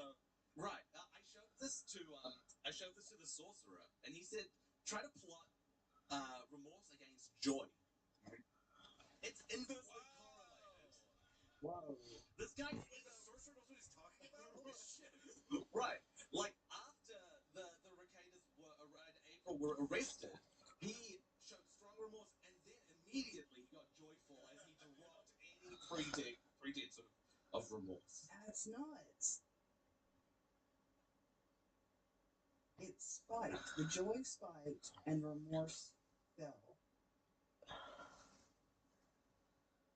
Didn't feel bad about it. Overwhelmed with joy. Just overwhelming joy. Wow. How do you not love this little autist? Also, see this huge light blue spike that goes straight up in July 2025? And of course, light blue is joy. Guess what that was? The HROs. That was right after he had gotten locked up, did his time and whatnot in the HROs. The joy has dropped considerably since then. Wow. All right. Oh, this one. So love and disappointment were correlated with each other up until April left him. Holy shit! The love and disappointment. All right, let's look at this one. The love was the highest. Probably May and April. That's wild. Almost like it took everything out of him, everything he had, to try one last time to spill his guts and, for his love and affection for April. But we also know that by June of 2024, he was already texting SP. He was texting SP before April fully moved out of the house. So this love spike, which happens to be the highest right there, that's what was going on here. And what disappointment?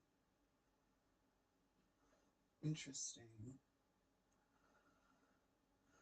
And then the love went away, but the disappointment remained. Disappointment, actually. Yeah. Which I think that's beautiful. Disappointment remains. A computer did this. I didn't tell it. It just did this itself. All right. I broke down per show. So I took every single show and I'm like, what is a standard show per year? Just to see how it changed. Here.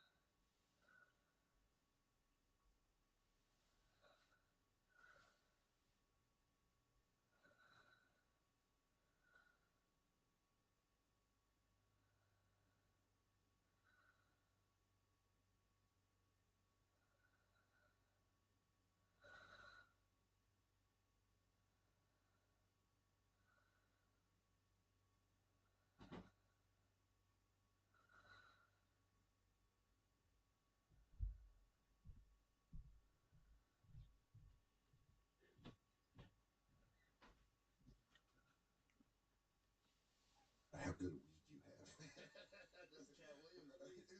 Yeah. Oh shit! I'm gonna start talking shit on everyone in the business. And there ain't never been a day that Shane Gillis ain't never texted me, you're gay. Always calling me gay. We had Cat Williams ride the Rixie simulator, and I filmed it and put some of it up on Instagram. He's like, This is how he drives. This is a normal thing. He does this because he does this in real life. Yeah, I would love for Cat Williams to be the voice of my self-hate. He's like, you ain't never gonna be nothing, baby. You suck. it's like, I know, Cat. Just to wake you up every day and get you to go to work. Yeah, he's the new David Goggins. Yeah. He's like, pain is good. Feel everything bad, pimpin'. happens with them dorks. David Lucas and David Jolly back to back. It's a shame because I was trying to get Cat Williams on this episode last week, but he obviously had other things to do. I wonder what Cat Williams would have said about your performance here tonight. It makes me wonder. Can't even do a full minute. The man, they got him working the door. Baby can't even do a damn full minute. It's a shame. Get away from me, white bitch. I don't be fucking. Ain't having no snow bunnies up in my shit, pimpin'. Cat Williams is the motherfucking man. I'm gonna tell you what Cat Williams did. He changed comedy because now people just want to go on Shannon Sharp's podcast and talk shit about other comedians. He started a revolution. Now it's just like people are like, that's like the new Tonight Show. You're like, oh, let me get on it. But it also would be fucking awesome to have Cat Williams just talk you down. And like, You ain't never been shit. You ain't never gonna be shit. hey, look, I know. Fuck, I know. I suck. How hilarious, this is very dark, but hear me out. How hilarious would it be if you were suicidal, but the voices were Cat Williams? If it was like, Do it, you too big of a pussy. Find this sturdy pipe and you better Google how to tie a knot, baby. Ain't nobody gonna miss your ass. They ain't even gonna play Blink 182 Adams song. I like the idea of Cat being super into white culture. You know? He's like, that kickflip is sweeter than Tony Hawk in 93.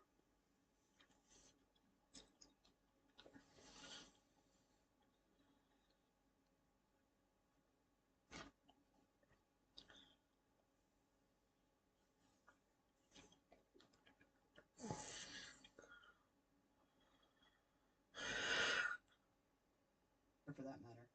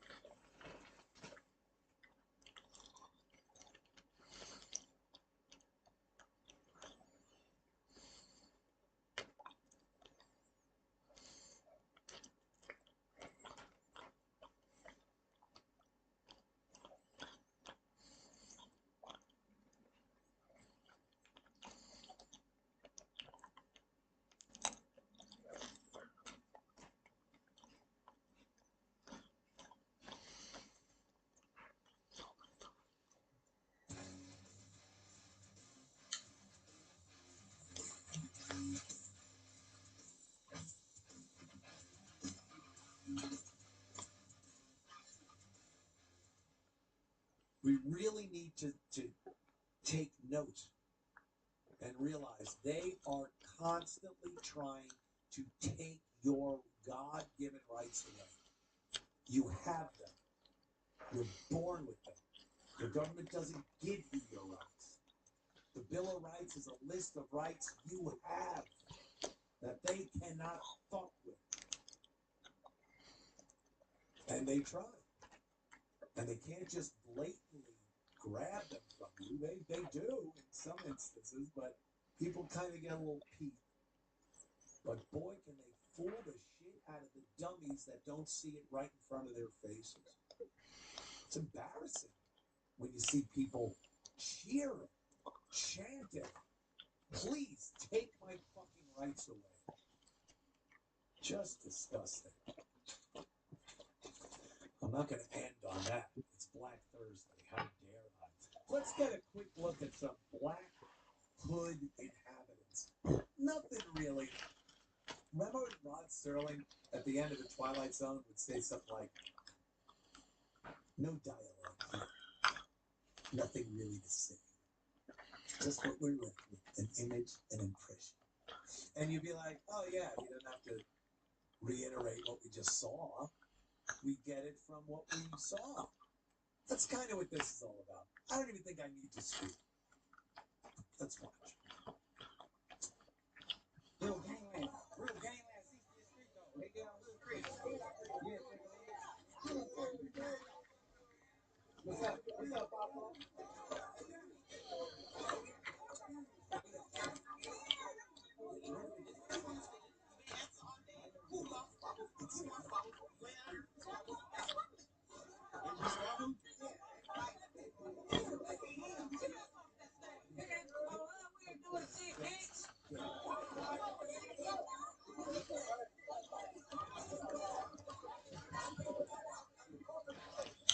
It's daytime.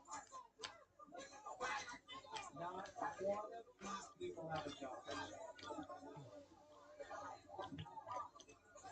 They just go out. Come over here and get your ass beat. Working on that formula. Why, Joe? You so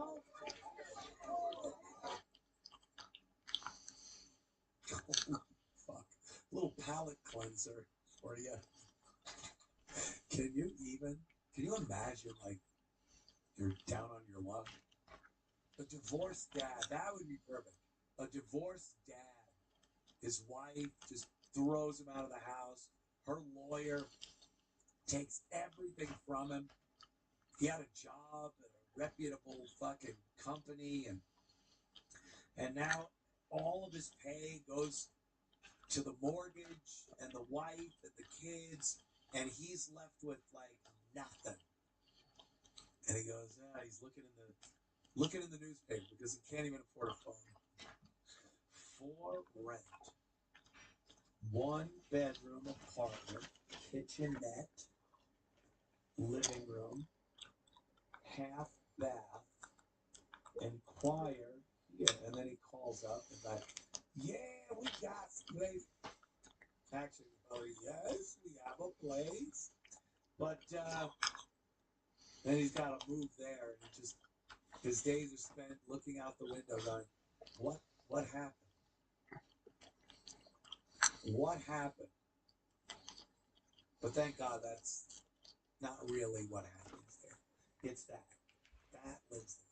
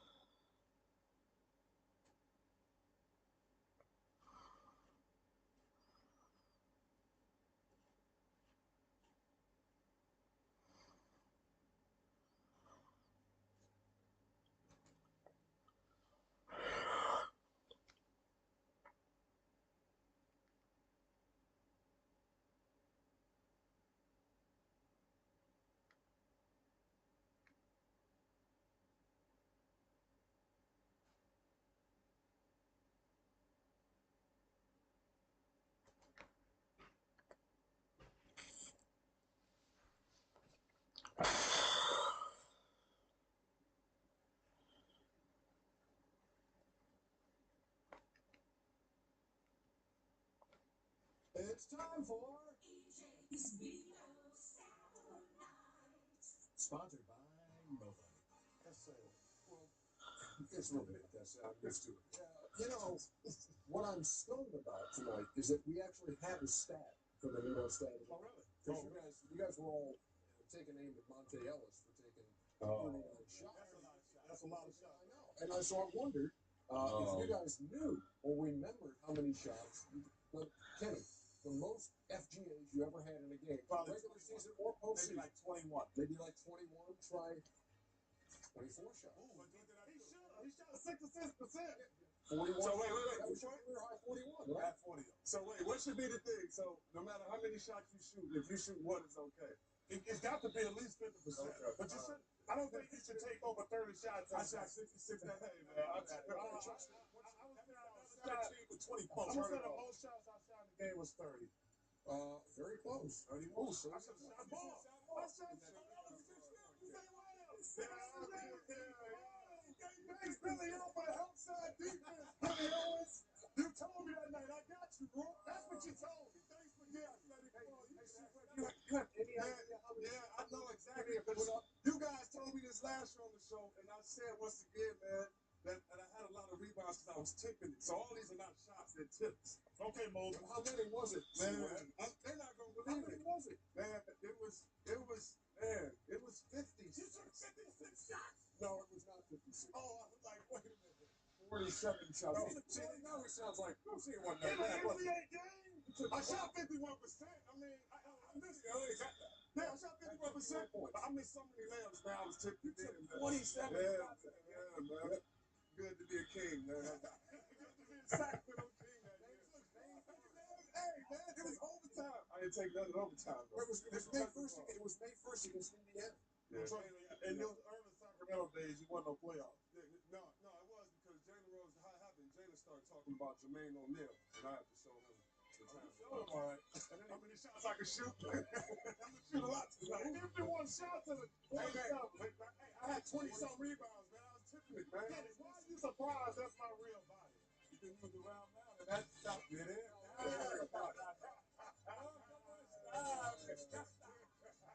That's the guy. Hey, come on, Rosetta Stone. Pull the shots to Drew. Oh, yes. Rosetta Stone, come on, girl. That's the guy I know. What's that? That's one of the great all-star. That was after one sprint. That's why I beat down Dick Pavetta. Let's catch up on your best friend, Aaron Rodgers. He looked like vibes were very high yesterday whenever he did a little check-in to the TNT show alongside Chuck, Shaq, EJ, and Kenny. He had a great tan. Vibes seemed to be very high. Hair's still growing. Chuck took a shot at him. Tom Brady was there. They're promoting the match. Have you chatted with Aaron recently? How's he doing? Looks like he's doing great. Yeah, last night I talked to him. He made a big deal and wanted me to congratulate him because I guess he just got vaccinated. So other than that, I don't really know. No way. That's awesome. He said, I've come around, guys. Announce it to the world. Hell yeah. Congrats. I thought it was a little bit late, but you know. If you would have done this, about a year ago, a lot of difference, the year would have been a little bit smoother trail. Oh, man, that's breaking news. On this happy Victoria Day, a day of chomping in Canada, we are now chomping in medicine. This is not a laughing matter. You hear me? The fact you even tried to make that a joke. Yeah, you got some nerve. It's so fucked up. I can't even believe this. What's real? What is it? Now we got misinformation about it. It might have been the flu vaccine. I don't know. He didn't say exactly what it was. Here on May 4th. May the 4th be with you all. Yeah.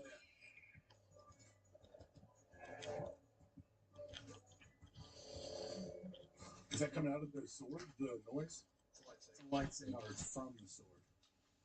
It is to be treated like a sword, though. I watched a couple highlight reels of people wielding this thing. There's some talented motherfuckers. There's a double-ended one of these, like an armadillo thing. And it was full. The old double-header? Yeah. You give one of those things to like a LARPer, and they will absolutely dice people. I've seen those in a couple movies, and I've happened upon a park where something was going down on the other side, and I've seen a lot of costumes. Yeah, it looks sick. Tony's seen a few of those. Really? Is it furry conventions, or? I don't know. I assume there's something coming, but I don't. LARP is talking about two people Using a double header together, jamming it together. Oh, I have it. Is that what we're talking about? In a car? No.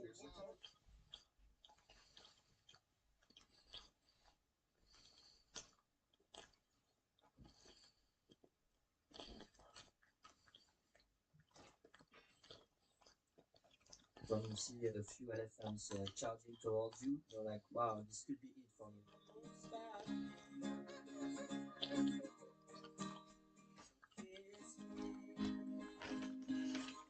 Hi, I'm Phil. I'm a singer, but I sing about animals. With animals, there's all kinds of reactions. You can never expect anything.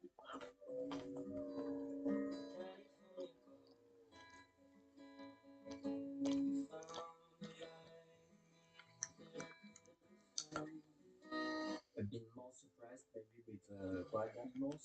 With the rhinos, the first time I was kind of scared. I was told, don't be scared because they're not gonna come close anyways. But then he came right against me and touched my guitar with the horn and everything. That was down in your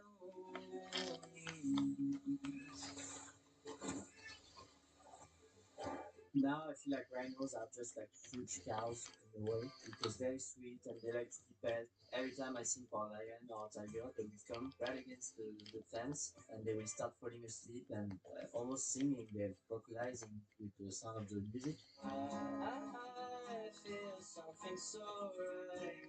So even singing for elephants, they had never made that sound. I was like, oh, what is this? And it's like, oh, they're just excited. So that was a good moment and definitely one of the most magical experiences that I had. The lions, I was like, how are they gonna react to the music? And he actually came like with such speed. I had never seen such a speed in an animal. He seemed to be falling asleep to the sound of the music. Standing out by the seaside, and I actually got to go back the next day and sing for that lion again. He acted the same way. So with horses, I was kind of scared by horses at first, and I didn't want to sing for them. When I went in there, the horses were so cute. They were just rubbing their heads against me, and I could tell there was something happening there. Pig comes from the meat industry where it was saved, and they have lots of health issues. And so the pig was struggling to eat more, and I started singing, and that's when he got up and he came right against me, and that was such a magical moment. It was even more magical because I was singing Hallelujah. You quickly realize that the animals don't feel threatened and they don't hurt you. It's all about being safe.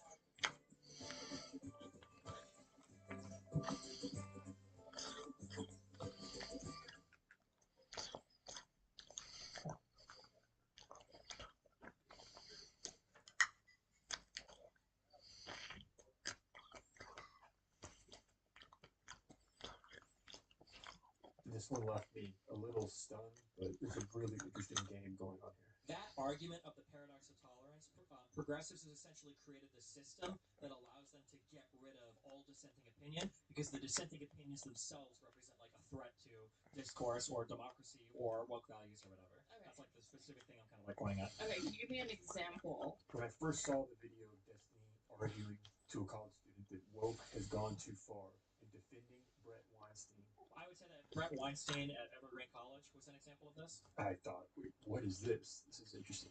I think Brett's arguments were, even if you disagreed with them, I think they were entirely reasonable. There's no disputing what happened at Evergreen at this point. I think it was specifically black students would take a step back and let everybody have like a day and see like, well, this is what it's like the minorities are missing, and then they do like a off-campus event or something. And they wanted to switch it up where they're saying, well, we're going to ask white students to leave, or white faculty, or white people to leave college this day. For I don't even know what the justification given there was, but I think Brett sent out an email where he was disagreeing. And he was saying like, I think it's a bit different when you're asking white people to leave. I don't agree with this. I don't want to partake in this. And through that email being published and then disseminated to the student body, people got this idea that there were a lot of ideas, but basically people started to show up at his class outside. They were, I don't know what to say, threatening him. They were like screaming at him, shouting at him. They really wanted to fight over him being like racist and stuff like that. And eventually it blew into a thing where I don't know if he ended up settling with the college before he left or whatever, but he basically left the college because of all the pressure. They don't even get to the part where the students were roaming the campus with baseball bats looking for him. Now, the student's going to try and counter this by claiming it was justified, though. Do you know what the contents of those emails were that he said in response to his disagreement to the like they free of white people on campus or whatever? Yeah, we actually I read all of them. He offered to have a discussion on race through the lens of his field, biology. I mean, what else would he talk about? Oh, the horror. What he did say to this organizer was that he would be happy to provide a forum for discussion or something, I think, or yes. Do you know what the topic was going to be? Let me guess. It had to do with his field, biology, and the event going on, race. What's the topic? I don't remember. Race and how it coincides with evolutionary. Like, oh, okay, gotcha. Okay, so he was basically going to. He was interested in exploring like race realism. Okay, he's an evolutionary biologist. It's an appropriate topic to explore, right? Right, but given the context of why he's bringing up that he was interested in exploring that subject, when the controversy has to do with, I guess, disagreement about social justice strategies or whatever, like, what do you think the implication is when he's like, I would be happy to educate people on race realism? Notice the game she's playing. She's inserting race realism. I think it's literally perfect. It's within his wheelhouse of what he's educated to do. If you like, one of my biggest frustrations as like an online debater, content creator, is people like me end up getting tasked with debating these like esoteric or very difficult to navigate scientific fields, and nobody from those scientific disciplines will ever enter into any of these discussions, give their opinions. You're not allowed to explore this science because it would be insensitive to do so because the students aren't set at that time. So that justifies what happened? We've made a justification for an evolutionary biologist to not talk about evolutionary biology because it's like insensitive. No. He's free to talk about it, but I'm also free to scrutinize the implication by which, like, why is he demanding that this is now the time to bring it up? Why does it matter? Why is it not enough to observe scientific objective truth? It doesn't matter what the context is. Well, because people want to have a conversation about like race and stuff, right? So wouldn't this be if he was ever going to do it like that would be? I think it's a little bit unfair to characterize it as like, oh, people just want to have a discussion about race. Like, that's true. They didn't want to have a discussion about race. They wanted to force white people off the campus using social pressure. My disagreement is that that doesn't meet the threshold to say that it's gone out of control. What you just went on to describe, in excessive detail, because he will not ever stop like telling the story. Well, I described it because you asked me for one example. That's one example. We go through plenty others if you want. Here's the pattern. Okay, can you provide the example? You provide the example. Okay, but that's just an anecdote. Yes, every example I provide you is an individual anecdote to ask you for an example. But I think you and your audience know all too well that anecdotes, like data is not just the plural. Like, sure. Yes, you know what I'm saying. Yeah, data's not the plural of anecdote. I understand. But when you start to get like story after story after story after story, some of which story, though. Yeah, it is story after story. And you can throw these anecdotes at me all day, but they will always just be that. They will just be anecdotes. Like, are we actually seeing a meaningful trend? We see this in the conversation around political violence on the left. If I point to an example, an assassination attempt, Charlie Kirk, that's just an anecdote, Warren. There's no larger trend. Really? Can you see this borne out in any sort of meaningful policy? Yeah, DEI, equity, affirmative action in college admissions, two-tier policing, all the examples we're seeing coming from Europe right now. Yeah, okay, those are anecdotes. That's been treated at even at a municipal level or possibly state or federal, and I just don't think it's ever met that threshold. And I think that alone kind of negates your entire premise that it's gone too far, because we would see it happening in Congress, happening in state legislatures, happening, Congress is federal, or at the Supreme Court. Then the next strategy, even if wokeism has gone too far, what could we possibly do about it? Okay, even if wokeness has gone too far, fine. Like, for the sake of the argument, I'll concede, like, it has gone too far. Like, what do we do about it? Contend with it. Have conversations. What we're doing right now. Then you try, and they get upset at you for trying. Well, I understand that it's not there, like, in policy positions, but in schools, and in the response to what's happening in schools, it does seem to be there. Like, when you look at, like, man, what was the last place? Like, the ideological leanings of, like, professors and stuff, it's, like, in, like, 85% left. And, like, even some of the econ departments, I don't know if it's true here for University of Texas. But is that a problem? Yes, it's a problem. Should we be hiring professors based off of their partisan affiliation? Shouldn't it be based off their expertise in the subject, how well they are at lecturing? Why won't you apply this logic to race? why do you care so much that your professors have a specific racial makeup? Second of all, because it has a direct correlation to your ability to teach. Yeah, it should be, but you just told me that somebody with the expertise in evolutionary biology couldn't talk about it because it was racially insensitive. No, I did say that he was fine to talk about it, but I was saying we should. It's interesting also to explore the implication of why he decided that that was the appropriate moment to give that particular. No, I understand. When all else fails, she just falls back on her original strategy of, yeah, but the larger context was insensitive. That's all she has. When I'm not saying we should hire people based on their ideological proclivities. Sounded like it. When you're no, it didn't. You just heard that because you wanted to hear that. But if you're getting this huge slant in a certain direction, the question is like, well, are all how do you know that that partisan slant? The question is, are all of these people, do they just happen to be left-leaning, or is there like a culture that's kind of developing that encourages only left-leaning people to participate, or people that aren't left-leaning to kind of like hush their opinion? You say, oh, is there a culture? No. I think you firmly decided that. Well, like, because no, there obviously definitely is, is a culture. Okay, there is this liberal orthodoxy that's being enforced within academia or whatever. Progressive orthodoxy. Oh, okay. Aren't you progressive yourself? Yes. But I don't enforce the progressive orthodoxy. That's why I'm here at the University of Texas talking to kids. But are you sure that that's really the progressive orthodoxy? What for? What? What that like? If you went up to the majority of progressives and you gave all these examples, do you think they would wholesale start endorsing like any of the repercussions that happen and all of these like awful anecdotes that you're giving? Yes. What's so strange about this is that she acknowledges all of this, but she just does not seem to think it could possibly become problematic. I think that over half of like progressives would be in favor of like viciously getting rid of like certain types of thoughts that they feel like don't belong on college campuses at all. Like what types of thoughts? How about Brett Weinstein trying to examine the biological differences in race on average, which you forbid? And how would you even like eliminate these thoughts? How would these progressive? Well, you do it through social culture pressure, right? And are they not allowed to do that? I don't think they should on college campuses. No. Enforce like a because I think that a college campus should represent. This is what I mean. It's like wokeness just ends up turning into. I'm answering specifically. You're not letting me respond to your questions. Wokeness is anything I don't like. To be fair to this, he's been very. It's not true. But he's telling like specifics on what day they're doing this. We're going to ride with this person Sunday. We're going to leave at this time. It's like, what are you doing? It has always felt to me like bait since he had the AJOs taken out on both Nick and Eric. Nick and Patrick. Almost like, dare you? Because otherwise, why would you do that? Why would you put your kids? And that's not harm's way, but you're on the internet. You don't know how people are. They're insane. I just find that very interesting because that's not part of your character, right? So when is it that we're supposed to believe that it's your character speaking on the mic versus Aaron Hempel on the mic? I get this text today. Seemed like today was easier to earn without me. If you make more money without me, I'm fine with leaving the show. First of all, like honestly, you dude, because like I'm having a good time.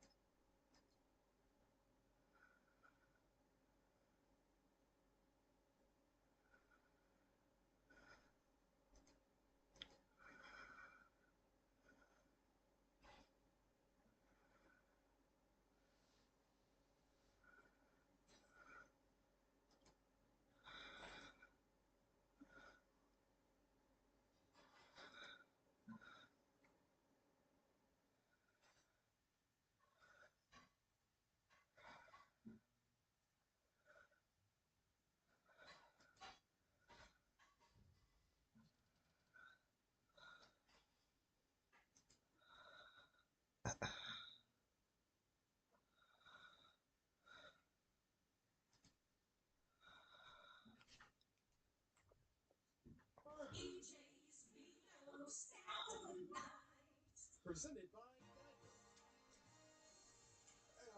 thanks, obviously, to the fine folks at Geico for sponsoring once again EJ's Nito Stat of the Night. You know, this is Chris Webber's first day on the job as the official TNT guy. You know, he's doing NBA.com, NBA TV, TNT. And so, as happens with all new employees, Chris, there is a process before you get your employee ID. Okay, it's a pretty simple 5-question test. Are you ready? Yeah, I'm ready. Here's question number 1. What is the name of the show you're on?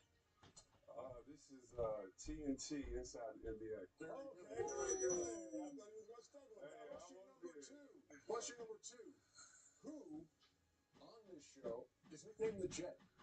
That would be Kenny. Oh, you are absolutely correct. You are 2 for 2. What is Charles' favorite donut? I believe it's Krispy Kreme.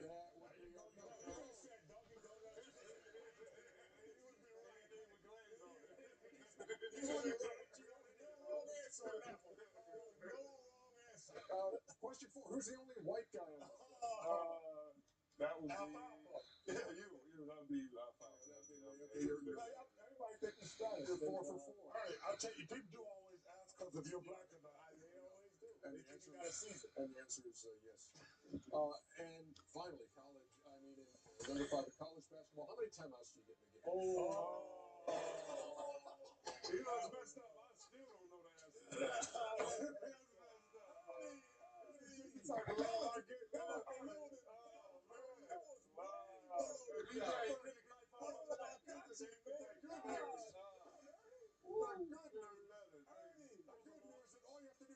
To get it is get 4 out of 4 out of 5 correct.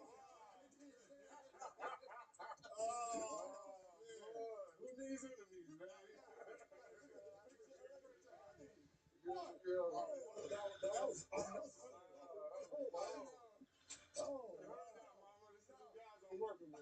the voice of reason. First of all, this ain't a job. We only call it a job because they pay us. This is like stealing. See y'all tomorrow night. See Rainbow Coalition.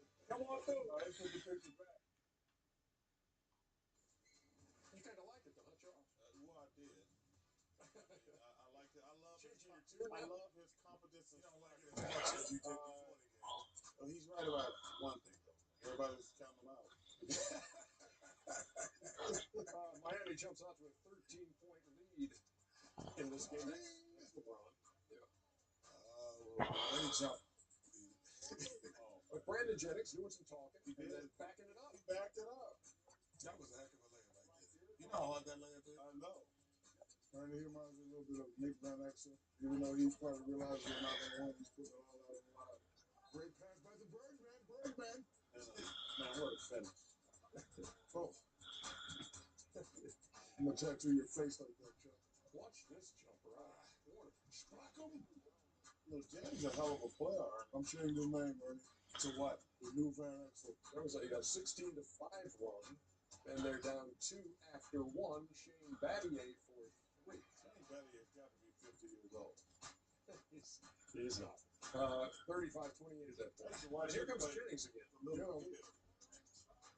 another tough shot. I know, man. He makes a hell of a shot. Oh, another tough shot. Again, another tough shot. Like you said, the pressure's not on him. He's out there going to work. But, like you said, Chuck, it ain't gonna matter. Ready?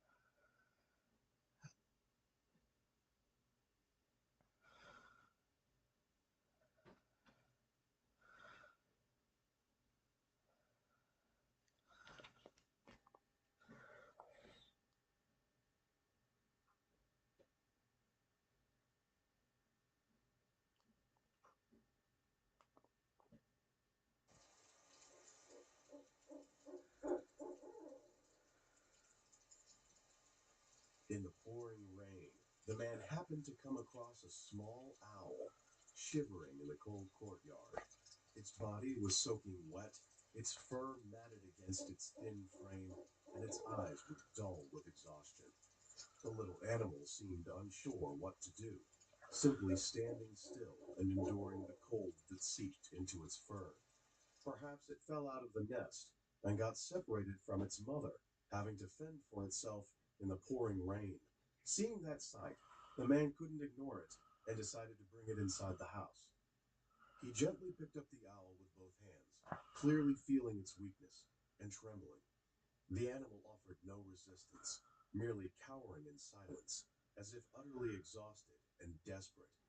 He immediately used a hairdryer to warm and dry its soaking wet fur, then used a soft cloth to wipe away every stain, carefully removing dry leaves and dust clinging to his body. The gentle care and warmth gradually helped the owl regain its alertness and strength. Its round eyes widened, curiously observing everything around it in the unfamiliar space. From then on, the little owl became part of the family, living in love and protection. Its fur gradually became fluffy and soft, making it look more adorable every day. Its clumsy, bewildered gestures often made the whole family burst into laughter. It was very gluttonous, especially fond of the fresh meat that the man carefully prepared each day. Each time it ate, it devoured the food with such enthusiasm, as if it had never eaten its fill before. It gradually became friendly, allowing people to pet it and be near it without any fear. Owls are nocturnal birds that possess large eyes that help them see clearly in the dark. They have extremely sensitive hearing, able to detect prey from very faint sounds. In addition, owls fly almost silently, allowing them to approach their prey by surprise. They are usually solitary and very cautious, only truly trusting someone.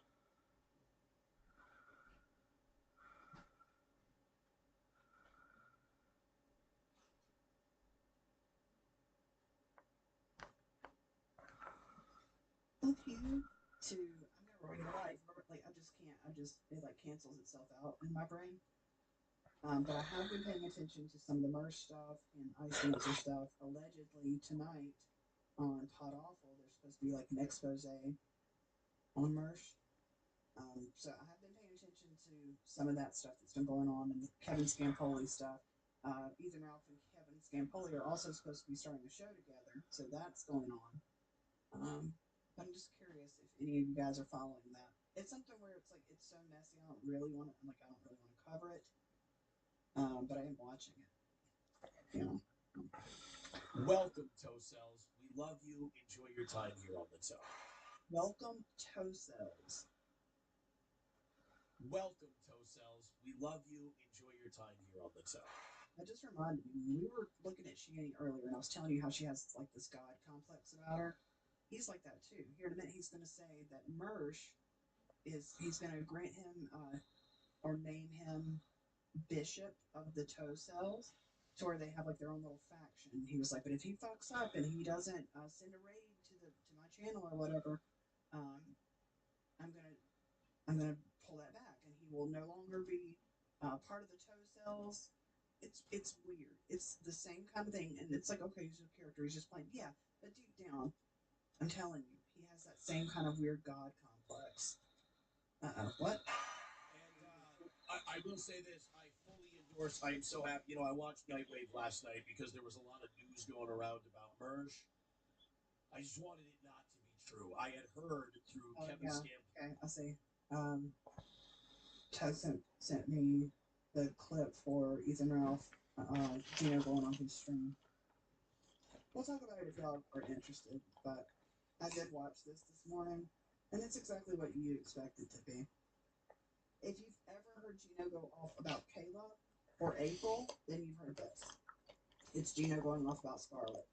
All he basically says, he's on with Ethan Ralph, and all he basically says is, I try to tell all y'all what Scarlet was about, see Gino's always right, etc. So, if you've ever heard him rant about Kayla or April, you've heard this one.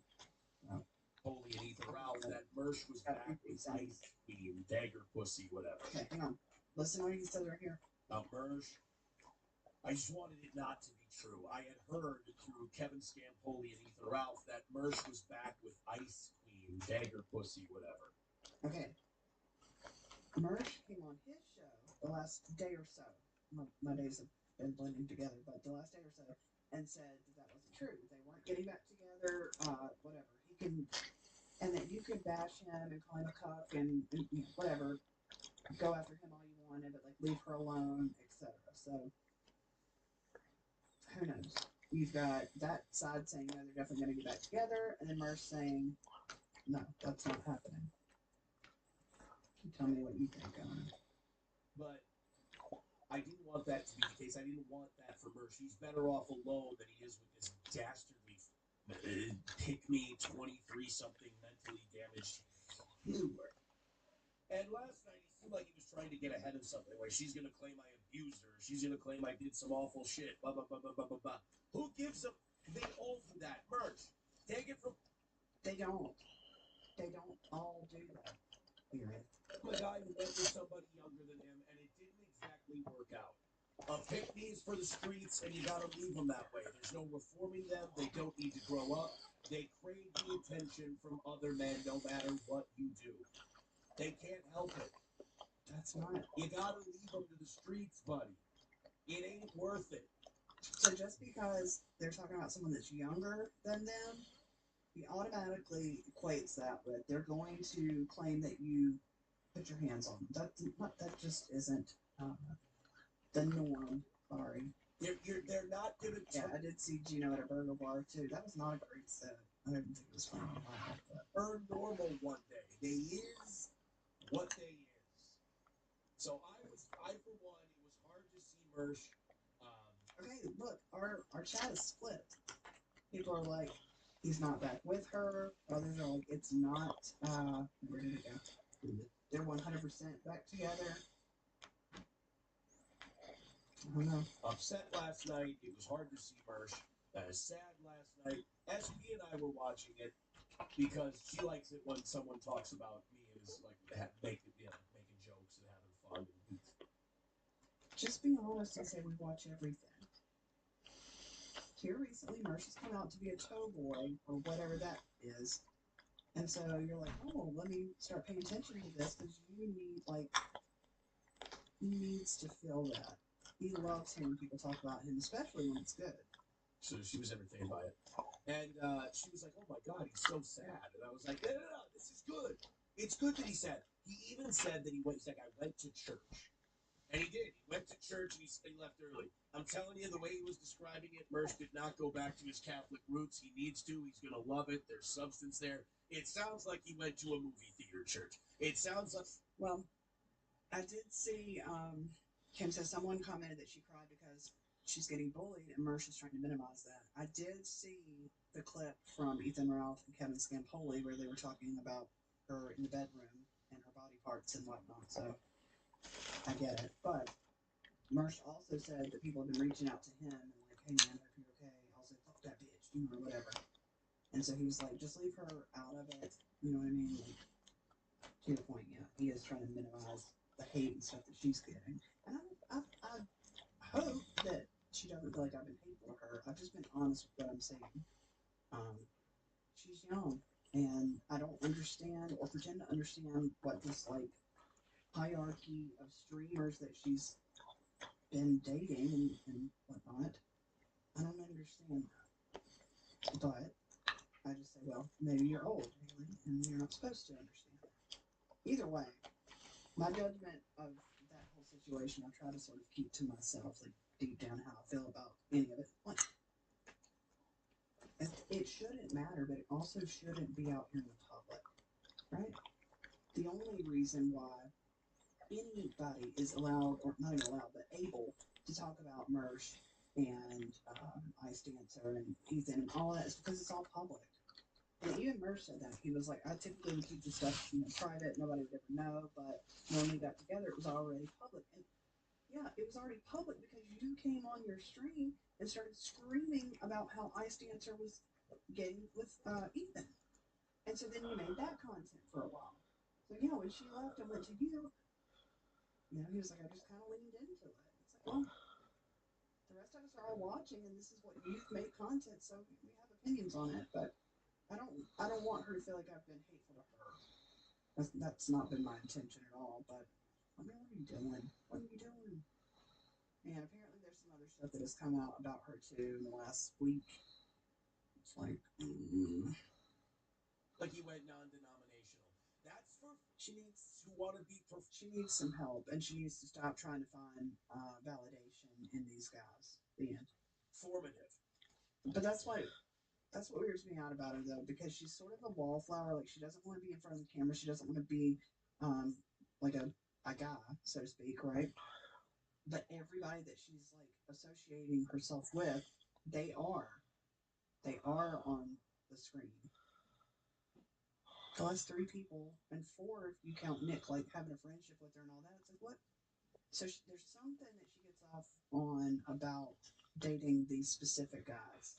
I just don't understand it. Yeah, exactly, and I don't.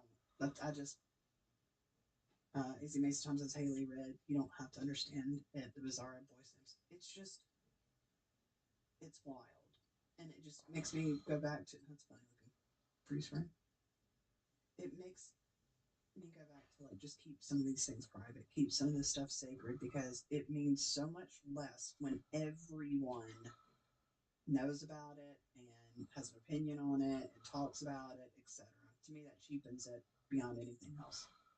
So, but nobody asked me, so shut up. Hush. And it's not for people who actually want to have a fulfilling, you know, relationship with Christ. It would be different though. Izzy Mason Tom says my mother would say she likes to sleep around. That's saying it politely.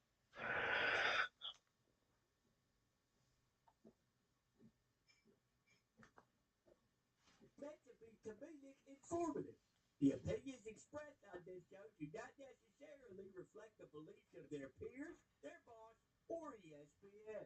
There may be some cuss words because that's how humans in the real world talk. If you are young, please seek permission before watching any further. What? This show stinks, and the fact that you listen, we are very, very thankful. The all-time leading tackler for the Green Bay Packers. You pay. Damn it! Your friend tell a friend something nice could change their life.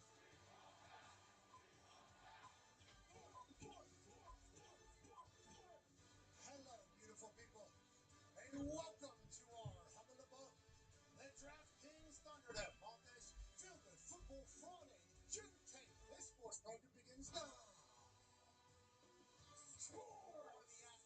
greatest, and we're seeing the entire country come together and rally around a soccer team that is battling for the world's title of the World Cup champion. Now, Team USA obviously kicked it off in a big way against Paraguay in LA, and now in Seattle today, 3 o'clock Eastern, we will take on the Socceroos from down under, as the boys will be donning the stripes and the stars will be trying to prove that the game against Paraguay was not an anomaly. That was not a one-off. What that was an indicator of where soccer is in the United States of America, which is at an elite level, which might win the whole damn thing. Now, Australia, there were some people saying they were ass. Michael Grella, friend of the program, friend of ours, obviously for a very long time, will be joining us here in about 15, 20 minutes. He has come out very publicly and said Australia's shite, basically. Australia has responded to Grella, which has kind of lifted the sense of tension for this particular game. But the boys on the pitch understand that their first games, Australia against Turkey and us against Paraguay, were something that not a lot of people expected. And who knows what can happen? What we're hoping happens, USA wins by 10. Easy.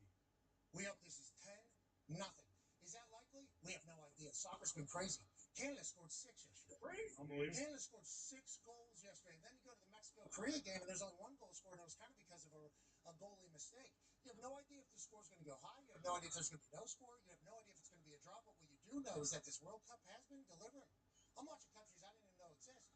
Capo Verde. Yeah, exactly. Capo Verde. It's right there off the coast of Senegal. yeah, right off of Senegal down there. Beautiful, it looks like. It appears to be an absolutely beautiful place. Also, they got a soccer team that's competing for the World Cup, and all of a sudden, we're starting to see the world come together a little bit. So today, as USA takes on Australia in Seattle, we will be celebrating the hell out of sports as a whole, maybe making the world a much better place. Now, on that note, since we are a DraftKings partner, which we are very thankful for and lucky to be a part of, there is a special today that we need you to understand about. Ladies and gentlemen, it's American Game 2 Guarantee. Now, this is not normal for sportsbook platforms at this stage of sports gambling, okay? This used to be the move at the beginning of sports gambling becoming legal in a bunch of different states. These sportsbooks platforms would say, hey, listen, every 5 people that bet on this side will add a point to the spread. The spread gets up to plus 1,000. This is a guarantee win, basically.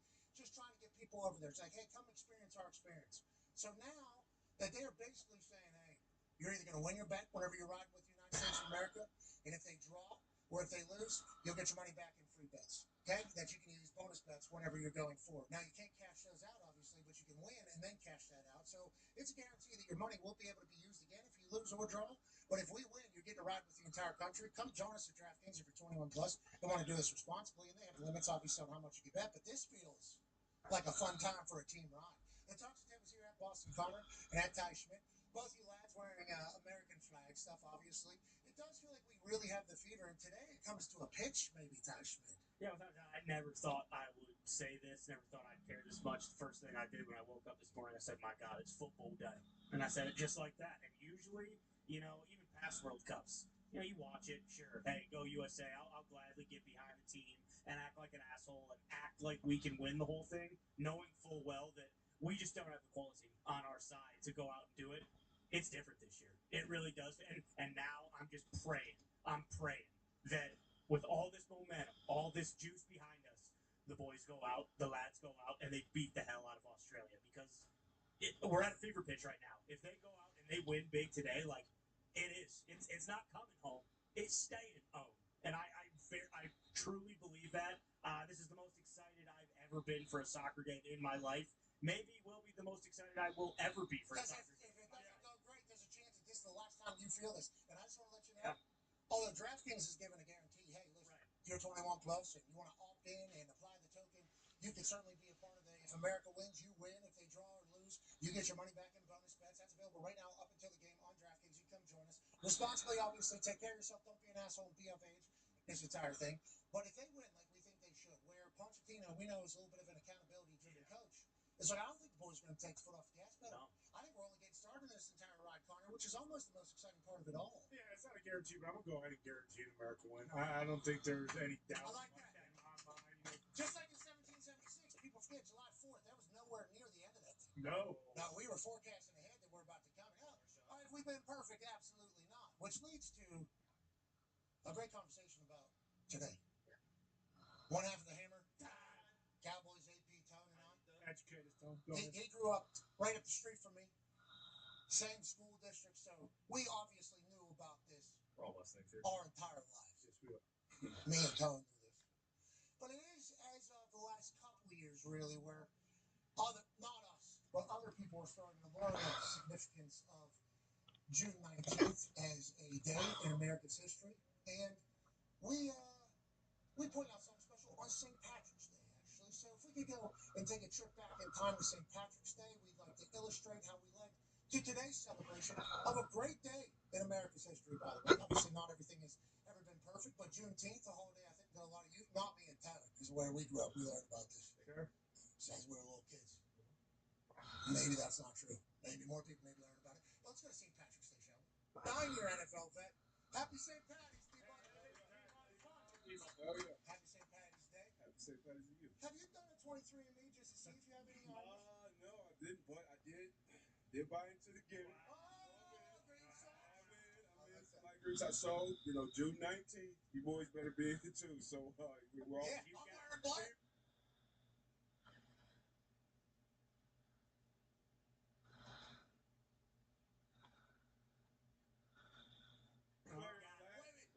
I look in the mirror every morning, every night. What? I can tell. His answer's a little harsh. Gary said Butler joining us here today. Love everything about it, ladies and gentlemen. 9-year NFL vet, Jerry's J. Butler. D-Bucks, huge day. Everybody in here was wearing black at the beginning. I think there was an attempt, obviously, made to celebrate the hell out of June 19th and Juneteenth here. Your thoughts on the magical kind of unveiling of this story kind of being introduced to the United States of America over the last few years? I think it has been a good thing. And also, I think it's a beautiful thing that we have a Team USA game riding on the same exact day as all of this team. Yeah, unlike you and Tone, I wasn't really aware of Juneteenth even as a kid growing up. I obviously knew the history in this country. Took place on the 1st in 1863, January 1st. Abraham Lincoln gave that, but it wasn't until 2 years later, until 1865, where the last enslaved people in Texas, over 250,000 people, were actually free. Once the general rode up there and kind of, let them know, hey, this is what's going on here. So now we celebrate and we know we're aware. A lot of people know July 4th, 1776, for black people, for descendants of slaves, we weren't free. So this is our Independence Day, essentially. So Juneteenth is very, very important.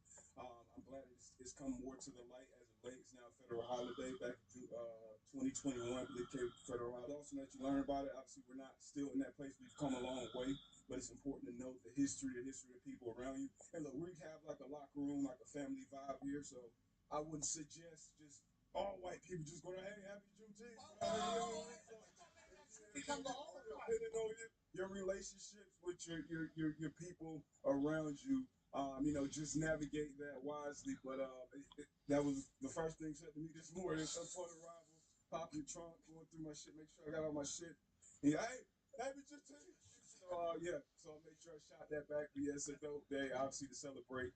And going forward, like you said, it is the 250th celebration of the country, and we got the World Cup. So you know what sports it does. Shit, that's how me and you got together. We known each other for over 12, 13 years at this point. So it's an awesome day, and I'm glad that people are more educated. Thought about shit. Calling off today. Why the fuck am I working? Listen, a lot of people are asking why. I watched that video. A lot of people are saying, go get his bag. It's like, hold on now. Okay, I'm from Pittsburgh. If we could at least have that conversation. That's it. Use a platform to educate, inform, and obviously celebrate sports. But yeah, today's a great day and a great celebration for Americans, especially Black Americans and slaves. As somebody who, and this is a hilarious thing to say, and anytime a caucasoid says it, it is classic. But as somebody who has black friends, I would like to say I'm very thankful for kind of sport bringing everybody together, whatever brings everybody together, and also I appreciate the fact that we're getting another day to celebrate a lot. I mean, black folks make up a huge part of sports world, and if we can celebrate the actual day that somebody say, hey, listen, this shit ain't happening anymore, beautiful thing. I love everything about learning about Juneteenth, and I like what sports is doing here in the United States of America. The World Cup clips that just continue to come out from fans experiencing things, and these stadiums being packed with people from so many different religions, in so many different countries, obviously, and cultures, and socioeconomic. It's just sports are a wonderful thing. So I'm happy it's all being celebrated right now in the middle of summer, and there's a chance the United States are going to win it all.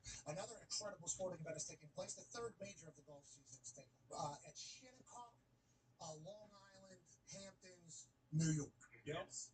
Live, boots on the ground. Incredibly pumped to be talking to us every time he gets a chance to talk to us. He's the best writer I think ESPN has. He covers college sports, golf, and anything that's got, a bit of wealth. Ladies and gentlemen, Mark Schlabach. How you doing, Schlabach? Wyndham Clark has a 5-shot lead because he's down to 4. Yes, and 4. He's down to 4. Okay, so tell me about Wyndham Clark. Everybody's pissed off that he didn't have to play with the wind, like he was the one that scheduled the wind and his tee time. But obviously there was others that were playing at relatively same time as him. He was taking advantage of the situation. What is the conversation around Wyndham Clark? And then is he going to have to face any of the super stiff wind that maybe the earlier rounds yesterday had to face? The wind started to pick up, but he's on holes 15 right now. I mean, this is a guy that went from smashing lockers at Oakmont to potentially smashing records here at Shinnecock this week. The largest 36-hole lead in U.S. Open history, Pat, is 6 by Tiger back in 2000 at Pebble Beach, and then Rory did it in 2011 at Congressional. But, he's a guy that wanted U.S. Open back at L.A. Country Club a few years ago. He really struggled for more than a year with a double miss off the tee. But won the Byron Nelson a couple of weeks ago, the CJ Cup at the Byron Nelson, finished well at the Memorial. He's got a ton of talent. Obviously, he's had a temper problem over the years. I talked to him about it, did a couple big stories about controlling his anger. He's got a really good mental coach that's helping him now. Dude's multi-talented. He's got a couple of huge breaks. On 13, he drove it left into the native area, knocked it on the green, made birdie. Next hole, hits it right, gets a good lie. He's catching a lot of breaks early. Okay, so I like that maybe Shinnecock is picking him to maybe win this year wide wire so he can move on past the Oakmont situation last year. You obviously wrote about it a couple of times. Tone Diggs here, Mark. I don't know if you know this. He was actually a caddy for one summer at Oakmont, and he felt obligated the other day when Wyndham joined us just a few days before a major. Thank you to him for joining us. Tone goes, "Hey, asshole, I caddied at Oakmont. I don't like what you did to our locker room." And Wyndham was like basically saying that he hopes this year he's able to play well enough that all that is behind him. He's seemingly doing as such. Is there a Wyndham Clark? Is he a little bit of a polarizing figure in golf in general? Is that a good way to talk about it? Because he was cool to us, and I think he acknowledged a little bit that he might not be loved by everybody a couple different times in the Congo. I'm happy to know there's some serious journalism going on in the Pat McAfee show. That's a hell of a question. Thank you, Mark. Hey, tell me about this one right here. What's that? What is that? What letter's that? It's a J. Fucking right. J. That's a 6'1" J.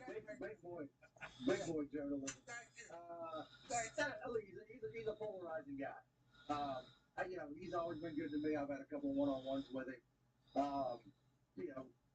Backstory: mom died. I think she was kind of the filter between him and his father. He was a little hands-on when he was growing up in terms of the golf, and he had to learn how to filter that anger. And the Julie, I can't remember her last name, is swing coach. Mental coach has helped him.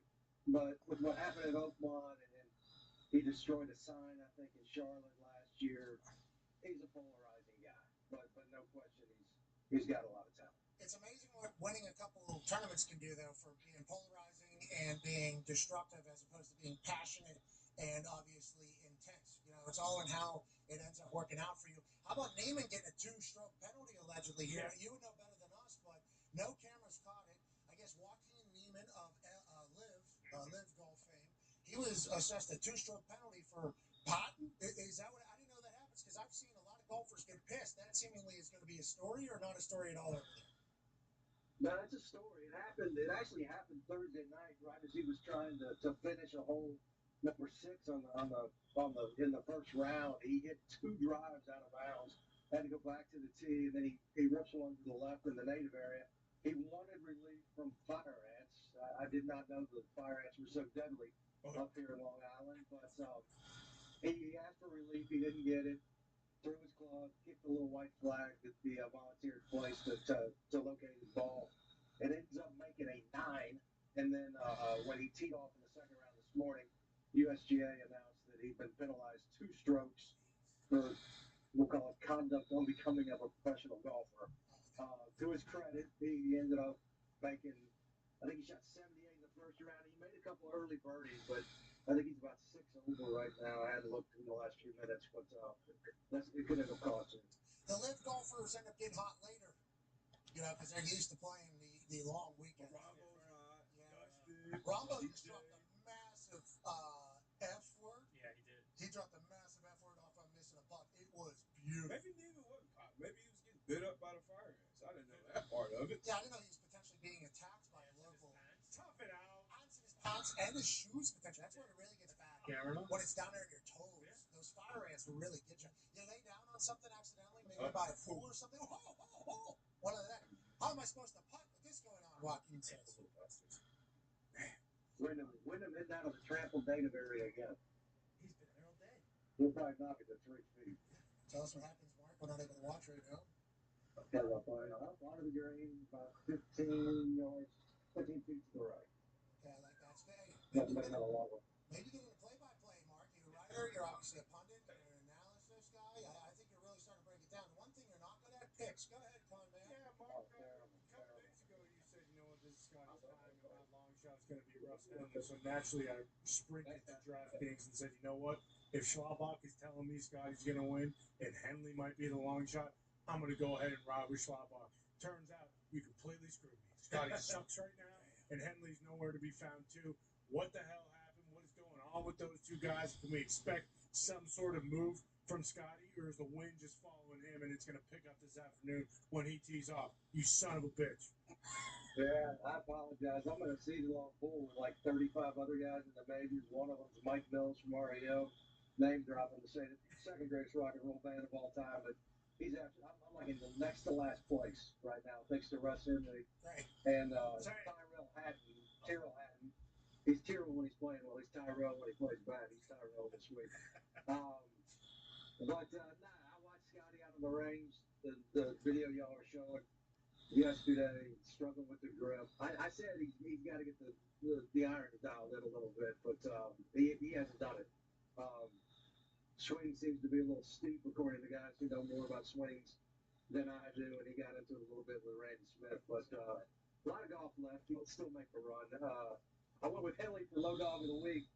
Turns out it's going to be the left-hander Brian Harmon, who won the Open a couple of years ago. He's in the best position. I didn't pick him this week because I called him last Monday, and he was on a fishing boat trying to catch Starford. Didn't know where the line was. Yeah, it was free. If you're that free before a major, and you're that young, I think your mind is in a good spot.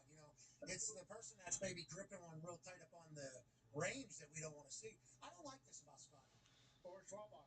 He's telling us that something's going to happen, then he just completely screws us. Agreed on that, because that's precedent setting all of a sudden. Yeah. Now we're going to have to judge him off of that. So whenever he comes on and goes, Scotty can't swing a damn golf club, and then everything else you do, it's going to be hard for us to take you as serious whenever you're just wrong about this. Damn it! I told you, like the third time I was on here, I'm not great at picking them. I mean, there's 160 guys in the field. This isn't like trying to pick West Virginia or North Carolina in baseball or Georgia and Oklahoma in baseball. I mean, it's tough. By the way, it did not work out good for us, either of us. No, Oklahoma's winning everything. Hey, Final Four. I don't know. Oklahoma might look better because the run differential, right? But West Virginia put up 6 in like the 8th or 7th or 8th or something like that. It was like 12-1, I think, at one point. But once again, West Virginia never stops. But it's like the UNC team. I don't know anything about college baseball. Actually, that is noted. All I know is what I saw this year. That UNC team, they looked the part. They're good. Like getting off the bus. Like that was a team getting off the bus. It's like, yeah, that's a professional baseball outfit right there. West Virginia boys, we got studs obviously all over the place, and I can't wait to see what Steve Simmons does with the team. But it's like, I think Oklahoma team's the same, right? Are they kind of red hot, on fire? That's as close as you guys have been. I mean, other than your 21 rifle national championships, which I would expect nothing less from a state that had Hatfield and McCoy. Well, that's another state as well. If you want to get Kentucky involved, okay? Kentucky, okay, sorry. Yeah, I'm sorry. Right across the mountains. Excuse me. Thank you. Yeah, close. That's as close as you guys have been, probably since what? Pitch novel? Was he there before you? Because I covered that. Big 12 champs in women's basketball. Yeah. I was in fact. I tried to find it the other day. The year you were there with Pat White and Steve Slayton and Noel Devine and all those other dudes. I came to the UConn game next to the last game of the year and wrote hand West Virginia the trophy. It's over. And then we know what happened. The next thing you blame that one on. Yeah. That was the worst first quarter of my life. I'll never ever forget it. Never ever forget it. But on that note, Mark, fuck you. Yeah, he did. He's shit. The only game he ever went to. Okay, it's all starting to come together now. I'm happy. Okay, I would not listen to anything. But did y'all play the Sugar Bowl that year? Is that right? Yeah. Where they moved the Sugar Bowl to Atlanta? Yeah, we beat the hell out of Georgia. Yeah, beat the hell out of Georgia. I went to the Gator Bowl that day and was going to fly back to Atlanta and do 2 games in one day. Wow. That was the day Marcus Vick stomped Elvis Dumbledale's calf during the Gator Bowl. Man, those are the I got back to the Those big ones too. Yeah, absolutely. Yeah. Yeah, But get back to Atlanta Airport, turn on the radio, and Larry Munson says West Virginia's up 21-0. I pointed the truck back home and said, nope. What was the final score of that game? Do you remember? A rout. It was a rout. That was the year it got moved to Atlanta because of Katrina, correct? Yeah, and it was really nice that we took on Georgia. That's cool. Yeah. Sweet, moving over to Atlanta, and we're taking on Georgia, and we were all freshmen. That was our freshman year, basically. Pat was a freshman, Steve was a freshman, I was a freshman, Owen Schmidt was an older guy. We had the older crew. Fullback. Oh, Yeah. freshman? Yeah, we're freshmen. Oh, he was a stud. That was a hell of a team. Noel Devine could fly. Yeah, dude. No, Devine wasn't there then. No, It was not Georgia close. Sugar. No. Oh, it ended up being close. Was Renault there? 35. There's Renault? Yeah, receiver. Yeah, we won by 3. I remember. Yeah, it was a freshman. Did you pick up? Nobody ever fucking brings that up. Sorry to bring up bad nuggets, Yeah, but everybody brings up the other one, and brings up that That one. was good. That's good. It was, but then it just got stomped on. It's gone forever. Anyways, we beat the shit out of Georgia that day. Go dogs! Go dogs! Damn good dogs. Got a lot of damn good dogs down there. None of the golfers that you told us were going to be good, but none of the golfers that we all thought were potentially going to be good are up there. Wyndham Clark is kind of out of nowhere. Tone has a question for you, Mark. Yeah, Mark, I do. Obviously, Wyndham 7 under, 4-shot lead. Xander's 4 under today. 5 under is Colin Morikawa there in second and third right now. But the leaderboard is stacked. You go down Matt Fitzpatrick, Justin Rose, Rory McIlroy, Oberg, Harmon, as you mentioned. JT's in top 15. Fleetwood's top 15. Rahm's top 15. Like, there's guys that can go low. Do we think, like, of those guys that have won major championships and guys that are obviously in the top 10 in the PGA, do we think any of them can go get them? Is Wyndham a guy that could let this shrink away come the weekend? yeah, I mean, he's been, like I said, he's been on a heater, but it's, we ain't got the halfway point, so there's a lot of golf to be played. I think the USGA's got to tighten the screws here over the last 36 holes. They did what they had to do yesterday in terms of probably the easiest setup they could have out here, just because, the wind forecast, they did not anticipate the fog in the morning, and that made the greens pretty soft. But going a little more aggressive today, the wind's picked up, but it's not supposed to be nearly as bad as it was yesterday. Guys, number 11, the par 3 that Ludwig Oberg called the shortest par 5 in the history of golf. It's playing 156, and I think there's been 4 birdies on it. Watching DJ tee off, his tee shot was like 25 yards short into a bunker. So, like I said, a lot left to play. You guys left off William Mao, who's tied for 14th at 2 under. He is the son of a chicken farmer in Chino, California. Billy Egg Farm. He was up tied for second, but finally cracked in his second major championship. Cracked, yeah, I like what we're doing. You see what I went there? Yeah, I do appreciate the old writer in you. You have to do it. Yeah, you got to do it. Got to keep these eyes active. Got to keep the readers, guessing on where we're headed. I appreciate the good egg pun. The leaderboard looks like a little bit of nostalgia on what the PGA could look like in the weekends, right? Because the big guys aren't up there, but all the others are. And there's 4 live guys in there, obviously, with the middle of the pack or the way below second tier of the PGA with the dogs from live. This is what everybody, has been saying has been missing from the last, 4 years of this entire experiment with live. So I think the major, the U.S. Open this weekend is going to deliver for us. A lot of big names running. That's whenever the leaderboard is good to watch on the weekend, pal. Yeah, I wish DJ was right up there, and then he went. I think he went bogey, double bogey maybe. He hadn't shown up. He hadn't shown up in the last couple of years in the majors, but he's still got a ton of talent. I like DJ because the weekend before the Masters, about 10 years ago, he'd show up at my club and play in a tournament. The weekend before the Masters and just hang out with the dudes. I mean, it was nuts. We got super talent. Yeah, super talented, and also throughout the entire live thing, never lied about any of it. Just kind of super transparent. Yeah, listen, I got When and if Liv folds, not when or if, well, when, not if. When they sit down and decide who's coming back and who's not, DJ may be the guy where they say, you know what, it's DJ.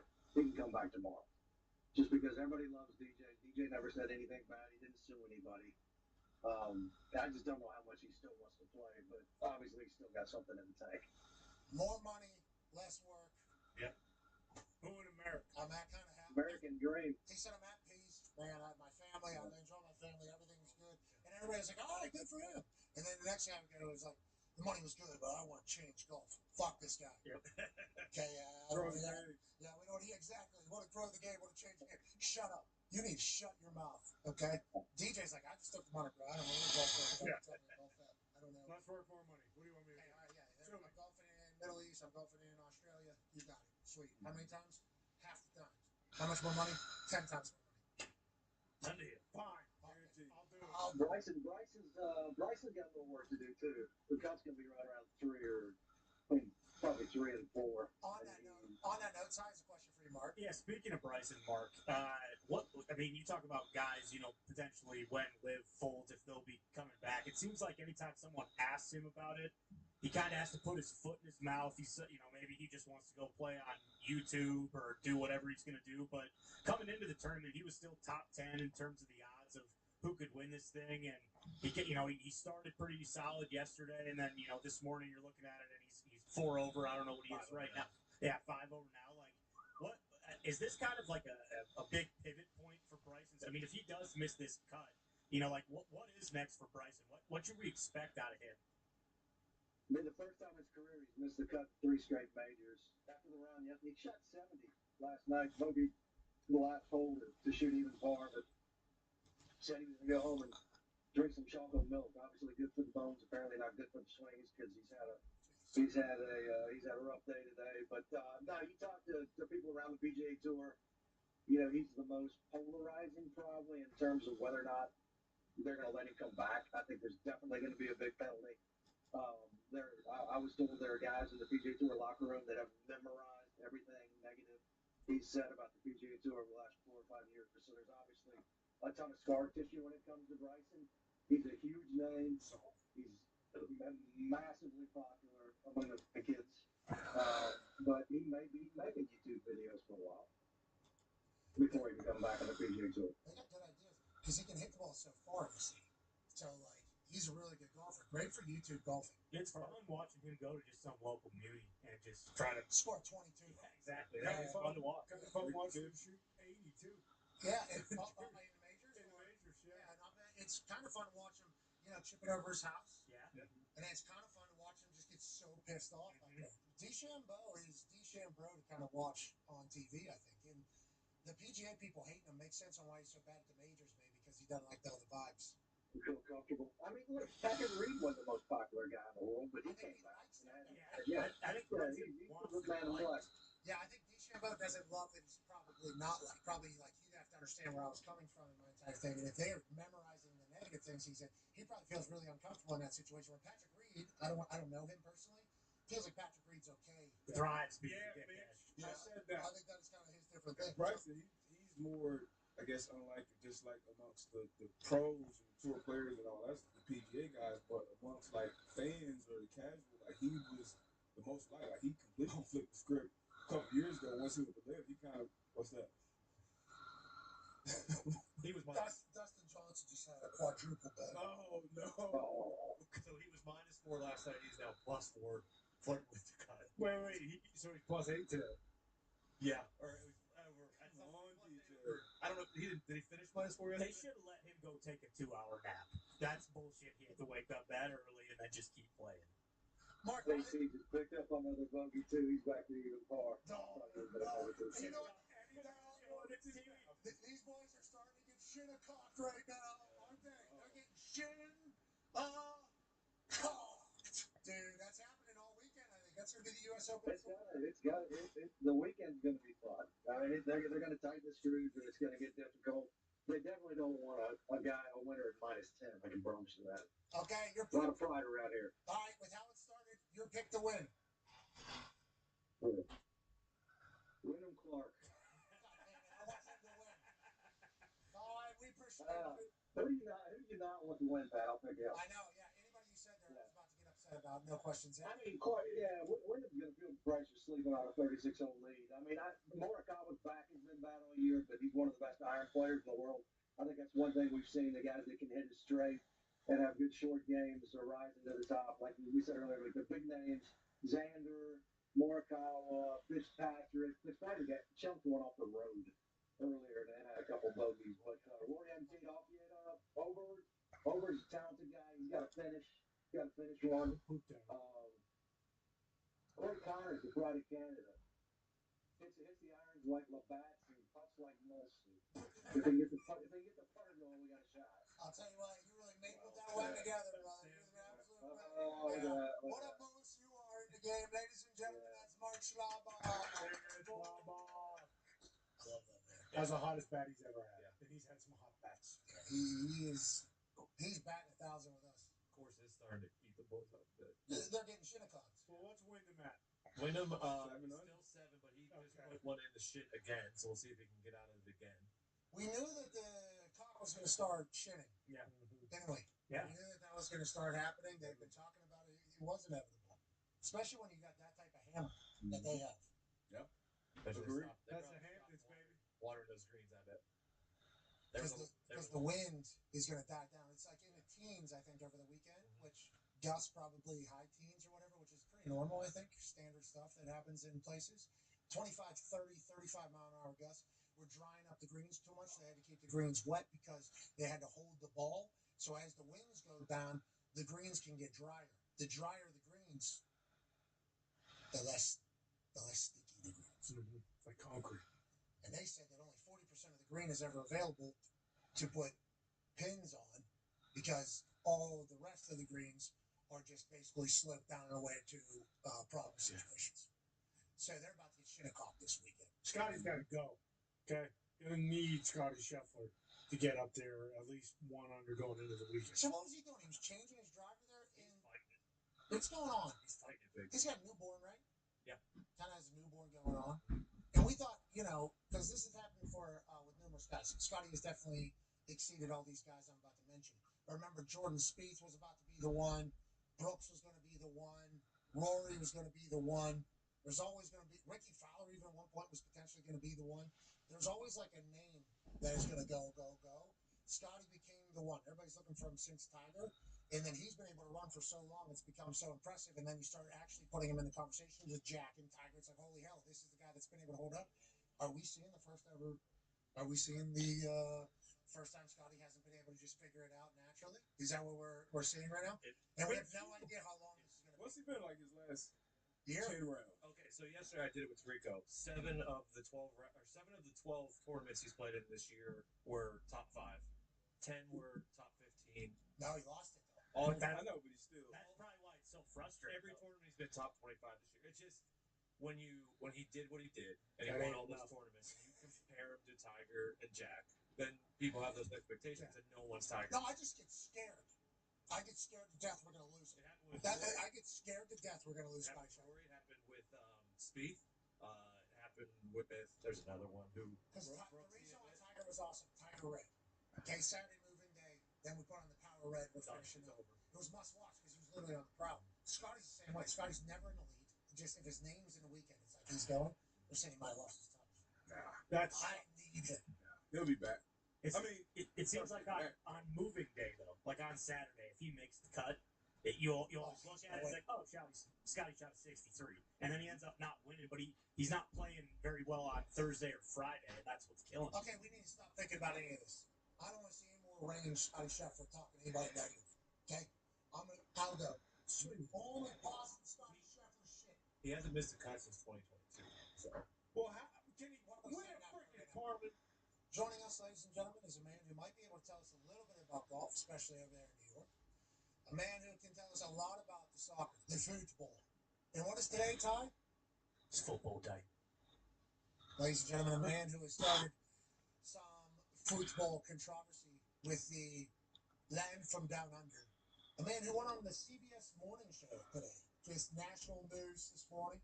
And these hosts who have all won awards for everything, probably in the Hall of Fame. Where's my ISO camera at? Right here, please. Australia, your ass at soccer. Okay, I don't know how to tell you. This man has been going to bat for America very, very loud over the last couple of weeks. And there is a continent that is not happy with him.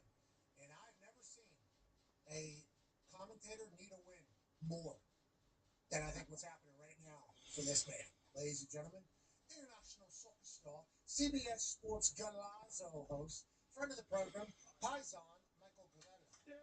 How are you, buddy? What's going on, boys? How's everything?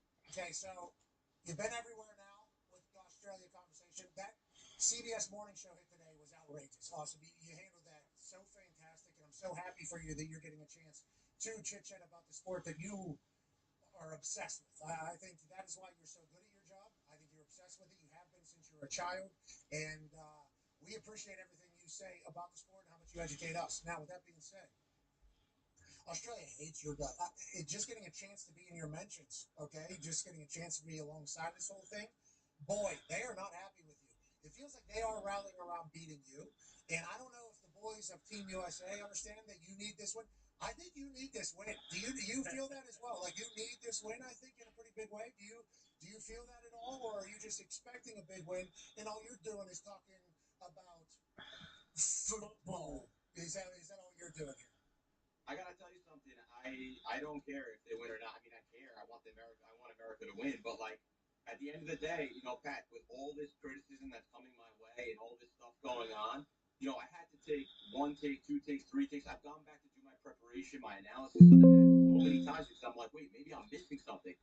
But there's this elephant in the room. It's the fact that Australia is not known for football, right? It's like saying, you know, it's like the Egyptians getting upset because we're not saying they're good skiers, right? So I keep going back to the math. I keep going back to what I know about the game. And, I mean, maybe I'm nuts, but that says plus 425 on your screen right there. Plus 425. And so if you want respect in football, you have to earn that respect. You have to go for it. You have to play the game. So as I said months ago, which went viral, layup, it couldn't be more accurate. One word has driven the entire country of Australia crazy, and it's so accurate. This is a layup for the U.S. men's national team. The level of players, the level of coaching, and they're on home soil. This is a layup. Now, you don't make every layup. We just watched the Knicks, right? They missed a couple layups and still went out to win it. So you don't make every layup, but they've got to pay attention to details. It's a massive game. But again, if Australia wants respect in football, they've got to invest. They've got to push forward. They've got to win things. And I think they know themselves that football is not their first sport. Fun fact, the United States of America, as a country that is now very confident in our team, has never won back-to-back World Cup games since 1930. 1930, a long time ago. I believe this is after the Roaring 20s. Yes, great time. Prohibition. There's a depression coming around the corner. I don't know if they know about that or if they're being told about that. Or if it's already started. Yep. Okay, they're at the beginning. And then Bert Patnaud, this guy, American. Legend. One of the goats. First ever hat trick in the history of the World Cup, saying United States of America. Mm-hmm. So Messi's doing this. Great. Bert said, let me show you how to do it. Learned it all from Bert. That was 1930. We're obviously in a much different time now in 2026, but this would be pretty historic for us. You talk about to the Australians, like you got to invest in soccer, you got to do that.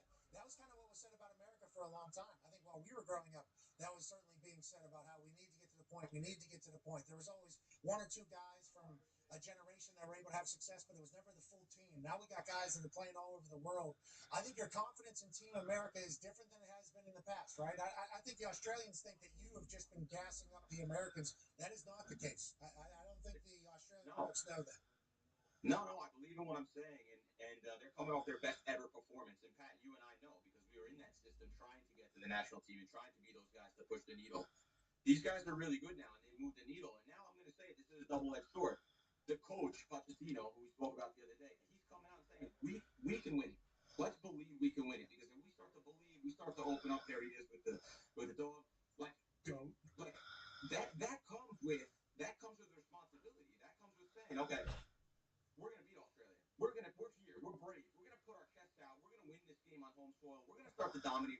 send messages to the rest of the world.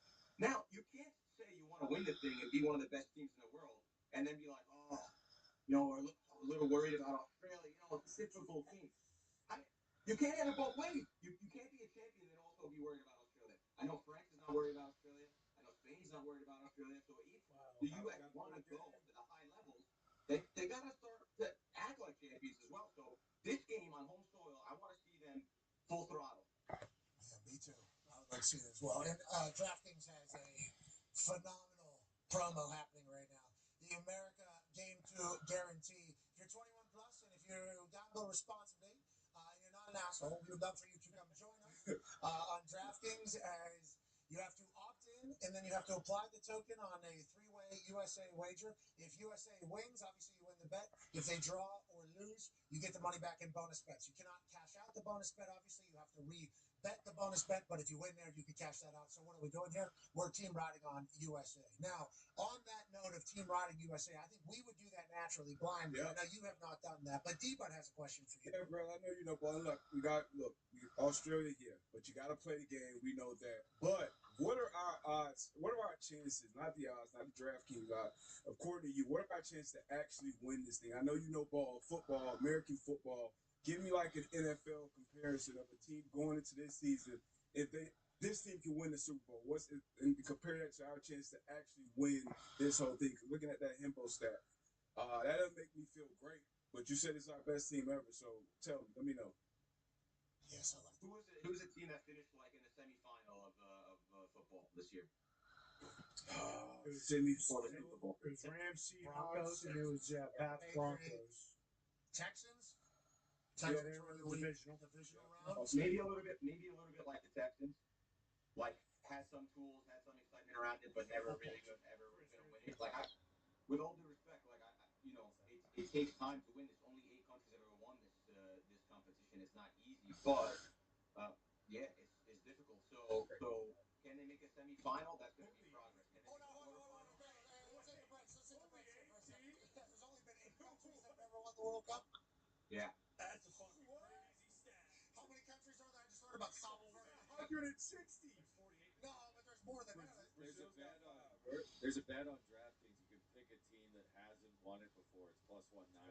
So you get USA, Netherlands. Like there's a bunch of good teams who haven't won it. The Dutch have never won it. Made it to 2 finals, I believe. 8 teams have only 8 countries have had a World Cup parade. Holy shit! We gotta lock in. We have not earned anything yet, boys. We are a long way away. It feels like. Jeez. But I gotta tell you something. Like this game, I know it's become big because of the comments or whatever. But like at the end of the day, if the U.S. want to be counted and stand up, they gotta move the needle towards even trying to win this thing, like the manager's been saying. So today is just one step along the way. Like if they can't beat teams like Australia, and again, with all due respect, I love Australia. I play with a bunch of Australians, but like they have a lot of championship players in their team. That's second division England. The U.S. have Champions League players in their team. There's a big distinction. There's a big gap between those two leagues. So I'm not part of the U.S. men's national team. I can go out and say whatever I like. I understand if I'm in the camp, if I'm in the U.S. camp, I'm saying, hey, we got to respect them. Hey, it's a tough game for sure. But I'm not in that camp. So I'm just calling out the elephant in the room. And I think a lot of people in sports today, and people in sports media, especially in soccer media, I think they're scared to say it. Yes, they are. And they're scared for people not to like them. But there's an elephant in the room, and that's that Australia's not very good at football, and the U.S. is on that run. Okay, you brought that back to Australia. I love you doing that for the entirety of it all, and I do appreciate America getting a win for you today. Okay, we need it for you, Grella, for the rest of this World Cup trip. Let's get it done. But it did feel like that because I saw the Athletic put out a poll where the writers said if you had to re-rank the teams after the first game, not like how you think it'll end, but re-ranking after each team has played once. So after what you've seen, and they had America at 17, which was I think where we were ranked originally. I think it was a lot of people that didn't want to feel as if they were disrespecting the sport, and they didn't want to lose their friends' respect in the soccer world, saying that they liked America and appear as if they were didn't know ball, didn't know footy, because like we as dumb Americans say the United States of America soccer team's going to win it all. Obviously, if you know footy, this is not like reality. So I think they just misread the situation, because I think people that are actually in soccer now, yourself included, are like, hey, actually America looks looks like a good team. And I think these people that took this vote thought that maybe, we were still maybe just overdoing it a little bit. It does feel as if a lot of American soccer people, super soccer people, are the ones that are pushing back against us saying we're winning the World Cup the most because they don't want to be embarrassed as footy fans. And I would just like to let everybody know we're winning the fucking World Cup. Can't live in your fears. What are we even talking about? Nation coming. What are we even talking about? England's only got it one time. They chirp a lot. Spain? Only one time in their history, and it was on home soil in 1966. It came out. And the only reason they were good is because, in 1944, all of our guys were over there fighting a war. So that was in 1966. Yeah. Well said, Connor. Guess what they had to do right after that? Beat them. Okay, I think they were on our side with some of that. The Spain, though, only having one crazy. I would have thought a lot more than that. Yeah. This has been a pretty enlightening conversation here, and all it took was, hey, listen, boys, only 8 countries have ever won this thing. It's like, whoa. We start looking around. I know 8 countries I can hit a 7 or 2 in certain parts of the world. So it is it's a tough thing. Hey, it's World Cup. That's right, World Cup. It's World Cup. You got to go and get it. England only has one. About the time. Aren't they like kind of considered they're like, you think soccer, you think England, don't you kind of? Greatest league in the world. Absolutely. Absolutely. It turns out, for him, all the guys in that league are from me. Oh. That's true. They got a lot of foreigners, but still, one of the best leagues in the world, great country, whatever. But if you want to get on this list, going back to the U.S., you got to be brave, man. I don't think Michael Jordan went to games and scared of the opponent. I think he was like, I don't know about these guys. He went in and was like, I'm going to dominate you today. And that was it. And that's got to be the attitude if you want to be elite. Ty has a question for you, brother. Love everything you're saying, bro. I mean, you are just speaking to me right now. In terms of the style of play today, though, how early on in this game will you kind of know, okay, we're in a good spot? I think they are going to dominate. Because obviously, right out of the chute in the previous game, it was like, we're going to beat the shit out of Paraguay. But how early on will thank you. How early on will you feel maybe or get a good feel of how the game is going to go when it comes to this game today against Australia? I think I'm pretty sure I already know how the game's going to go. Australia's going to play in a 5-4-1. They're going to be pretty defensive. They're going to sit in. If they expose themselves, they'll get killed with the pace that we have in the team. So they're going to sit in. We're going to press them just like we did to Paraguay. We're going to win, press the balls after loss. So we're going to be all over them. Now, Australia will be deeper and more compact. So there's going to be an element of patience that's required. So it's going to look very similar to Paraguay, but it might take time to get the first goal. If we score first, bring it to the bank. Bring the 3 points to the bank if we score first. If Australia score first, which is what happened against Turkey, then it becomes a much trickier game because Australia will sit in and make it really difficult. I mean, like I said the other day, Australia had 28% possession of the ball and they only took 9 shots. So they were not very good, but they found a way to win the game. I think the U.S. has to make sure that they're careful on the counter, defensive transition, but if they score first, it's going to be party time. Okay, will America continue to attack if we score first? Because it does feel as if we have the strategy where we might give one up. Will that make Australia kind of break their defensive formation to kind of try to get a couple more opportunities against us? It feels like we're not as scared to maybe give up a goal, but I've heard Australia locks it down. So, do you think we changed the pace in which we were playing from last game, or do you think we tried to do the same stuff against Australia? Because I think Paraguay was also a super defensive team before it faced USA as well. Is it going to bode well for us the same way there? Pat, you're on the money. You're 100% on the money. It's going to matter the timing of the first goal. I think it's going to be important, but I think the second thing is the U.S. have conceded easy goals, so they're going to go for it. They're going to step on the gas. They're going to play full throttle 90 minutes. That's what my expectations are, at least. The last goal the U.S. scored against Paraguay, actually, Giorena with the outside of the foot, the little Travella, that was a 26-pass sequence where the U.S. were very smart. They said, no problem, we're winning. You guys come to us, expose yourself. So if the U.S. are winning by 2 or 1 and it's very late and they kind of just invite Australia into the game, that's when Australia will be disjointed and they'll be able to pick them apart, with hopefully a 20-pass sequence or a 15-pass sequence and then go and finish them off. So game management's important, but the athleticism jumped off the page in the first game. I expect to see it today. I'm excited for the game. I hope they win. They have the quality to win, but again, you got to go and make that layup. You got to go and execute it. Backdoor overcover potential. Okay. Whenever we're I bet. Oh yeah. Yeah, whenever we're pinging it around, because you get them sucked up Mm-hmm. Normally they're parked in. You get them sucked up. Somebody gets a little greedy, thinks they're gonna get it. That's right. And then that's right around him. Guys behind him. Now we got another guy that comes into the mixer. In the 91st, you know, in the 89. Would love that. 91st, something like that. But I'll tell you what, the big, large lads from Australia can certainly park the bus and just make this a very cagey boring affair. Over-under is 2.5. Yep. Yeah, I believe 2.5. That's a low number. Now, on that note, it feels like soccer's different. Go ahead, Tone. Yeah, Grella.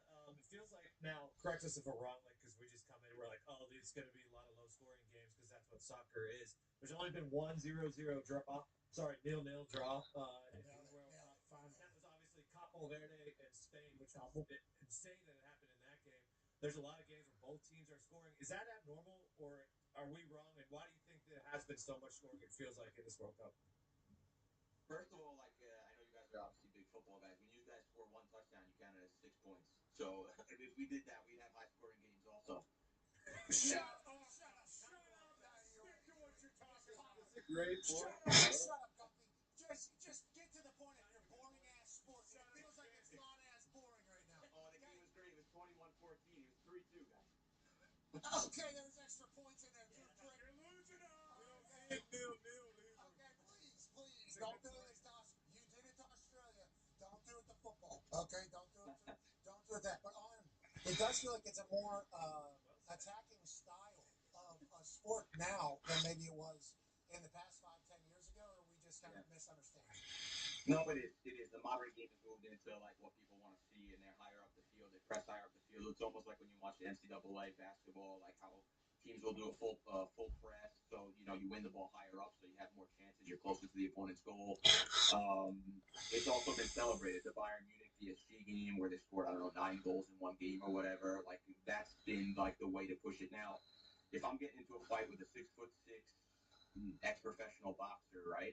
I'm not going to fight him straight up, right? I might run, I might pick up a weapon, I have to find a way to compete against this guy, and that's basically what Australia's going to do. Australia's going to sit in. They can't play toe to toe because you just can't because you don't have the tools to do it. So they're going to make it difficult, and they're going to make it slow, and they're going to want to keep a draw, and so we'll see how the U.S. deal with that because we know we have all the tools, but can we manage those moments to understand what they're doing and not expose ourselves like Turkey did? Turkey didn't have enough respect, and then they lost 2-0, so they got surprised. They got a cover 2 shell here. Okay, quarterback can't get bored. That's basically that's what this entire thing is. You just got to make sure whenever you get your moment, you got to hit it. Deploy the Pentagon. Well, we will, but that's for a defensive effort. They have cover 2 shell right there. This is what Australia's doing. They just got cover 2 back there, so we're just gonna have to wait. Luckily, we got a bunch of cover 2 beaters out there. Yes, we do. And punches. Dialing them all up while looking cooler than everybody. Now, maybe our best player certainly got a question. Last question here for you. Go ahead. Yeah, Grella, hopefully it doesn't matter, Socceroos, soccer poos, if you will, but Pulisic kind of has a calf injury right now. It doesn't look too good. He didn't actually participate in training practice, and he was kind of off to the side. What is kind of the plan? Are we worried if we don't have Pulisic, or because of the quality of our players, it doesn't matter as much about him? He's a big miss, obviously, but we shouldn't be worried. Every team that wants to compete in the World Cup and do anything, I mean, we just saw kind of with the Knicks, right? Probably not the best individuals, but the best team, hands down, right? And so I think the U.S. is a little bit like that. They're not relying on one guy. Pulisic is obviously a really important piece, but he's not the only piece. So I think they'll be okay. And the tournament's long. The format's a little longer. They added an extra game. So you've got to really manage guys and rotate guys. I think that's going to be a key if you want to go later into the later rounds. What do you got today? What are you doing today? We're doing coverage on the Golasso Network. We'll be covering it from 1:30 on to 6, and I'm sure it's going to get rowdy. It's going to be exciting. So we'll see what a bunch of guests and see where the game takes us. But hopefully we get a good result. I left my house this morning, Pat. My kids were like, Dad, hopefully U.S. wins. They're so invested in it. Hey, we're hoping too, buddy. We're hoping too. Yeah, guys, don't worry about it. I still got to pay my mortgage at the end of the month. Don't worry about it. Well, that's what we're actually. That's what we're saying. Yeah, that's what we're all saying. I don't know if we ever see you on camera again if America does it. No, they wouldn't sack him. No, I know they wouldn't, but I don't know. Oh, you think he might get killed by an Australian? They're all big. Don't worry, I carry. Don't worry. I might look like a little Italian around there, but I got weapons. I'm a 6'4" guy. I'll go pick something up. You're the best, ladies and gentlemen. From the Galacto Network, Michael Guerrero. United States, Australia takes off at 3 o'clock, 6 o'clock. Scotland, Morocco, Brazil, Haiti, Turkey, Paraguay, and that clock right there. These two kickoff. We'll schedule kickoff, even though it'll be through 10-ish. Be 15 minutes after that. Yeah. Can you see it, Tom? Well, Are you fucking kidding me? Of course I can. How much time we got? 2 hours and 4 minutes. Okay, thank you. You can see it. No, I mean, I see there's something on the screen. No, you can't. Yeah. Well, you can't see it either. Yeah, I got great fuck. And I got terrible eyes, so. 204, 27, 26, 25, you know. I see the red, white, and blue kind of hodgepodge thing. Yeah, deal. I think it's a good addition. Oh, yeah. I assume on a, 185-inch TV, that's probably pretty big. Got a projector. Oh, you see what I'm trying to do. Now you got. Doesn't help except it works. I'll get eyes out at the break. I wish I could. You can't see me? No, I've had 10 minutes. You probably can't even see it. Nobody. That's a sign for ants. Nobody can see it. I can see it. No, you can't. I could. I was just doing it. Well, yeah, I mean, I can see there's a thing on there, but can't see the clock. You can't see it. I did the countdown. Somebody's in your ear. We're back on the other side. Goodbye.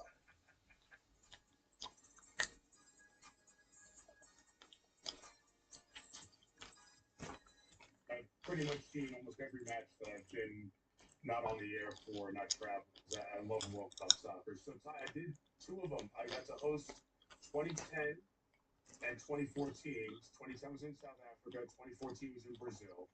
And I'd say of my 25 years at ESPN, those 2 events are 2 of the proudest events that I had the chance to be a part of. Because I really do think it helped set a bar and introduce the World Cup to the American soccer audience at a very different level. And some of the stuff that Fox was doing right now, international commentators, was our group in 2010, 2014.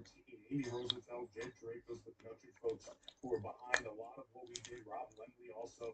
We set a high bar for the coverage of soccer. And it had nothing to do with me. I was just on the air. But that group, it was one of my greatest memories to be in South Africa and see South Africa play, to see the U.S. play in person and travel around as being one of those sets inside the stadium, to be in a World Cup final in person, to host the World Cup final in 2014, to see the streets of Brazil go completely empty. I mean, completely empty in Rio de Janeiro at 4 o'clock in the afternoon when Brazil was playing. When the national team played, there was a Subway sandwich shop downstairs from where we were doing our host set on Copacabana Beach, on the edge of Copacabana Beach.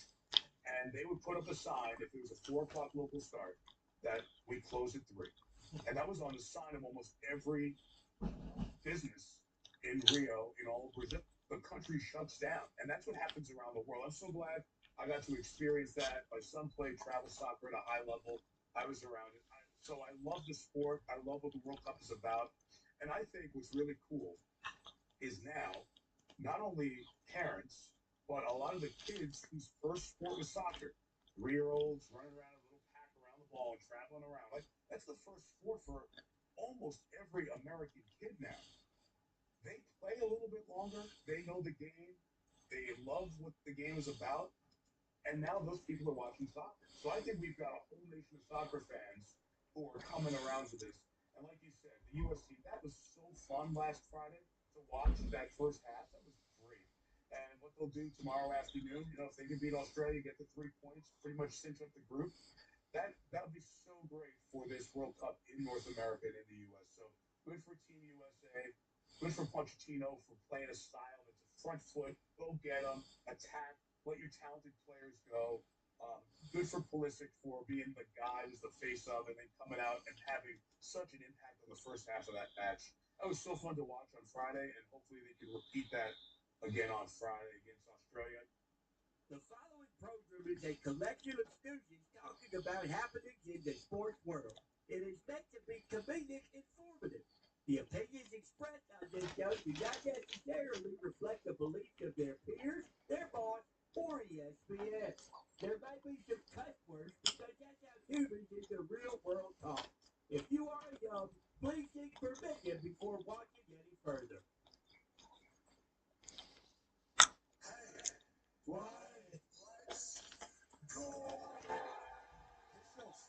And the fact that you listen, we are very, very thankful. The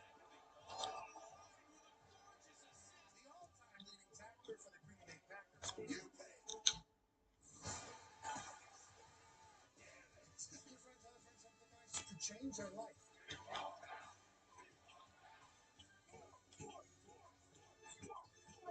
Hello, beautiful people, and welcome back to our humble abode, the DraftKings Thunderdome. On this Field of Football Friday, Juneteenth, our 2 o'clock begins now. All the greatest of all time, and obviously Team USA takes on Australia at 3 o'clock today, live from Seattle. That countdown right there, 1:59:10. Did we make it smaller during the break? 08:07 is until kickoff as USA obviously continues its road to the World Cup Championship as we have the best team in the tournament. So we have no idea if that's true or not, but we certainly would like to believe that. Our team is young, our team is fast, our team is physical, our team is good, our team is talented, and our team doesn't flop around.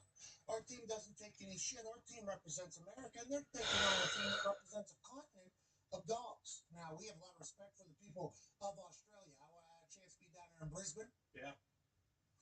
Everybody's big, in shape, fit, and they all dress interestingly. It didn't feel like every person I saw. Now, I was in the city and people are going to work, so they're obviously dressing for their jobs and stuff like that.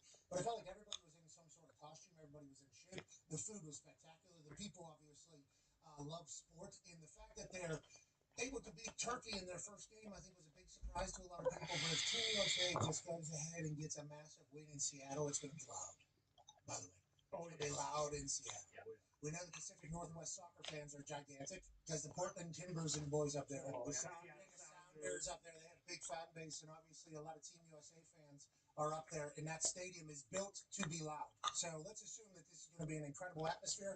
The boys are going to be ready for it. Will that man be playing? Christian Pulisic, we're not 100% sure. There's been no confirmation. Sky Sport out of Italy is reporting that he is fully available, and obviously he played in Italy, so there are some connections to that particular media outlet. So maybe Christian Pulisic is playing today, and maybe we see the same starting 11 that we saw against Paraguay. And if that's the case, we get a chance maybe to see another masterclass, but also that starting 11 get a chance to continue to play with each other. Yep. Chris Richards, we had him on, this man right over there, 83 for 83 in his passes and defensive back. He said that was the first time these 11 guys were on the field together playing against somebody. Okay, that was really the first time they were really getting a chance to do that. So the more time they have on the field together, especially as everybody's seemingly interchangeable, other than 2 back guys, Reem and Chris Richards, obviously we're only going to get better and better, we think. So maybe Paraguay was just the start of something special, and maybe today that continues, or maybe today is a cagey affair against an Australia team that's a little bit stopped in the back. We are excited that soccer's doing its thing, and once again, that countdown in the corner is how far away we are from kickoff. Once kickoff happens, you will not be able to join us on the America Game 2 Guarantee, only on DraftKings. Please come join us if you're 21 plus. And make a promise to gamble responsibly. We don't like assholes. You're not going to become a multi-billionaire from gambling. Nobody has a clue what's going to happen. But what we do know is that if you opt into the Game 2 Guarantee at DraftKings, and then you apply the token after you've picked your 3-way wager on Team USA, you will get your bonus bet, your money back that you wagered in a bonus bet for the future if America draws or loses. So, this feels like a good time. Let's go. Great time. Let's ride. Pumped. The Toxic Tables here at Boss Connor and Ty Schmidt. Ty Schmidt, soccer fever's for real. It is. It is. And again, I don't know how many times I've said it. This is not just, me saying this just to say it. I don't like soccer. I don't like watching it. Don't really care about any of it. I have World Cup fever. I feel like I would take a bullet for all 11 boys who are going to be out there on the pitch today. Would definitely take a bullet to the skull for Pochettino. No questions asked. That's and his dog. That's my gaffer. I've got these visions in my head of what today is going to be. So I really, really hope it goes that way because I do not want to kind of come to the realization of what it could potentially be on the other side of that. Now, Con Man, you are not somebody that will come out and say that you hate soccer, but you've watched every single minute, it feels like, of this World Cup. You certainly got the fever, and Scotland is helping. There is now a business agreement, brother or sister town situation going on between the city of Boston and Scotland. Yeah. Just the entire country of Scotland. I believe that was announced. this is all because of the World Cup. It's a beautiful thing. Is that a part of why you've been so invested in the tournament, or is that only helping the entire thing? I think that's definitely part of it. I think also just kind of staring down the barrel of the summer. We don't run into these opportunities as much. Obviously, beautiful. Michelle Wu, the mayor, announced plans for the new partnership. Should be fantastic. Probably going to get some direct flights. I've seen some people suggesting maybe we add a commuter rail straight from Scotland over the Atlantic. We've been waiting for one of those, right? Yeah. Why not you guys? Yeah, not a bad idea. Boston and Scotland pulling that one off? I think it'd be cool. I think if we got the Scottish psychopath, Drew McIntyre, maybe building it, breaking ground. He's not. Or be the conductor. Or be the conductor. I know he's not a psychopath. I know he's quite. Oh my God! The Claymore kick. Not one, not two, but three Claymore kicks. That's the front of the train. Good idea. Him with his foot. That move. That's like the front of the train. You know, like the entire the big boot that he has there for that zoom from Boston to Scotland. But we have seen a lot of coming together, and I think that's been a beautiful thing for the World Cup. Obviously, we appreciate that. One have the hammer down. Cowboys AP Tunners here looking sweet. 9-year NFL vet. Darius J. Butler is here. Yes, sir. D-Bucks, there's some things happening around the football world that have certainly got us excited. The Indianapolis Colts made a massive play to bring in corner Sauce Gardner last year from the Jets, including 2 first-round picks. This year's obviously next year's as well. It's a lot. Whoa, more than Myles Garrett. Yep. Holy hell. Locked down corner. And also, not just a lot. Yeah, he is. Well, all those George Pickens highlights we showed, George Pickens is a great player. You're going to have those every once in a while. When you live in the paint, every once in a while you're going to get dunked on. With that being said, we are happy that Sauce Gardner is an Indianapolis Colt, and we're excited for everybody to be healthy on the Colts. And if he's the missing piece, which he might be, Colts might win Super Bowl. Sure. And obviously that is a spectacular thing. Now, on the flip side of that, it might lose, and then who knows what future looks like, and then we don't have a first-round pick. There's always a negative that could come from that. Very big positive just came out, though. He's not as old as everybody thinks he is. What? So he's got another year eligibility, basically. Have we ever seen this before? I'm pretty sure. I haven't done the research, but it has to be the first time in NFL history where we've made the trade. Obviously, a big splash trade for an all-pro corner. And then he got a year younger somehow. I think that's what every GM would want. You know, as players, especially skilled players, once you get near that 30-year-old mark, that's when they try to call you old man. Hey, get your money before that. Already got paid, and now, no, I'm not 25. I'm actually 24. Good game to start. Maybe it's the trend that gets going, but I mean, locked down corner. Look, yes, we paid a lot. A lot of people are gonna say we overpaid. Now, Sauce comes back. He's the best corner again next year, and then the year after that, and then the year after that, won a couple Super Bowls. Did we really overpay? No. So I like the move. I love that we have a lockdown corner, a premier player in a premier position. I can't wait to see Sauce go to work. So what happened here? Like he said, I identify as a 24-year-old, or like did he say my birthday's wrong? Like how does it work? Someone say happy 25th birthday. He's like, no, actually I'm 24.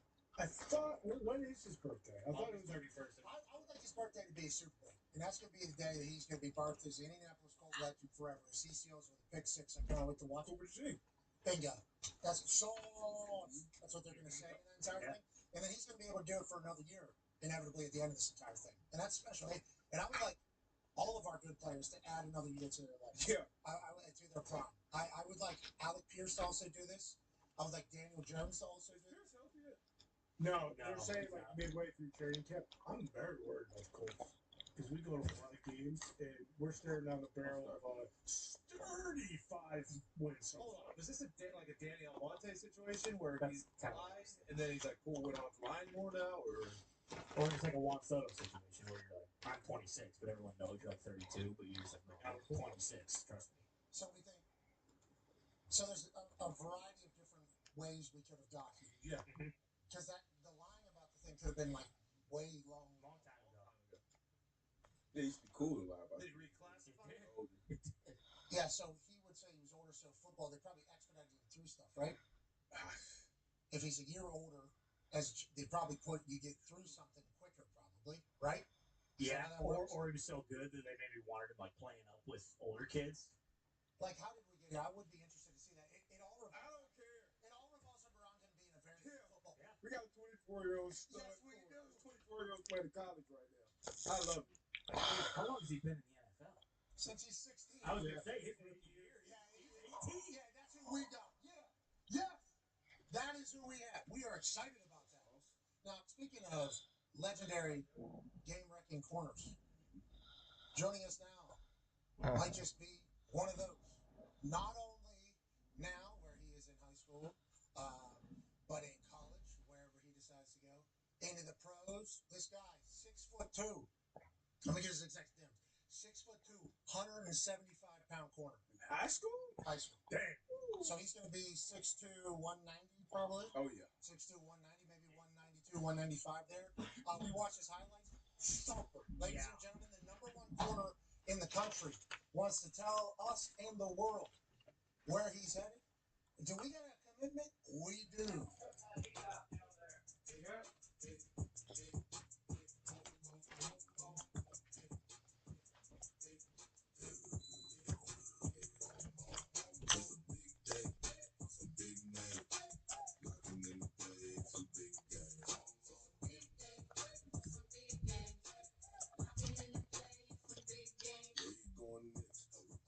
Like chess, got a 4D if you wanna be the best. And I said on the show, oh, where you gonna go? Oh, everybody waiting, they all wanna know. Just a big day for some big names. Looking in the play, some big games. Some big day for some big names. Looking in the play, some big games. Who's going where next? So let's travel to Fort Worth, Texas, the number one corner in the country. Ladies and gentlemen, John Meredith. How are you, boss? Hold on, it might be muted on our end. Hold on, it might be muted on our end. Can you hear us? Yes, sir. Yes, sir. John, great to see you, man. Thanks for letting us be a part of this. How are you doing? I'm doing good. Just blessed with the opportunity. Okay, let's show the full screen here because obviously you have Texas A&M, you have Texas, you have Alabama. You're the number one corner in the country. I assume every single school in the world has wanted your services on their football team. Congratulations on that. Let's go back. You're 6'2", 175 now. We immediately see that and go, holy cow. The possibilities are endless here. When did you become this high-profile recruit? And can you take me back to the beginning of your recruitment and how it all started? Then for real, it was just more like I didn't really have a goal. I did have a goal. I just wanted to be the best one out there. So like as a young player, like everything I did was more natural. So like the good plays I did was like it was skill, but like it was I don't know how to say it, but like it was natural. But like when college is seen it, it's just like they can progress what I'm already know. Yeah, you got it. They can make you even better than what you already have. Your natural temperament. Yeah, I understand. And watching your film, it's very much like that. You pass guys off, you're picking routes, your football IQ seemingly has to be something that's just natural in there. But can we talk a little bit about that? Your love of the game, love of sport, and football IQ. You're from the state of Texas, so obviously football is a way of life down there. When did you fall in love with the sport? It's very obvious you do love it. Since I was like 4 or 3, football wasn't a choice at first. My dad didn't let me sitting down at home, so he just threw me a sport. What position did you always play? Corner? Were you a wide receiver, quarterback, and what other positions you play? I had played quarterback, running back, and like safety. How about hoops? You play hoops? Oh yeah, I used to hoop. I was a small forward and shooting guard. You can't shoot anymore though, huh? You lost that? I can shoot. Oh, okay. I didn't know. All right, John. We appreciate you so much for letting us be a part of your day here. If you'd like to let the world know where you're going to take your football talent to next, I think we'd all enjoy that, brother.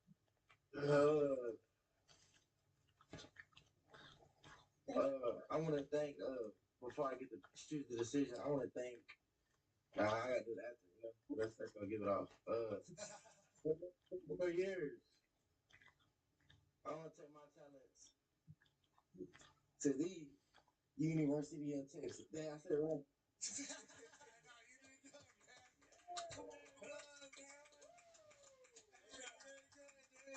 Congratulations. I want to let you know you did perfect. Don't worry about any of the delivery. I think the end game was 100% accurate. I believe you're with your family over there. I want to give them a shout out. Congratulations to your mom, dad, family, sister Taylor, mom Chastity, nephew Bryson's in there. To everybody, the family, congratulations. And to you, congrats. Why'd you want to go to Texas? And inevitably, what led you here?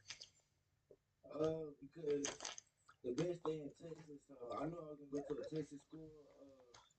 I I'm real close to Coach O. I want to thank Coach O, Coach Shark, Coach Brandon, the whole coaching staff. They've been 100 with me from the get go. I think it was just time for me to do my own thing. A lot of people assume I was gonna go somewhere, but I think I'm just different. So I think I want to go to the University of Texas. That's what I feel like I'll be best fitted in. Everybody that's at the top of their bucket or skill in life is different. So keep doing that. Work your ass off. I can't wait to see you down there in Austin. Congratulations, man. Thank you. Yes, sir. Congrats, ladies and gentlemen. John Meredith. Yeah, John. Let's go. Congratulations down there, Sark. It's a highly touted recruit out of Texas. Yeah, sorry. I mean, Texas, they're always going to get to town. I'm excited to watch him play. Anytime you got a corner with those type of Dems, we just talked about Sauce Garner. One of his big things is his length, his size. You get those hands on people. He has ball skills. You talked about it too, watching his tape. You can tell, especially in high school, when a guy is prepared, he know what the hell is going on. Same in college, same in pro. Everybody has the athletic gifts. But if you know what's going on, you can anticipate things. That helps you play a lot better and a lot faster. So hopefully we see him on the field kind of as soon as he gets there. He got one more year in high school, right? Yeah, but I don't know if he's playing. There's some transfer thing that's going on with him. There is some story. So probably a coach hate.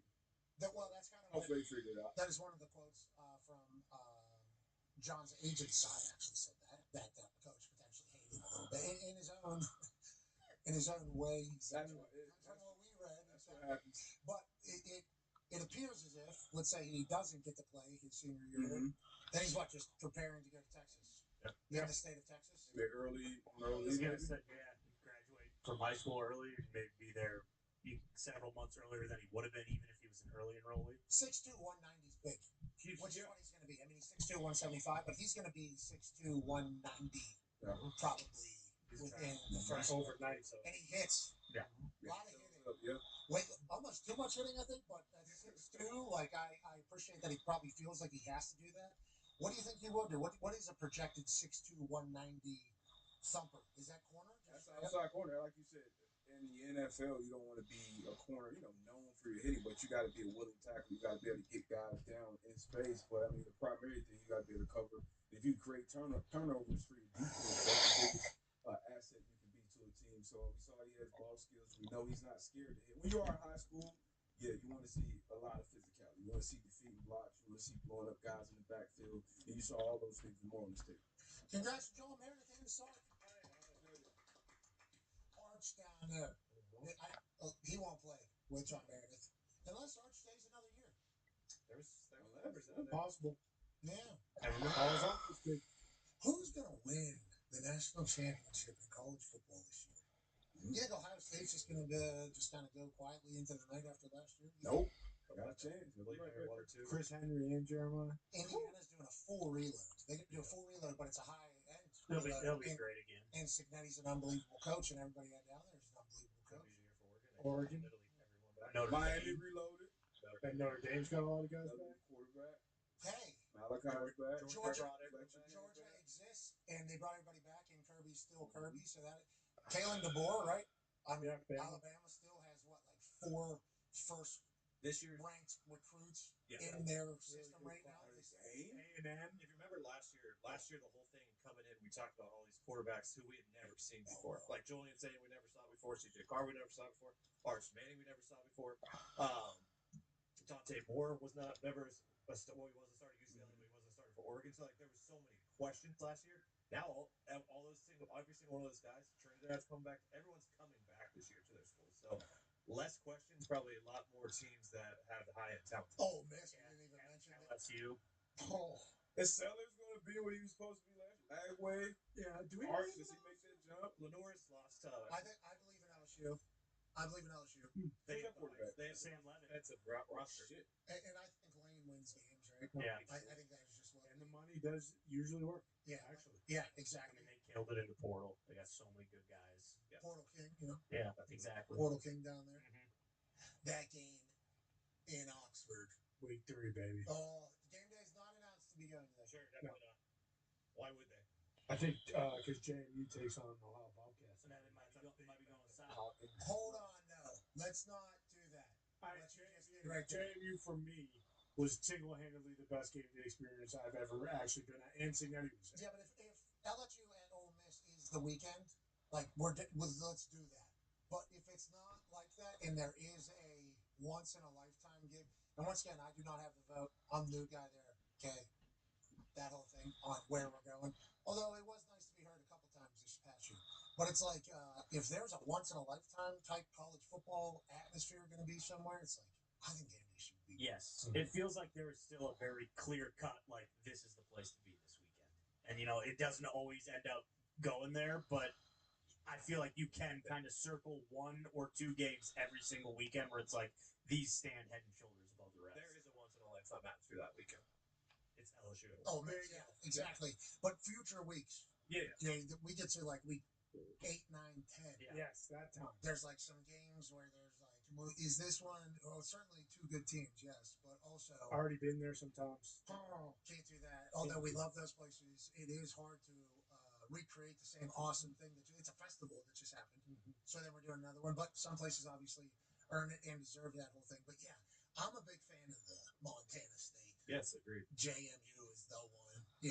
Cal out there obviously counts because of what was happening out there at the time. Over like, with all due respect to like Georgia, Tennessee or something, but great game. Kansas TCU that year. Right. It depends on if they're both undefeated too. But if one of them is not, and it's like that's a very difficult thing. But I think also if you listen to the college football people that want to bring everybody under one umbrella, they would say like the scheduling each week we could certainly all work together to make sure that every weekend has like a loaded schedule because that's good for our sport as well. Oh yeah. If we because there are some weekends where it feels like every conference is like resting their teams, and it's kind of all on the same thing. I think as we continue to get to a more formalized business of college sports and college football, which is right around the corner, big vote yesterday. That feels like something that was big this week. As we continue to get to that, I think the missed weekends, not that there is any missed weekends, the NFL has some missed weekends. So it's not easy to predict, especially with injuries potentially coming. But I think that is in the future of college sports as well. College football, definitely. Where there's going to be like, we'll give this weekend, we'll do this weekend, we'll do that. So we know every single week we have something gigantic. Yeah, and the willingness to pivot too, because I think that does happen a lot as well. Where like in August or in late July, like we see the schedule and it's like, oh wow, week 7, like that's going to be crazy. And then there's still college kids, injuries happen or whatever happens, and a team who was preseason top 10 is 4 and 5 or something like that, and things, and things change. So being able to kind of adapt on the fly and change things up is huge as well. We were there for the last good time for James Franklin. Yeah, the lead up to the Oregon game. Yeah, that was a great game. Great game. And then they lost again, UCLA. And then they lost to Northwestern. Drew Aller broke his leg. And then James Franklin was fired after week 5. Yeah, and he was a guest on the show by the end of it. Week 6. It sounded like he was like, hey, I'm fucking coaching. That's another team. Virginia Tech. We have no idea what Virginia Tech's going to do. We know that their environment's going to be. See, that's what we're talking about. Exactly. If there's a Virginia Tech game, week 4, week 5, week 6, where they're starting out hot, it's like, gotta get down there. Don't we have to get down there? You don't want to make You have to get down there.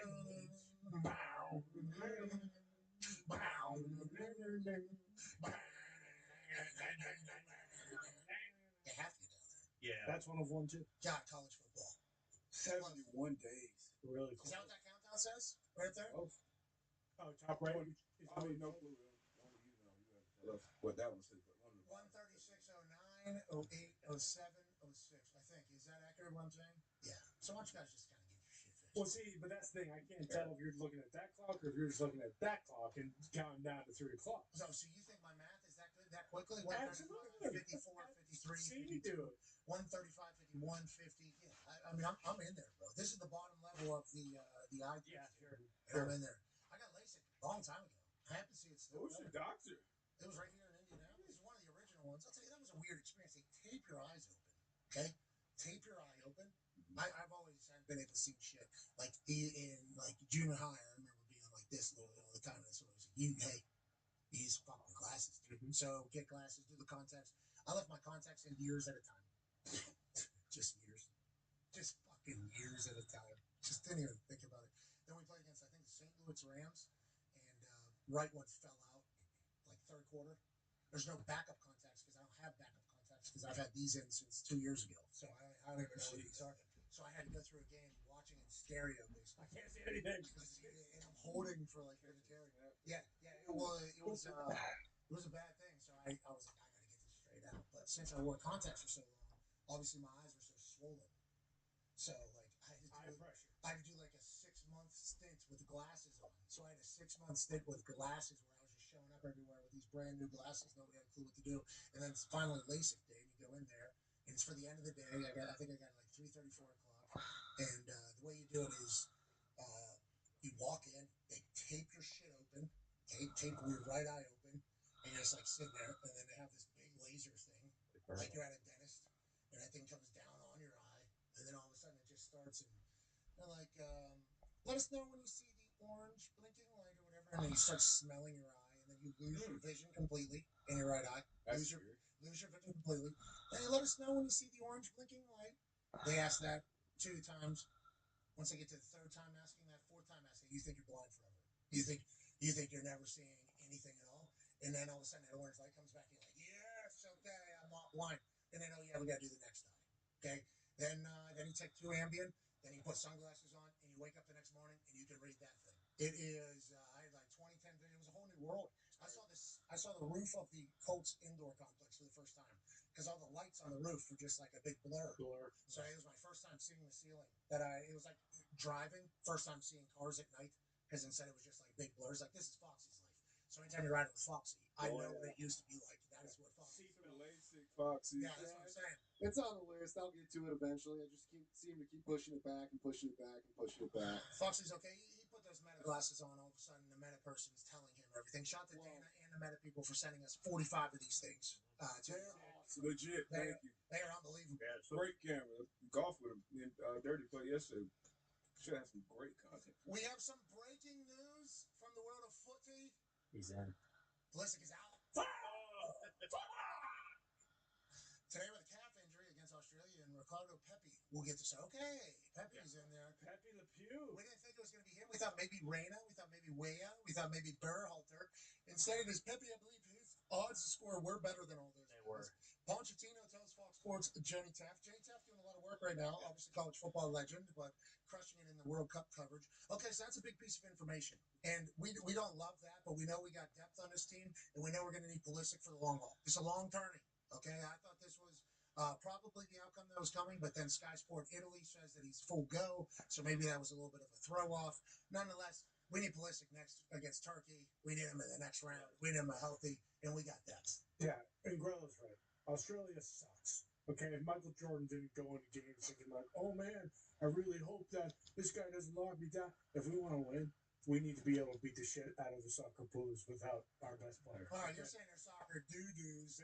Okay, let's go to some things that aren't ass, if that's what you're saying is ass, is Australia. Let's go to 5 things that aren't ass, as voted upon by the Thunderdome this week. This is a recap of the week that was. 5 things that we think need to be spotlighted a little bit more. Is that right, boys? Yeah. Correct. Hey, first, ladies and gentlemen, let's go to the diamond, shall we? Let's go to baseball. How about Jacob Wilson, son of Jumping Jack Flash Wilson, Pittsburgh Pirates legend, says, how about this, Dad, to your buckos? I'm going to be Keanu Reeves in The Matrix. A little bit of a Neo as the young lad gets home. Wow. Safe. He was unbelievable. That's a Gumpy-like reaction. And I'll tell you, I think we're seeing more of this nowadays with more athleticism maybe coming into baseball time. I think you might be right, and there is nothing better than a hook slide. I mean, that's not a hook slide in the traditional sense, but any time, I mean, for my money, these are some of the best highlight plays on a baseball diamond. That is just beautiful. Absolutely. They lost that game. Okay, Pirates end up winning that game. Obviously, go Buccos, and that's going to certainly make Jumpin' Jack Flash Wilson, Pittsburgh Pirates legend, excited. That's Jacob's father, who certainly looked down and said, "Good job, boy." Mm-hmm. But he was upset it was against the Buccos. Yeah. You know, sports are a magical thing. They can bring people together. We're seeing soccer do that. Well, obviously, have seen the fans in America celebrate what life is as a soccer fan over here. Have you seen the Norway Storting, which is their supreme legislature? Have not. Audio, please.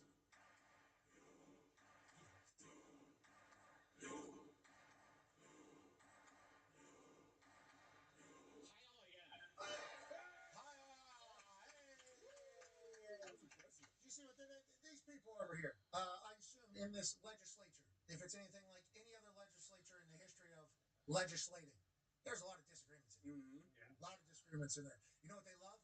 Holland. Yeah. They absolutely love Erling Haaland or whatever the hell his name is coming out there going crazy. They love the roll of the lads here in America up the escalator. And they said, why don't we go ahead and do something that bonds us, brings us together. Let's find common ground. And they said, let's row the shit out of this Viking boat. I love it, Colin. Yeah, unbelievable. Also, there was a little cut up of a team from Norway in the 90s, and they are the fathers of 3 players, Holland included, on the current team. So you got to imagine that the people in that room or might be a little older, grew up watching these guys, puppies, and now they're watching their sons compete and dominate for Norway. This is like what the World Cup and Beautiful Game is all about. I do wonder, up there in Boston, you guys are kind of like forced to learn about boats and stuff, right? Oh, I mean, a huge part of it, the Boston Harbor. Okay, so I would assume over here you kind of learn how to row. If we could kind of move, they shoot to the left one time. I don't think they'd be pumped with some of the effort of some of these. I agree. Yeah, they don't some of put the enough rowers. back into it. Yeah, some people are just all arms. Yeah, Right here, these two, right here. Listen, I don't want to call too many people out, but I think these two right here aren't putting a lot of effort into it. Go ahead. See, they're not putting their back into it. Look at everybody else over here. Right behind them too. Everybody else is lean with it, rock with it. Look at everybody moving. Everybody's moving. They need to use the legs, big time. Boom. Let's go ahead and rock the boat a little bit over there. This guy's not even doing it. This guy right there. Oh my God. The other 2, I give them the pass. Who's that? They at least had the arms. This is the jackass right here. Guy, what's this? I'm here to vote, please. I'm here to vote. This is madness. What are we doing? I am a Norway Storting member. I ain't fucking rowing a shit. He looks like he had about 15 pints watching the game the night before. Are they playing so Oregon Trail on computers or? I'm not 100% sure, but it does look like an old school computer. I did enjoy those things. Okay, congratulations to the Storting of Norway. Let's go to a man who was titled world champion for the first time, really, in his life, even though he's been interim champ a few different times. Let's go to Sunday night in the front lawn of the White House. Justin Gaethje, American hero, Hans Ilya Taporia. So much so that he throws in the towel after his face gets beat down by maybe the strongest striker. Gaethje said the reason why my punches are so strong, I'm an A to B here, baby. All the energy's going from me through somebody's face. And a lot of people see me get hit maybe, and they wonder my face isn't messed up. He said they think I got weird skin. This is his words, not mine. It's actually because I'm just deflecting the energy. I'm setting people up. It's kind of my art. It's my thing. It's my science. I'm delivering 100% energy through people's faces. Yeah, he is. And he is our champ. And he's not just champion in the White House when he's doing backflips and then almost landing on his neck as he proclaims himself the best faller in history. He said, boys, I was just falling. That ain't nothing. It looks like I broke my neck. I do it every day. Don't worry about that. Well, you know what else he might be doing every single day? Feels like this guy's maybe got the Midas touch rate. Ooh. Goes to the golf course, Justin Gaethje, who is obsessed with golf. He told us at Radio Row. And fresh out of a championship. Those hands. That's the best. Those hands right there. Made a guy quit in front of the White House. And then just a couple days later, they got the touch. They had a golf club. Gaethje's living his best life. That's certainly not Asti. No better feeling getting a nice little chip. I don't know if it was for Bird. I don't know if it's the same par. What is it right here? Bird dog. Shit, could be an eagle. But great job. I mean, this guy's winning right now. Just on top of the world. He's on top of the world. There's another man that won an award this past season. He actually has 2 trophies now because of a misspelling. The Offensive Player of the Year from the NFL last year, Jackson Smith and Jigba. Turns out if he wanted to, he'd go run the NBA. He was working out with Chris Brickley over there in New York, which is a legendary gym, a legendary trainer. And Jackson Smith and Jigba has game. This dude's getting buckets all over the place. And he's working so he can show up at your celebrity game and embarrass you. D-Butt, your thoughts on kind of utilizing the same tactics you have used as a football player who surprises the shit out of basketball players at some of these games? No surprise here. He is an absolute freak athlete. You can watch him on the football field and probably assume he'll be dominant on any sport that he played. This is very, very smooth, right? Usually DBs, quarterbacks, those are probably the best hoopers that I've seen year in and year out football player-wise. But as a wide receiver, he's a windmill off the bounce, too. I love this. Love everything about this. Yeah, true hooper. They talk about this, especially at the wideout position. The hoopers are able to cross people up. It's used to be something where I think NFL teams hated whenever guys played basketball because obviously if you get injured, it's a big problem. But now it's like an expectation at some positions. If they play basketball, they're probably going to be able to get a little bit more open. Wide receiver certainly one of those positions. Jackson Smith and Jig was the most explosive guy we saw. I want to reiterate though. Puka, he's an exception. JSN, exception. In my experience, wide receivers typically stink on the basketball court. Very good athlete. T.Y. Hilton, another good basketball player. But outside of that, I mean, Devin Funches. Who just joined you? Who just joined your? Who just joined you? Trust me, I've seen these guys. I've done the research, all right? So, yeah, Devontae Parker, he's another one. Wide receiver. Funches, another one. These are some. But there are many, many more who stink. The majority. The majority. Boom, there we go. What, they don't have anything? I don't know what it is. Like, they are obviously freak athletes. Devontae Adams is another one. Some of these wide receivers are coming out and they stand out. But for the most part, and I don't want to call names. Go ahead. Quan Bolden would be another guy, great on the basketball. Which is like one example. It sounds like we're rattling off a bunch of really good wide I receivers. can't do it. No, not done yet. Let us BM. No, that's a Pittsburgh guy, by the way. Brandon Marshall. But I don't think he proclaims to be a hooper. But you just rattled off a lot of wide receivers who are good hoopers. Like a lot. Yeah, I mean, I would assume Justin Jefferson, pretty good hooper. Maybe. Jamar Chase, we think he's a good hooper. We know T. Higgins. I wouldn't assume Chase. We've seen DK Metcalf dunk. Does that mean he's a good hooper? I wouldn't think DK's a good hooper. Plays like Rodman a little bit. I can see Michael Pittman Jr. Yes. being terrible. Oh. I can see Alec Pierce, I think, is a hooper. I think I know that. Julian Edelman can get to the rack. Really? I believe. AJ Brown. Yeah, I played with Edelman. See? That surprises me. Edelman played. Really? Okay, I thought you were just fibbing. No. Okay, so maybe wide receivers aren't ass, or you just. Okay. I've done the research. All right, I trust you. Hey, I will say. Done the research. DBs on the other hand plays more basketball than anyone. I believe. I'm just saying. As an adult, this guy's playing a lot of hoops. Yeah. Randy Moss, another great. Well, yeah. Man, I feel like all these guys aren't going to hear all these names that you're saying now. I think the original part of you saying wide receivers are ass at basketball. Well, maybe there's a lot of cool ones, so there we go. Hey, listen, you might have to go play hoops against them. Now, I know that there has been potential games you've been offered up to play in against very good basketball players in the past. I know you wouldn't be scared, and I appreciate it. Yeah, absolutely not. Let's continue in the things that aren't asked world. Ladies and gentlemen, basketball is still going. The Knicks had their parade. It was spectacular. But don't forget about the W. You know, the Indiana Fever? The team that is the hottest in the WNBA right now. A team that has 4 people that are scoring over 20 points a game, maybe 30 points a game. What? The team that's carrying the ratings of the entire industry. Yeah. I don't know if everything I just said is the truth. I think they lost last night. They did, but they had won 8 in a row. It ain't about that. It's about your record. Taylor just dropped some new fire shoes. Not only fire shoes, great fits, and also how about a behind the back dish to FSU? Michaela Timpson. Wow. Yeah. Jason Williams.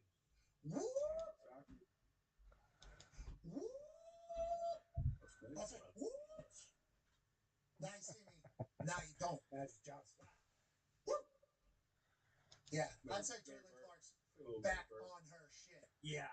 Sophie Cunningham, all I see is her doing these 3-point dances. Bucket. She's all over the place. How far into the season are we right now, Guppy? What should we be expecting for the rest of the WNBA season? What are some teams that are currently riding high right now over there in the W on the hardwood, Gumps? It was a tough loss for the Fever last night. Atlanta came in here and got a big dub in our city, so it was a tough loss. But Minnesota's been really good, and Dallas is actually very good.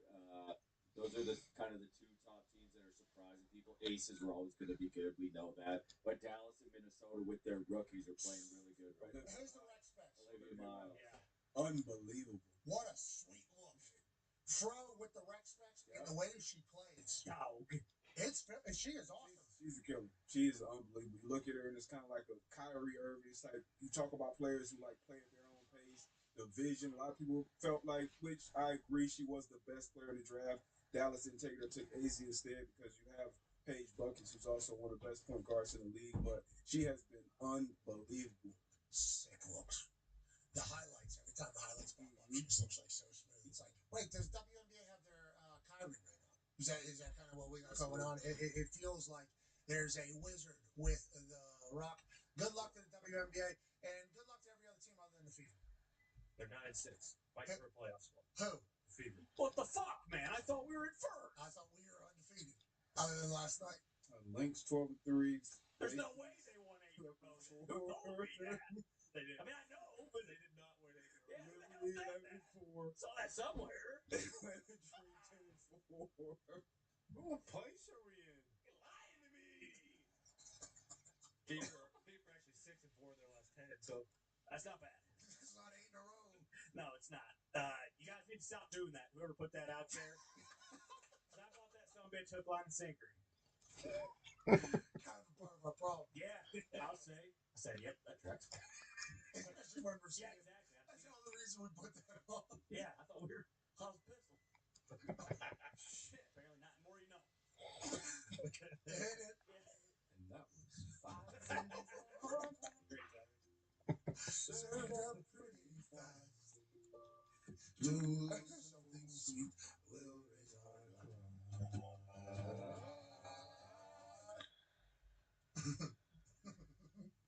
We got World Cup fever, man.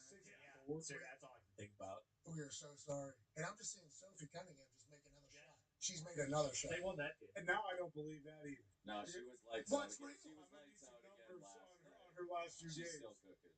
She So- played unreal last night again. How many she had? How many points she had? I do not know, but she's 12? hitting threes and all time. She was 2 of 3 from 3, 12 points. They were rough There game it last night. They're 6-4 in the last 10. Three. Sophie's lighting it up. The Indiana Fever are going to win it all. How many games do we have? 40 total, I think. 42 in the regular season. And then they're making it 50, right?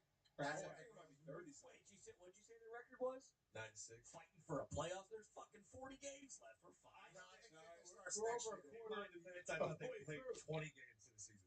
Listen, you guys need to stop because you're telling me all this different stuff and you're loading me with, for my fever, and I don't know which way's up. Listen, How many games do we got left? We gonna make the playoffs? We gonna miss the playoffs? Caleb was hurt for We've won 8 in a row. No, we haven't. You said that. Yeah, you told us that. I know. I don't know who told me that. I'm gonna remember that. Hey. I don't know who it was. But I'm going to I will find you. Hey, remember, this is what we've been caught up on. Exactly. This is what it's all about right here. Yeah. Hour 17, 27, 26, 25. You see that? All I know is there's that. No, but I believe you. 8 teams make playoffs. They're fighting for a playoff. 44 games. And it's going to 50, right? Going to 50 Yeah, next season. Next season. I think that's a big deal. New team every year. Expansion teams going to 50. And I'll tell you, Ball left. what's the guard name from Minnesota? Olivia Miles. If she's going to continue to just and one cook people, I mean, what she is doing, that'll be fun. Yeah, she's good. Fun has been heating up too. She's been shooting the lights out as well, so good for her. All right, that's awesome. Let's go around the room here and find some things that were our fave from the weekend. We're not going to do the Oh No train until after. I believe there is a chance that we are going to be joined by somebody. Mitt is sitting in Bruce's seat. Oh boy. The whole time? Ladies and gentlemen, joining us now is a man who is going to kind of summarize everything that happened this week from the NFL. We used to do this segment back in the day, and then this guy made us look like idiots, and then now we're all the way back. Ladies and gentlemen, it's time for the weekly wrap-up with Rap Sheet and Friends. Us being the friends, he being Rap Sheet. Ladies and gentlemen, Ian Rappaport. We're back. How'd Mitt do there? That was one of Mitt's first times ever having to interact with other humans outside of the Thunderdome, but also having to put you through here to have the conversation with us as he'll be sitting in that position as Bruce gets ready to take the next stage of his life. So you might not know this. Mitt and I are buddies. We go way back. We have hung plenty of times. We've had beverages together. That One, surprised maybe. me. So that's offensive. I don't I thought he did great. I actually had forgotten who Bruce was before you just mentioned it. Holy shit, Bruce. Mini Pip. That's tough. Mini Pip. Listen, I mean, what are you going to do? You know, the best ability is availability. He's not here. Mitt steps in, and I thought it was great. So Bruce actually is here, so it's kind of like a situation where you're complimenting him right in front of him, but he will not be here next week. I don't know what you mean. Yeah. Resurgence. Yeah, okay. The chair in the hotel room, it's in the corner, it's for watching. I'll tell you what, your reaction that you had there, I didn't have anything to say. But now I kind of do. Don't Yeah, adds a layer to the inside. let's move along. This guy was cooking meat today. That's right. This guy was cooking some meat today. I like that a lot. Yep. We appreciate you sending those photos over so we can see you kind of operating in a fashion of, masculinity. Oh, yeah. Because that is something that you kind of do. You know, you smoked a cigarette and smoked your meat outside. And the bigger the meat, the better, right, Ty? Yeah, it looks like shit though. I mean, did you burn it? Did you guys that thing put That's slow roast, or what are we doing here? so that's 2 7-pound pork shoulders, basically. So it's like a, Oh, there we go. it's like a 10-hour process. So this is just the start of it. So I put some rub on it, a little mustard to bind it. I'm gonna wrap it at probably 160, and then probably tomorrow at some point just pull the whole thing apart and make little sandwiches. It'd be nice. They're saying that it's actually a bunch of this. Poop. That's what they're saying. They're saying because of you doing it, it's a bunch of poop. Wait. On what platform are you doing this? What's that, buddy? I would like to be able to do this. Yeah, I'm sure you would, pal. But the thing is, right there, we know you have no idea what you're doing. Yeah. That's nowhere near the center of the meat. That's obviously off center. So if you're cutting it or checking it for its temperature, we appreciate you though getting in there, getting your hands on that meat, sucking the meat down, and making something that isn't poopy meat, because poopy meat's the worst type of meat. Now, let's not talk about your meat on your grill or your meat in your house. Let's start talking a little bit about the NFL and the meat of the offseason here. Tell me a little bit about what we should think about this week in the NFL. What was the big story in your eyes, and maybe what's something we should look forward to? So, usually this is the time where players go away, they get on vacation, mini camps ended, and so, I'd say mostly you have any contract negotiations have sort of hit a pause unless you get to the point where you're like, let's just keep talking because we're going to get this done. So you'll probably see, a couple contract negotiations, some high-profile guys like, Bijan and Jameer Gibbs and kind of those type of guys. Baker, if they're going to get done around the start of camp, I think a lot of times is a pretty good landing spot for that. Otherwise, the guys are going to go away and you hope to not have any NFL news. The reason why this is maybe a little different is because of the Brendan Sorsby situation. I know Damo's covered this a lot, but you have a legitimate, high-profile NFL issue in the middle of June in a place where there never is anything like this. Your thoughts on Roger Goodell being the one having to decide whether or not there's a supplemental draft, and how quickly will that come after the application window closes on Monday for the supplemental draft? Yeah, I would expect news probably pretty quickly. So, you hope early next week, Tuesday maybe, something like that, just to have some finality and say, is there going to be a supplemental draft or not? If there is, then Sorsby's going to be the most high-profile supplemental draft prospect since, God, I don't even know, 3 decades, something like that. Josh Gordon was probably the most notable, but this is even more high-profile than that. And so, it's Goodell deciding, it's the NFL Management Council deciding. There's a lot that goes into it because he's incredibly talented. I talked to 7 general managers to gain an understanding of where the talent is. They believe universally first-round talent may not get a first-round pick, but first-round talent. And you're probably looking at second or maybe even third-round supplemental pick if he is eligible to even be in it, if they're even going to have one, and we'll find that out next week. Okay, so you said early next week for the supplemental draft decision out of Commissioner Goodell. We hope that is the case, and congrats to Sorsby getting this opportunity, and we think from everybody around him that has talked to him, he's going to make the most of this entire situation and hopefully become a face of something of the next era of his life. Go ahead, Tom. Ian, if there isn't, if Roger says, hey, we're not doing a supplemental draft, then what happens to him? He doesn't go into the next draft, right? Does he become a free agent, or how's that work? I don't believe he would become a free agent. I think he would sort of be in limbo, of a place where, not going to be in the NFL. If you're not drafted into, oh, that's cool. Hey, I like that. Let's go. Was that mid also? No, that was back row there. That was Bill and Zito are currently in for Nick. So we got a lot of people on this field kind of working together. Plus Foxy, obviously, in the Foxy position. So the behind the glass certainly looks a lot different than it does regularly, but we got depth on the roster. We got boys ready to step up. Next man up. Next man up. what you're seeing here is a depiction of the culture we have in the Thunderdome. It's certainly going to be tested over the next couple months. I have strong faith in the resilience of the lads, although it won't go smoothly at the beginning. It will get sorted, I do believe. Classic us. On that note, Sorsby is going to get a first-round bid from somebody, is what it sounds like. Because you're saying, everybody's saying, maybe not a first round, so if somebody actually wants him, they're going to put a first-rounder in because they think nobody else will. Yeah. And over the past... Go ahead. No, I was saying, you guys know how this works, right? It's actually like there's almost nothing else like it. Basically, you put in like a blind bid, and you say, like, I think he's worth a 2, and if someone thinks he's worth a 1, that person gets him. But, like, you don't really know who actually is going to do anything. You sort of just say, like, here's what I think he is worth.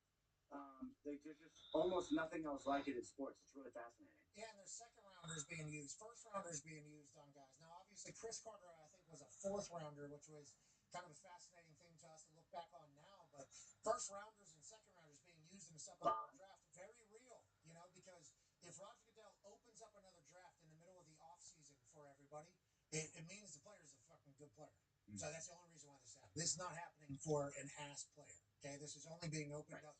Everybody's coming out of their vacations for somebody that's worth a damn. So probably going to be a high draft pick. First round is? I think somebody inevitably will. If Goodell, just the way they're talking about it, this is not me acting like I know. Just what we heard Chef talk about it, we heard him talk about it, we heard Thamel talk about it, we've heard everybody talk about it where everybody's like, you know, he's got first round grade, but nobody's really thinking about it. It's like, well, that means one person, at least one person will definitely think about it. Because if it was starting at like second, third, maybe it would be up second. But it does sound like it's starting with 1, 2 is where everybody's talking. Top 10 pick, they were saying. I think so. Like, if you're let's say you're the Jets and the Browns, and you're looking at your season honestly, and you're like, well, we probably have a top 10 pick next year. We're probably not going to use a first round. But if you're a team that you think is going to be picking in the 20s to late 20s, then maybe you use your first round pick because you're not going to be able to get guys like Arch and Dante Moore and those CJ. This is the argument. What team? What team could you put in that category? And that's why he's saying Tampa is a potential spot, is what he just said, because of this Baker Mayfield stuff that's happening. Detroit Lions, Pittsburgh Steelers are certainly a team that could potentially look at it, even though they spent a high pick on Drew Aller. You know, so I don't know. And Will Howard's there, and everybody's saying Will Howard's good, but you look at those types of teams that are maybe looking for the future. Cowboys, like, how old is that? Like, 32, Seattle, Sam Darnold. He's in the second year of a 3-year. Seattle's another interesting one. Yeah, and everybody. I mean, it seems crazy, but like it's quarterback, so like if he's good, you just figure it out. Just figure it out. And also, you're gonna have to play your backup. Yeah. You're gonna in the NFL, especially with us going to an 18-game season here soon. Backup quarterbacks are playing a lot of football, and I'm not saying like you need to have a top 10 pick as your backup quarterback, but that wouldn't be a bad thing to potentially have in some of these places, especially as the future goes. I'd be surprised if he's one first round. What do you think? Second? I think second. Which is still a lot.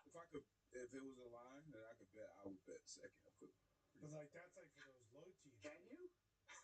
I mean, I'm sure you can somewhere, but Those are predicted available. DraftKings available in all 50 states.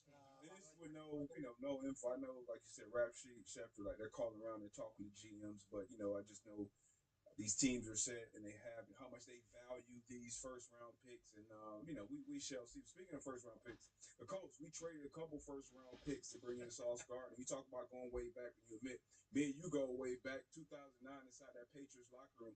You haven't aged today. Sauce is aging backwards. How did he turn 24? What man you tell on that? Man, I am trying to figure this out. It's crazy. It kind of reminds me of when we know that everyone is, and we know that a player's his name is pronounced this, and then they go through the whole career and they're like, yeah, actually everyone's pronouncing my name wrong. Like Travis Etienne is the latest example, and you're like, how could nobody tell us? Like, Sauce is very communicative. He's a great dude. He's a good golfer.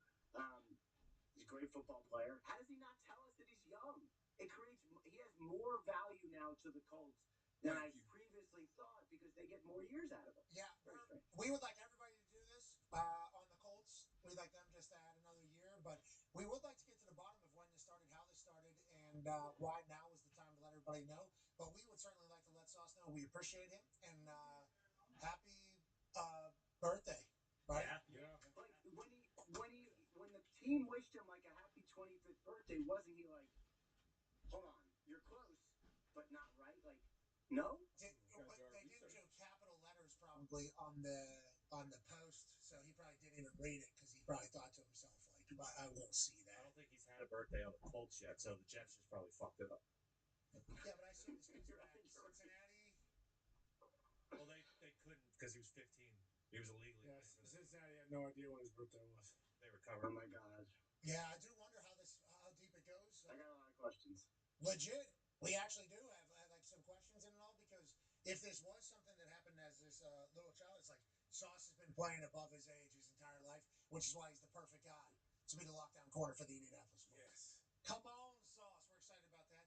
We have 1 minute left here before the hard out on ESPN. We'll continue digitally, but big storyline this week is a man who showed up at OTAs. Go ahead, Tone. Yeah, Rap. I wanted to ask because I couldn't remember. So George Pickens has done everything right. He signed the franchise tender. He's reported. He said he's going to play. No hold on anything like that.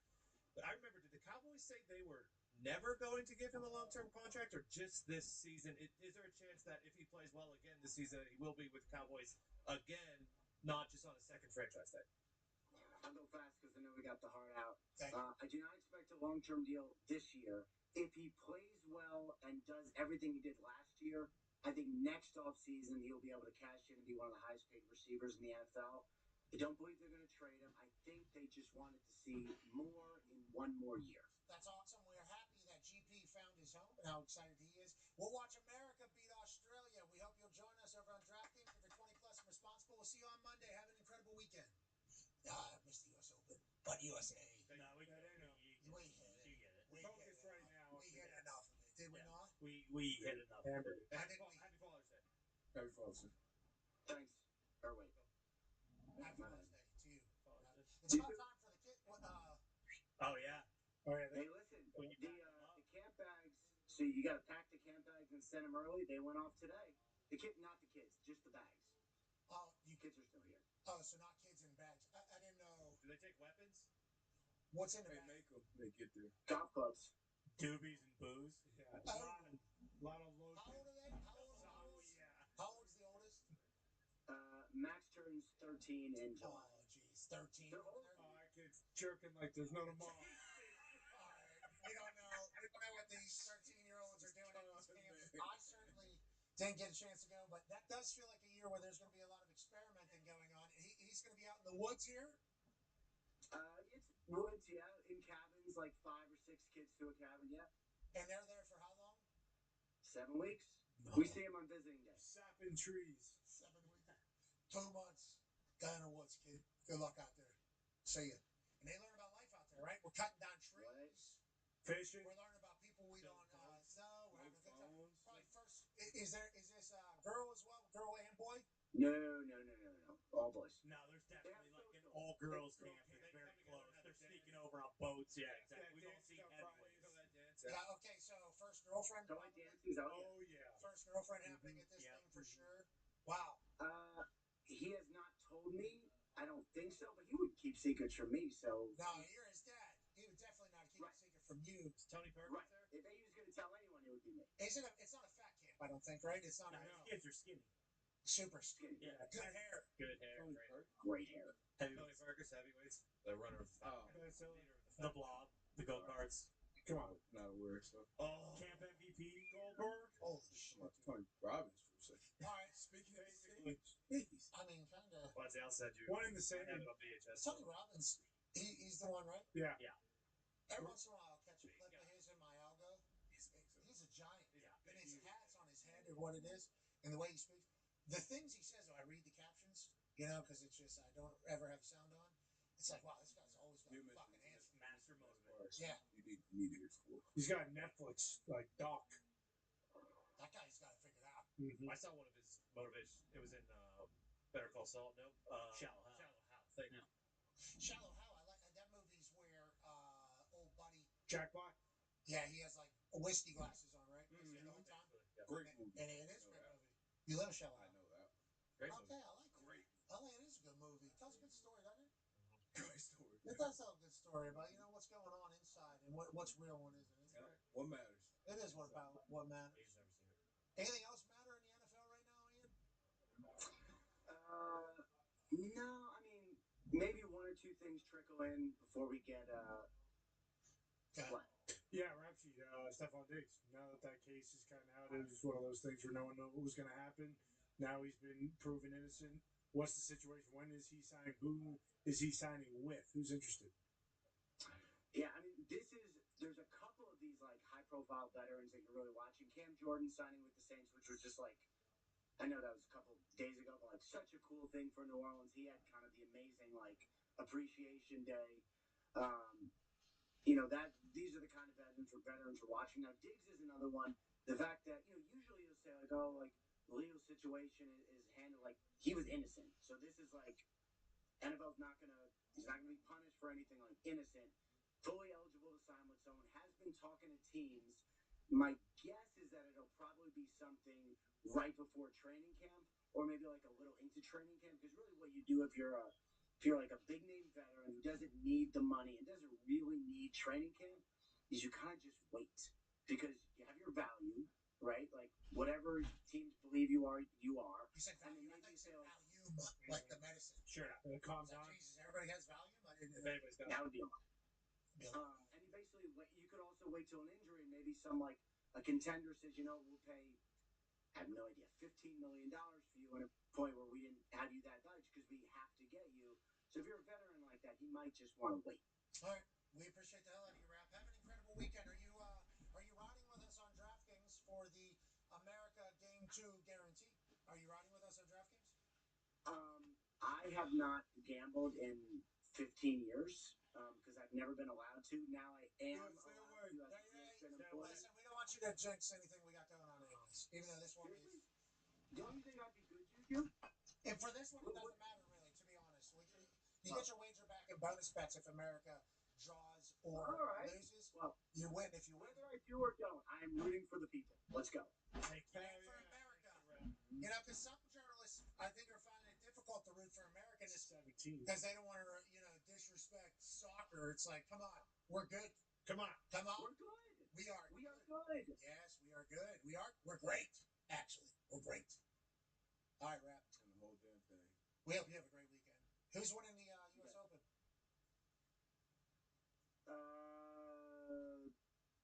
Who's winning the U.S. Open? Rory? That's not bad. Okay, good. Really going out on a limb there, huh?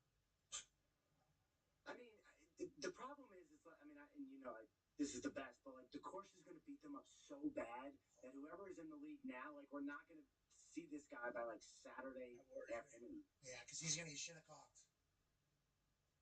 That place is awesome. You ever played? Good meat over there, Shinnecock. Yeah. Good meat over there. Don't they? Good seafood. That's a big golf course. I've never been to the Hamptons before, although I do hear it is a spectacular place. I appreciate the fact that New York is on top of the world with the parade, and then Shinnecock and obviously Rappaport nearby.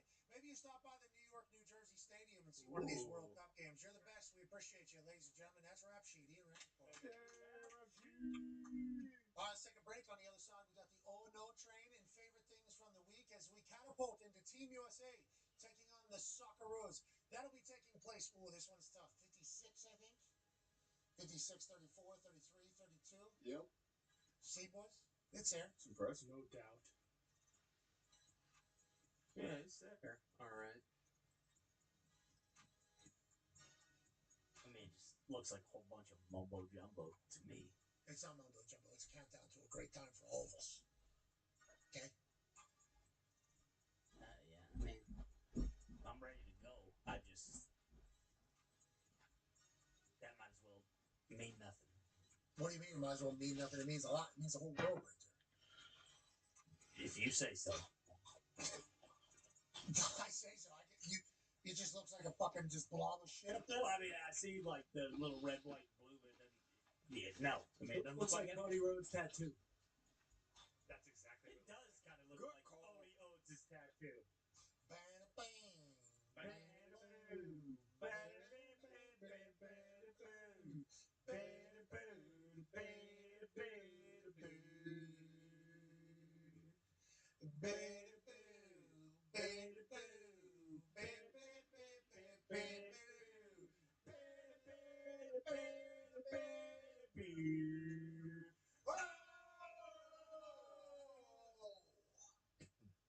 Shit sucks. That's gonna look like it when you're done the size he wanted it as.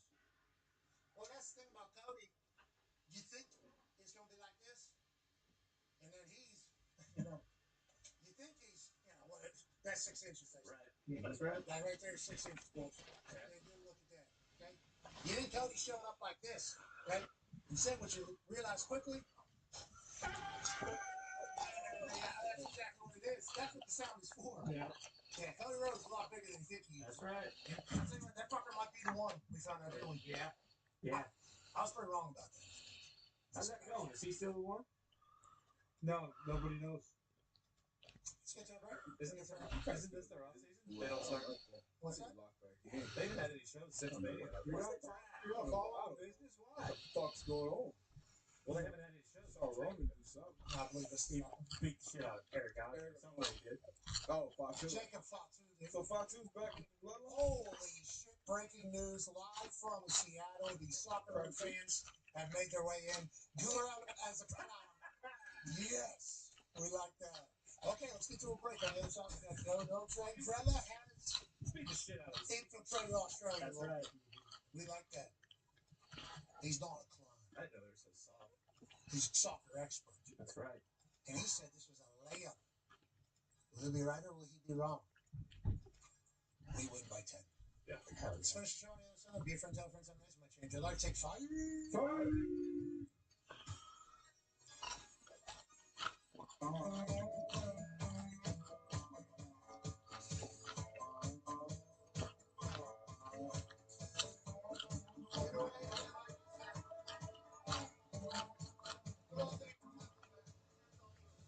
DJ always like to say the little days we living on this bad flash stress. We give it perspectives of necessity.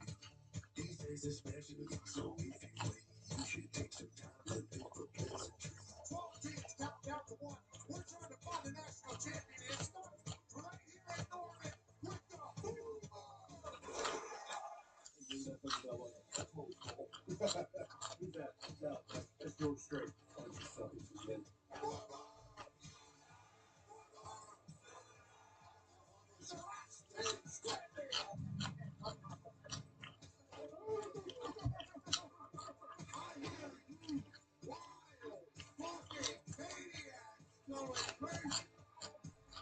You deserve what you earn in this life.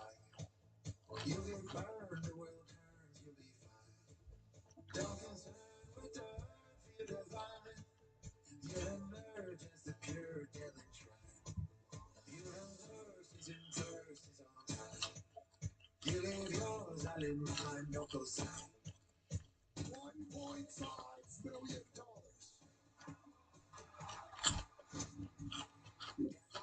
He's an explosive play waiting to happen. Shots on the outside. Touchdown. Miami. Oh, sorry, shotgun. Look to his left. Sweet. He's second pick of the game.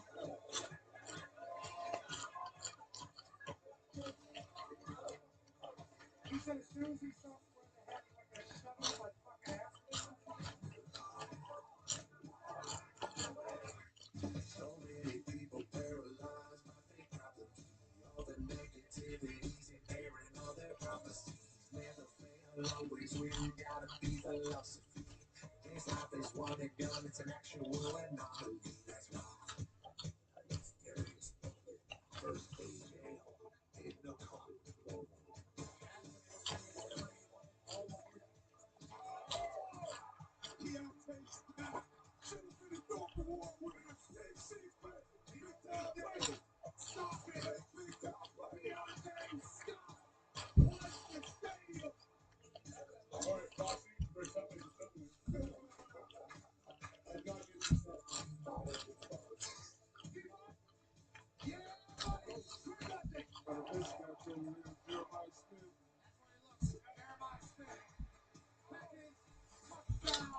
This is Texas.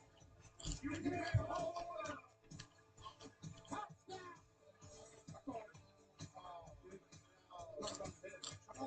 Off the gut. No lost ball for Ohio State. Touchdown. Hurricanes. This game is over. Miami Hurricanes have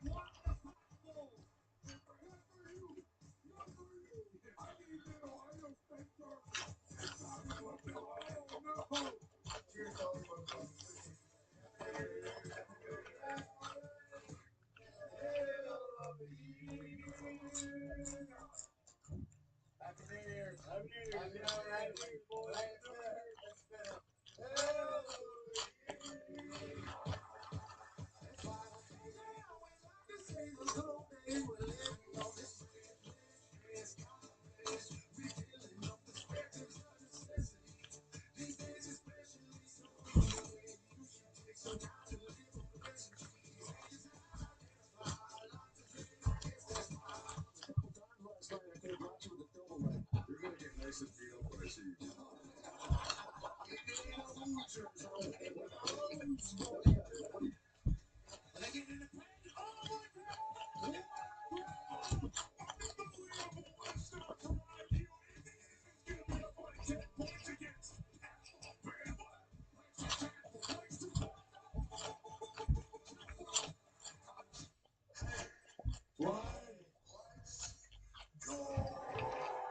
This show stinks, and the fact that you listen, we are very grateful.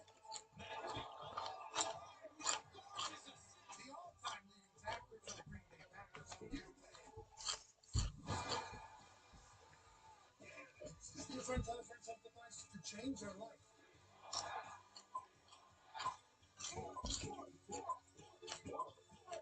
Hello, beautiful people, and welcome back to our humble abode, the DraftKings Thunderdome.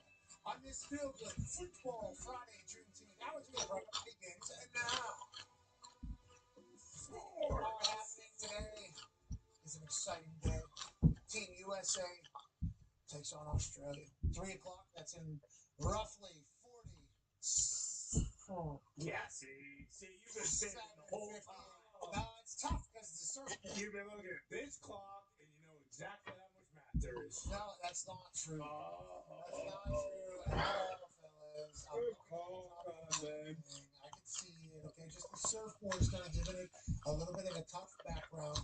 And yes, maybe it wasn't large enough for you all to be able to see, but these LASIK eyes can obviously see it, and my soul can feel it because I've been counting down to this kickoff since the time the last game ended against Paraguay. I cannot wait to see what our Team USA looks like. Was last game a splash in the pan? No, I sure hope not.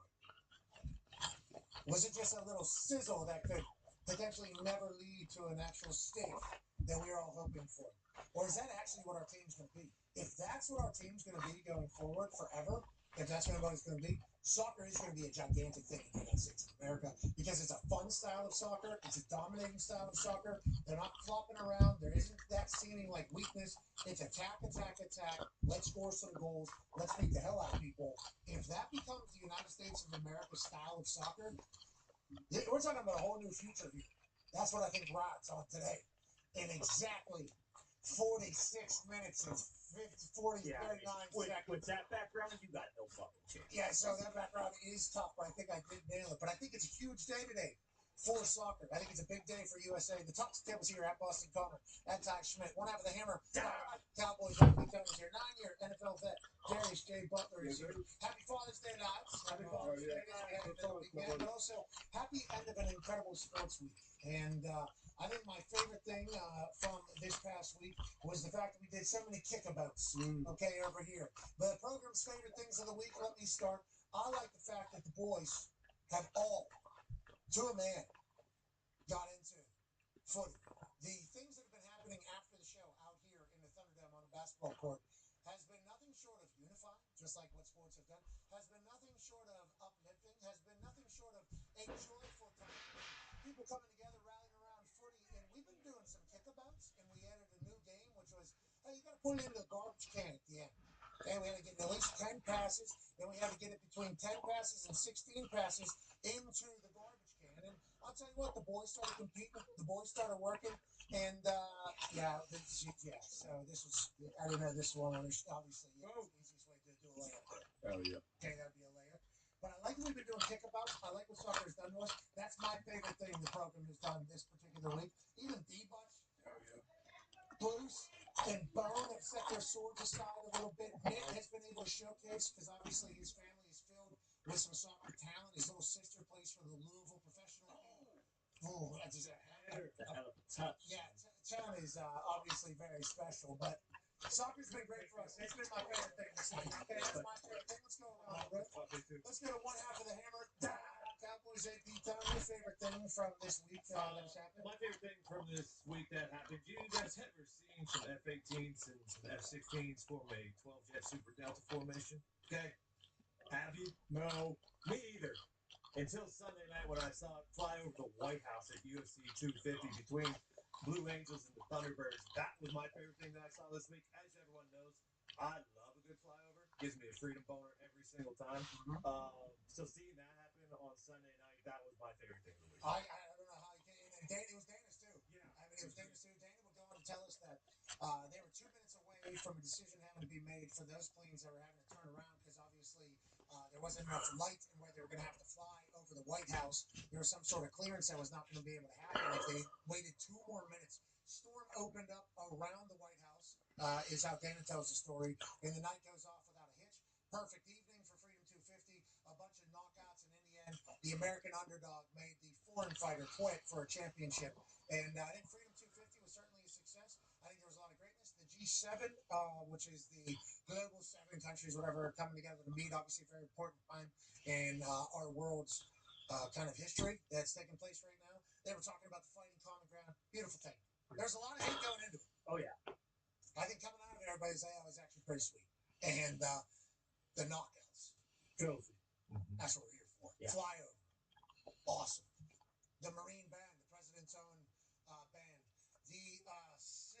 The singer is a Yinzer, mountaineer, Staff Sergeant Hannah Davis. There you go. She was the singer. She's from Pittsburgh, went to West Virginia. Now she's Staff Sergeant Hannah Davis. She was the one singing the songs. She did an incredible job. It was beautiful. I like that was your favorite thing. I think it was a lot of people's favorite thing. Ty, what was your favorite thing from the week? Yeah, we've been talking a lot about the people from other countries coming to the United States for the World Cup and just like, going to Walmart and walking through the grocery portion of the store and just being flabbergasted, saying you can't find any of this kind of stuff in our country, whether that's Scotland, England, et cetera.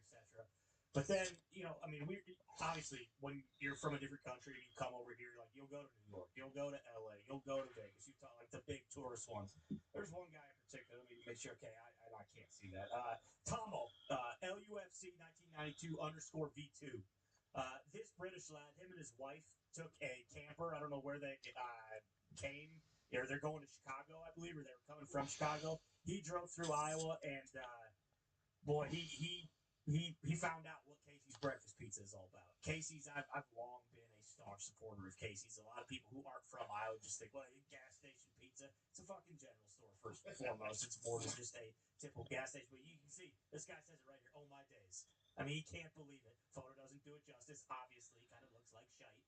It's not. It's gas station pizza. It's going to look like that, right? General store pizza. It's not gas station. Sorry, general store that also sells gas. Yes, obviously. And you leave that to like Quick Trip. That's a gas station to do pizza. I saw a lot of people trying to compare the two. There is no comparison. Casey's is Duggo. But he says it right there, egg on pizza shouldn't work, but somehow it's incredible. He didn't even get to have a slice of pepperoni, come lunchtime. Maybe he did because it's so good. But it's not just that. Then I saw him and his wife went to the Field of Dreams after that, which is in like Dyersville. It's just like, if you were from a different country, you'd never go to Iowa. Unless you had family there, you would never go. And he was just like, we didn't plan on coming through here, but we did, and like we'll remember this forever. Like that's fucking awesome. In Scotland, obviously with Boston, there's actually now an agreement being made, an arrangement being made. It has been a spectacular thing watching them learn about our country, and I think a lot of people are relearning about the awesome things of our country that maybe we didn't know other people didn't have. I mean, there's videos of people walking into Walmart. They have everything here. Holy shit! We can choose whatever drink we want. It's here. It's available. And then obviously the serving sizes and the extras. It's like I think a lot of Americans just assume the rest of the world is like that. And then the rest of the world comes to a lot of Americans like, hey, this car. Yeah.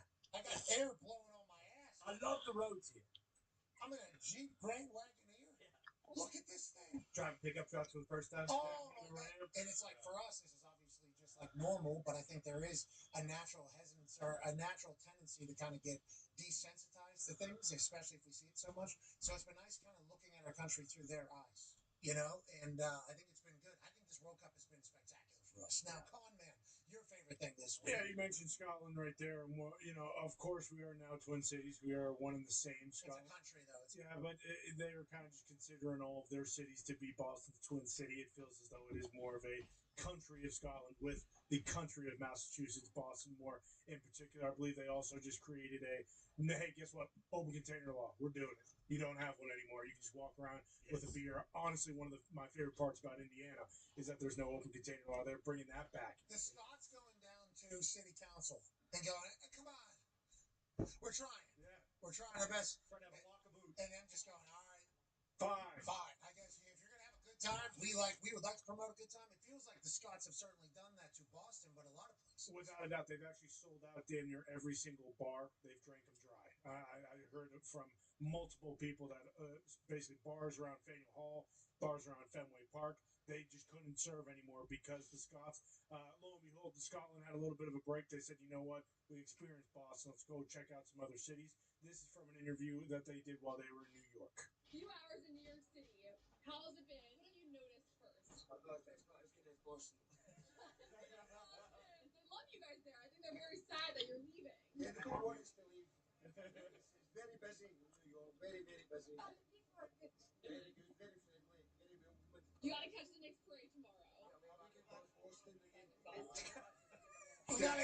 get back to Boston. Sorry, but it is like they're in love. It is a little bit of a infatuation because, the games are in different cities. So obviously Scotland fell in love with Boston, but I was intrigued to see whenever Scotland has to go somewhere else what they're going to do. Turns out they're going to go to other places and judge it against Boston the way they had the time of their life. Yeah, I feel like that is the sentiment of most people actually go to Boston. Like, damn, this is the best city in the world just because of the size of it, the amount of things you can do, the water's right there, all of history. The history of it, exactly. Massachusetts, America, all those things. But yeah, it has truly been one of the most perfect country to city matchups, and it does kind of remind you, like, oh yeah, Boston is the greatest fucking city. I like that you assholes, not just America is awesome from everybody. Remember, Boston actually the best part of the entire thing. Good for you guys, seemingly always getting a chance to have another parade. This one with a tartan army and bagpipes. And the Norwegians there. And they're coming into town. They're gonna love it. The English Nigel's coming up there. They better watch their mouth. Tell you that much. Now they should watch their mouth or watch their mouth. They should definitely watch because from what I've seen, those English love to chew on their mouth. But also, they need to watch their mouth because if you're talking about people from Massachusetts now teaming up with Scotland, England should be on their best behavior. We'll just say that. Please don't be freaking cheap. Paul Revere coming in. Speaking of traveling, she's American Airlines, folks. Yeah, that was awesome. Hey, this is sick. Very cool. Every single seat on a flight to Seattle had American jerseys. That's fire. That very rarely happens. Yeah. Now, unless Team USA bought a deal with American Airlines or something, or if American Airlines, I don't know how this came about, but I want to let you know. They're one of the sponsors of Team USA, and I wonder if they just assumed, hey, people on this flight are probably going to the game. Yeah, and I love that they did it, because like stadiums, whenever they put out shirts, you think like, hey, stadiums or arenas, do shirts, that's cool. It's like 30,000, 20, like the amount of money that is spent on that type of shit, let alone the sizing and what do you do and how do you get it right, how do you get it wrong. Ball in the package? Them doing this for the entire flight that's out there, absolutely awesome. We know the ticket pricing is crazy, but at least there's a little gift package that's seemingly coming alongside one of the partners. I like that everybody's kind of all in. Yeah, without a doubt. I mean, I feel like we've been talking about it, and maybe, we do a sports show every single day, so it's a little bit different, but it really does feel like the World Cup has taken over everything. Like, whether you like sports or not, and I don't really think it was like that with the last World Cup, and maybe it was because it was in Qatar, and now it's in the U.S., and it's just, easier for people to get here, but, like, it's what everyone is talking about, and it's the main attraction every night. Okay, so it was my favorite thing of the week. It was your favorite thing. It was your favorite thing. It was your favorite thing. We just brought up another thing that wasn't even a favorite thing to talk about how it could have been a favorite thing. Let's get a 9-year NFL vet, Darius J. Butler. We didn't have you the first 3 days of the week. Yeah. We did miss you. Thank you for joining us here to wrap up the week. What was your favorite thing of the week that happened? I mean, I'll tell you what, I didn't see American Airlines thing, but number one, American Airlines, make sure you invite me back to concierge key status next year. This was awesome. I know we're celebrating 250 American Airlines also celebrating 100 years. So, hey, listen closely. Lock me in. But anyway, back to the world's game, the beautiful game, just like Utah. Hated soccer. You'll never sit and watch soccer. Became kind of a casual fan, more so this year, watching Arsenal in the Premier League. But we all got World Cup fever. We all been kicking about, watching the legends do it. Zlatan and Thierry Henry, all those guys. That's been awesome. But when you talk about growing the game and Lawless, of course, He's the GOAT. Wouldn't go that far. But the GOAT did show up. Maybe some young goats too. The stars showing up. The stars stars this week. We talk about sports and growing the game. The stars have to show up and be a big part of that. Obviously, Bellingham for us. We got Erling Haaland. We got Dictator Mbappe doing his thing. And then the GOAT, who you guys had on a slip and got help you get the crown, went off with the hat trick. Obviously, Miami, an American himself. Messi showing up as well. So I love that the stars showed up. I hope they continue to show up. We'll see if Ronaldo can join that train. Maybe some other guys. But that has been my favorite thing of the week so far. Harry Kane knocks in a couple of goals. Yeah, just literally all the stars except for Cristiano Ronaldo. So we assume he'll come exploding on the scene at some point. In his 6th World Cup, Messi hats a hat trick. It's unbelievable stuff. We were talking about this off air because it was kind of my take about Messi, about how much he's done for soccer in the United States of America. It's like, just in general, when you talk about athletes, the hype always living up to what it is with him is outrageous. First game, he was playing for Inter Miami. They just gave him a percentage of the league. I think they gave him a percentage of the Apple subscriptions to watch the MLS. It's like a historic deal. He turned down $1 billion from Saudi to come do this. This is going to be a massive investment from MLS team. Inter Miami team was ass. They were out of the playoffs completely. Maybe worst team in the entire league. His first game playing there, we all watched. Everybody's like, hey, the greatest player on earth is coming to play. First time he touched the ball was like a free kick. He is expected to do something and he does. Every time he is supposed to do something, he does. And it's outrageous. I mean, you're talking about one of the most consistently great athletes just of all time. I don't know how he does it. Honestly, Gumpy, I do not fully comprehend it. You know soccer, and I've followed soccer a lot closer than obviously us as a big time fan. I know Messi and Ronaldo have been around forever. And Ronaldo, obviously, historically great soccer player. I'm not saying that. But Messi just every time lives up to the expectation. It's outrageous. Why is he like this? Is he just a robot? Like, how do we get to this point where he's still this great all the time? He's always been like this from like a young age, but they always held it over his head that he never won the World Cup with Argentina. Like that was the one thing. And you saw him; he retired from Argentina multiple times. He missed a massive penalty shot in a Copa America game. But since he's won the World Cup, you can watch how free he's playing, and he's really enjoying everything. And every game, he just steps up like he did the other night. It's just expected, and we're never going to see anything like this again. And I don't think there's a discussion anymore of who's the greatest of all time, because he proves it on every stage, every time he takes the pitch. It really is. He never disappoints. Like, he'll do something in every game that makes you go, oh. Even a pass. He'll ping a pass that just, like, makes no sense, and nobody else is doing it on the field. And once again, he'll just walk casually. It looks effortless still. Like, it's not like, oh, this guy's 38. It's like kind of like LeBron, where you just marvel at, like, how the fuck is this guy still doing it and making it look this easy at his age? Like, he looks like he can do whatever he wants out there, and he always finishes. It's crazy. He's got power. He's got finesse. He's got skill. He's got speed. And like we talked about, Inter Miami just signed a young center back who's really talented. Chicago signed Lewandowski. They signed Goretzka, who's from Bayern Munich. Like, since the World Cup has started in America, there's been 3 massive signings for the MLS. What I see, even though the English Premier League is allegedly the best league on earth, it's only winning 1 World Cup. So, yeah, John English guy. So if the USA wins, we can compare leagues, right? MLS and Premier League. You have to. Yeah. You don't have a choice, really. Yeah, that's whenever. Sure. I mean, their best players on England don't play anymore. Harry Kane plays in Germany, and Jude Bellingham plays in Spain. Where do our guys all play? Not the MLS. Yeah, they play overseas, but that's not what we're saying. No, once they win the World Cup, they're going to earn their way into the MLS. Like Messi did. Yeah, I want to go play for the Sounders. Timbers. Yeah, I want to go play for the Whitecaps. The Crew. Exactly. So they're playing for the Atlanta United. Yeah. Messi earned his way to MLS and shit. Yeah, win the World Cup. Yeah. For a long time, they didn't want him until he won the World Cup. Was he in MLS before he won the World Cup? No, he had to qualify. So facto. Kinda. That's what the MLS is waiting for. If you win a World Cup, you can maybe come play in the MLS. Good luck, Harry Kane. Much luck. If he wins one for England, holy shit. That'd be unbelievable. That was the best game he's ever played for England. He was fucking playing defense, blocked a shot with his balls at the end of the game. He's dropping back. He's all over the pitch. Him and Jude Bellingham are legitimately world-class players. It's at the back they're going to struggle a little bit. That's the problem. Harry Kane, great tan too. He's enjoying the United States of America a sun that we are seeing some European Caucasoids see for the first time, both on the pitch and off the pitch. Harry Kane also just going by Kansas City Royals game. Yeah. Stopping by Royals game. How old is Harry? I feel like I've been hearing his name for 20 years. 32? 32 years old. Yeah. When he go pro? I got He's playing 12. for Tottenham when he was 16. Dang. Yeah, we still don't know if he's 32 or 31. Maybe he might have a soft spot. Yeah, true. But yeah, he went to a Royals game. They put him up in a suite. Tubby Tuchel, fire to strike. All these players now also get to experience America. Like in between the games, what are you gonna do? I guess I'll go watch MLB game. They'll put me up in a suite. They'll give me all the food. There's air conditioning here. They'll wheel in an IV if you want it. You see, I love. He was pumped to be walking through New York and Delaware Convention. I was about to say that's probably the biggest part of this coming here. Like, even you see some videos of Messi down in like South Florida, like in the public, or just showing people just not about him. No way they can do that. Don't say that because I see a lot of people in the Instagram comment section for the most famous athlete on earth, and they're saying some very disrespectful stuff to the United States of America, as if we don't count into the population of Earth. You know what I mean?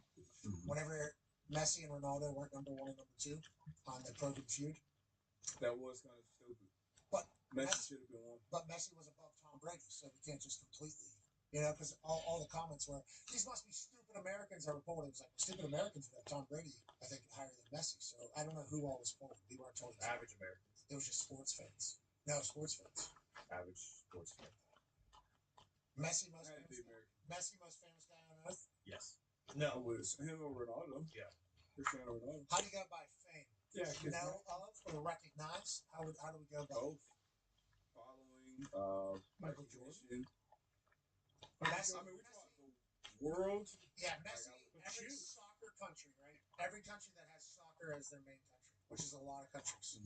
Messi can't, right? Messi, as soon as he walks, mob. Boom. Yeah. That's the one. We're talking like all of Europe, Asia. Yep. South America. Africa as well, right? A lot of soccer. Australia. Probably. Maybe, I don't know, because Venezuela says they're not a soccer country. We'll find out today. Yeah, we will. Soccer rules. So he is mobbed immediately in all those places, right? Yeah. Is that what we're expecting? Yes. Cristiano Ronaldo as well? Same deal.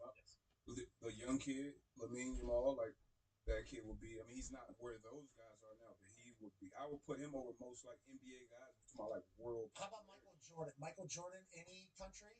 You put him in, he's getting recognized. I think so. Dream Team, and then also his. He's 6'6". His shoes. That's the big thing, I think. Like LeBron being, it's like Messi's tiny, so he can kind of just like you see LeBron, it's like, what the fuck is this thing? Yeah, I think you could throw Shaq in there too because he's so much physicality there. Yeah, because anywhere he goes, you're gonna see him. Yes, exactly. And I guess that goes back to Wemby being on there. It's like how many 7'5" people have seen him? Yeah, so it's not.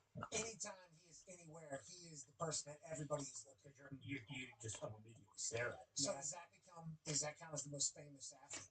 Like, what does the most famous athlete mean? Is it in person? Is it online? Is it? I think I would say that's in person. Like even let's say airports around the world. But yeah, Wemby like if you talking about like normal, let's just talk about normal size humans. Because obviously you talk about Jordan and Shaq and Wemby, those guys. Even if you don't know who they are, you're like what is what's going on? Giannis walks you, okay, who is this guy? But like normal's like a Tiger Woods, like a normal size human. Like he would be up in that category. I think he should be up there. I wouldn't put him in that category. So many commercials. I do wonder if that's an international appeal. I bet you can walk anywhere internationally, probably not. Yeah, I agree. I think over there, I would say that they think most white people look very similar. Especially he had a helmet on for so long. It's just like you just look like you're just a white guy. He's big. Like Tom Brady was married to Giselle, right? So that is an international superstar. So that bumped his fame. Also playing the Super Bowl 10 times. Super Bowl 1 time. So like Travis Kelce, I guess because of Taylor Swift in like 5-10 years probably. Will be potentially known as. Oh yeah. It's interesting. That program feud was so much fun. Oh yeah, it was awesome. That was so much fun. I hope we get a chance to do it again. Same. Need to fucking rematch. Is that how the game is going to go? You guys are just going to get a rematch? Because I thought everybody was saying you guys, oh, no. Oh, they weren't saying that. They're saying the Thunder Dogs, more like Thunder Dogs. No. Yeah, we'll let NFL log out against some other team. Let's see how entertaining it is. because they brought nothing to the table except for poop answers that only other people make. That's the only thing that matters in the game. Oh, okay. What you just said. Entertainment is another good game. I think we get better answers. Let's see. I was very surprised that the Broken Feud gods did not punish them for their lack of support of good answer to each other. You know, I thought that was a massive piece of it, but they were so cerebral. I think that is why they ended up winning. And the Thunderdog just had to sit there, you actually sitting down pot and saying, "Oh no, I lost the first ever Broken Feud." A lot of people saying the reason they won is because they got 10 seconds to answer every time they went. Now listen, if we're gonna make excuses, people will continue to say the Thunderdogs. Oh no, boys, you lost at home. We don't have it. But I would like to see, because you guys, I think because it was being hosted here, you guys would be you started as champs. Right. So I think to become the champs, you do have to be champs twice. So that was an exhibition too. We didn't. Pink slips are not on the line. Belts are not on the line. You know, we didn't know that. Well, it was not an exhibition. It was maybe the first certified one because there was actually It's market. kind of like week 0. Kind of like week 0. Well said. Yep. Preseason.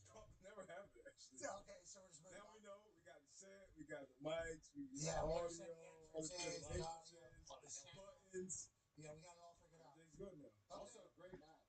I mean, it came down to the last answer. I can't believe they picked Brett Favre there. Yeah, I can't believe Brett Favre was the final answer to have somebody else beat you guys in our building. But yeah, I mean that's how it goes. That's how it goes sometimes. Okay, so the next one will be for the title.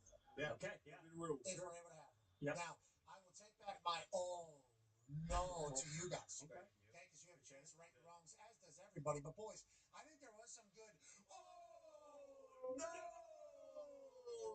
this week, was it not, Todd? Yeah, we are going to start with the Shinnecock Oh-No's, and we're going to start with Patrick Reed. That's a P, not an F. He is in the native area where a lot of people have been all week. And he from the native area to the native area, probably grabbed the hose a little bit there, and that's a big fat no! Let's go to the 7th hole after that. Par 3, JJ Spawn looks fantastic in the all-white. He hits a beautiful shot. Arcing up in the air. You can see he's still kind of in it at +3. Lands it right in front of the bunker. Wonderful. Rolling. Okay, we're good. Ball stopped finally. He's okay. Finish out the tees. Let's pick that thing up. Let's walk to our ball on the green. See where we are. Give me that putter, maybe. Oh, no, wait. He got Shinnecock. Ball starts to roll. He's headed towards the bunker. Unfortunately for JJ Spawn, and I do believe it was picked up on a hot mic when he walked up to the green. He just said, "Oh, no!" And then we're going to stay at Shinnecock because a lot of bad things have happening. Billy Horschel, he's going to chip one up onto the green. He's thinking, hey, I'm just going to put this one right in the center. Wait a minute. That's pretty firm. That thing's moving pretty quickly. Please, slow down. Okay, nope, it's going to catch the slope. And it's going to roll about 45 yards past the pin. No big deal, though. You just got to take your medicine, Shinnecock. Play for par. Yep. So what's he going to do? He's going to chip it up. And... Oh, no. Please. Oh. Wait, just sit.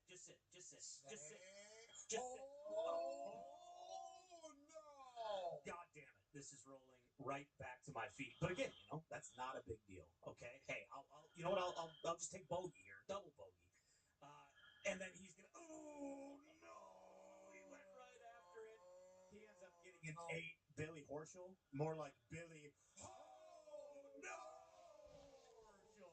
All right, let's leave Shinnecock. Let's go international. Let's go to what looks to be an English watch party. The lad here who is in possession of a few pints is wearing an English kit at the English watch party, I believe against Croatia. We've got another lad here. Oh, slide tackle. Oh, we went studs on the slide tackle. Lines are all over the place. The man is embarrassed. His friends are laughing in his face. Just all of it. Wait, is that a word? What happened here? Hold on. Yeah, why did the guy with the 2 beers not immediately get up and try to fight this guy? Guy goes cleats up after he just brought the beers down 2 pints right to the ground. And I don't know how this guy didn't get concussed face off the ground. Was this a work? What happened? Is this normal, Gumpy? Is this soccer normalcy? People slide tackling each other in public? Yeah, that's classic England. Boys are on the piss, just raising hell. You see it when they score a goal in the pub. They just throw all their beers in the air. They're just booze everywhere. That's what it's all about for these England lads. So maybe we shouldn't say, oh, no. Maybe it's, oh. It's coming. Oh. Not today. Not today. Coming home, no. Staying here, yeah. Absolutely. Jeez Louise. That's an interesting thing. You think that would be a fight? Yeah. You think? I mean, but like, we've all done that. You probably respected the slide tap because it was clean. I mean, there was the time where you were doing the bottle bump. Yeah. The bottle bump thing was certainly a nightmare. The World Cup bottle bump. You know, that the back leg, Yep. back leg kick. And we're doing that. Flat tire. Holding a couple beers and just pantsing them. Yeah. Penis out and all. Exactly. So, and they got to do that. Yeah. So I guess that's just the English way. Just do full commit, cleats up, slide tackle to a guy. Celebrate. Smell it, bro. I mean, certainly. So I guess it's not really. Oh no! We stay on the train, though, do we not? Yeah, let's go to the next parade. Of course, grade 5, there's a lot of different things you could have pulled. Guy twerking on the thing. The other guy passed out trying to make out with the girl, and then she basically says, like, hey, I'm just trying to resuscitate you. Stop. Let's go to Tyler Kolick. He's having a great time, obviously celebrating with the fans. Didn't get much burn, and that's why this cop says, whoa, slow down, white guy. You better get the hell out of here. You're not on the team. Got a couple security guys coming over saying, whoa. Tyler Kolick, he's a legend from Marquette at the barbecue chicken thing. He is a player on the Knicks. Please do not, get him out of here. Don't kick him out. He actually does play. But I believe these cops didn't think it was Tyler Kolick. I believe they thought it was Tyler. Oh, no! I arranged this about a cops. I would say if you were to do, if the cops all were to run and you were trying to stop the one that wasn't a cop, I think the cop that stopped Tyler would be the one that we would say, that doesn't look like a cop. No. That's what cops look like. We didn't know that's what they look like. So I think there could be a couple of little misunderstandings here. But I do appreciate the fact that a guy who does appear to be somebody that could be in the crowd is now a world champion with the New York Knicks. And I seen him with a microphone on top of a parade. I think Tyler was living his best life. Congrats to all the Knicks. And to that cop, people are going to say you don't know ball. And to that we say, Let's stay in New York on a diamond. Jazz Chisholm for the Yankees. We got a 2-2 count here. Tie game in the bottom of the fourth. Oh boy.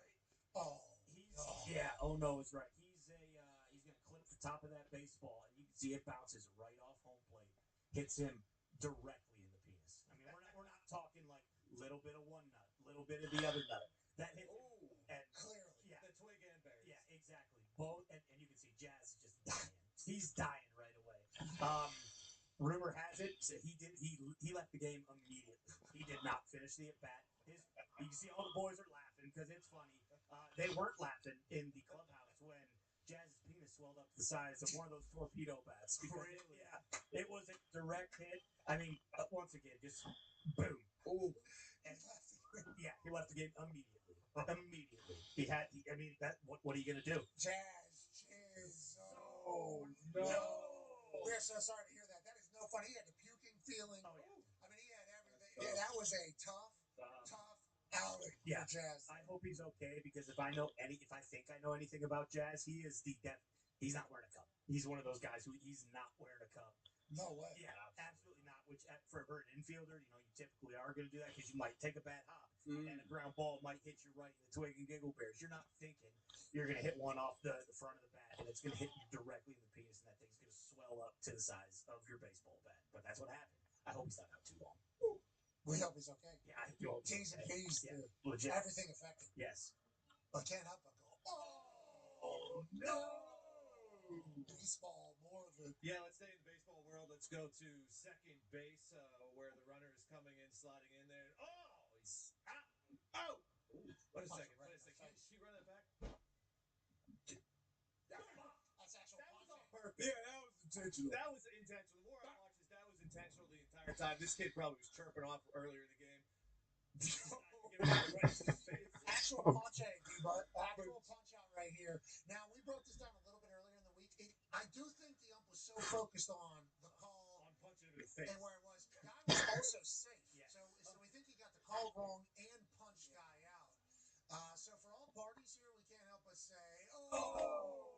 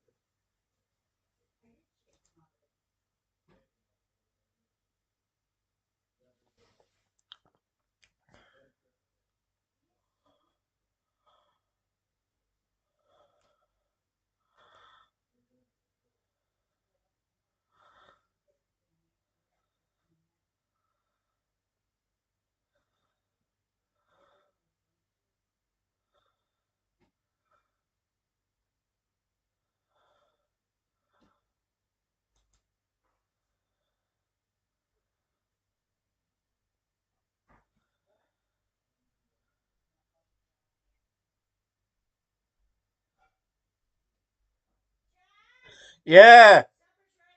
Okay.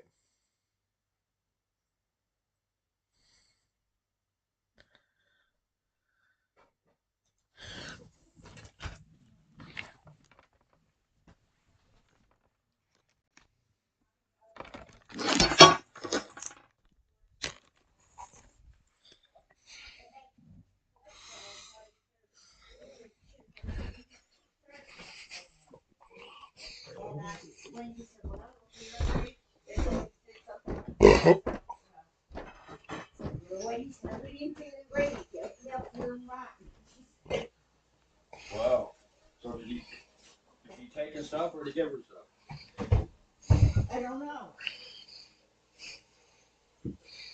She said she's debating whether or not to take it because Mom never took anything she had. Oh. If it's that high, she shouldn't be debating whether to take it. Well, I remember she's talking over with Stephen. Did you want Well. that kind, John? Yeah. Okay, they're done. Like I get these ones done. Doctor said that's for her. You better take it.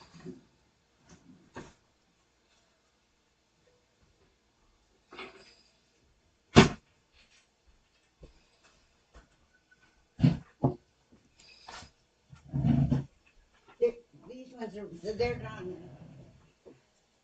John gotta get his edit, that's all. There's gonna be a few left. Put cheese on top of it too. Yeah.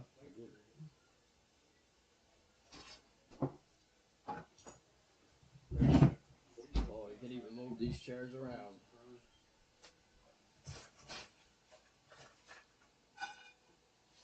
You gotta get stuff on the bottom. They came with folding chairs. Hmm? The stuff on the bottom, they came with folding. Came with the little tacks or something. Anyway. Well, they're saying on there's tacks like that, isn't it? plastic, yeah. Yeah, on all of them. Yeah, that's to adjust them. You can't. There's four extras in. Yeah. Aaron? What? These are gonna be done in a minute. Come check them.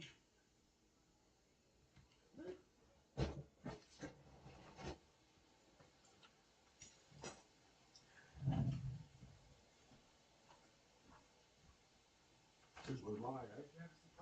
Here's the money. She had 2 croissants. No.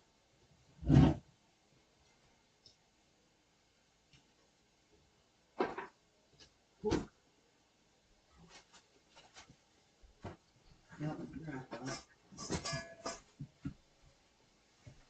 What did I do with that fork? You take it, John? What? I'm asking John, did you take that fork? Yeah. Okay.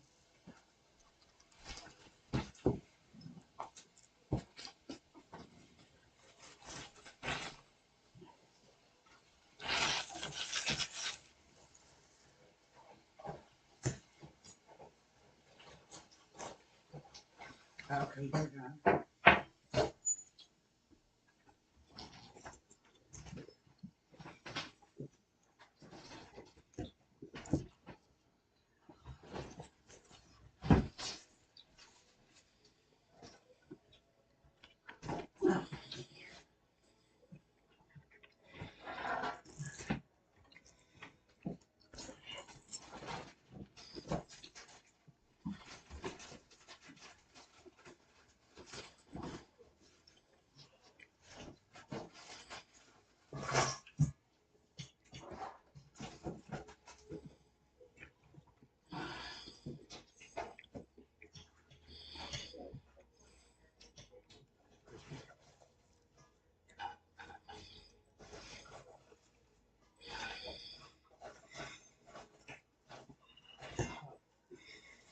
Only left, so. Yeah, take more if you want.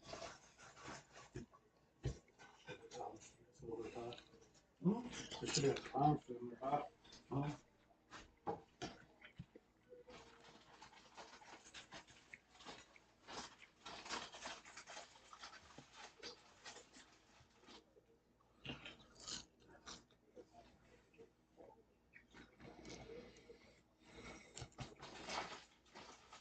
I wanted to say in soccer, there was so much, like I just love watching all the people there, all the red. It was unbelievable, eh? With the number of people in the crowd, you mean? Yeah. It was unbelievable. I think it's like in Toronto. Where did I'm not they play sure. Vancouver won yesterday. Vancouver yesterday? Yeah. No, I wasn't sure. Yeah, he said Toronto, Vancouver. Now, if they're playing, I'm just wondering if that crowd, what color sweaters they'll have on, because today it's U.S. and Australia. There's Australians there, but it's going to be more too. Most United States.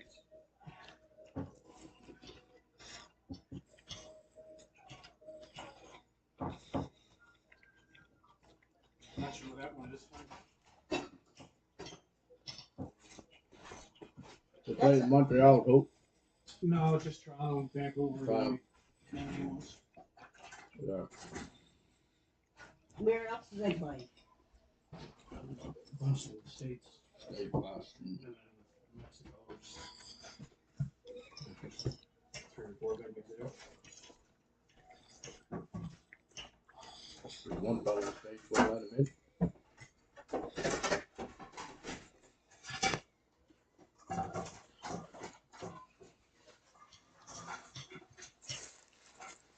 Are you sure you got enough fries?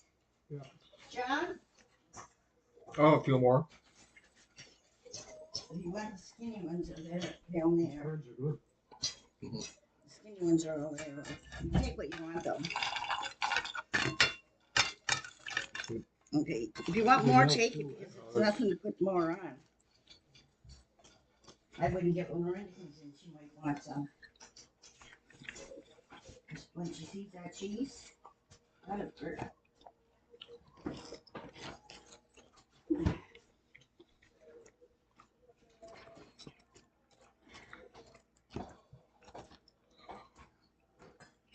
Get enough chicken, John? John, Wow. get enough chicken? Didn't get any chicken yet. What? I didn't get any chicken. You had chicken?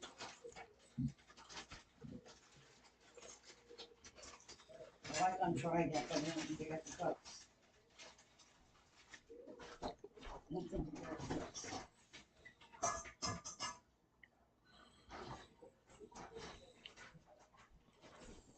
Have a glass over there, Mom.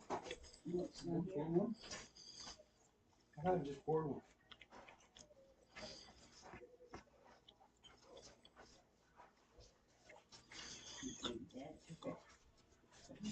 You didn't go to Switzerland to sign that deal, eh?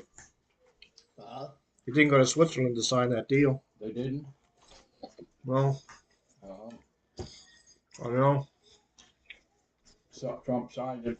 He signed virtual memorandum. Memorandum of understanding. Yeah. That was in wherever the G7 is being held. I think that was in France. That was just for photo op. They signed it. All right, you turn on. Boy, with that, yeah. No. This is Jerusalem. Israeli. If you got a small bone, I'll take that. If not,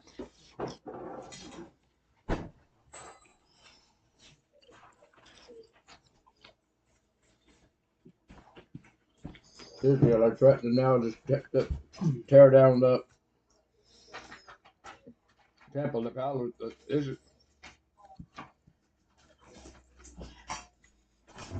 Islamic people use since year 1,000 years. Mosque? It's like a temple, some kind of place, and it's handy where the weeping wall is. Oh. And it's close out, and they're going to tear all that down and build up a synagogue, their own. Get rid of the Palestinians.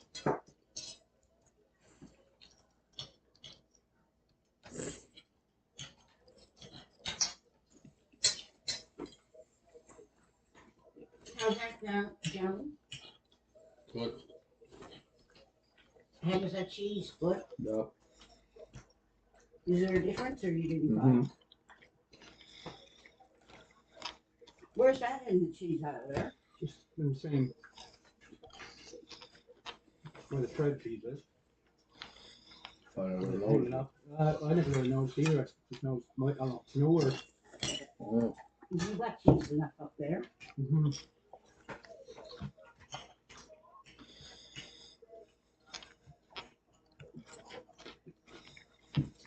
Good curd too. They melt nice. Mm-hmm.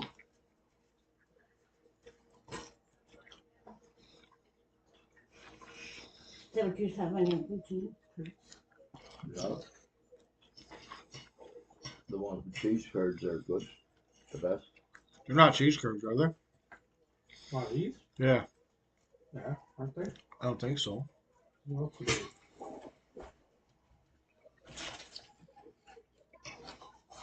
Natural cheese snacking curds. Yeah. Snacking curds. I mean, it's not curds. You're getting a tin and a tub. They're almost like sour cream. Curdled cream.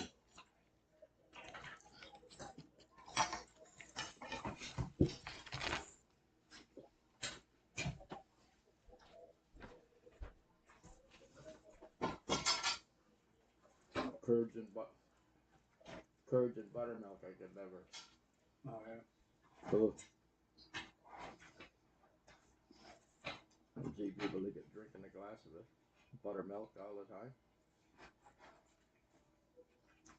And spoonful eating curds.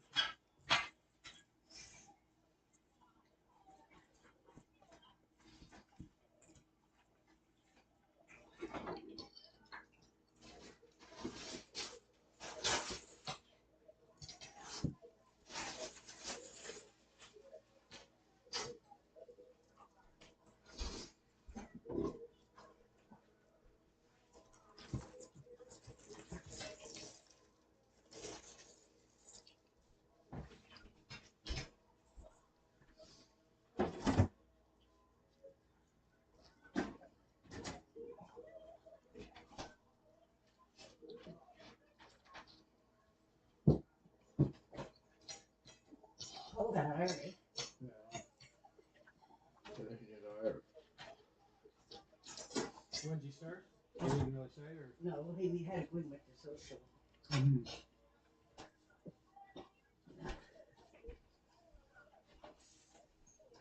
I'm checking the account now, right?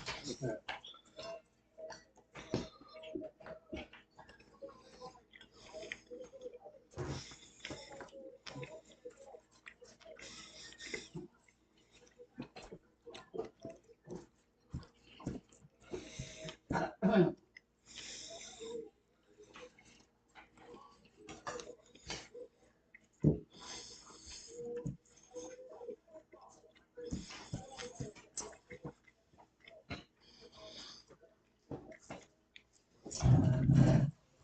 Will I do you now for tribute? Yeah, well, do them tonight. I move this chair in my arm. You banged up. I said I will. Yeah. Well, yeah, I'm at the counter 5 times. We didn't move it then.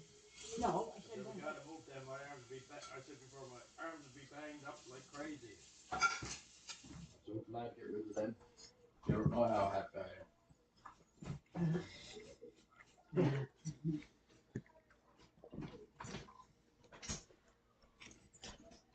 I know. I just don't think they're that like nobody else banged their arms on them. No one else's arms are bruising like mine either. No. Before they were bruising, I didn't like these. I would never in the house if I had them at home.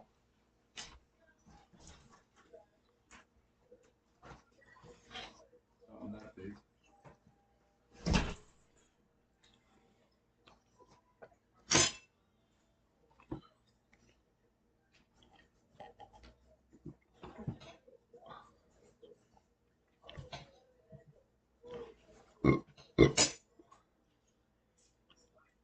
be in tournament yet?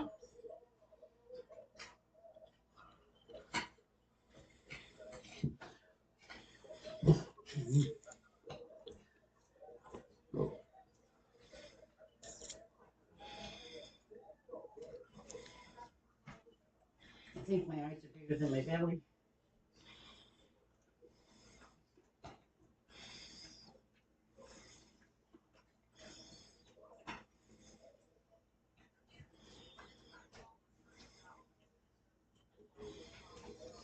All against tens.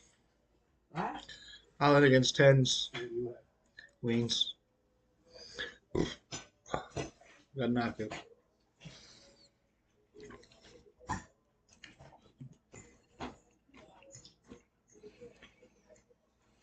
So how's your money doing? You need that? Did you need that? No, I won a little bit today in sit goes, so I had enough to gamble on the tournament. How many left?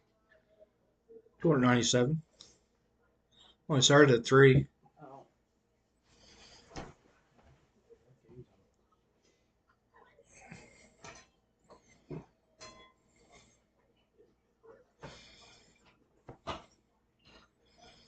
Got 3 knockouts already though.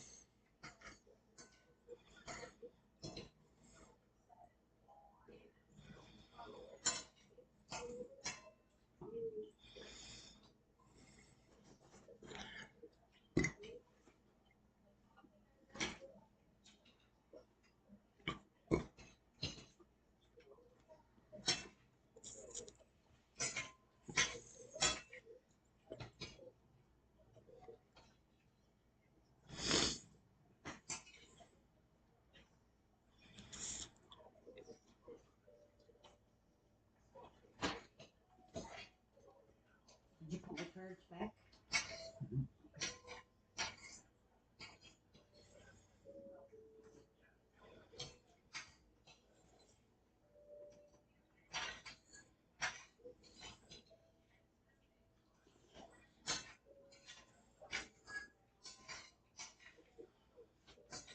Dad was just gonna have cheese and gravy. With the fries. What? Dad was gonna just have cheese and gravy. With the fries. Without the fries? Yeah. We didn't take you that on time like that. That's why I had done supper early. Mm-hmm.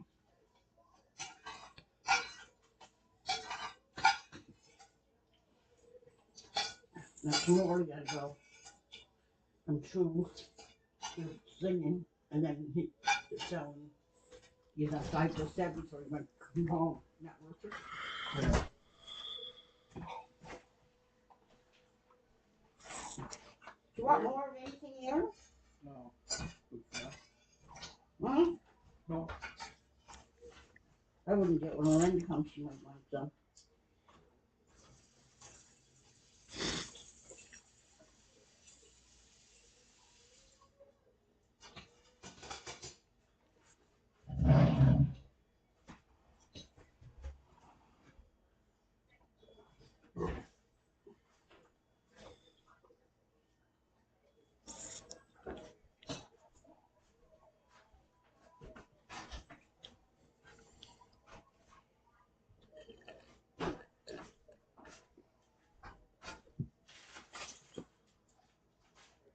Anyone gotta get in that bathroom before I get in the shower? No. There you go, you gotta use that.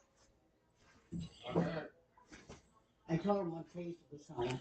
I cleaned up the room and the chairs go in there. They're coming Monday for them. Yeah. And she won't be here Friday. She won't be here all weekend. Yeah.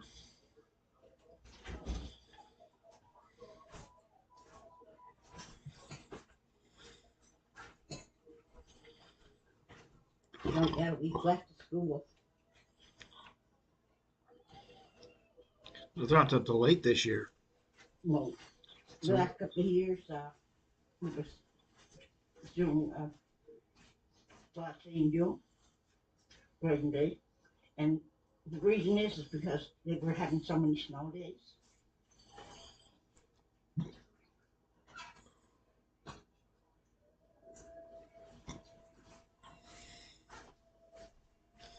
And they do have a lot of snow days, eh? Oh yeah, they had a lot this year.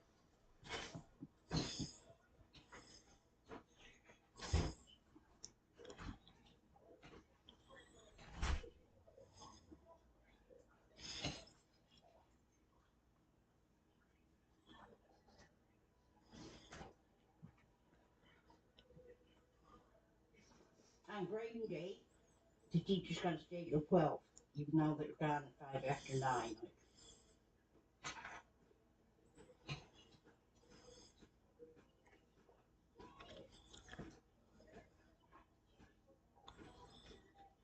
This was tasty though.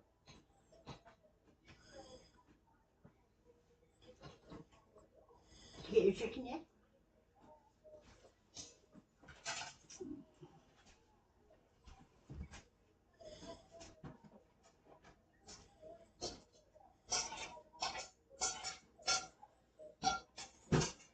I hate even to put it start like this because it's so hard.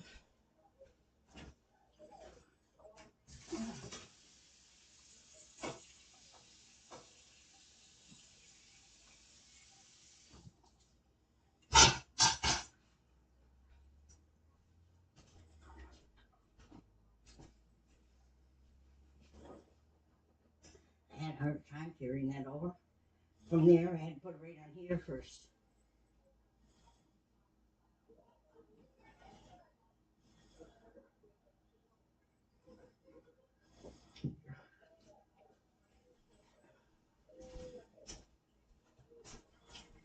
Oh.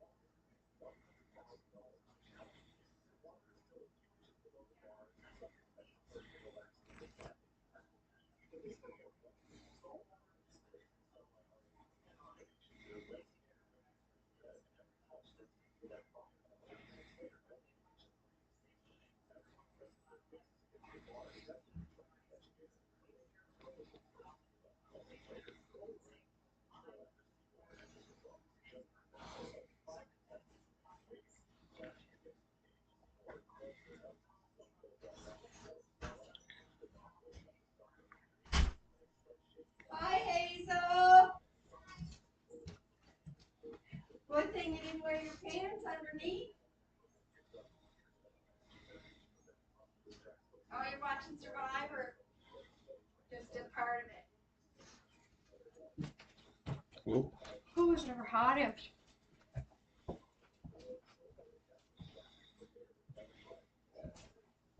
Oh, the chairs came. They seem low too. Yeah, they don't seem as too bad when you're sitting in them. The other ones are gone Monday. Oh. What are they bringing them with layer? They're going to pick them up.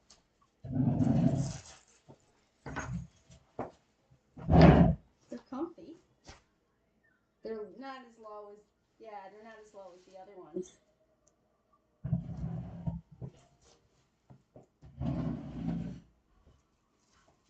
They look weird with the tablecloth.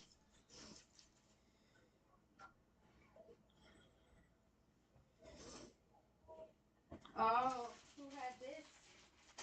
The curds. You just had them.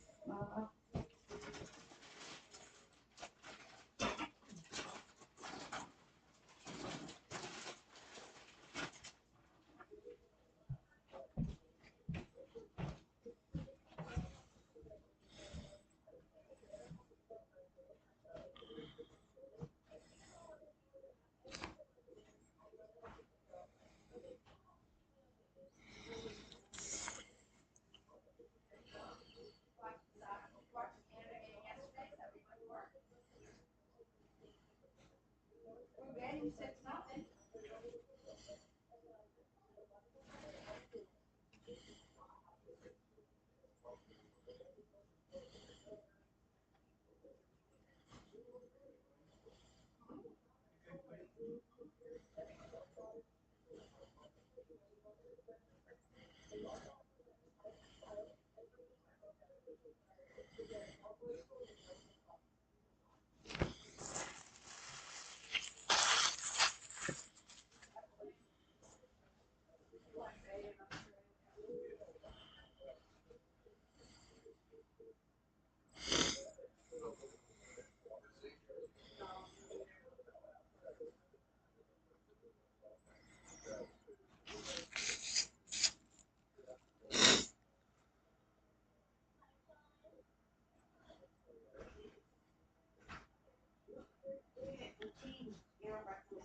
Yeah, I saw. I thought you might want to make some.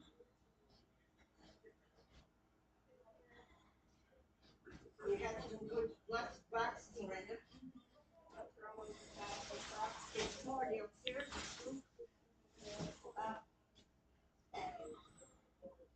And you got boxes here. Like chairs.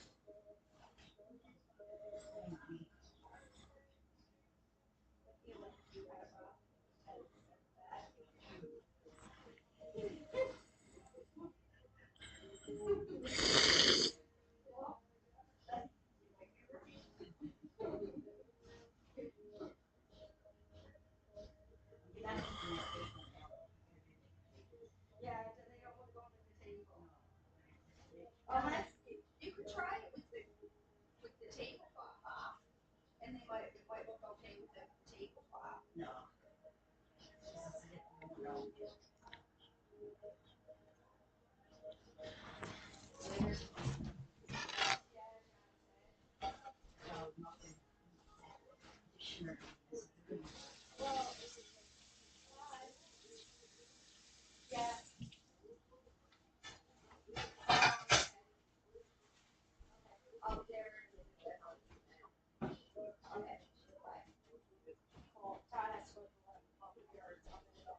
Hazel? That's cool.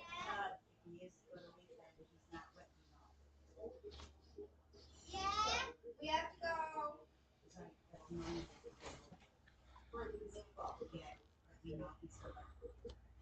Dad said yes. Yes, he did. Last year. Well, that was kind of us doing it before. Yeah. No, Betsy didn't want to be in the middle. And he also went and said that's what it works. Yeah.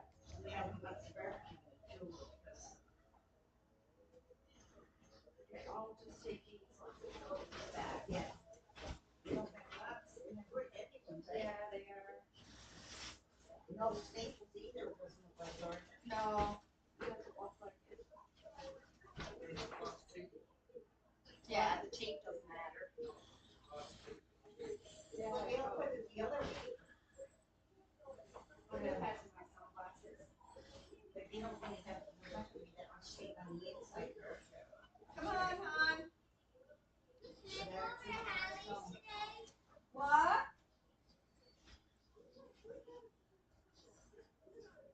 Oh, you know what I got?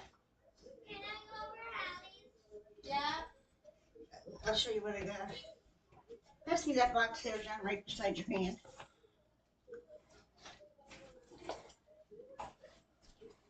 Oh, They said $3 day, they did $3 day, $5 day today. Here, so even hers like.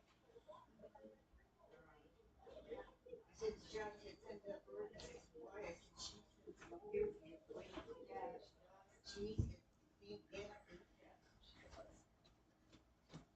This here is to clean your boot swing, your Uggs. Okay, I'll be out with the truck in a minute. I have to leave for that. And you close the door for me. We have to go because Dad has to go somewhere before 12. Jeff Leopard. I'm gambling here on a big all-in. What you got? Ace Queen. It's only your 40,000. There's 3 people all in, so. Oh. Ace King. I need a Queen. So what they got? No, I need a Jack now. What they got? 6s, 9s, Ace King. That means no high card, so. The King came and a 9 came. So you a high pair right now?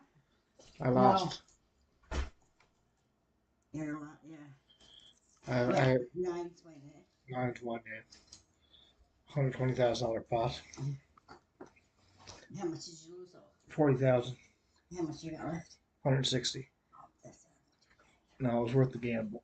Yeah. 3 knockouts. You had ace queen. Ace Queen. No, I figured I was behind. I mean, what, somebody would get knocked out. Would anyone? Would they get knocked out if? Yeah. I would have knocked 3 out. Oh wow. Oh, that breeze feels good.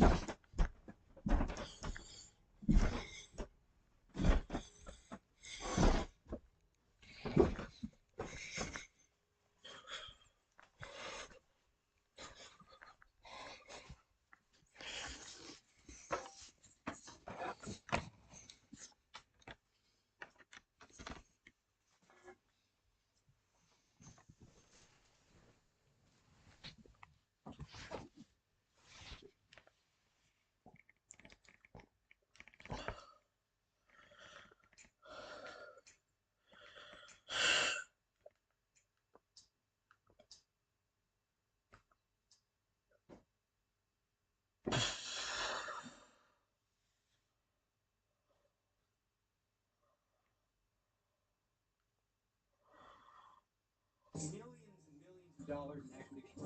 We faced our first test of the tournament. You need to be at least 500 feet away. As long as I'm here, you can't be.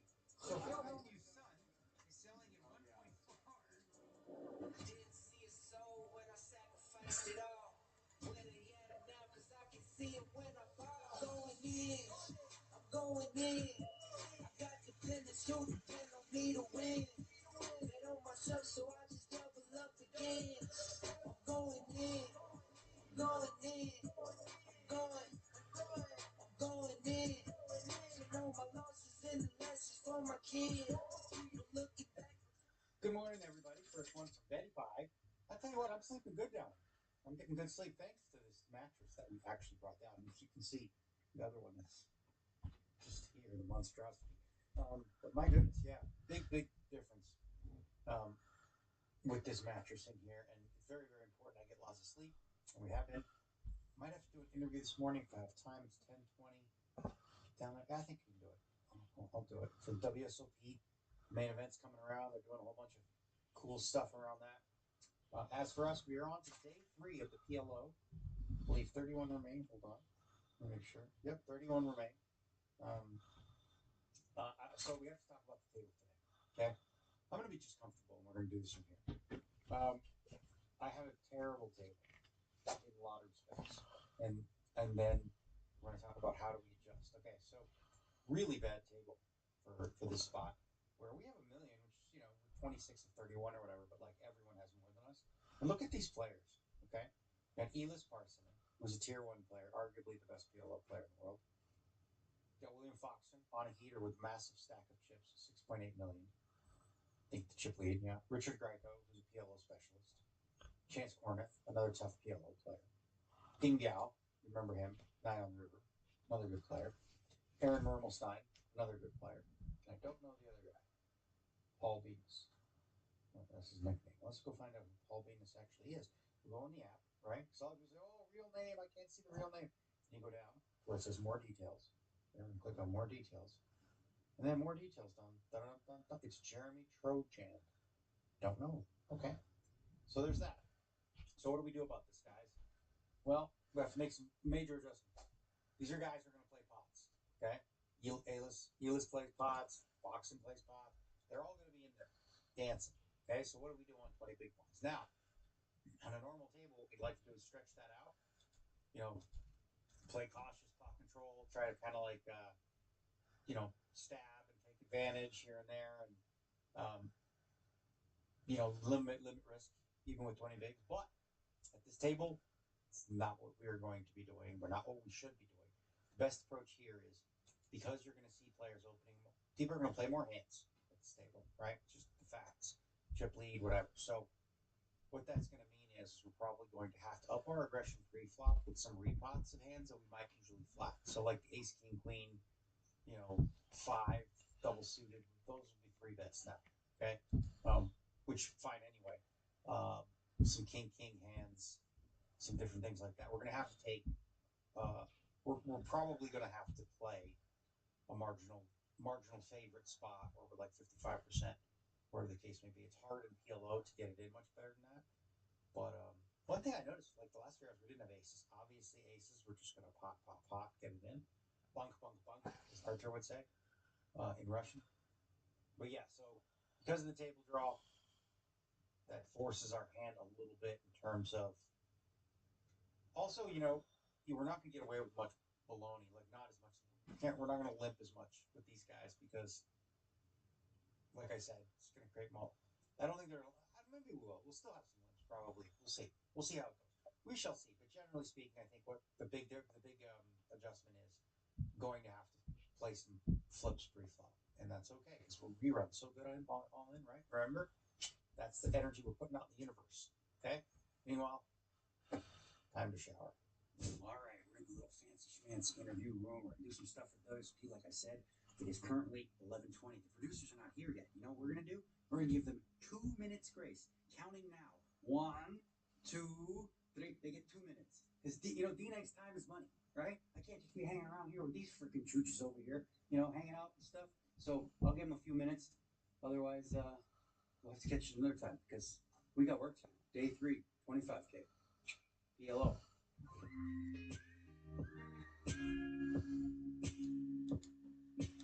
So one of the things you learn about PLO is you got to watch what the best players are doing. So I go with this fuzzy hoodie. Why? Because look at this thing. Look how comfy this thing is, right? So I just got to copy, right? I'm going to copy how you play. I'm going to copy your clothes. You got to be, I used to actually do that when I started out playing poker. There was like winning players in the game. I started to like really mimic everything they did. But I just saw him happen. I get some of these cool ones myself. Procedure what they're doing now.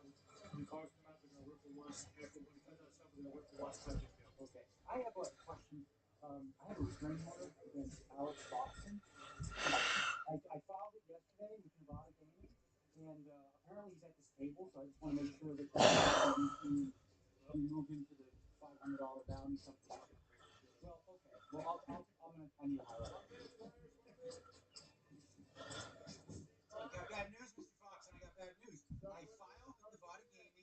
restraining order.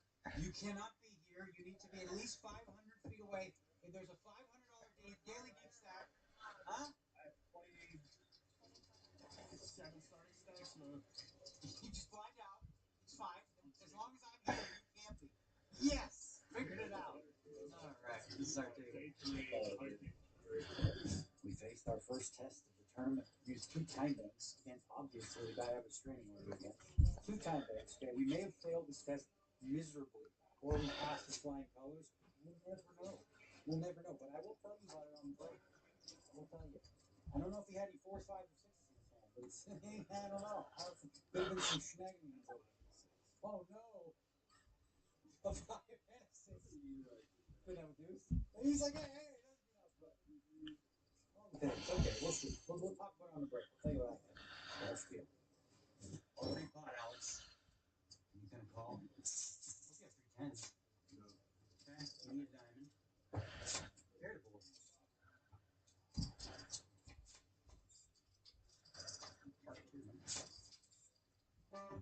There's all 2 that will swear.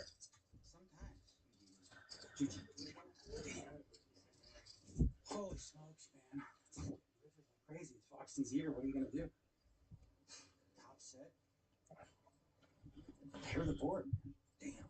I'm just not winning any of these key pots in those spots. I had 1.5 million. If you're up to 3, just keep losing these all ends. It's been years like this. But you know what?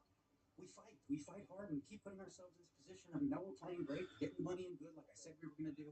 Some king hands, some different things like that. We're gonna have to take.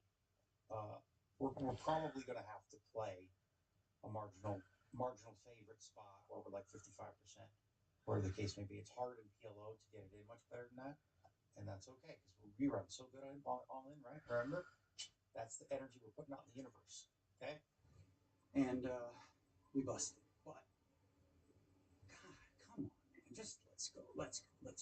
You know, this is where you got to focus on how lucky I've been in my life to be where I'm at. It just feels disappointing because I'm such a competitor to like just really feel like I'm playing really great poker, and the results are not. They're just not there. You know, they just haven't been there, and I don't think it's my fault. You know, I really don't. Damn, that was a spot right there. All right, we got to figure out what's next. All right, forgive me, ladies and gentlemen. I'm gonna do this hand breakdown laying down a little bit.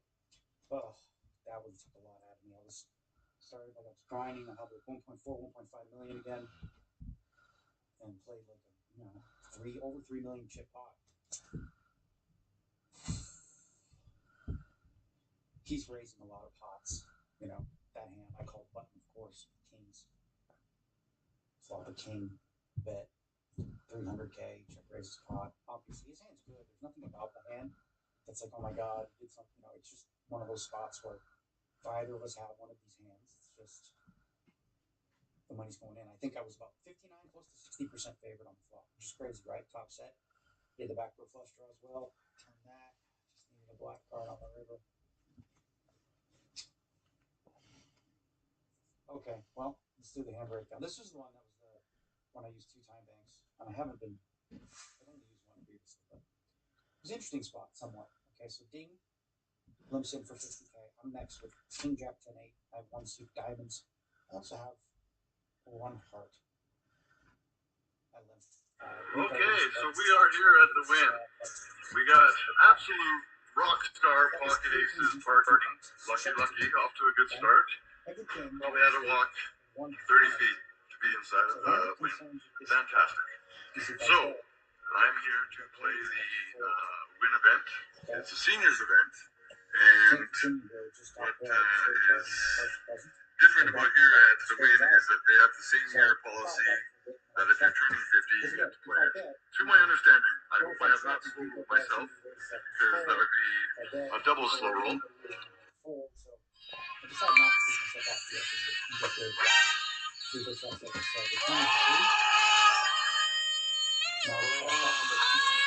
it the Christmas time for Dennis?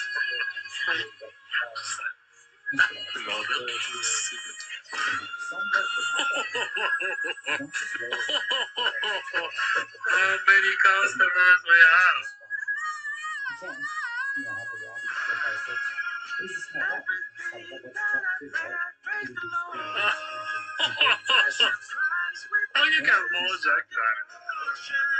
Not a really good.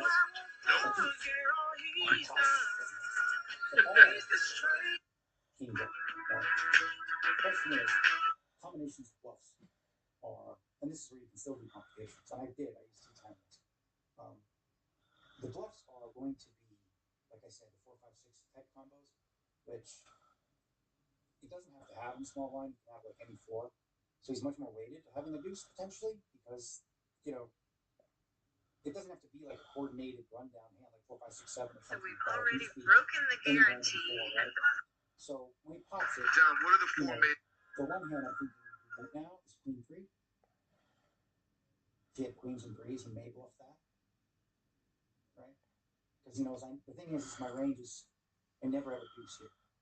Okay, so right, it's close. It's very close. It's a really tough decision.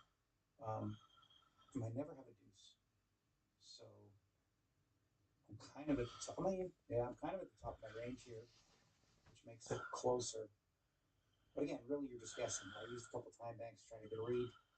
And ultimately, I felt like, and this is a really, really close one, because there is a lot of value combos from the small blind for him. Deuce everything, basically. 3-3 also, which is what he said he had, but who knows? 3, 3, 5, 6, which makes sense. Turn a set of 3s in the blind. But we elected to fold. We had still, you know, like almost $1 million. Folded that, rounded our way back to 1.5. And got it in 64 and lost. Yeah. So many of these big spots. It's like, we're down money. But if you look at why and how many like 1 card aways, like even last year in a 250K, he beat me in a flip, my ace queen against his 10s for chip lead. And it's like, it's really this simple. Like, I mean, I know, like, I don't want to sound bitter and bitchy because it's pointless, you know, but I'm just being honest, you know, like, so much relies on these all-ins, and you just gotta win them, you know. It's been a long time since we've like run good in those spots. You know, you've seen them. You guys watch the vlog. So anyway, damn, I thought that was it. It's 1 o'clock. I think it's 10K horse. I'll check. Might go have lunch first. I don't know. In the meantime, look at my wounds. Damn. All right, we got a little bit of time. We're gonna head over to Taco Terry and over at Planet Hollywood. In the meantime, just wanted to share some of the thoughts that are going through my head, just generally speaking. One of the thoughts that really shouldn't, it doesn't matter, is like what other people think of you and your results and whatnot. But at the same point, it's kind of frustrating when I guess you hear that like, oh, you know, you're losing because you know you're bad or you're not good, and when you know the truth. So what you got to do in those spots is block it out. You know, block out the noise. Because those people just like to hate for the most part anyway. And ultimately, it comes down to having an inner belief in what you're doing. And I do. And I have plenty of faith. And I know that, like, if I keep doing what I'm doing, you know, plus EV decisions over and over and over, that they do, you know, they do come around, you know. It can just be really painful. This is what, you know, for the most part, going through life as a poker player is difficult. Luckily for me, I'm financially stable, so it's not about the money. But I want to win. I want to compete, you know? It's fun. And listen, I really don't let it get to me when people say, silly, why did I go this way? Say silly things, you know, because they don't know. You know, you guys watch the vlog. I think you guys have a pretty good idea. Watching the last few years, and I think, like, you know, you've seen millions and millions of dollars in equity. Many millions of dollars in equity where I lost. And if I would have won a flip or some 2-1 favorite, you know, it's that much. It's crazy. It's crazy that we play this game. But I love it, and we're gonna get back in, play a 10K horse, and keep on plugging away. It's gonna come. You know, the results are gonna come. I'll have my moment in the sun, like I do right now. All right, we're back for more. They actually reached out to me and offered me a free taco drink thing. I'm like, I don't really need the money, but whatever. Just take a look here at the menu. You got all kinds. You got burritos, you got tacos, you got chips and salsa. Over here, what they got? They got all kinds of booze. Yum yum. You wouldn't notice, but this is all plant-based, and it's yum yum.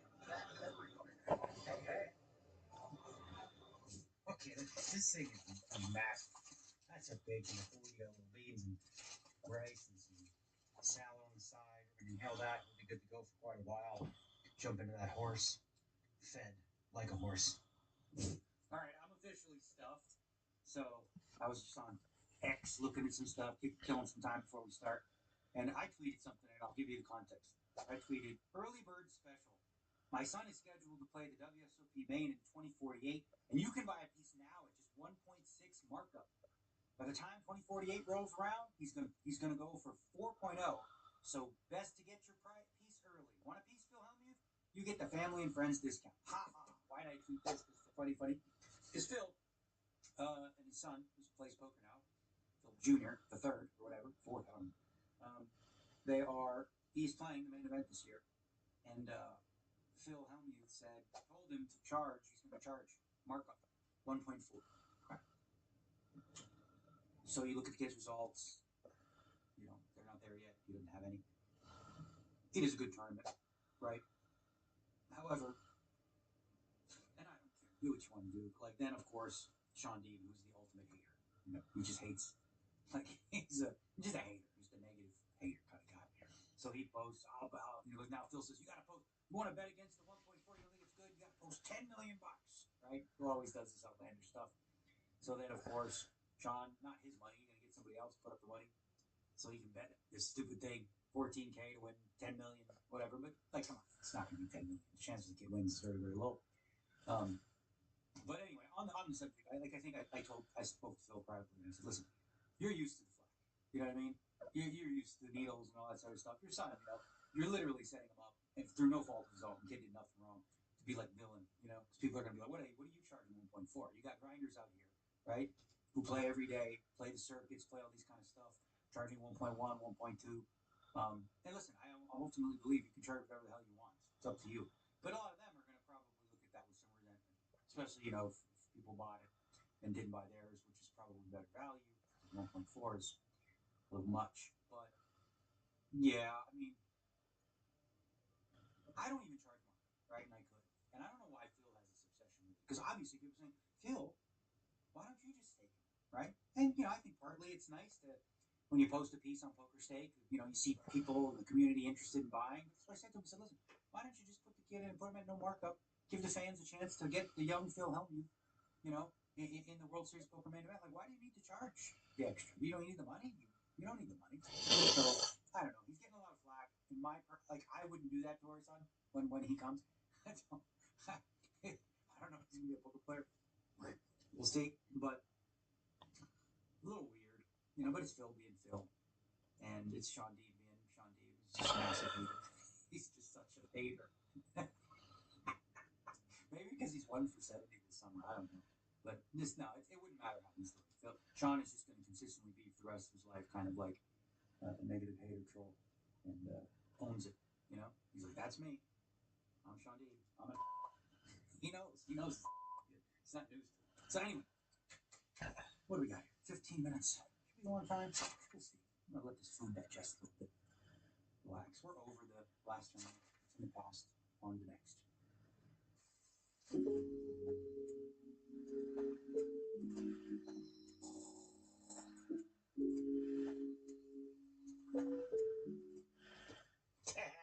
We had a change of plans, More horizontal D-names. That's what you needed in life, isn't it?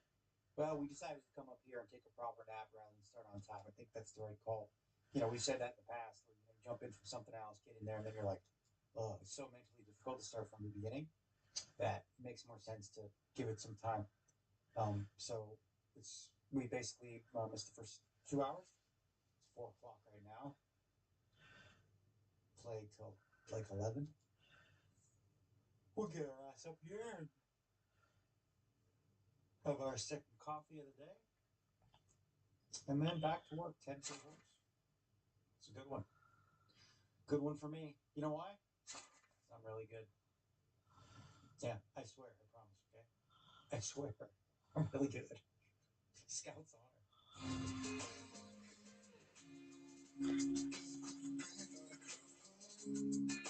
All right, here we are on the 10K horse with these fine gentlemen over here. We got this one over here. And we're going to add, let's get the oopsie meter up, can you? Ding, ding, ding, ding, ding. This is a very common oopsie when you play mixed, right? Especially when there's 3 stud games in a row. We were playing stud. He raised an ace. It's a dead ace over there. He doesn't have aces. So I had a king with 3 spades. I 3-bet him. King, jack, 9 of spades. Let's go. You know? And then the dealer wouldn't pull the money in. Right? Supposed to pull the money in. And she wouldn't pull the money in. And then I realized, oh, his 8 or better. When I had a flush draw in 4, made jacks, lost to his aces up. In a hand, I wouldn't have put a chip in. So we lost 10K in chips with an oopsie. But I'm sure everyone here at the table's done it at least once. King, jack, 9 of spades. And I make jack. Flush draw jack. Well, it might be. Anyway. Sitting here, yeah. Too much table talk, chit chat.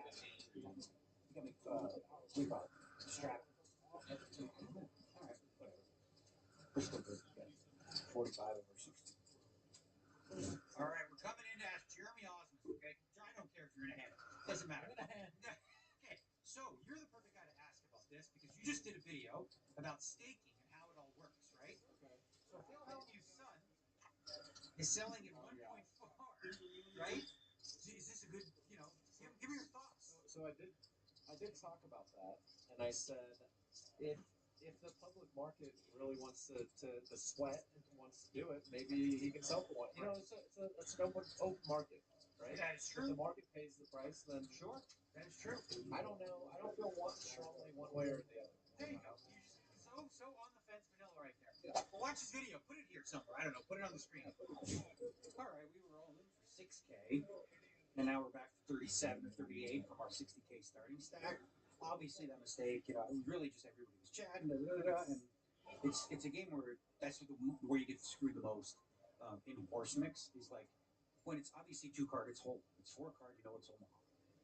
Raz, you can see the high card bring it in, but stud and stud 8 looks the same kind of thing, and it happens boom right back to back. So you're playing stud, all of a sudden you're playing stud 8.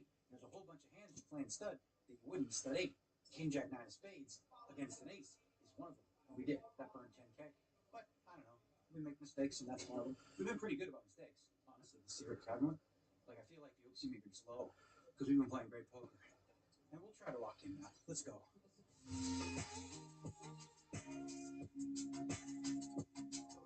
here we are. We lost a big pot over there at Paz. How you doing, Mikey, in this tournament? I've won 2 pots. What do we have? How much is that? What is that? $300 in chips? One tenth of a big bet. What do I have? You don't even have an ante. Not even a tenth of a You don't have an big ante. bet. What are you waiting for? I don't even have an ante. What are you waiting for? Well, I'm not. I just was down to 700. I was going to put it in dark, but I had 3, 5, 8 offsuit. You gotta play better. Don't say that. We'll get in trouble. On the strip, there's a good chance that I did it. 300 chips. Half an ante. Half an ante. Yes. Half an ante. Just remember.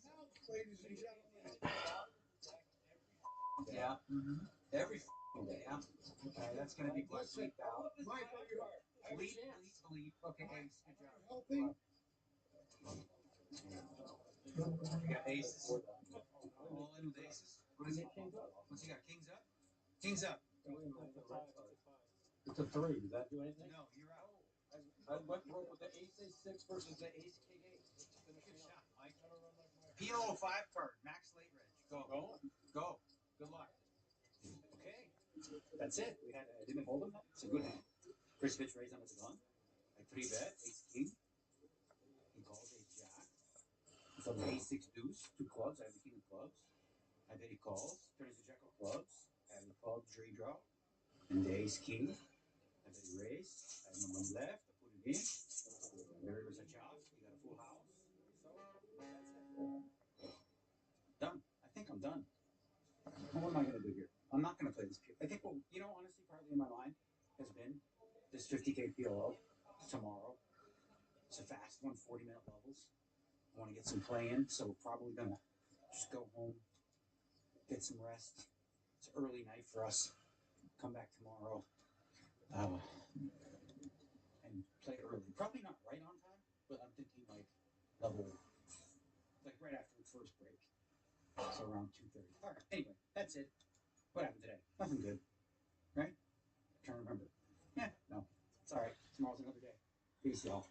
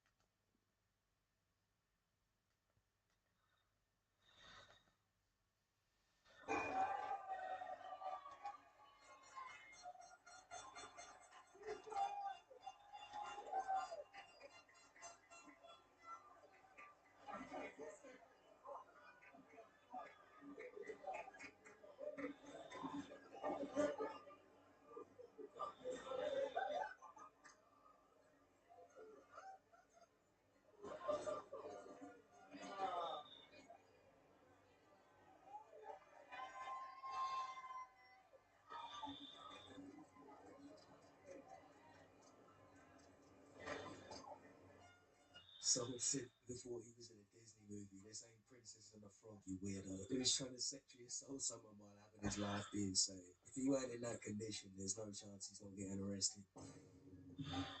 Alright, bro. Alright, bro. It's not that funny. Not that funny. It's not funny. What is wrong with your jaw? How many times do I have to explain it? Maybe fucking look at the title of the stream. This is the worst job ever. The cry.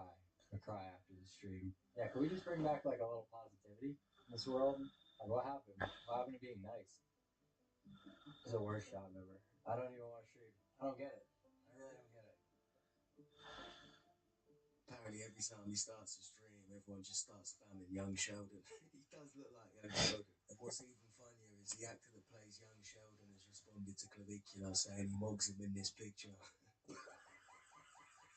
don't know what mog means, is something that Clavicular and all these looks maxes use to explain someone outshining someone or looking better. So he's trolling him with his own terminology. What do you think about Carmelo Anthony getting sentenced to 35 years of prison for murder? Who's that? He's a 19-year-old kid that's stabbing other kids at a track meet.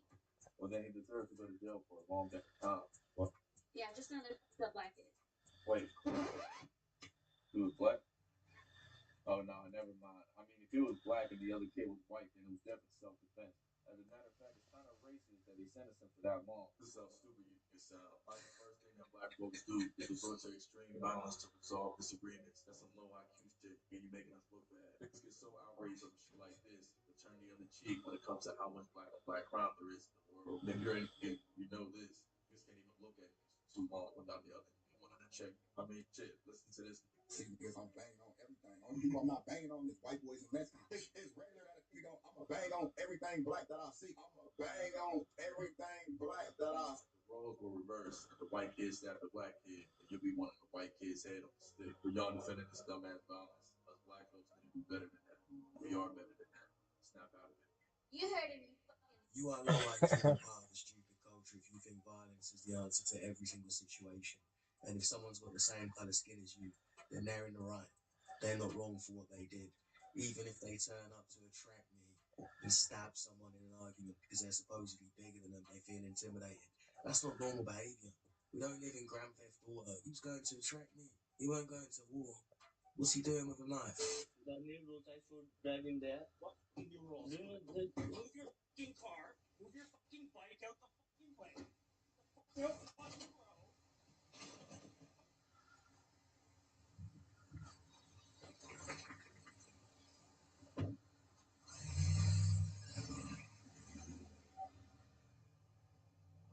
Says here the Indian fella was trying to pull off some sort of scam. He scammed the wrong guy. When you thought Canadians were friendly people, looks like they're getting pushed to their limits. Don't know what he's talking about the new rules, but I don't see what fucking sense there is in parking your bike there.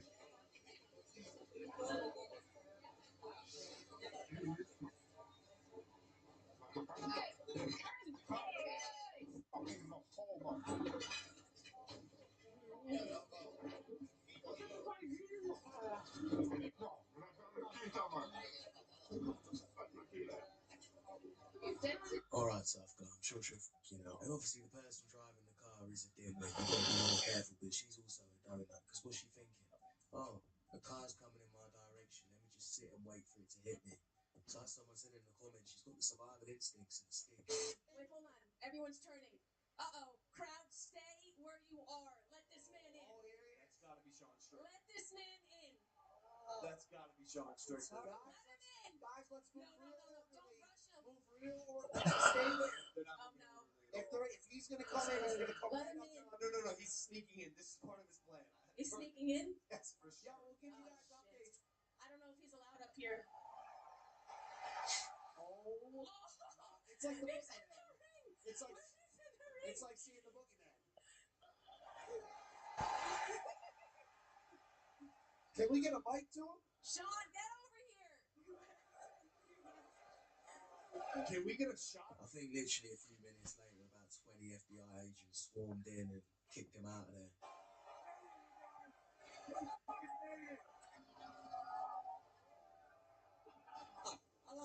Allah, stop your back.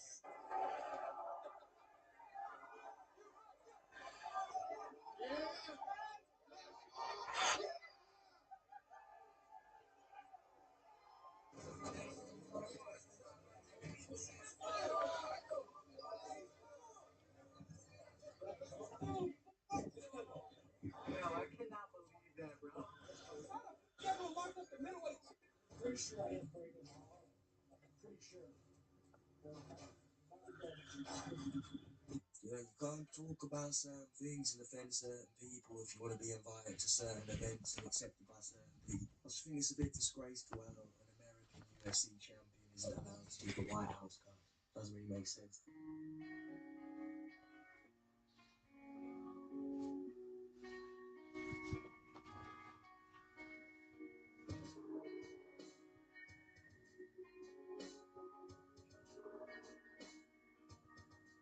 Let's not give so much credit to this woman for his supposed downfall. It's not even a downfall. The guy's won 17 fights in a row. He's a little bit too cocky with Gaethje. Gaethje's a fucking animal. Let's give credit to Gaethje. And he has to come back stronger. But let's not act like it was just the woman that did this to him, right? Because he made some bad decisions in the fight. He could have actually finished the fight. He also didn't give enough respect to Gaethje from the first moment, right? He went in there swinging like Gaethje couldn't hurt him.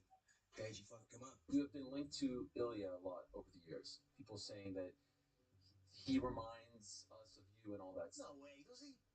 He has the same tattoos. He says the same stuff. He does the same fucking movements. He was going to scream on the thing. He has a case of great, good lad. He's all right. I like him. He's got banged up bad over the course, which caused him to quit. It's going to be a dark place that he's in right now. He's going to have to dig deep. Can he do it? I think he could. I think he could do it. You know, there'll be motivation to do it. And I wish him well.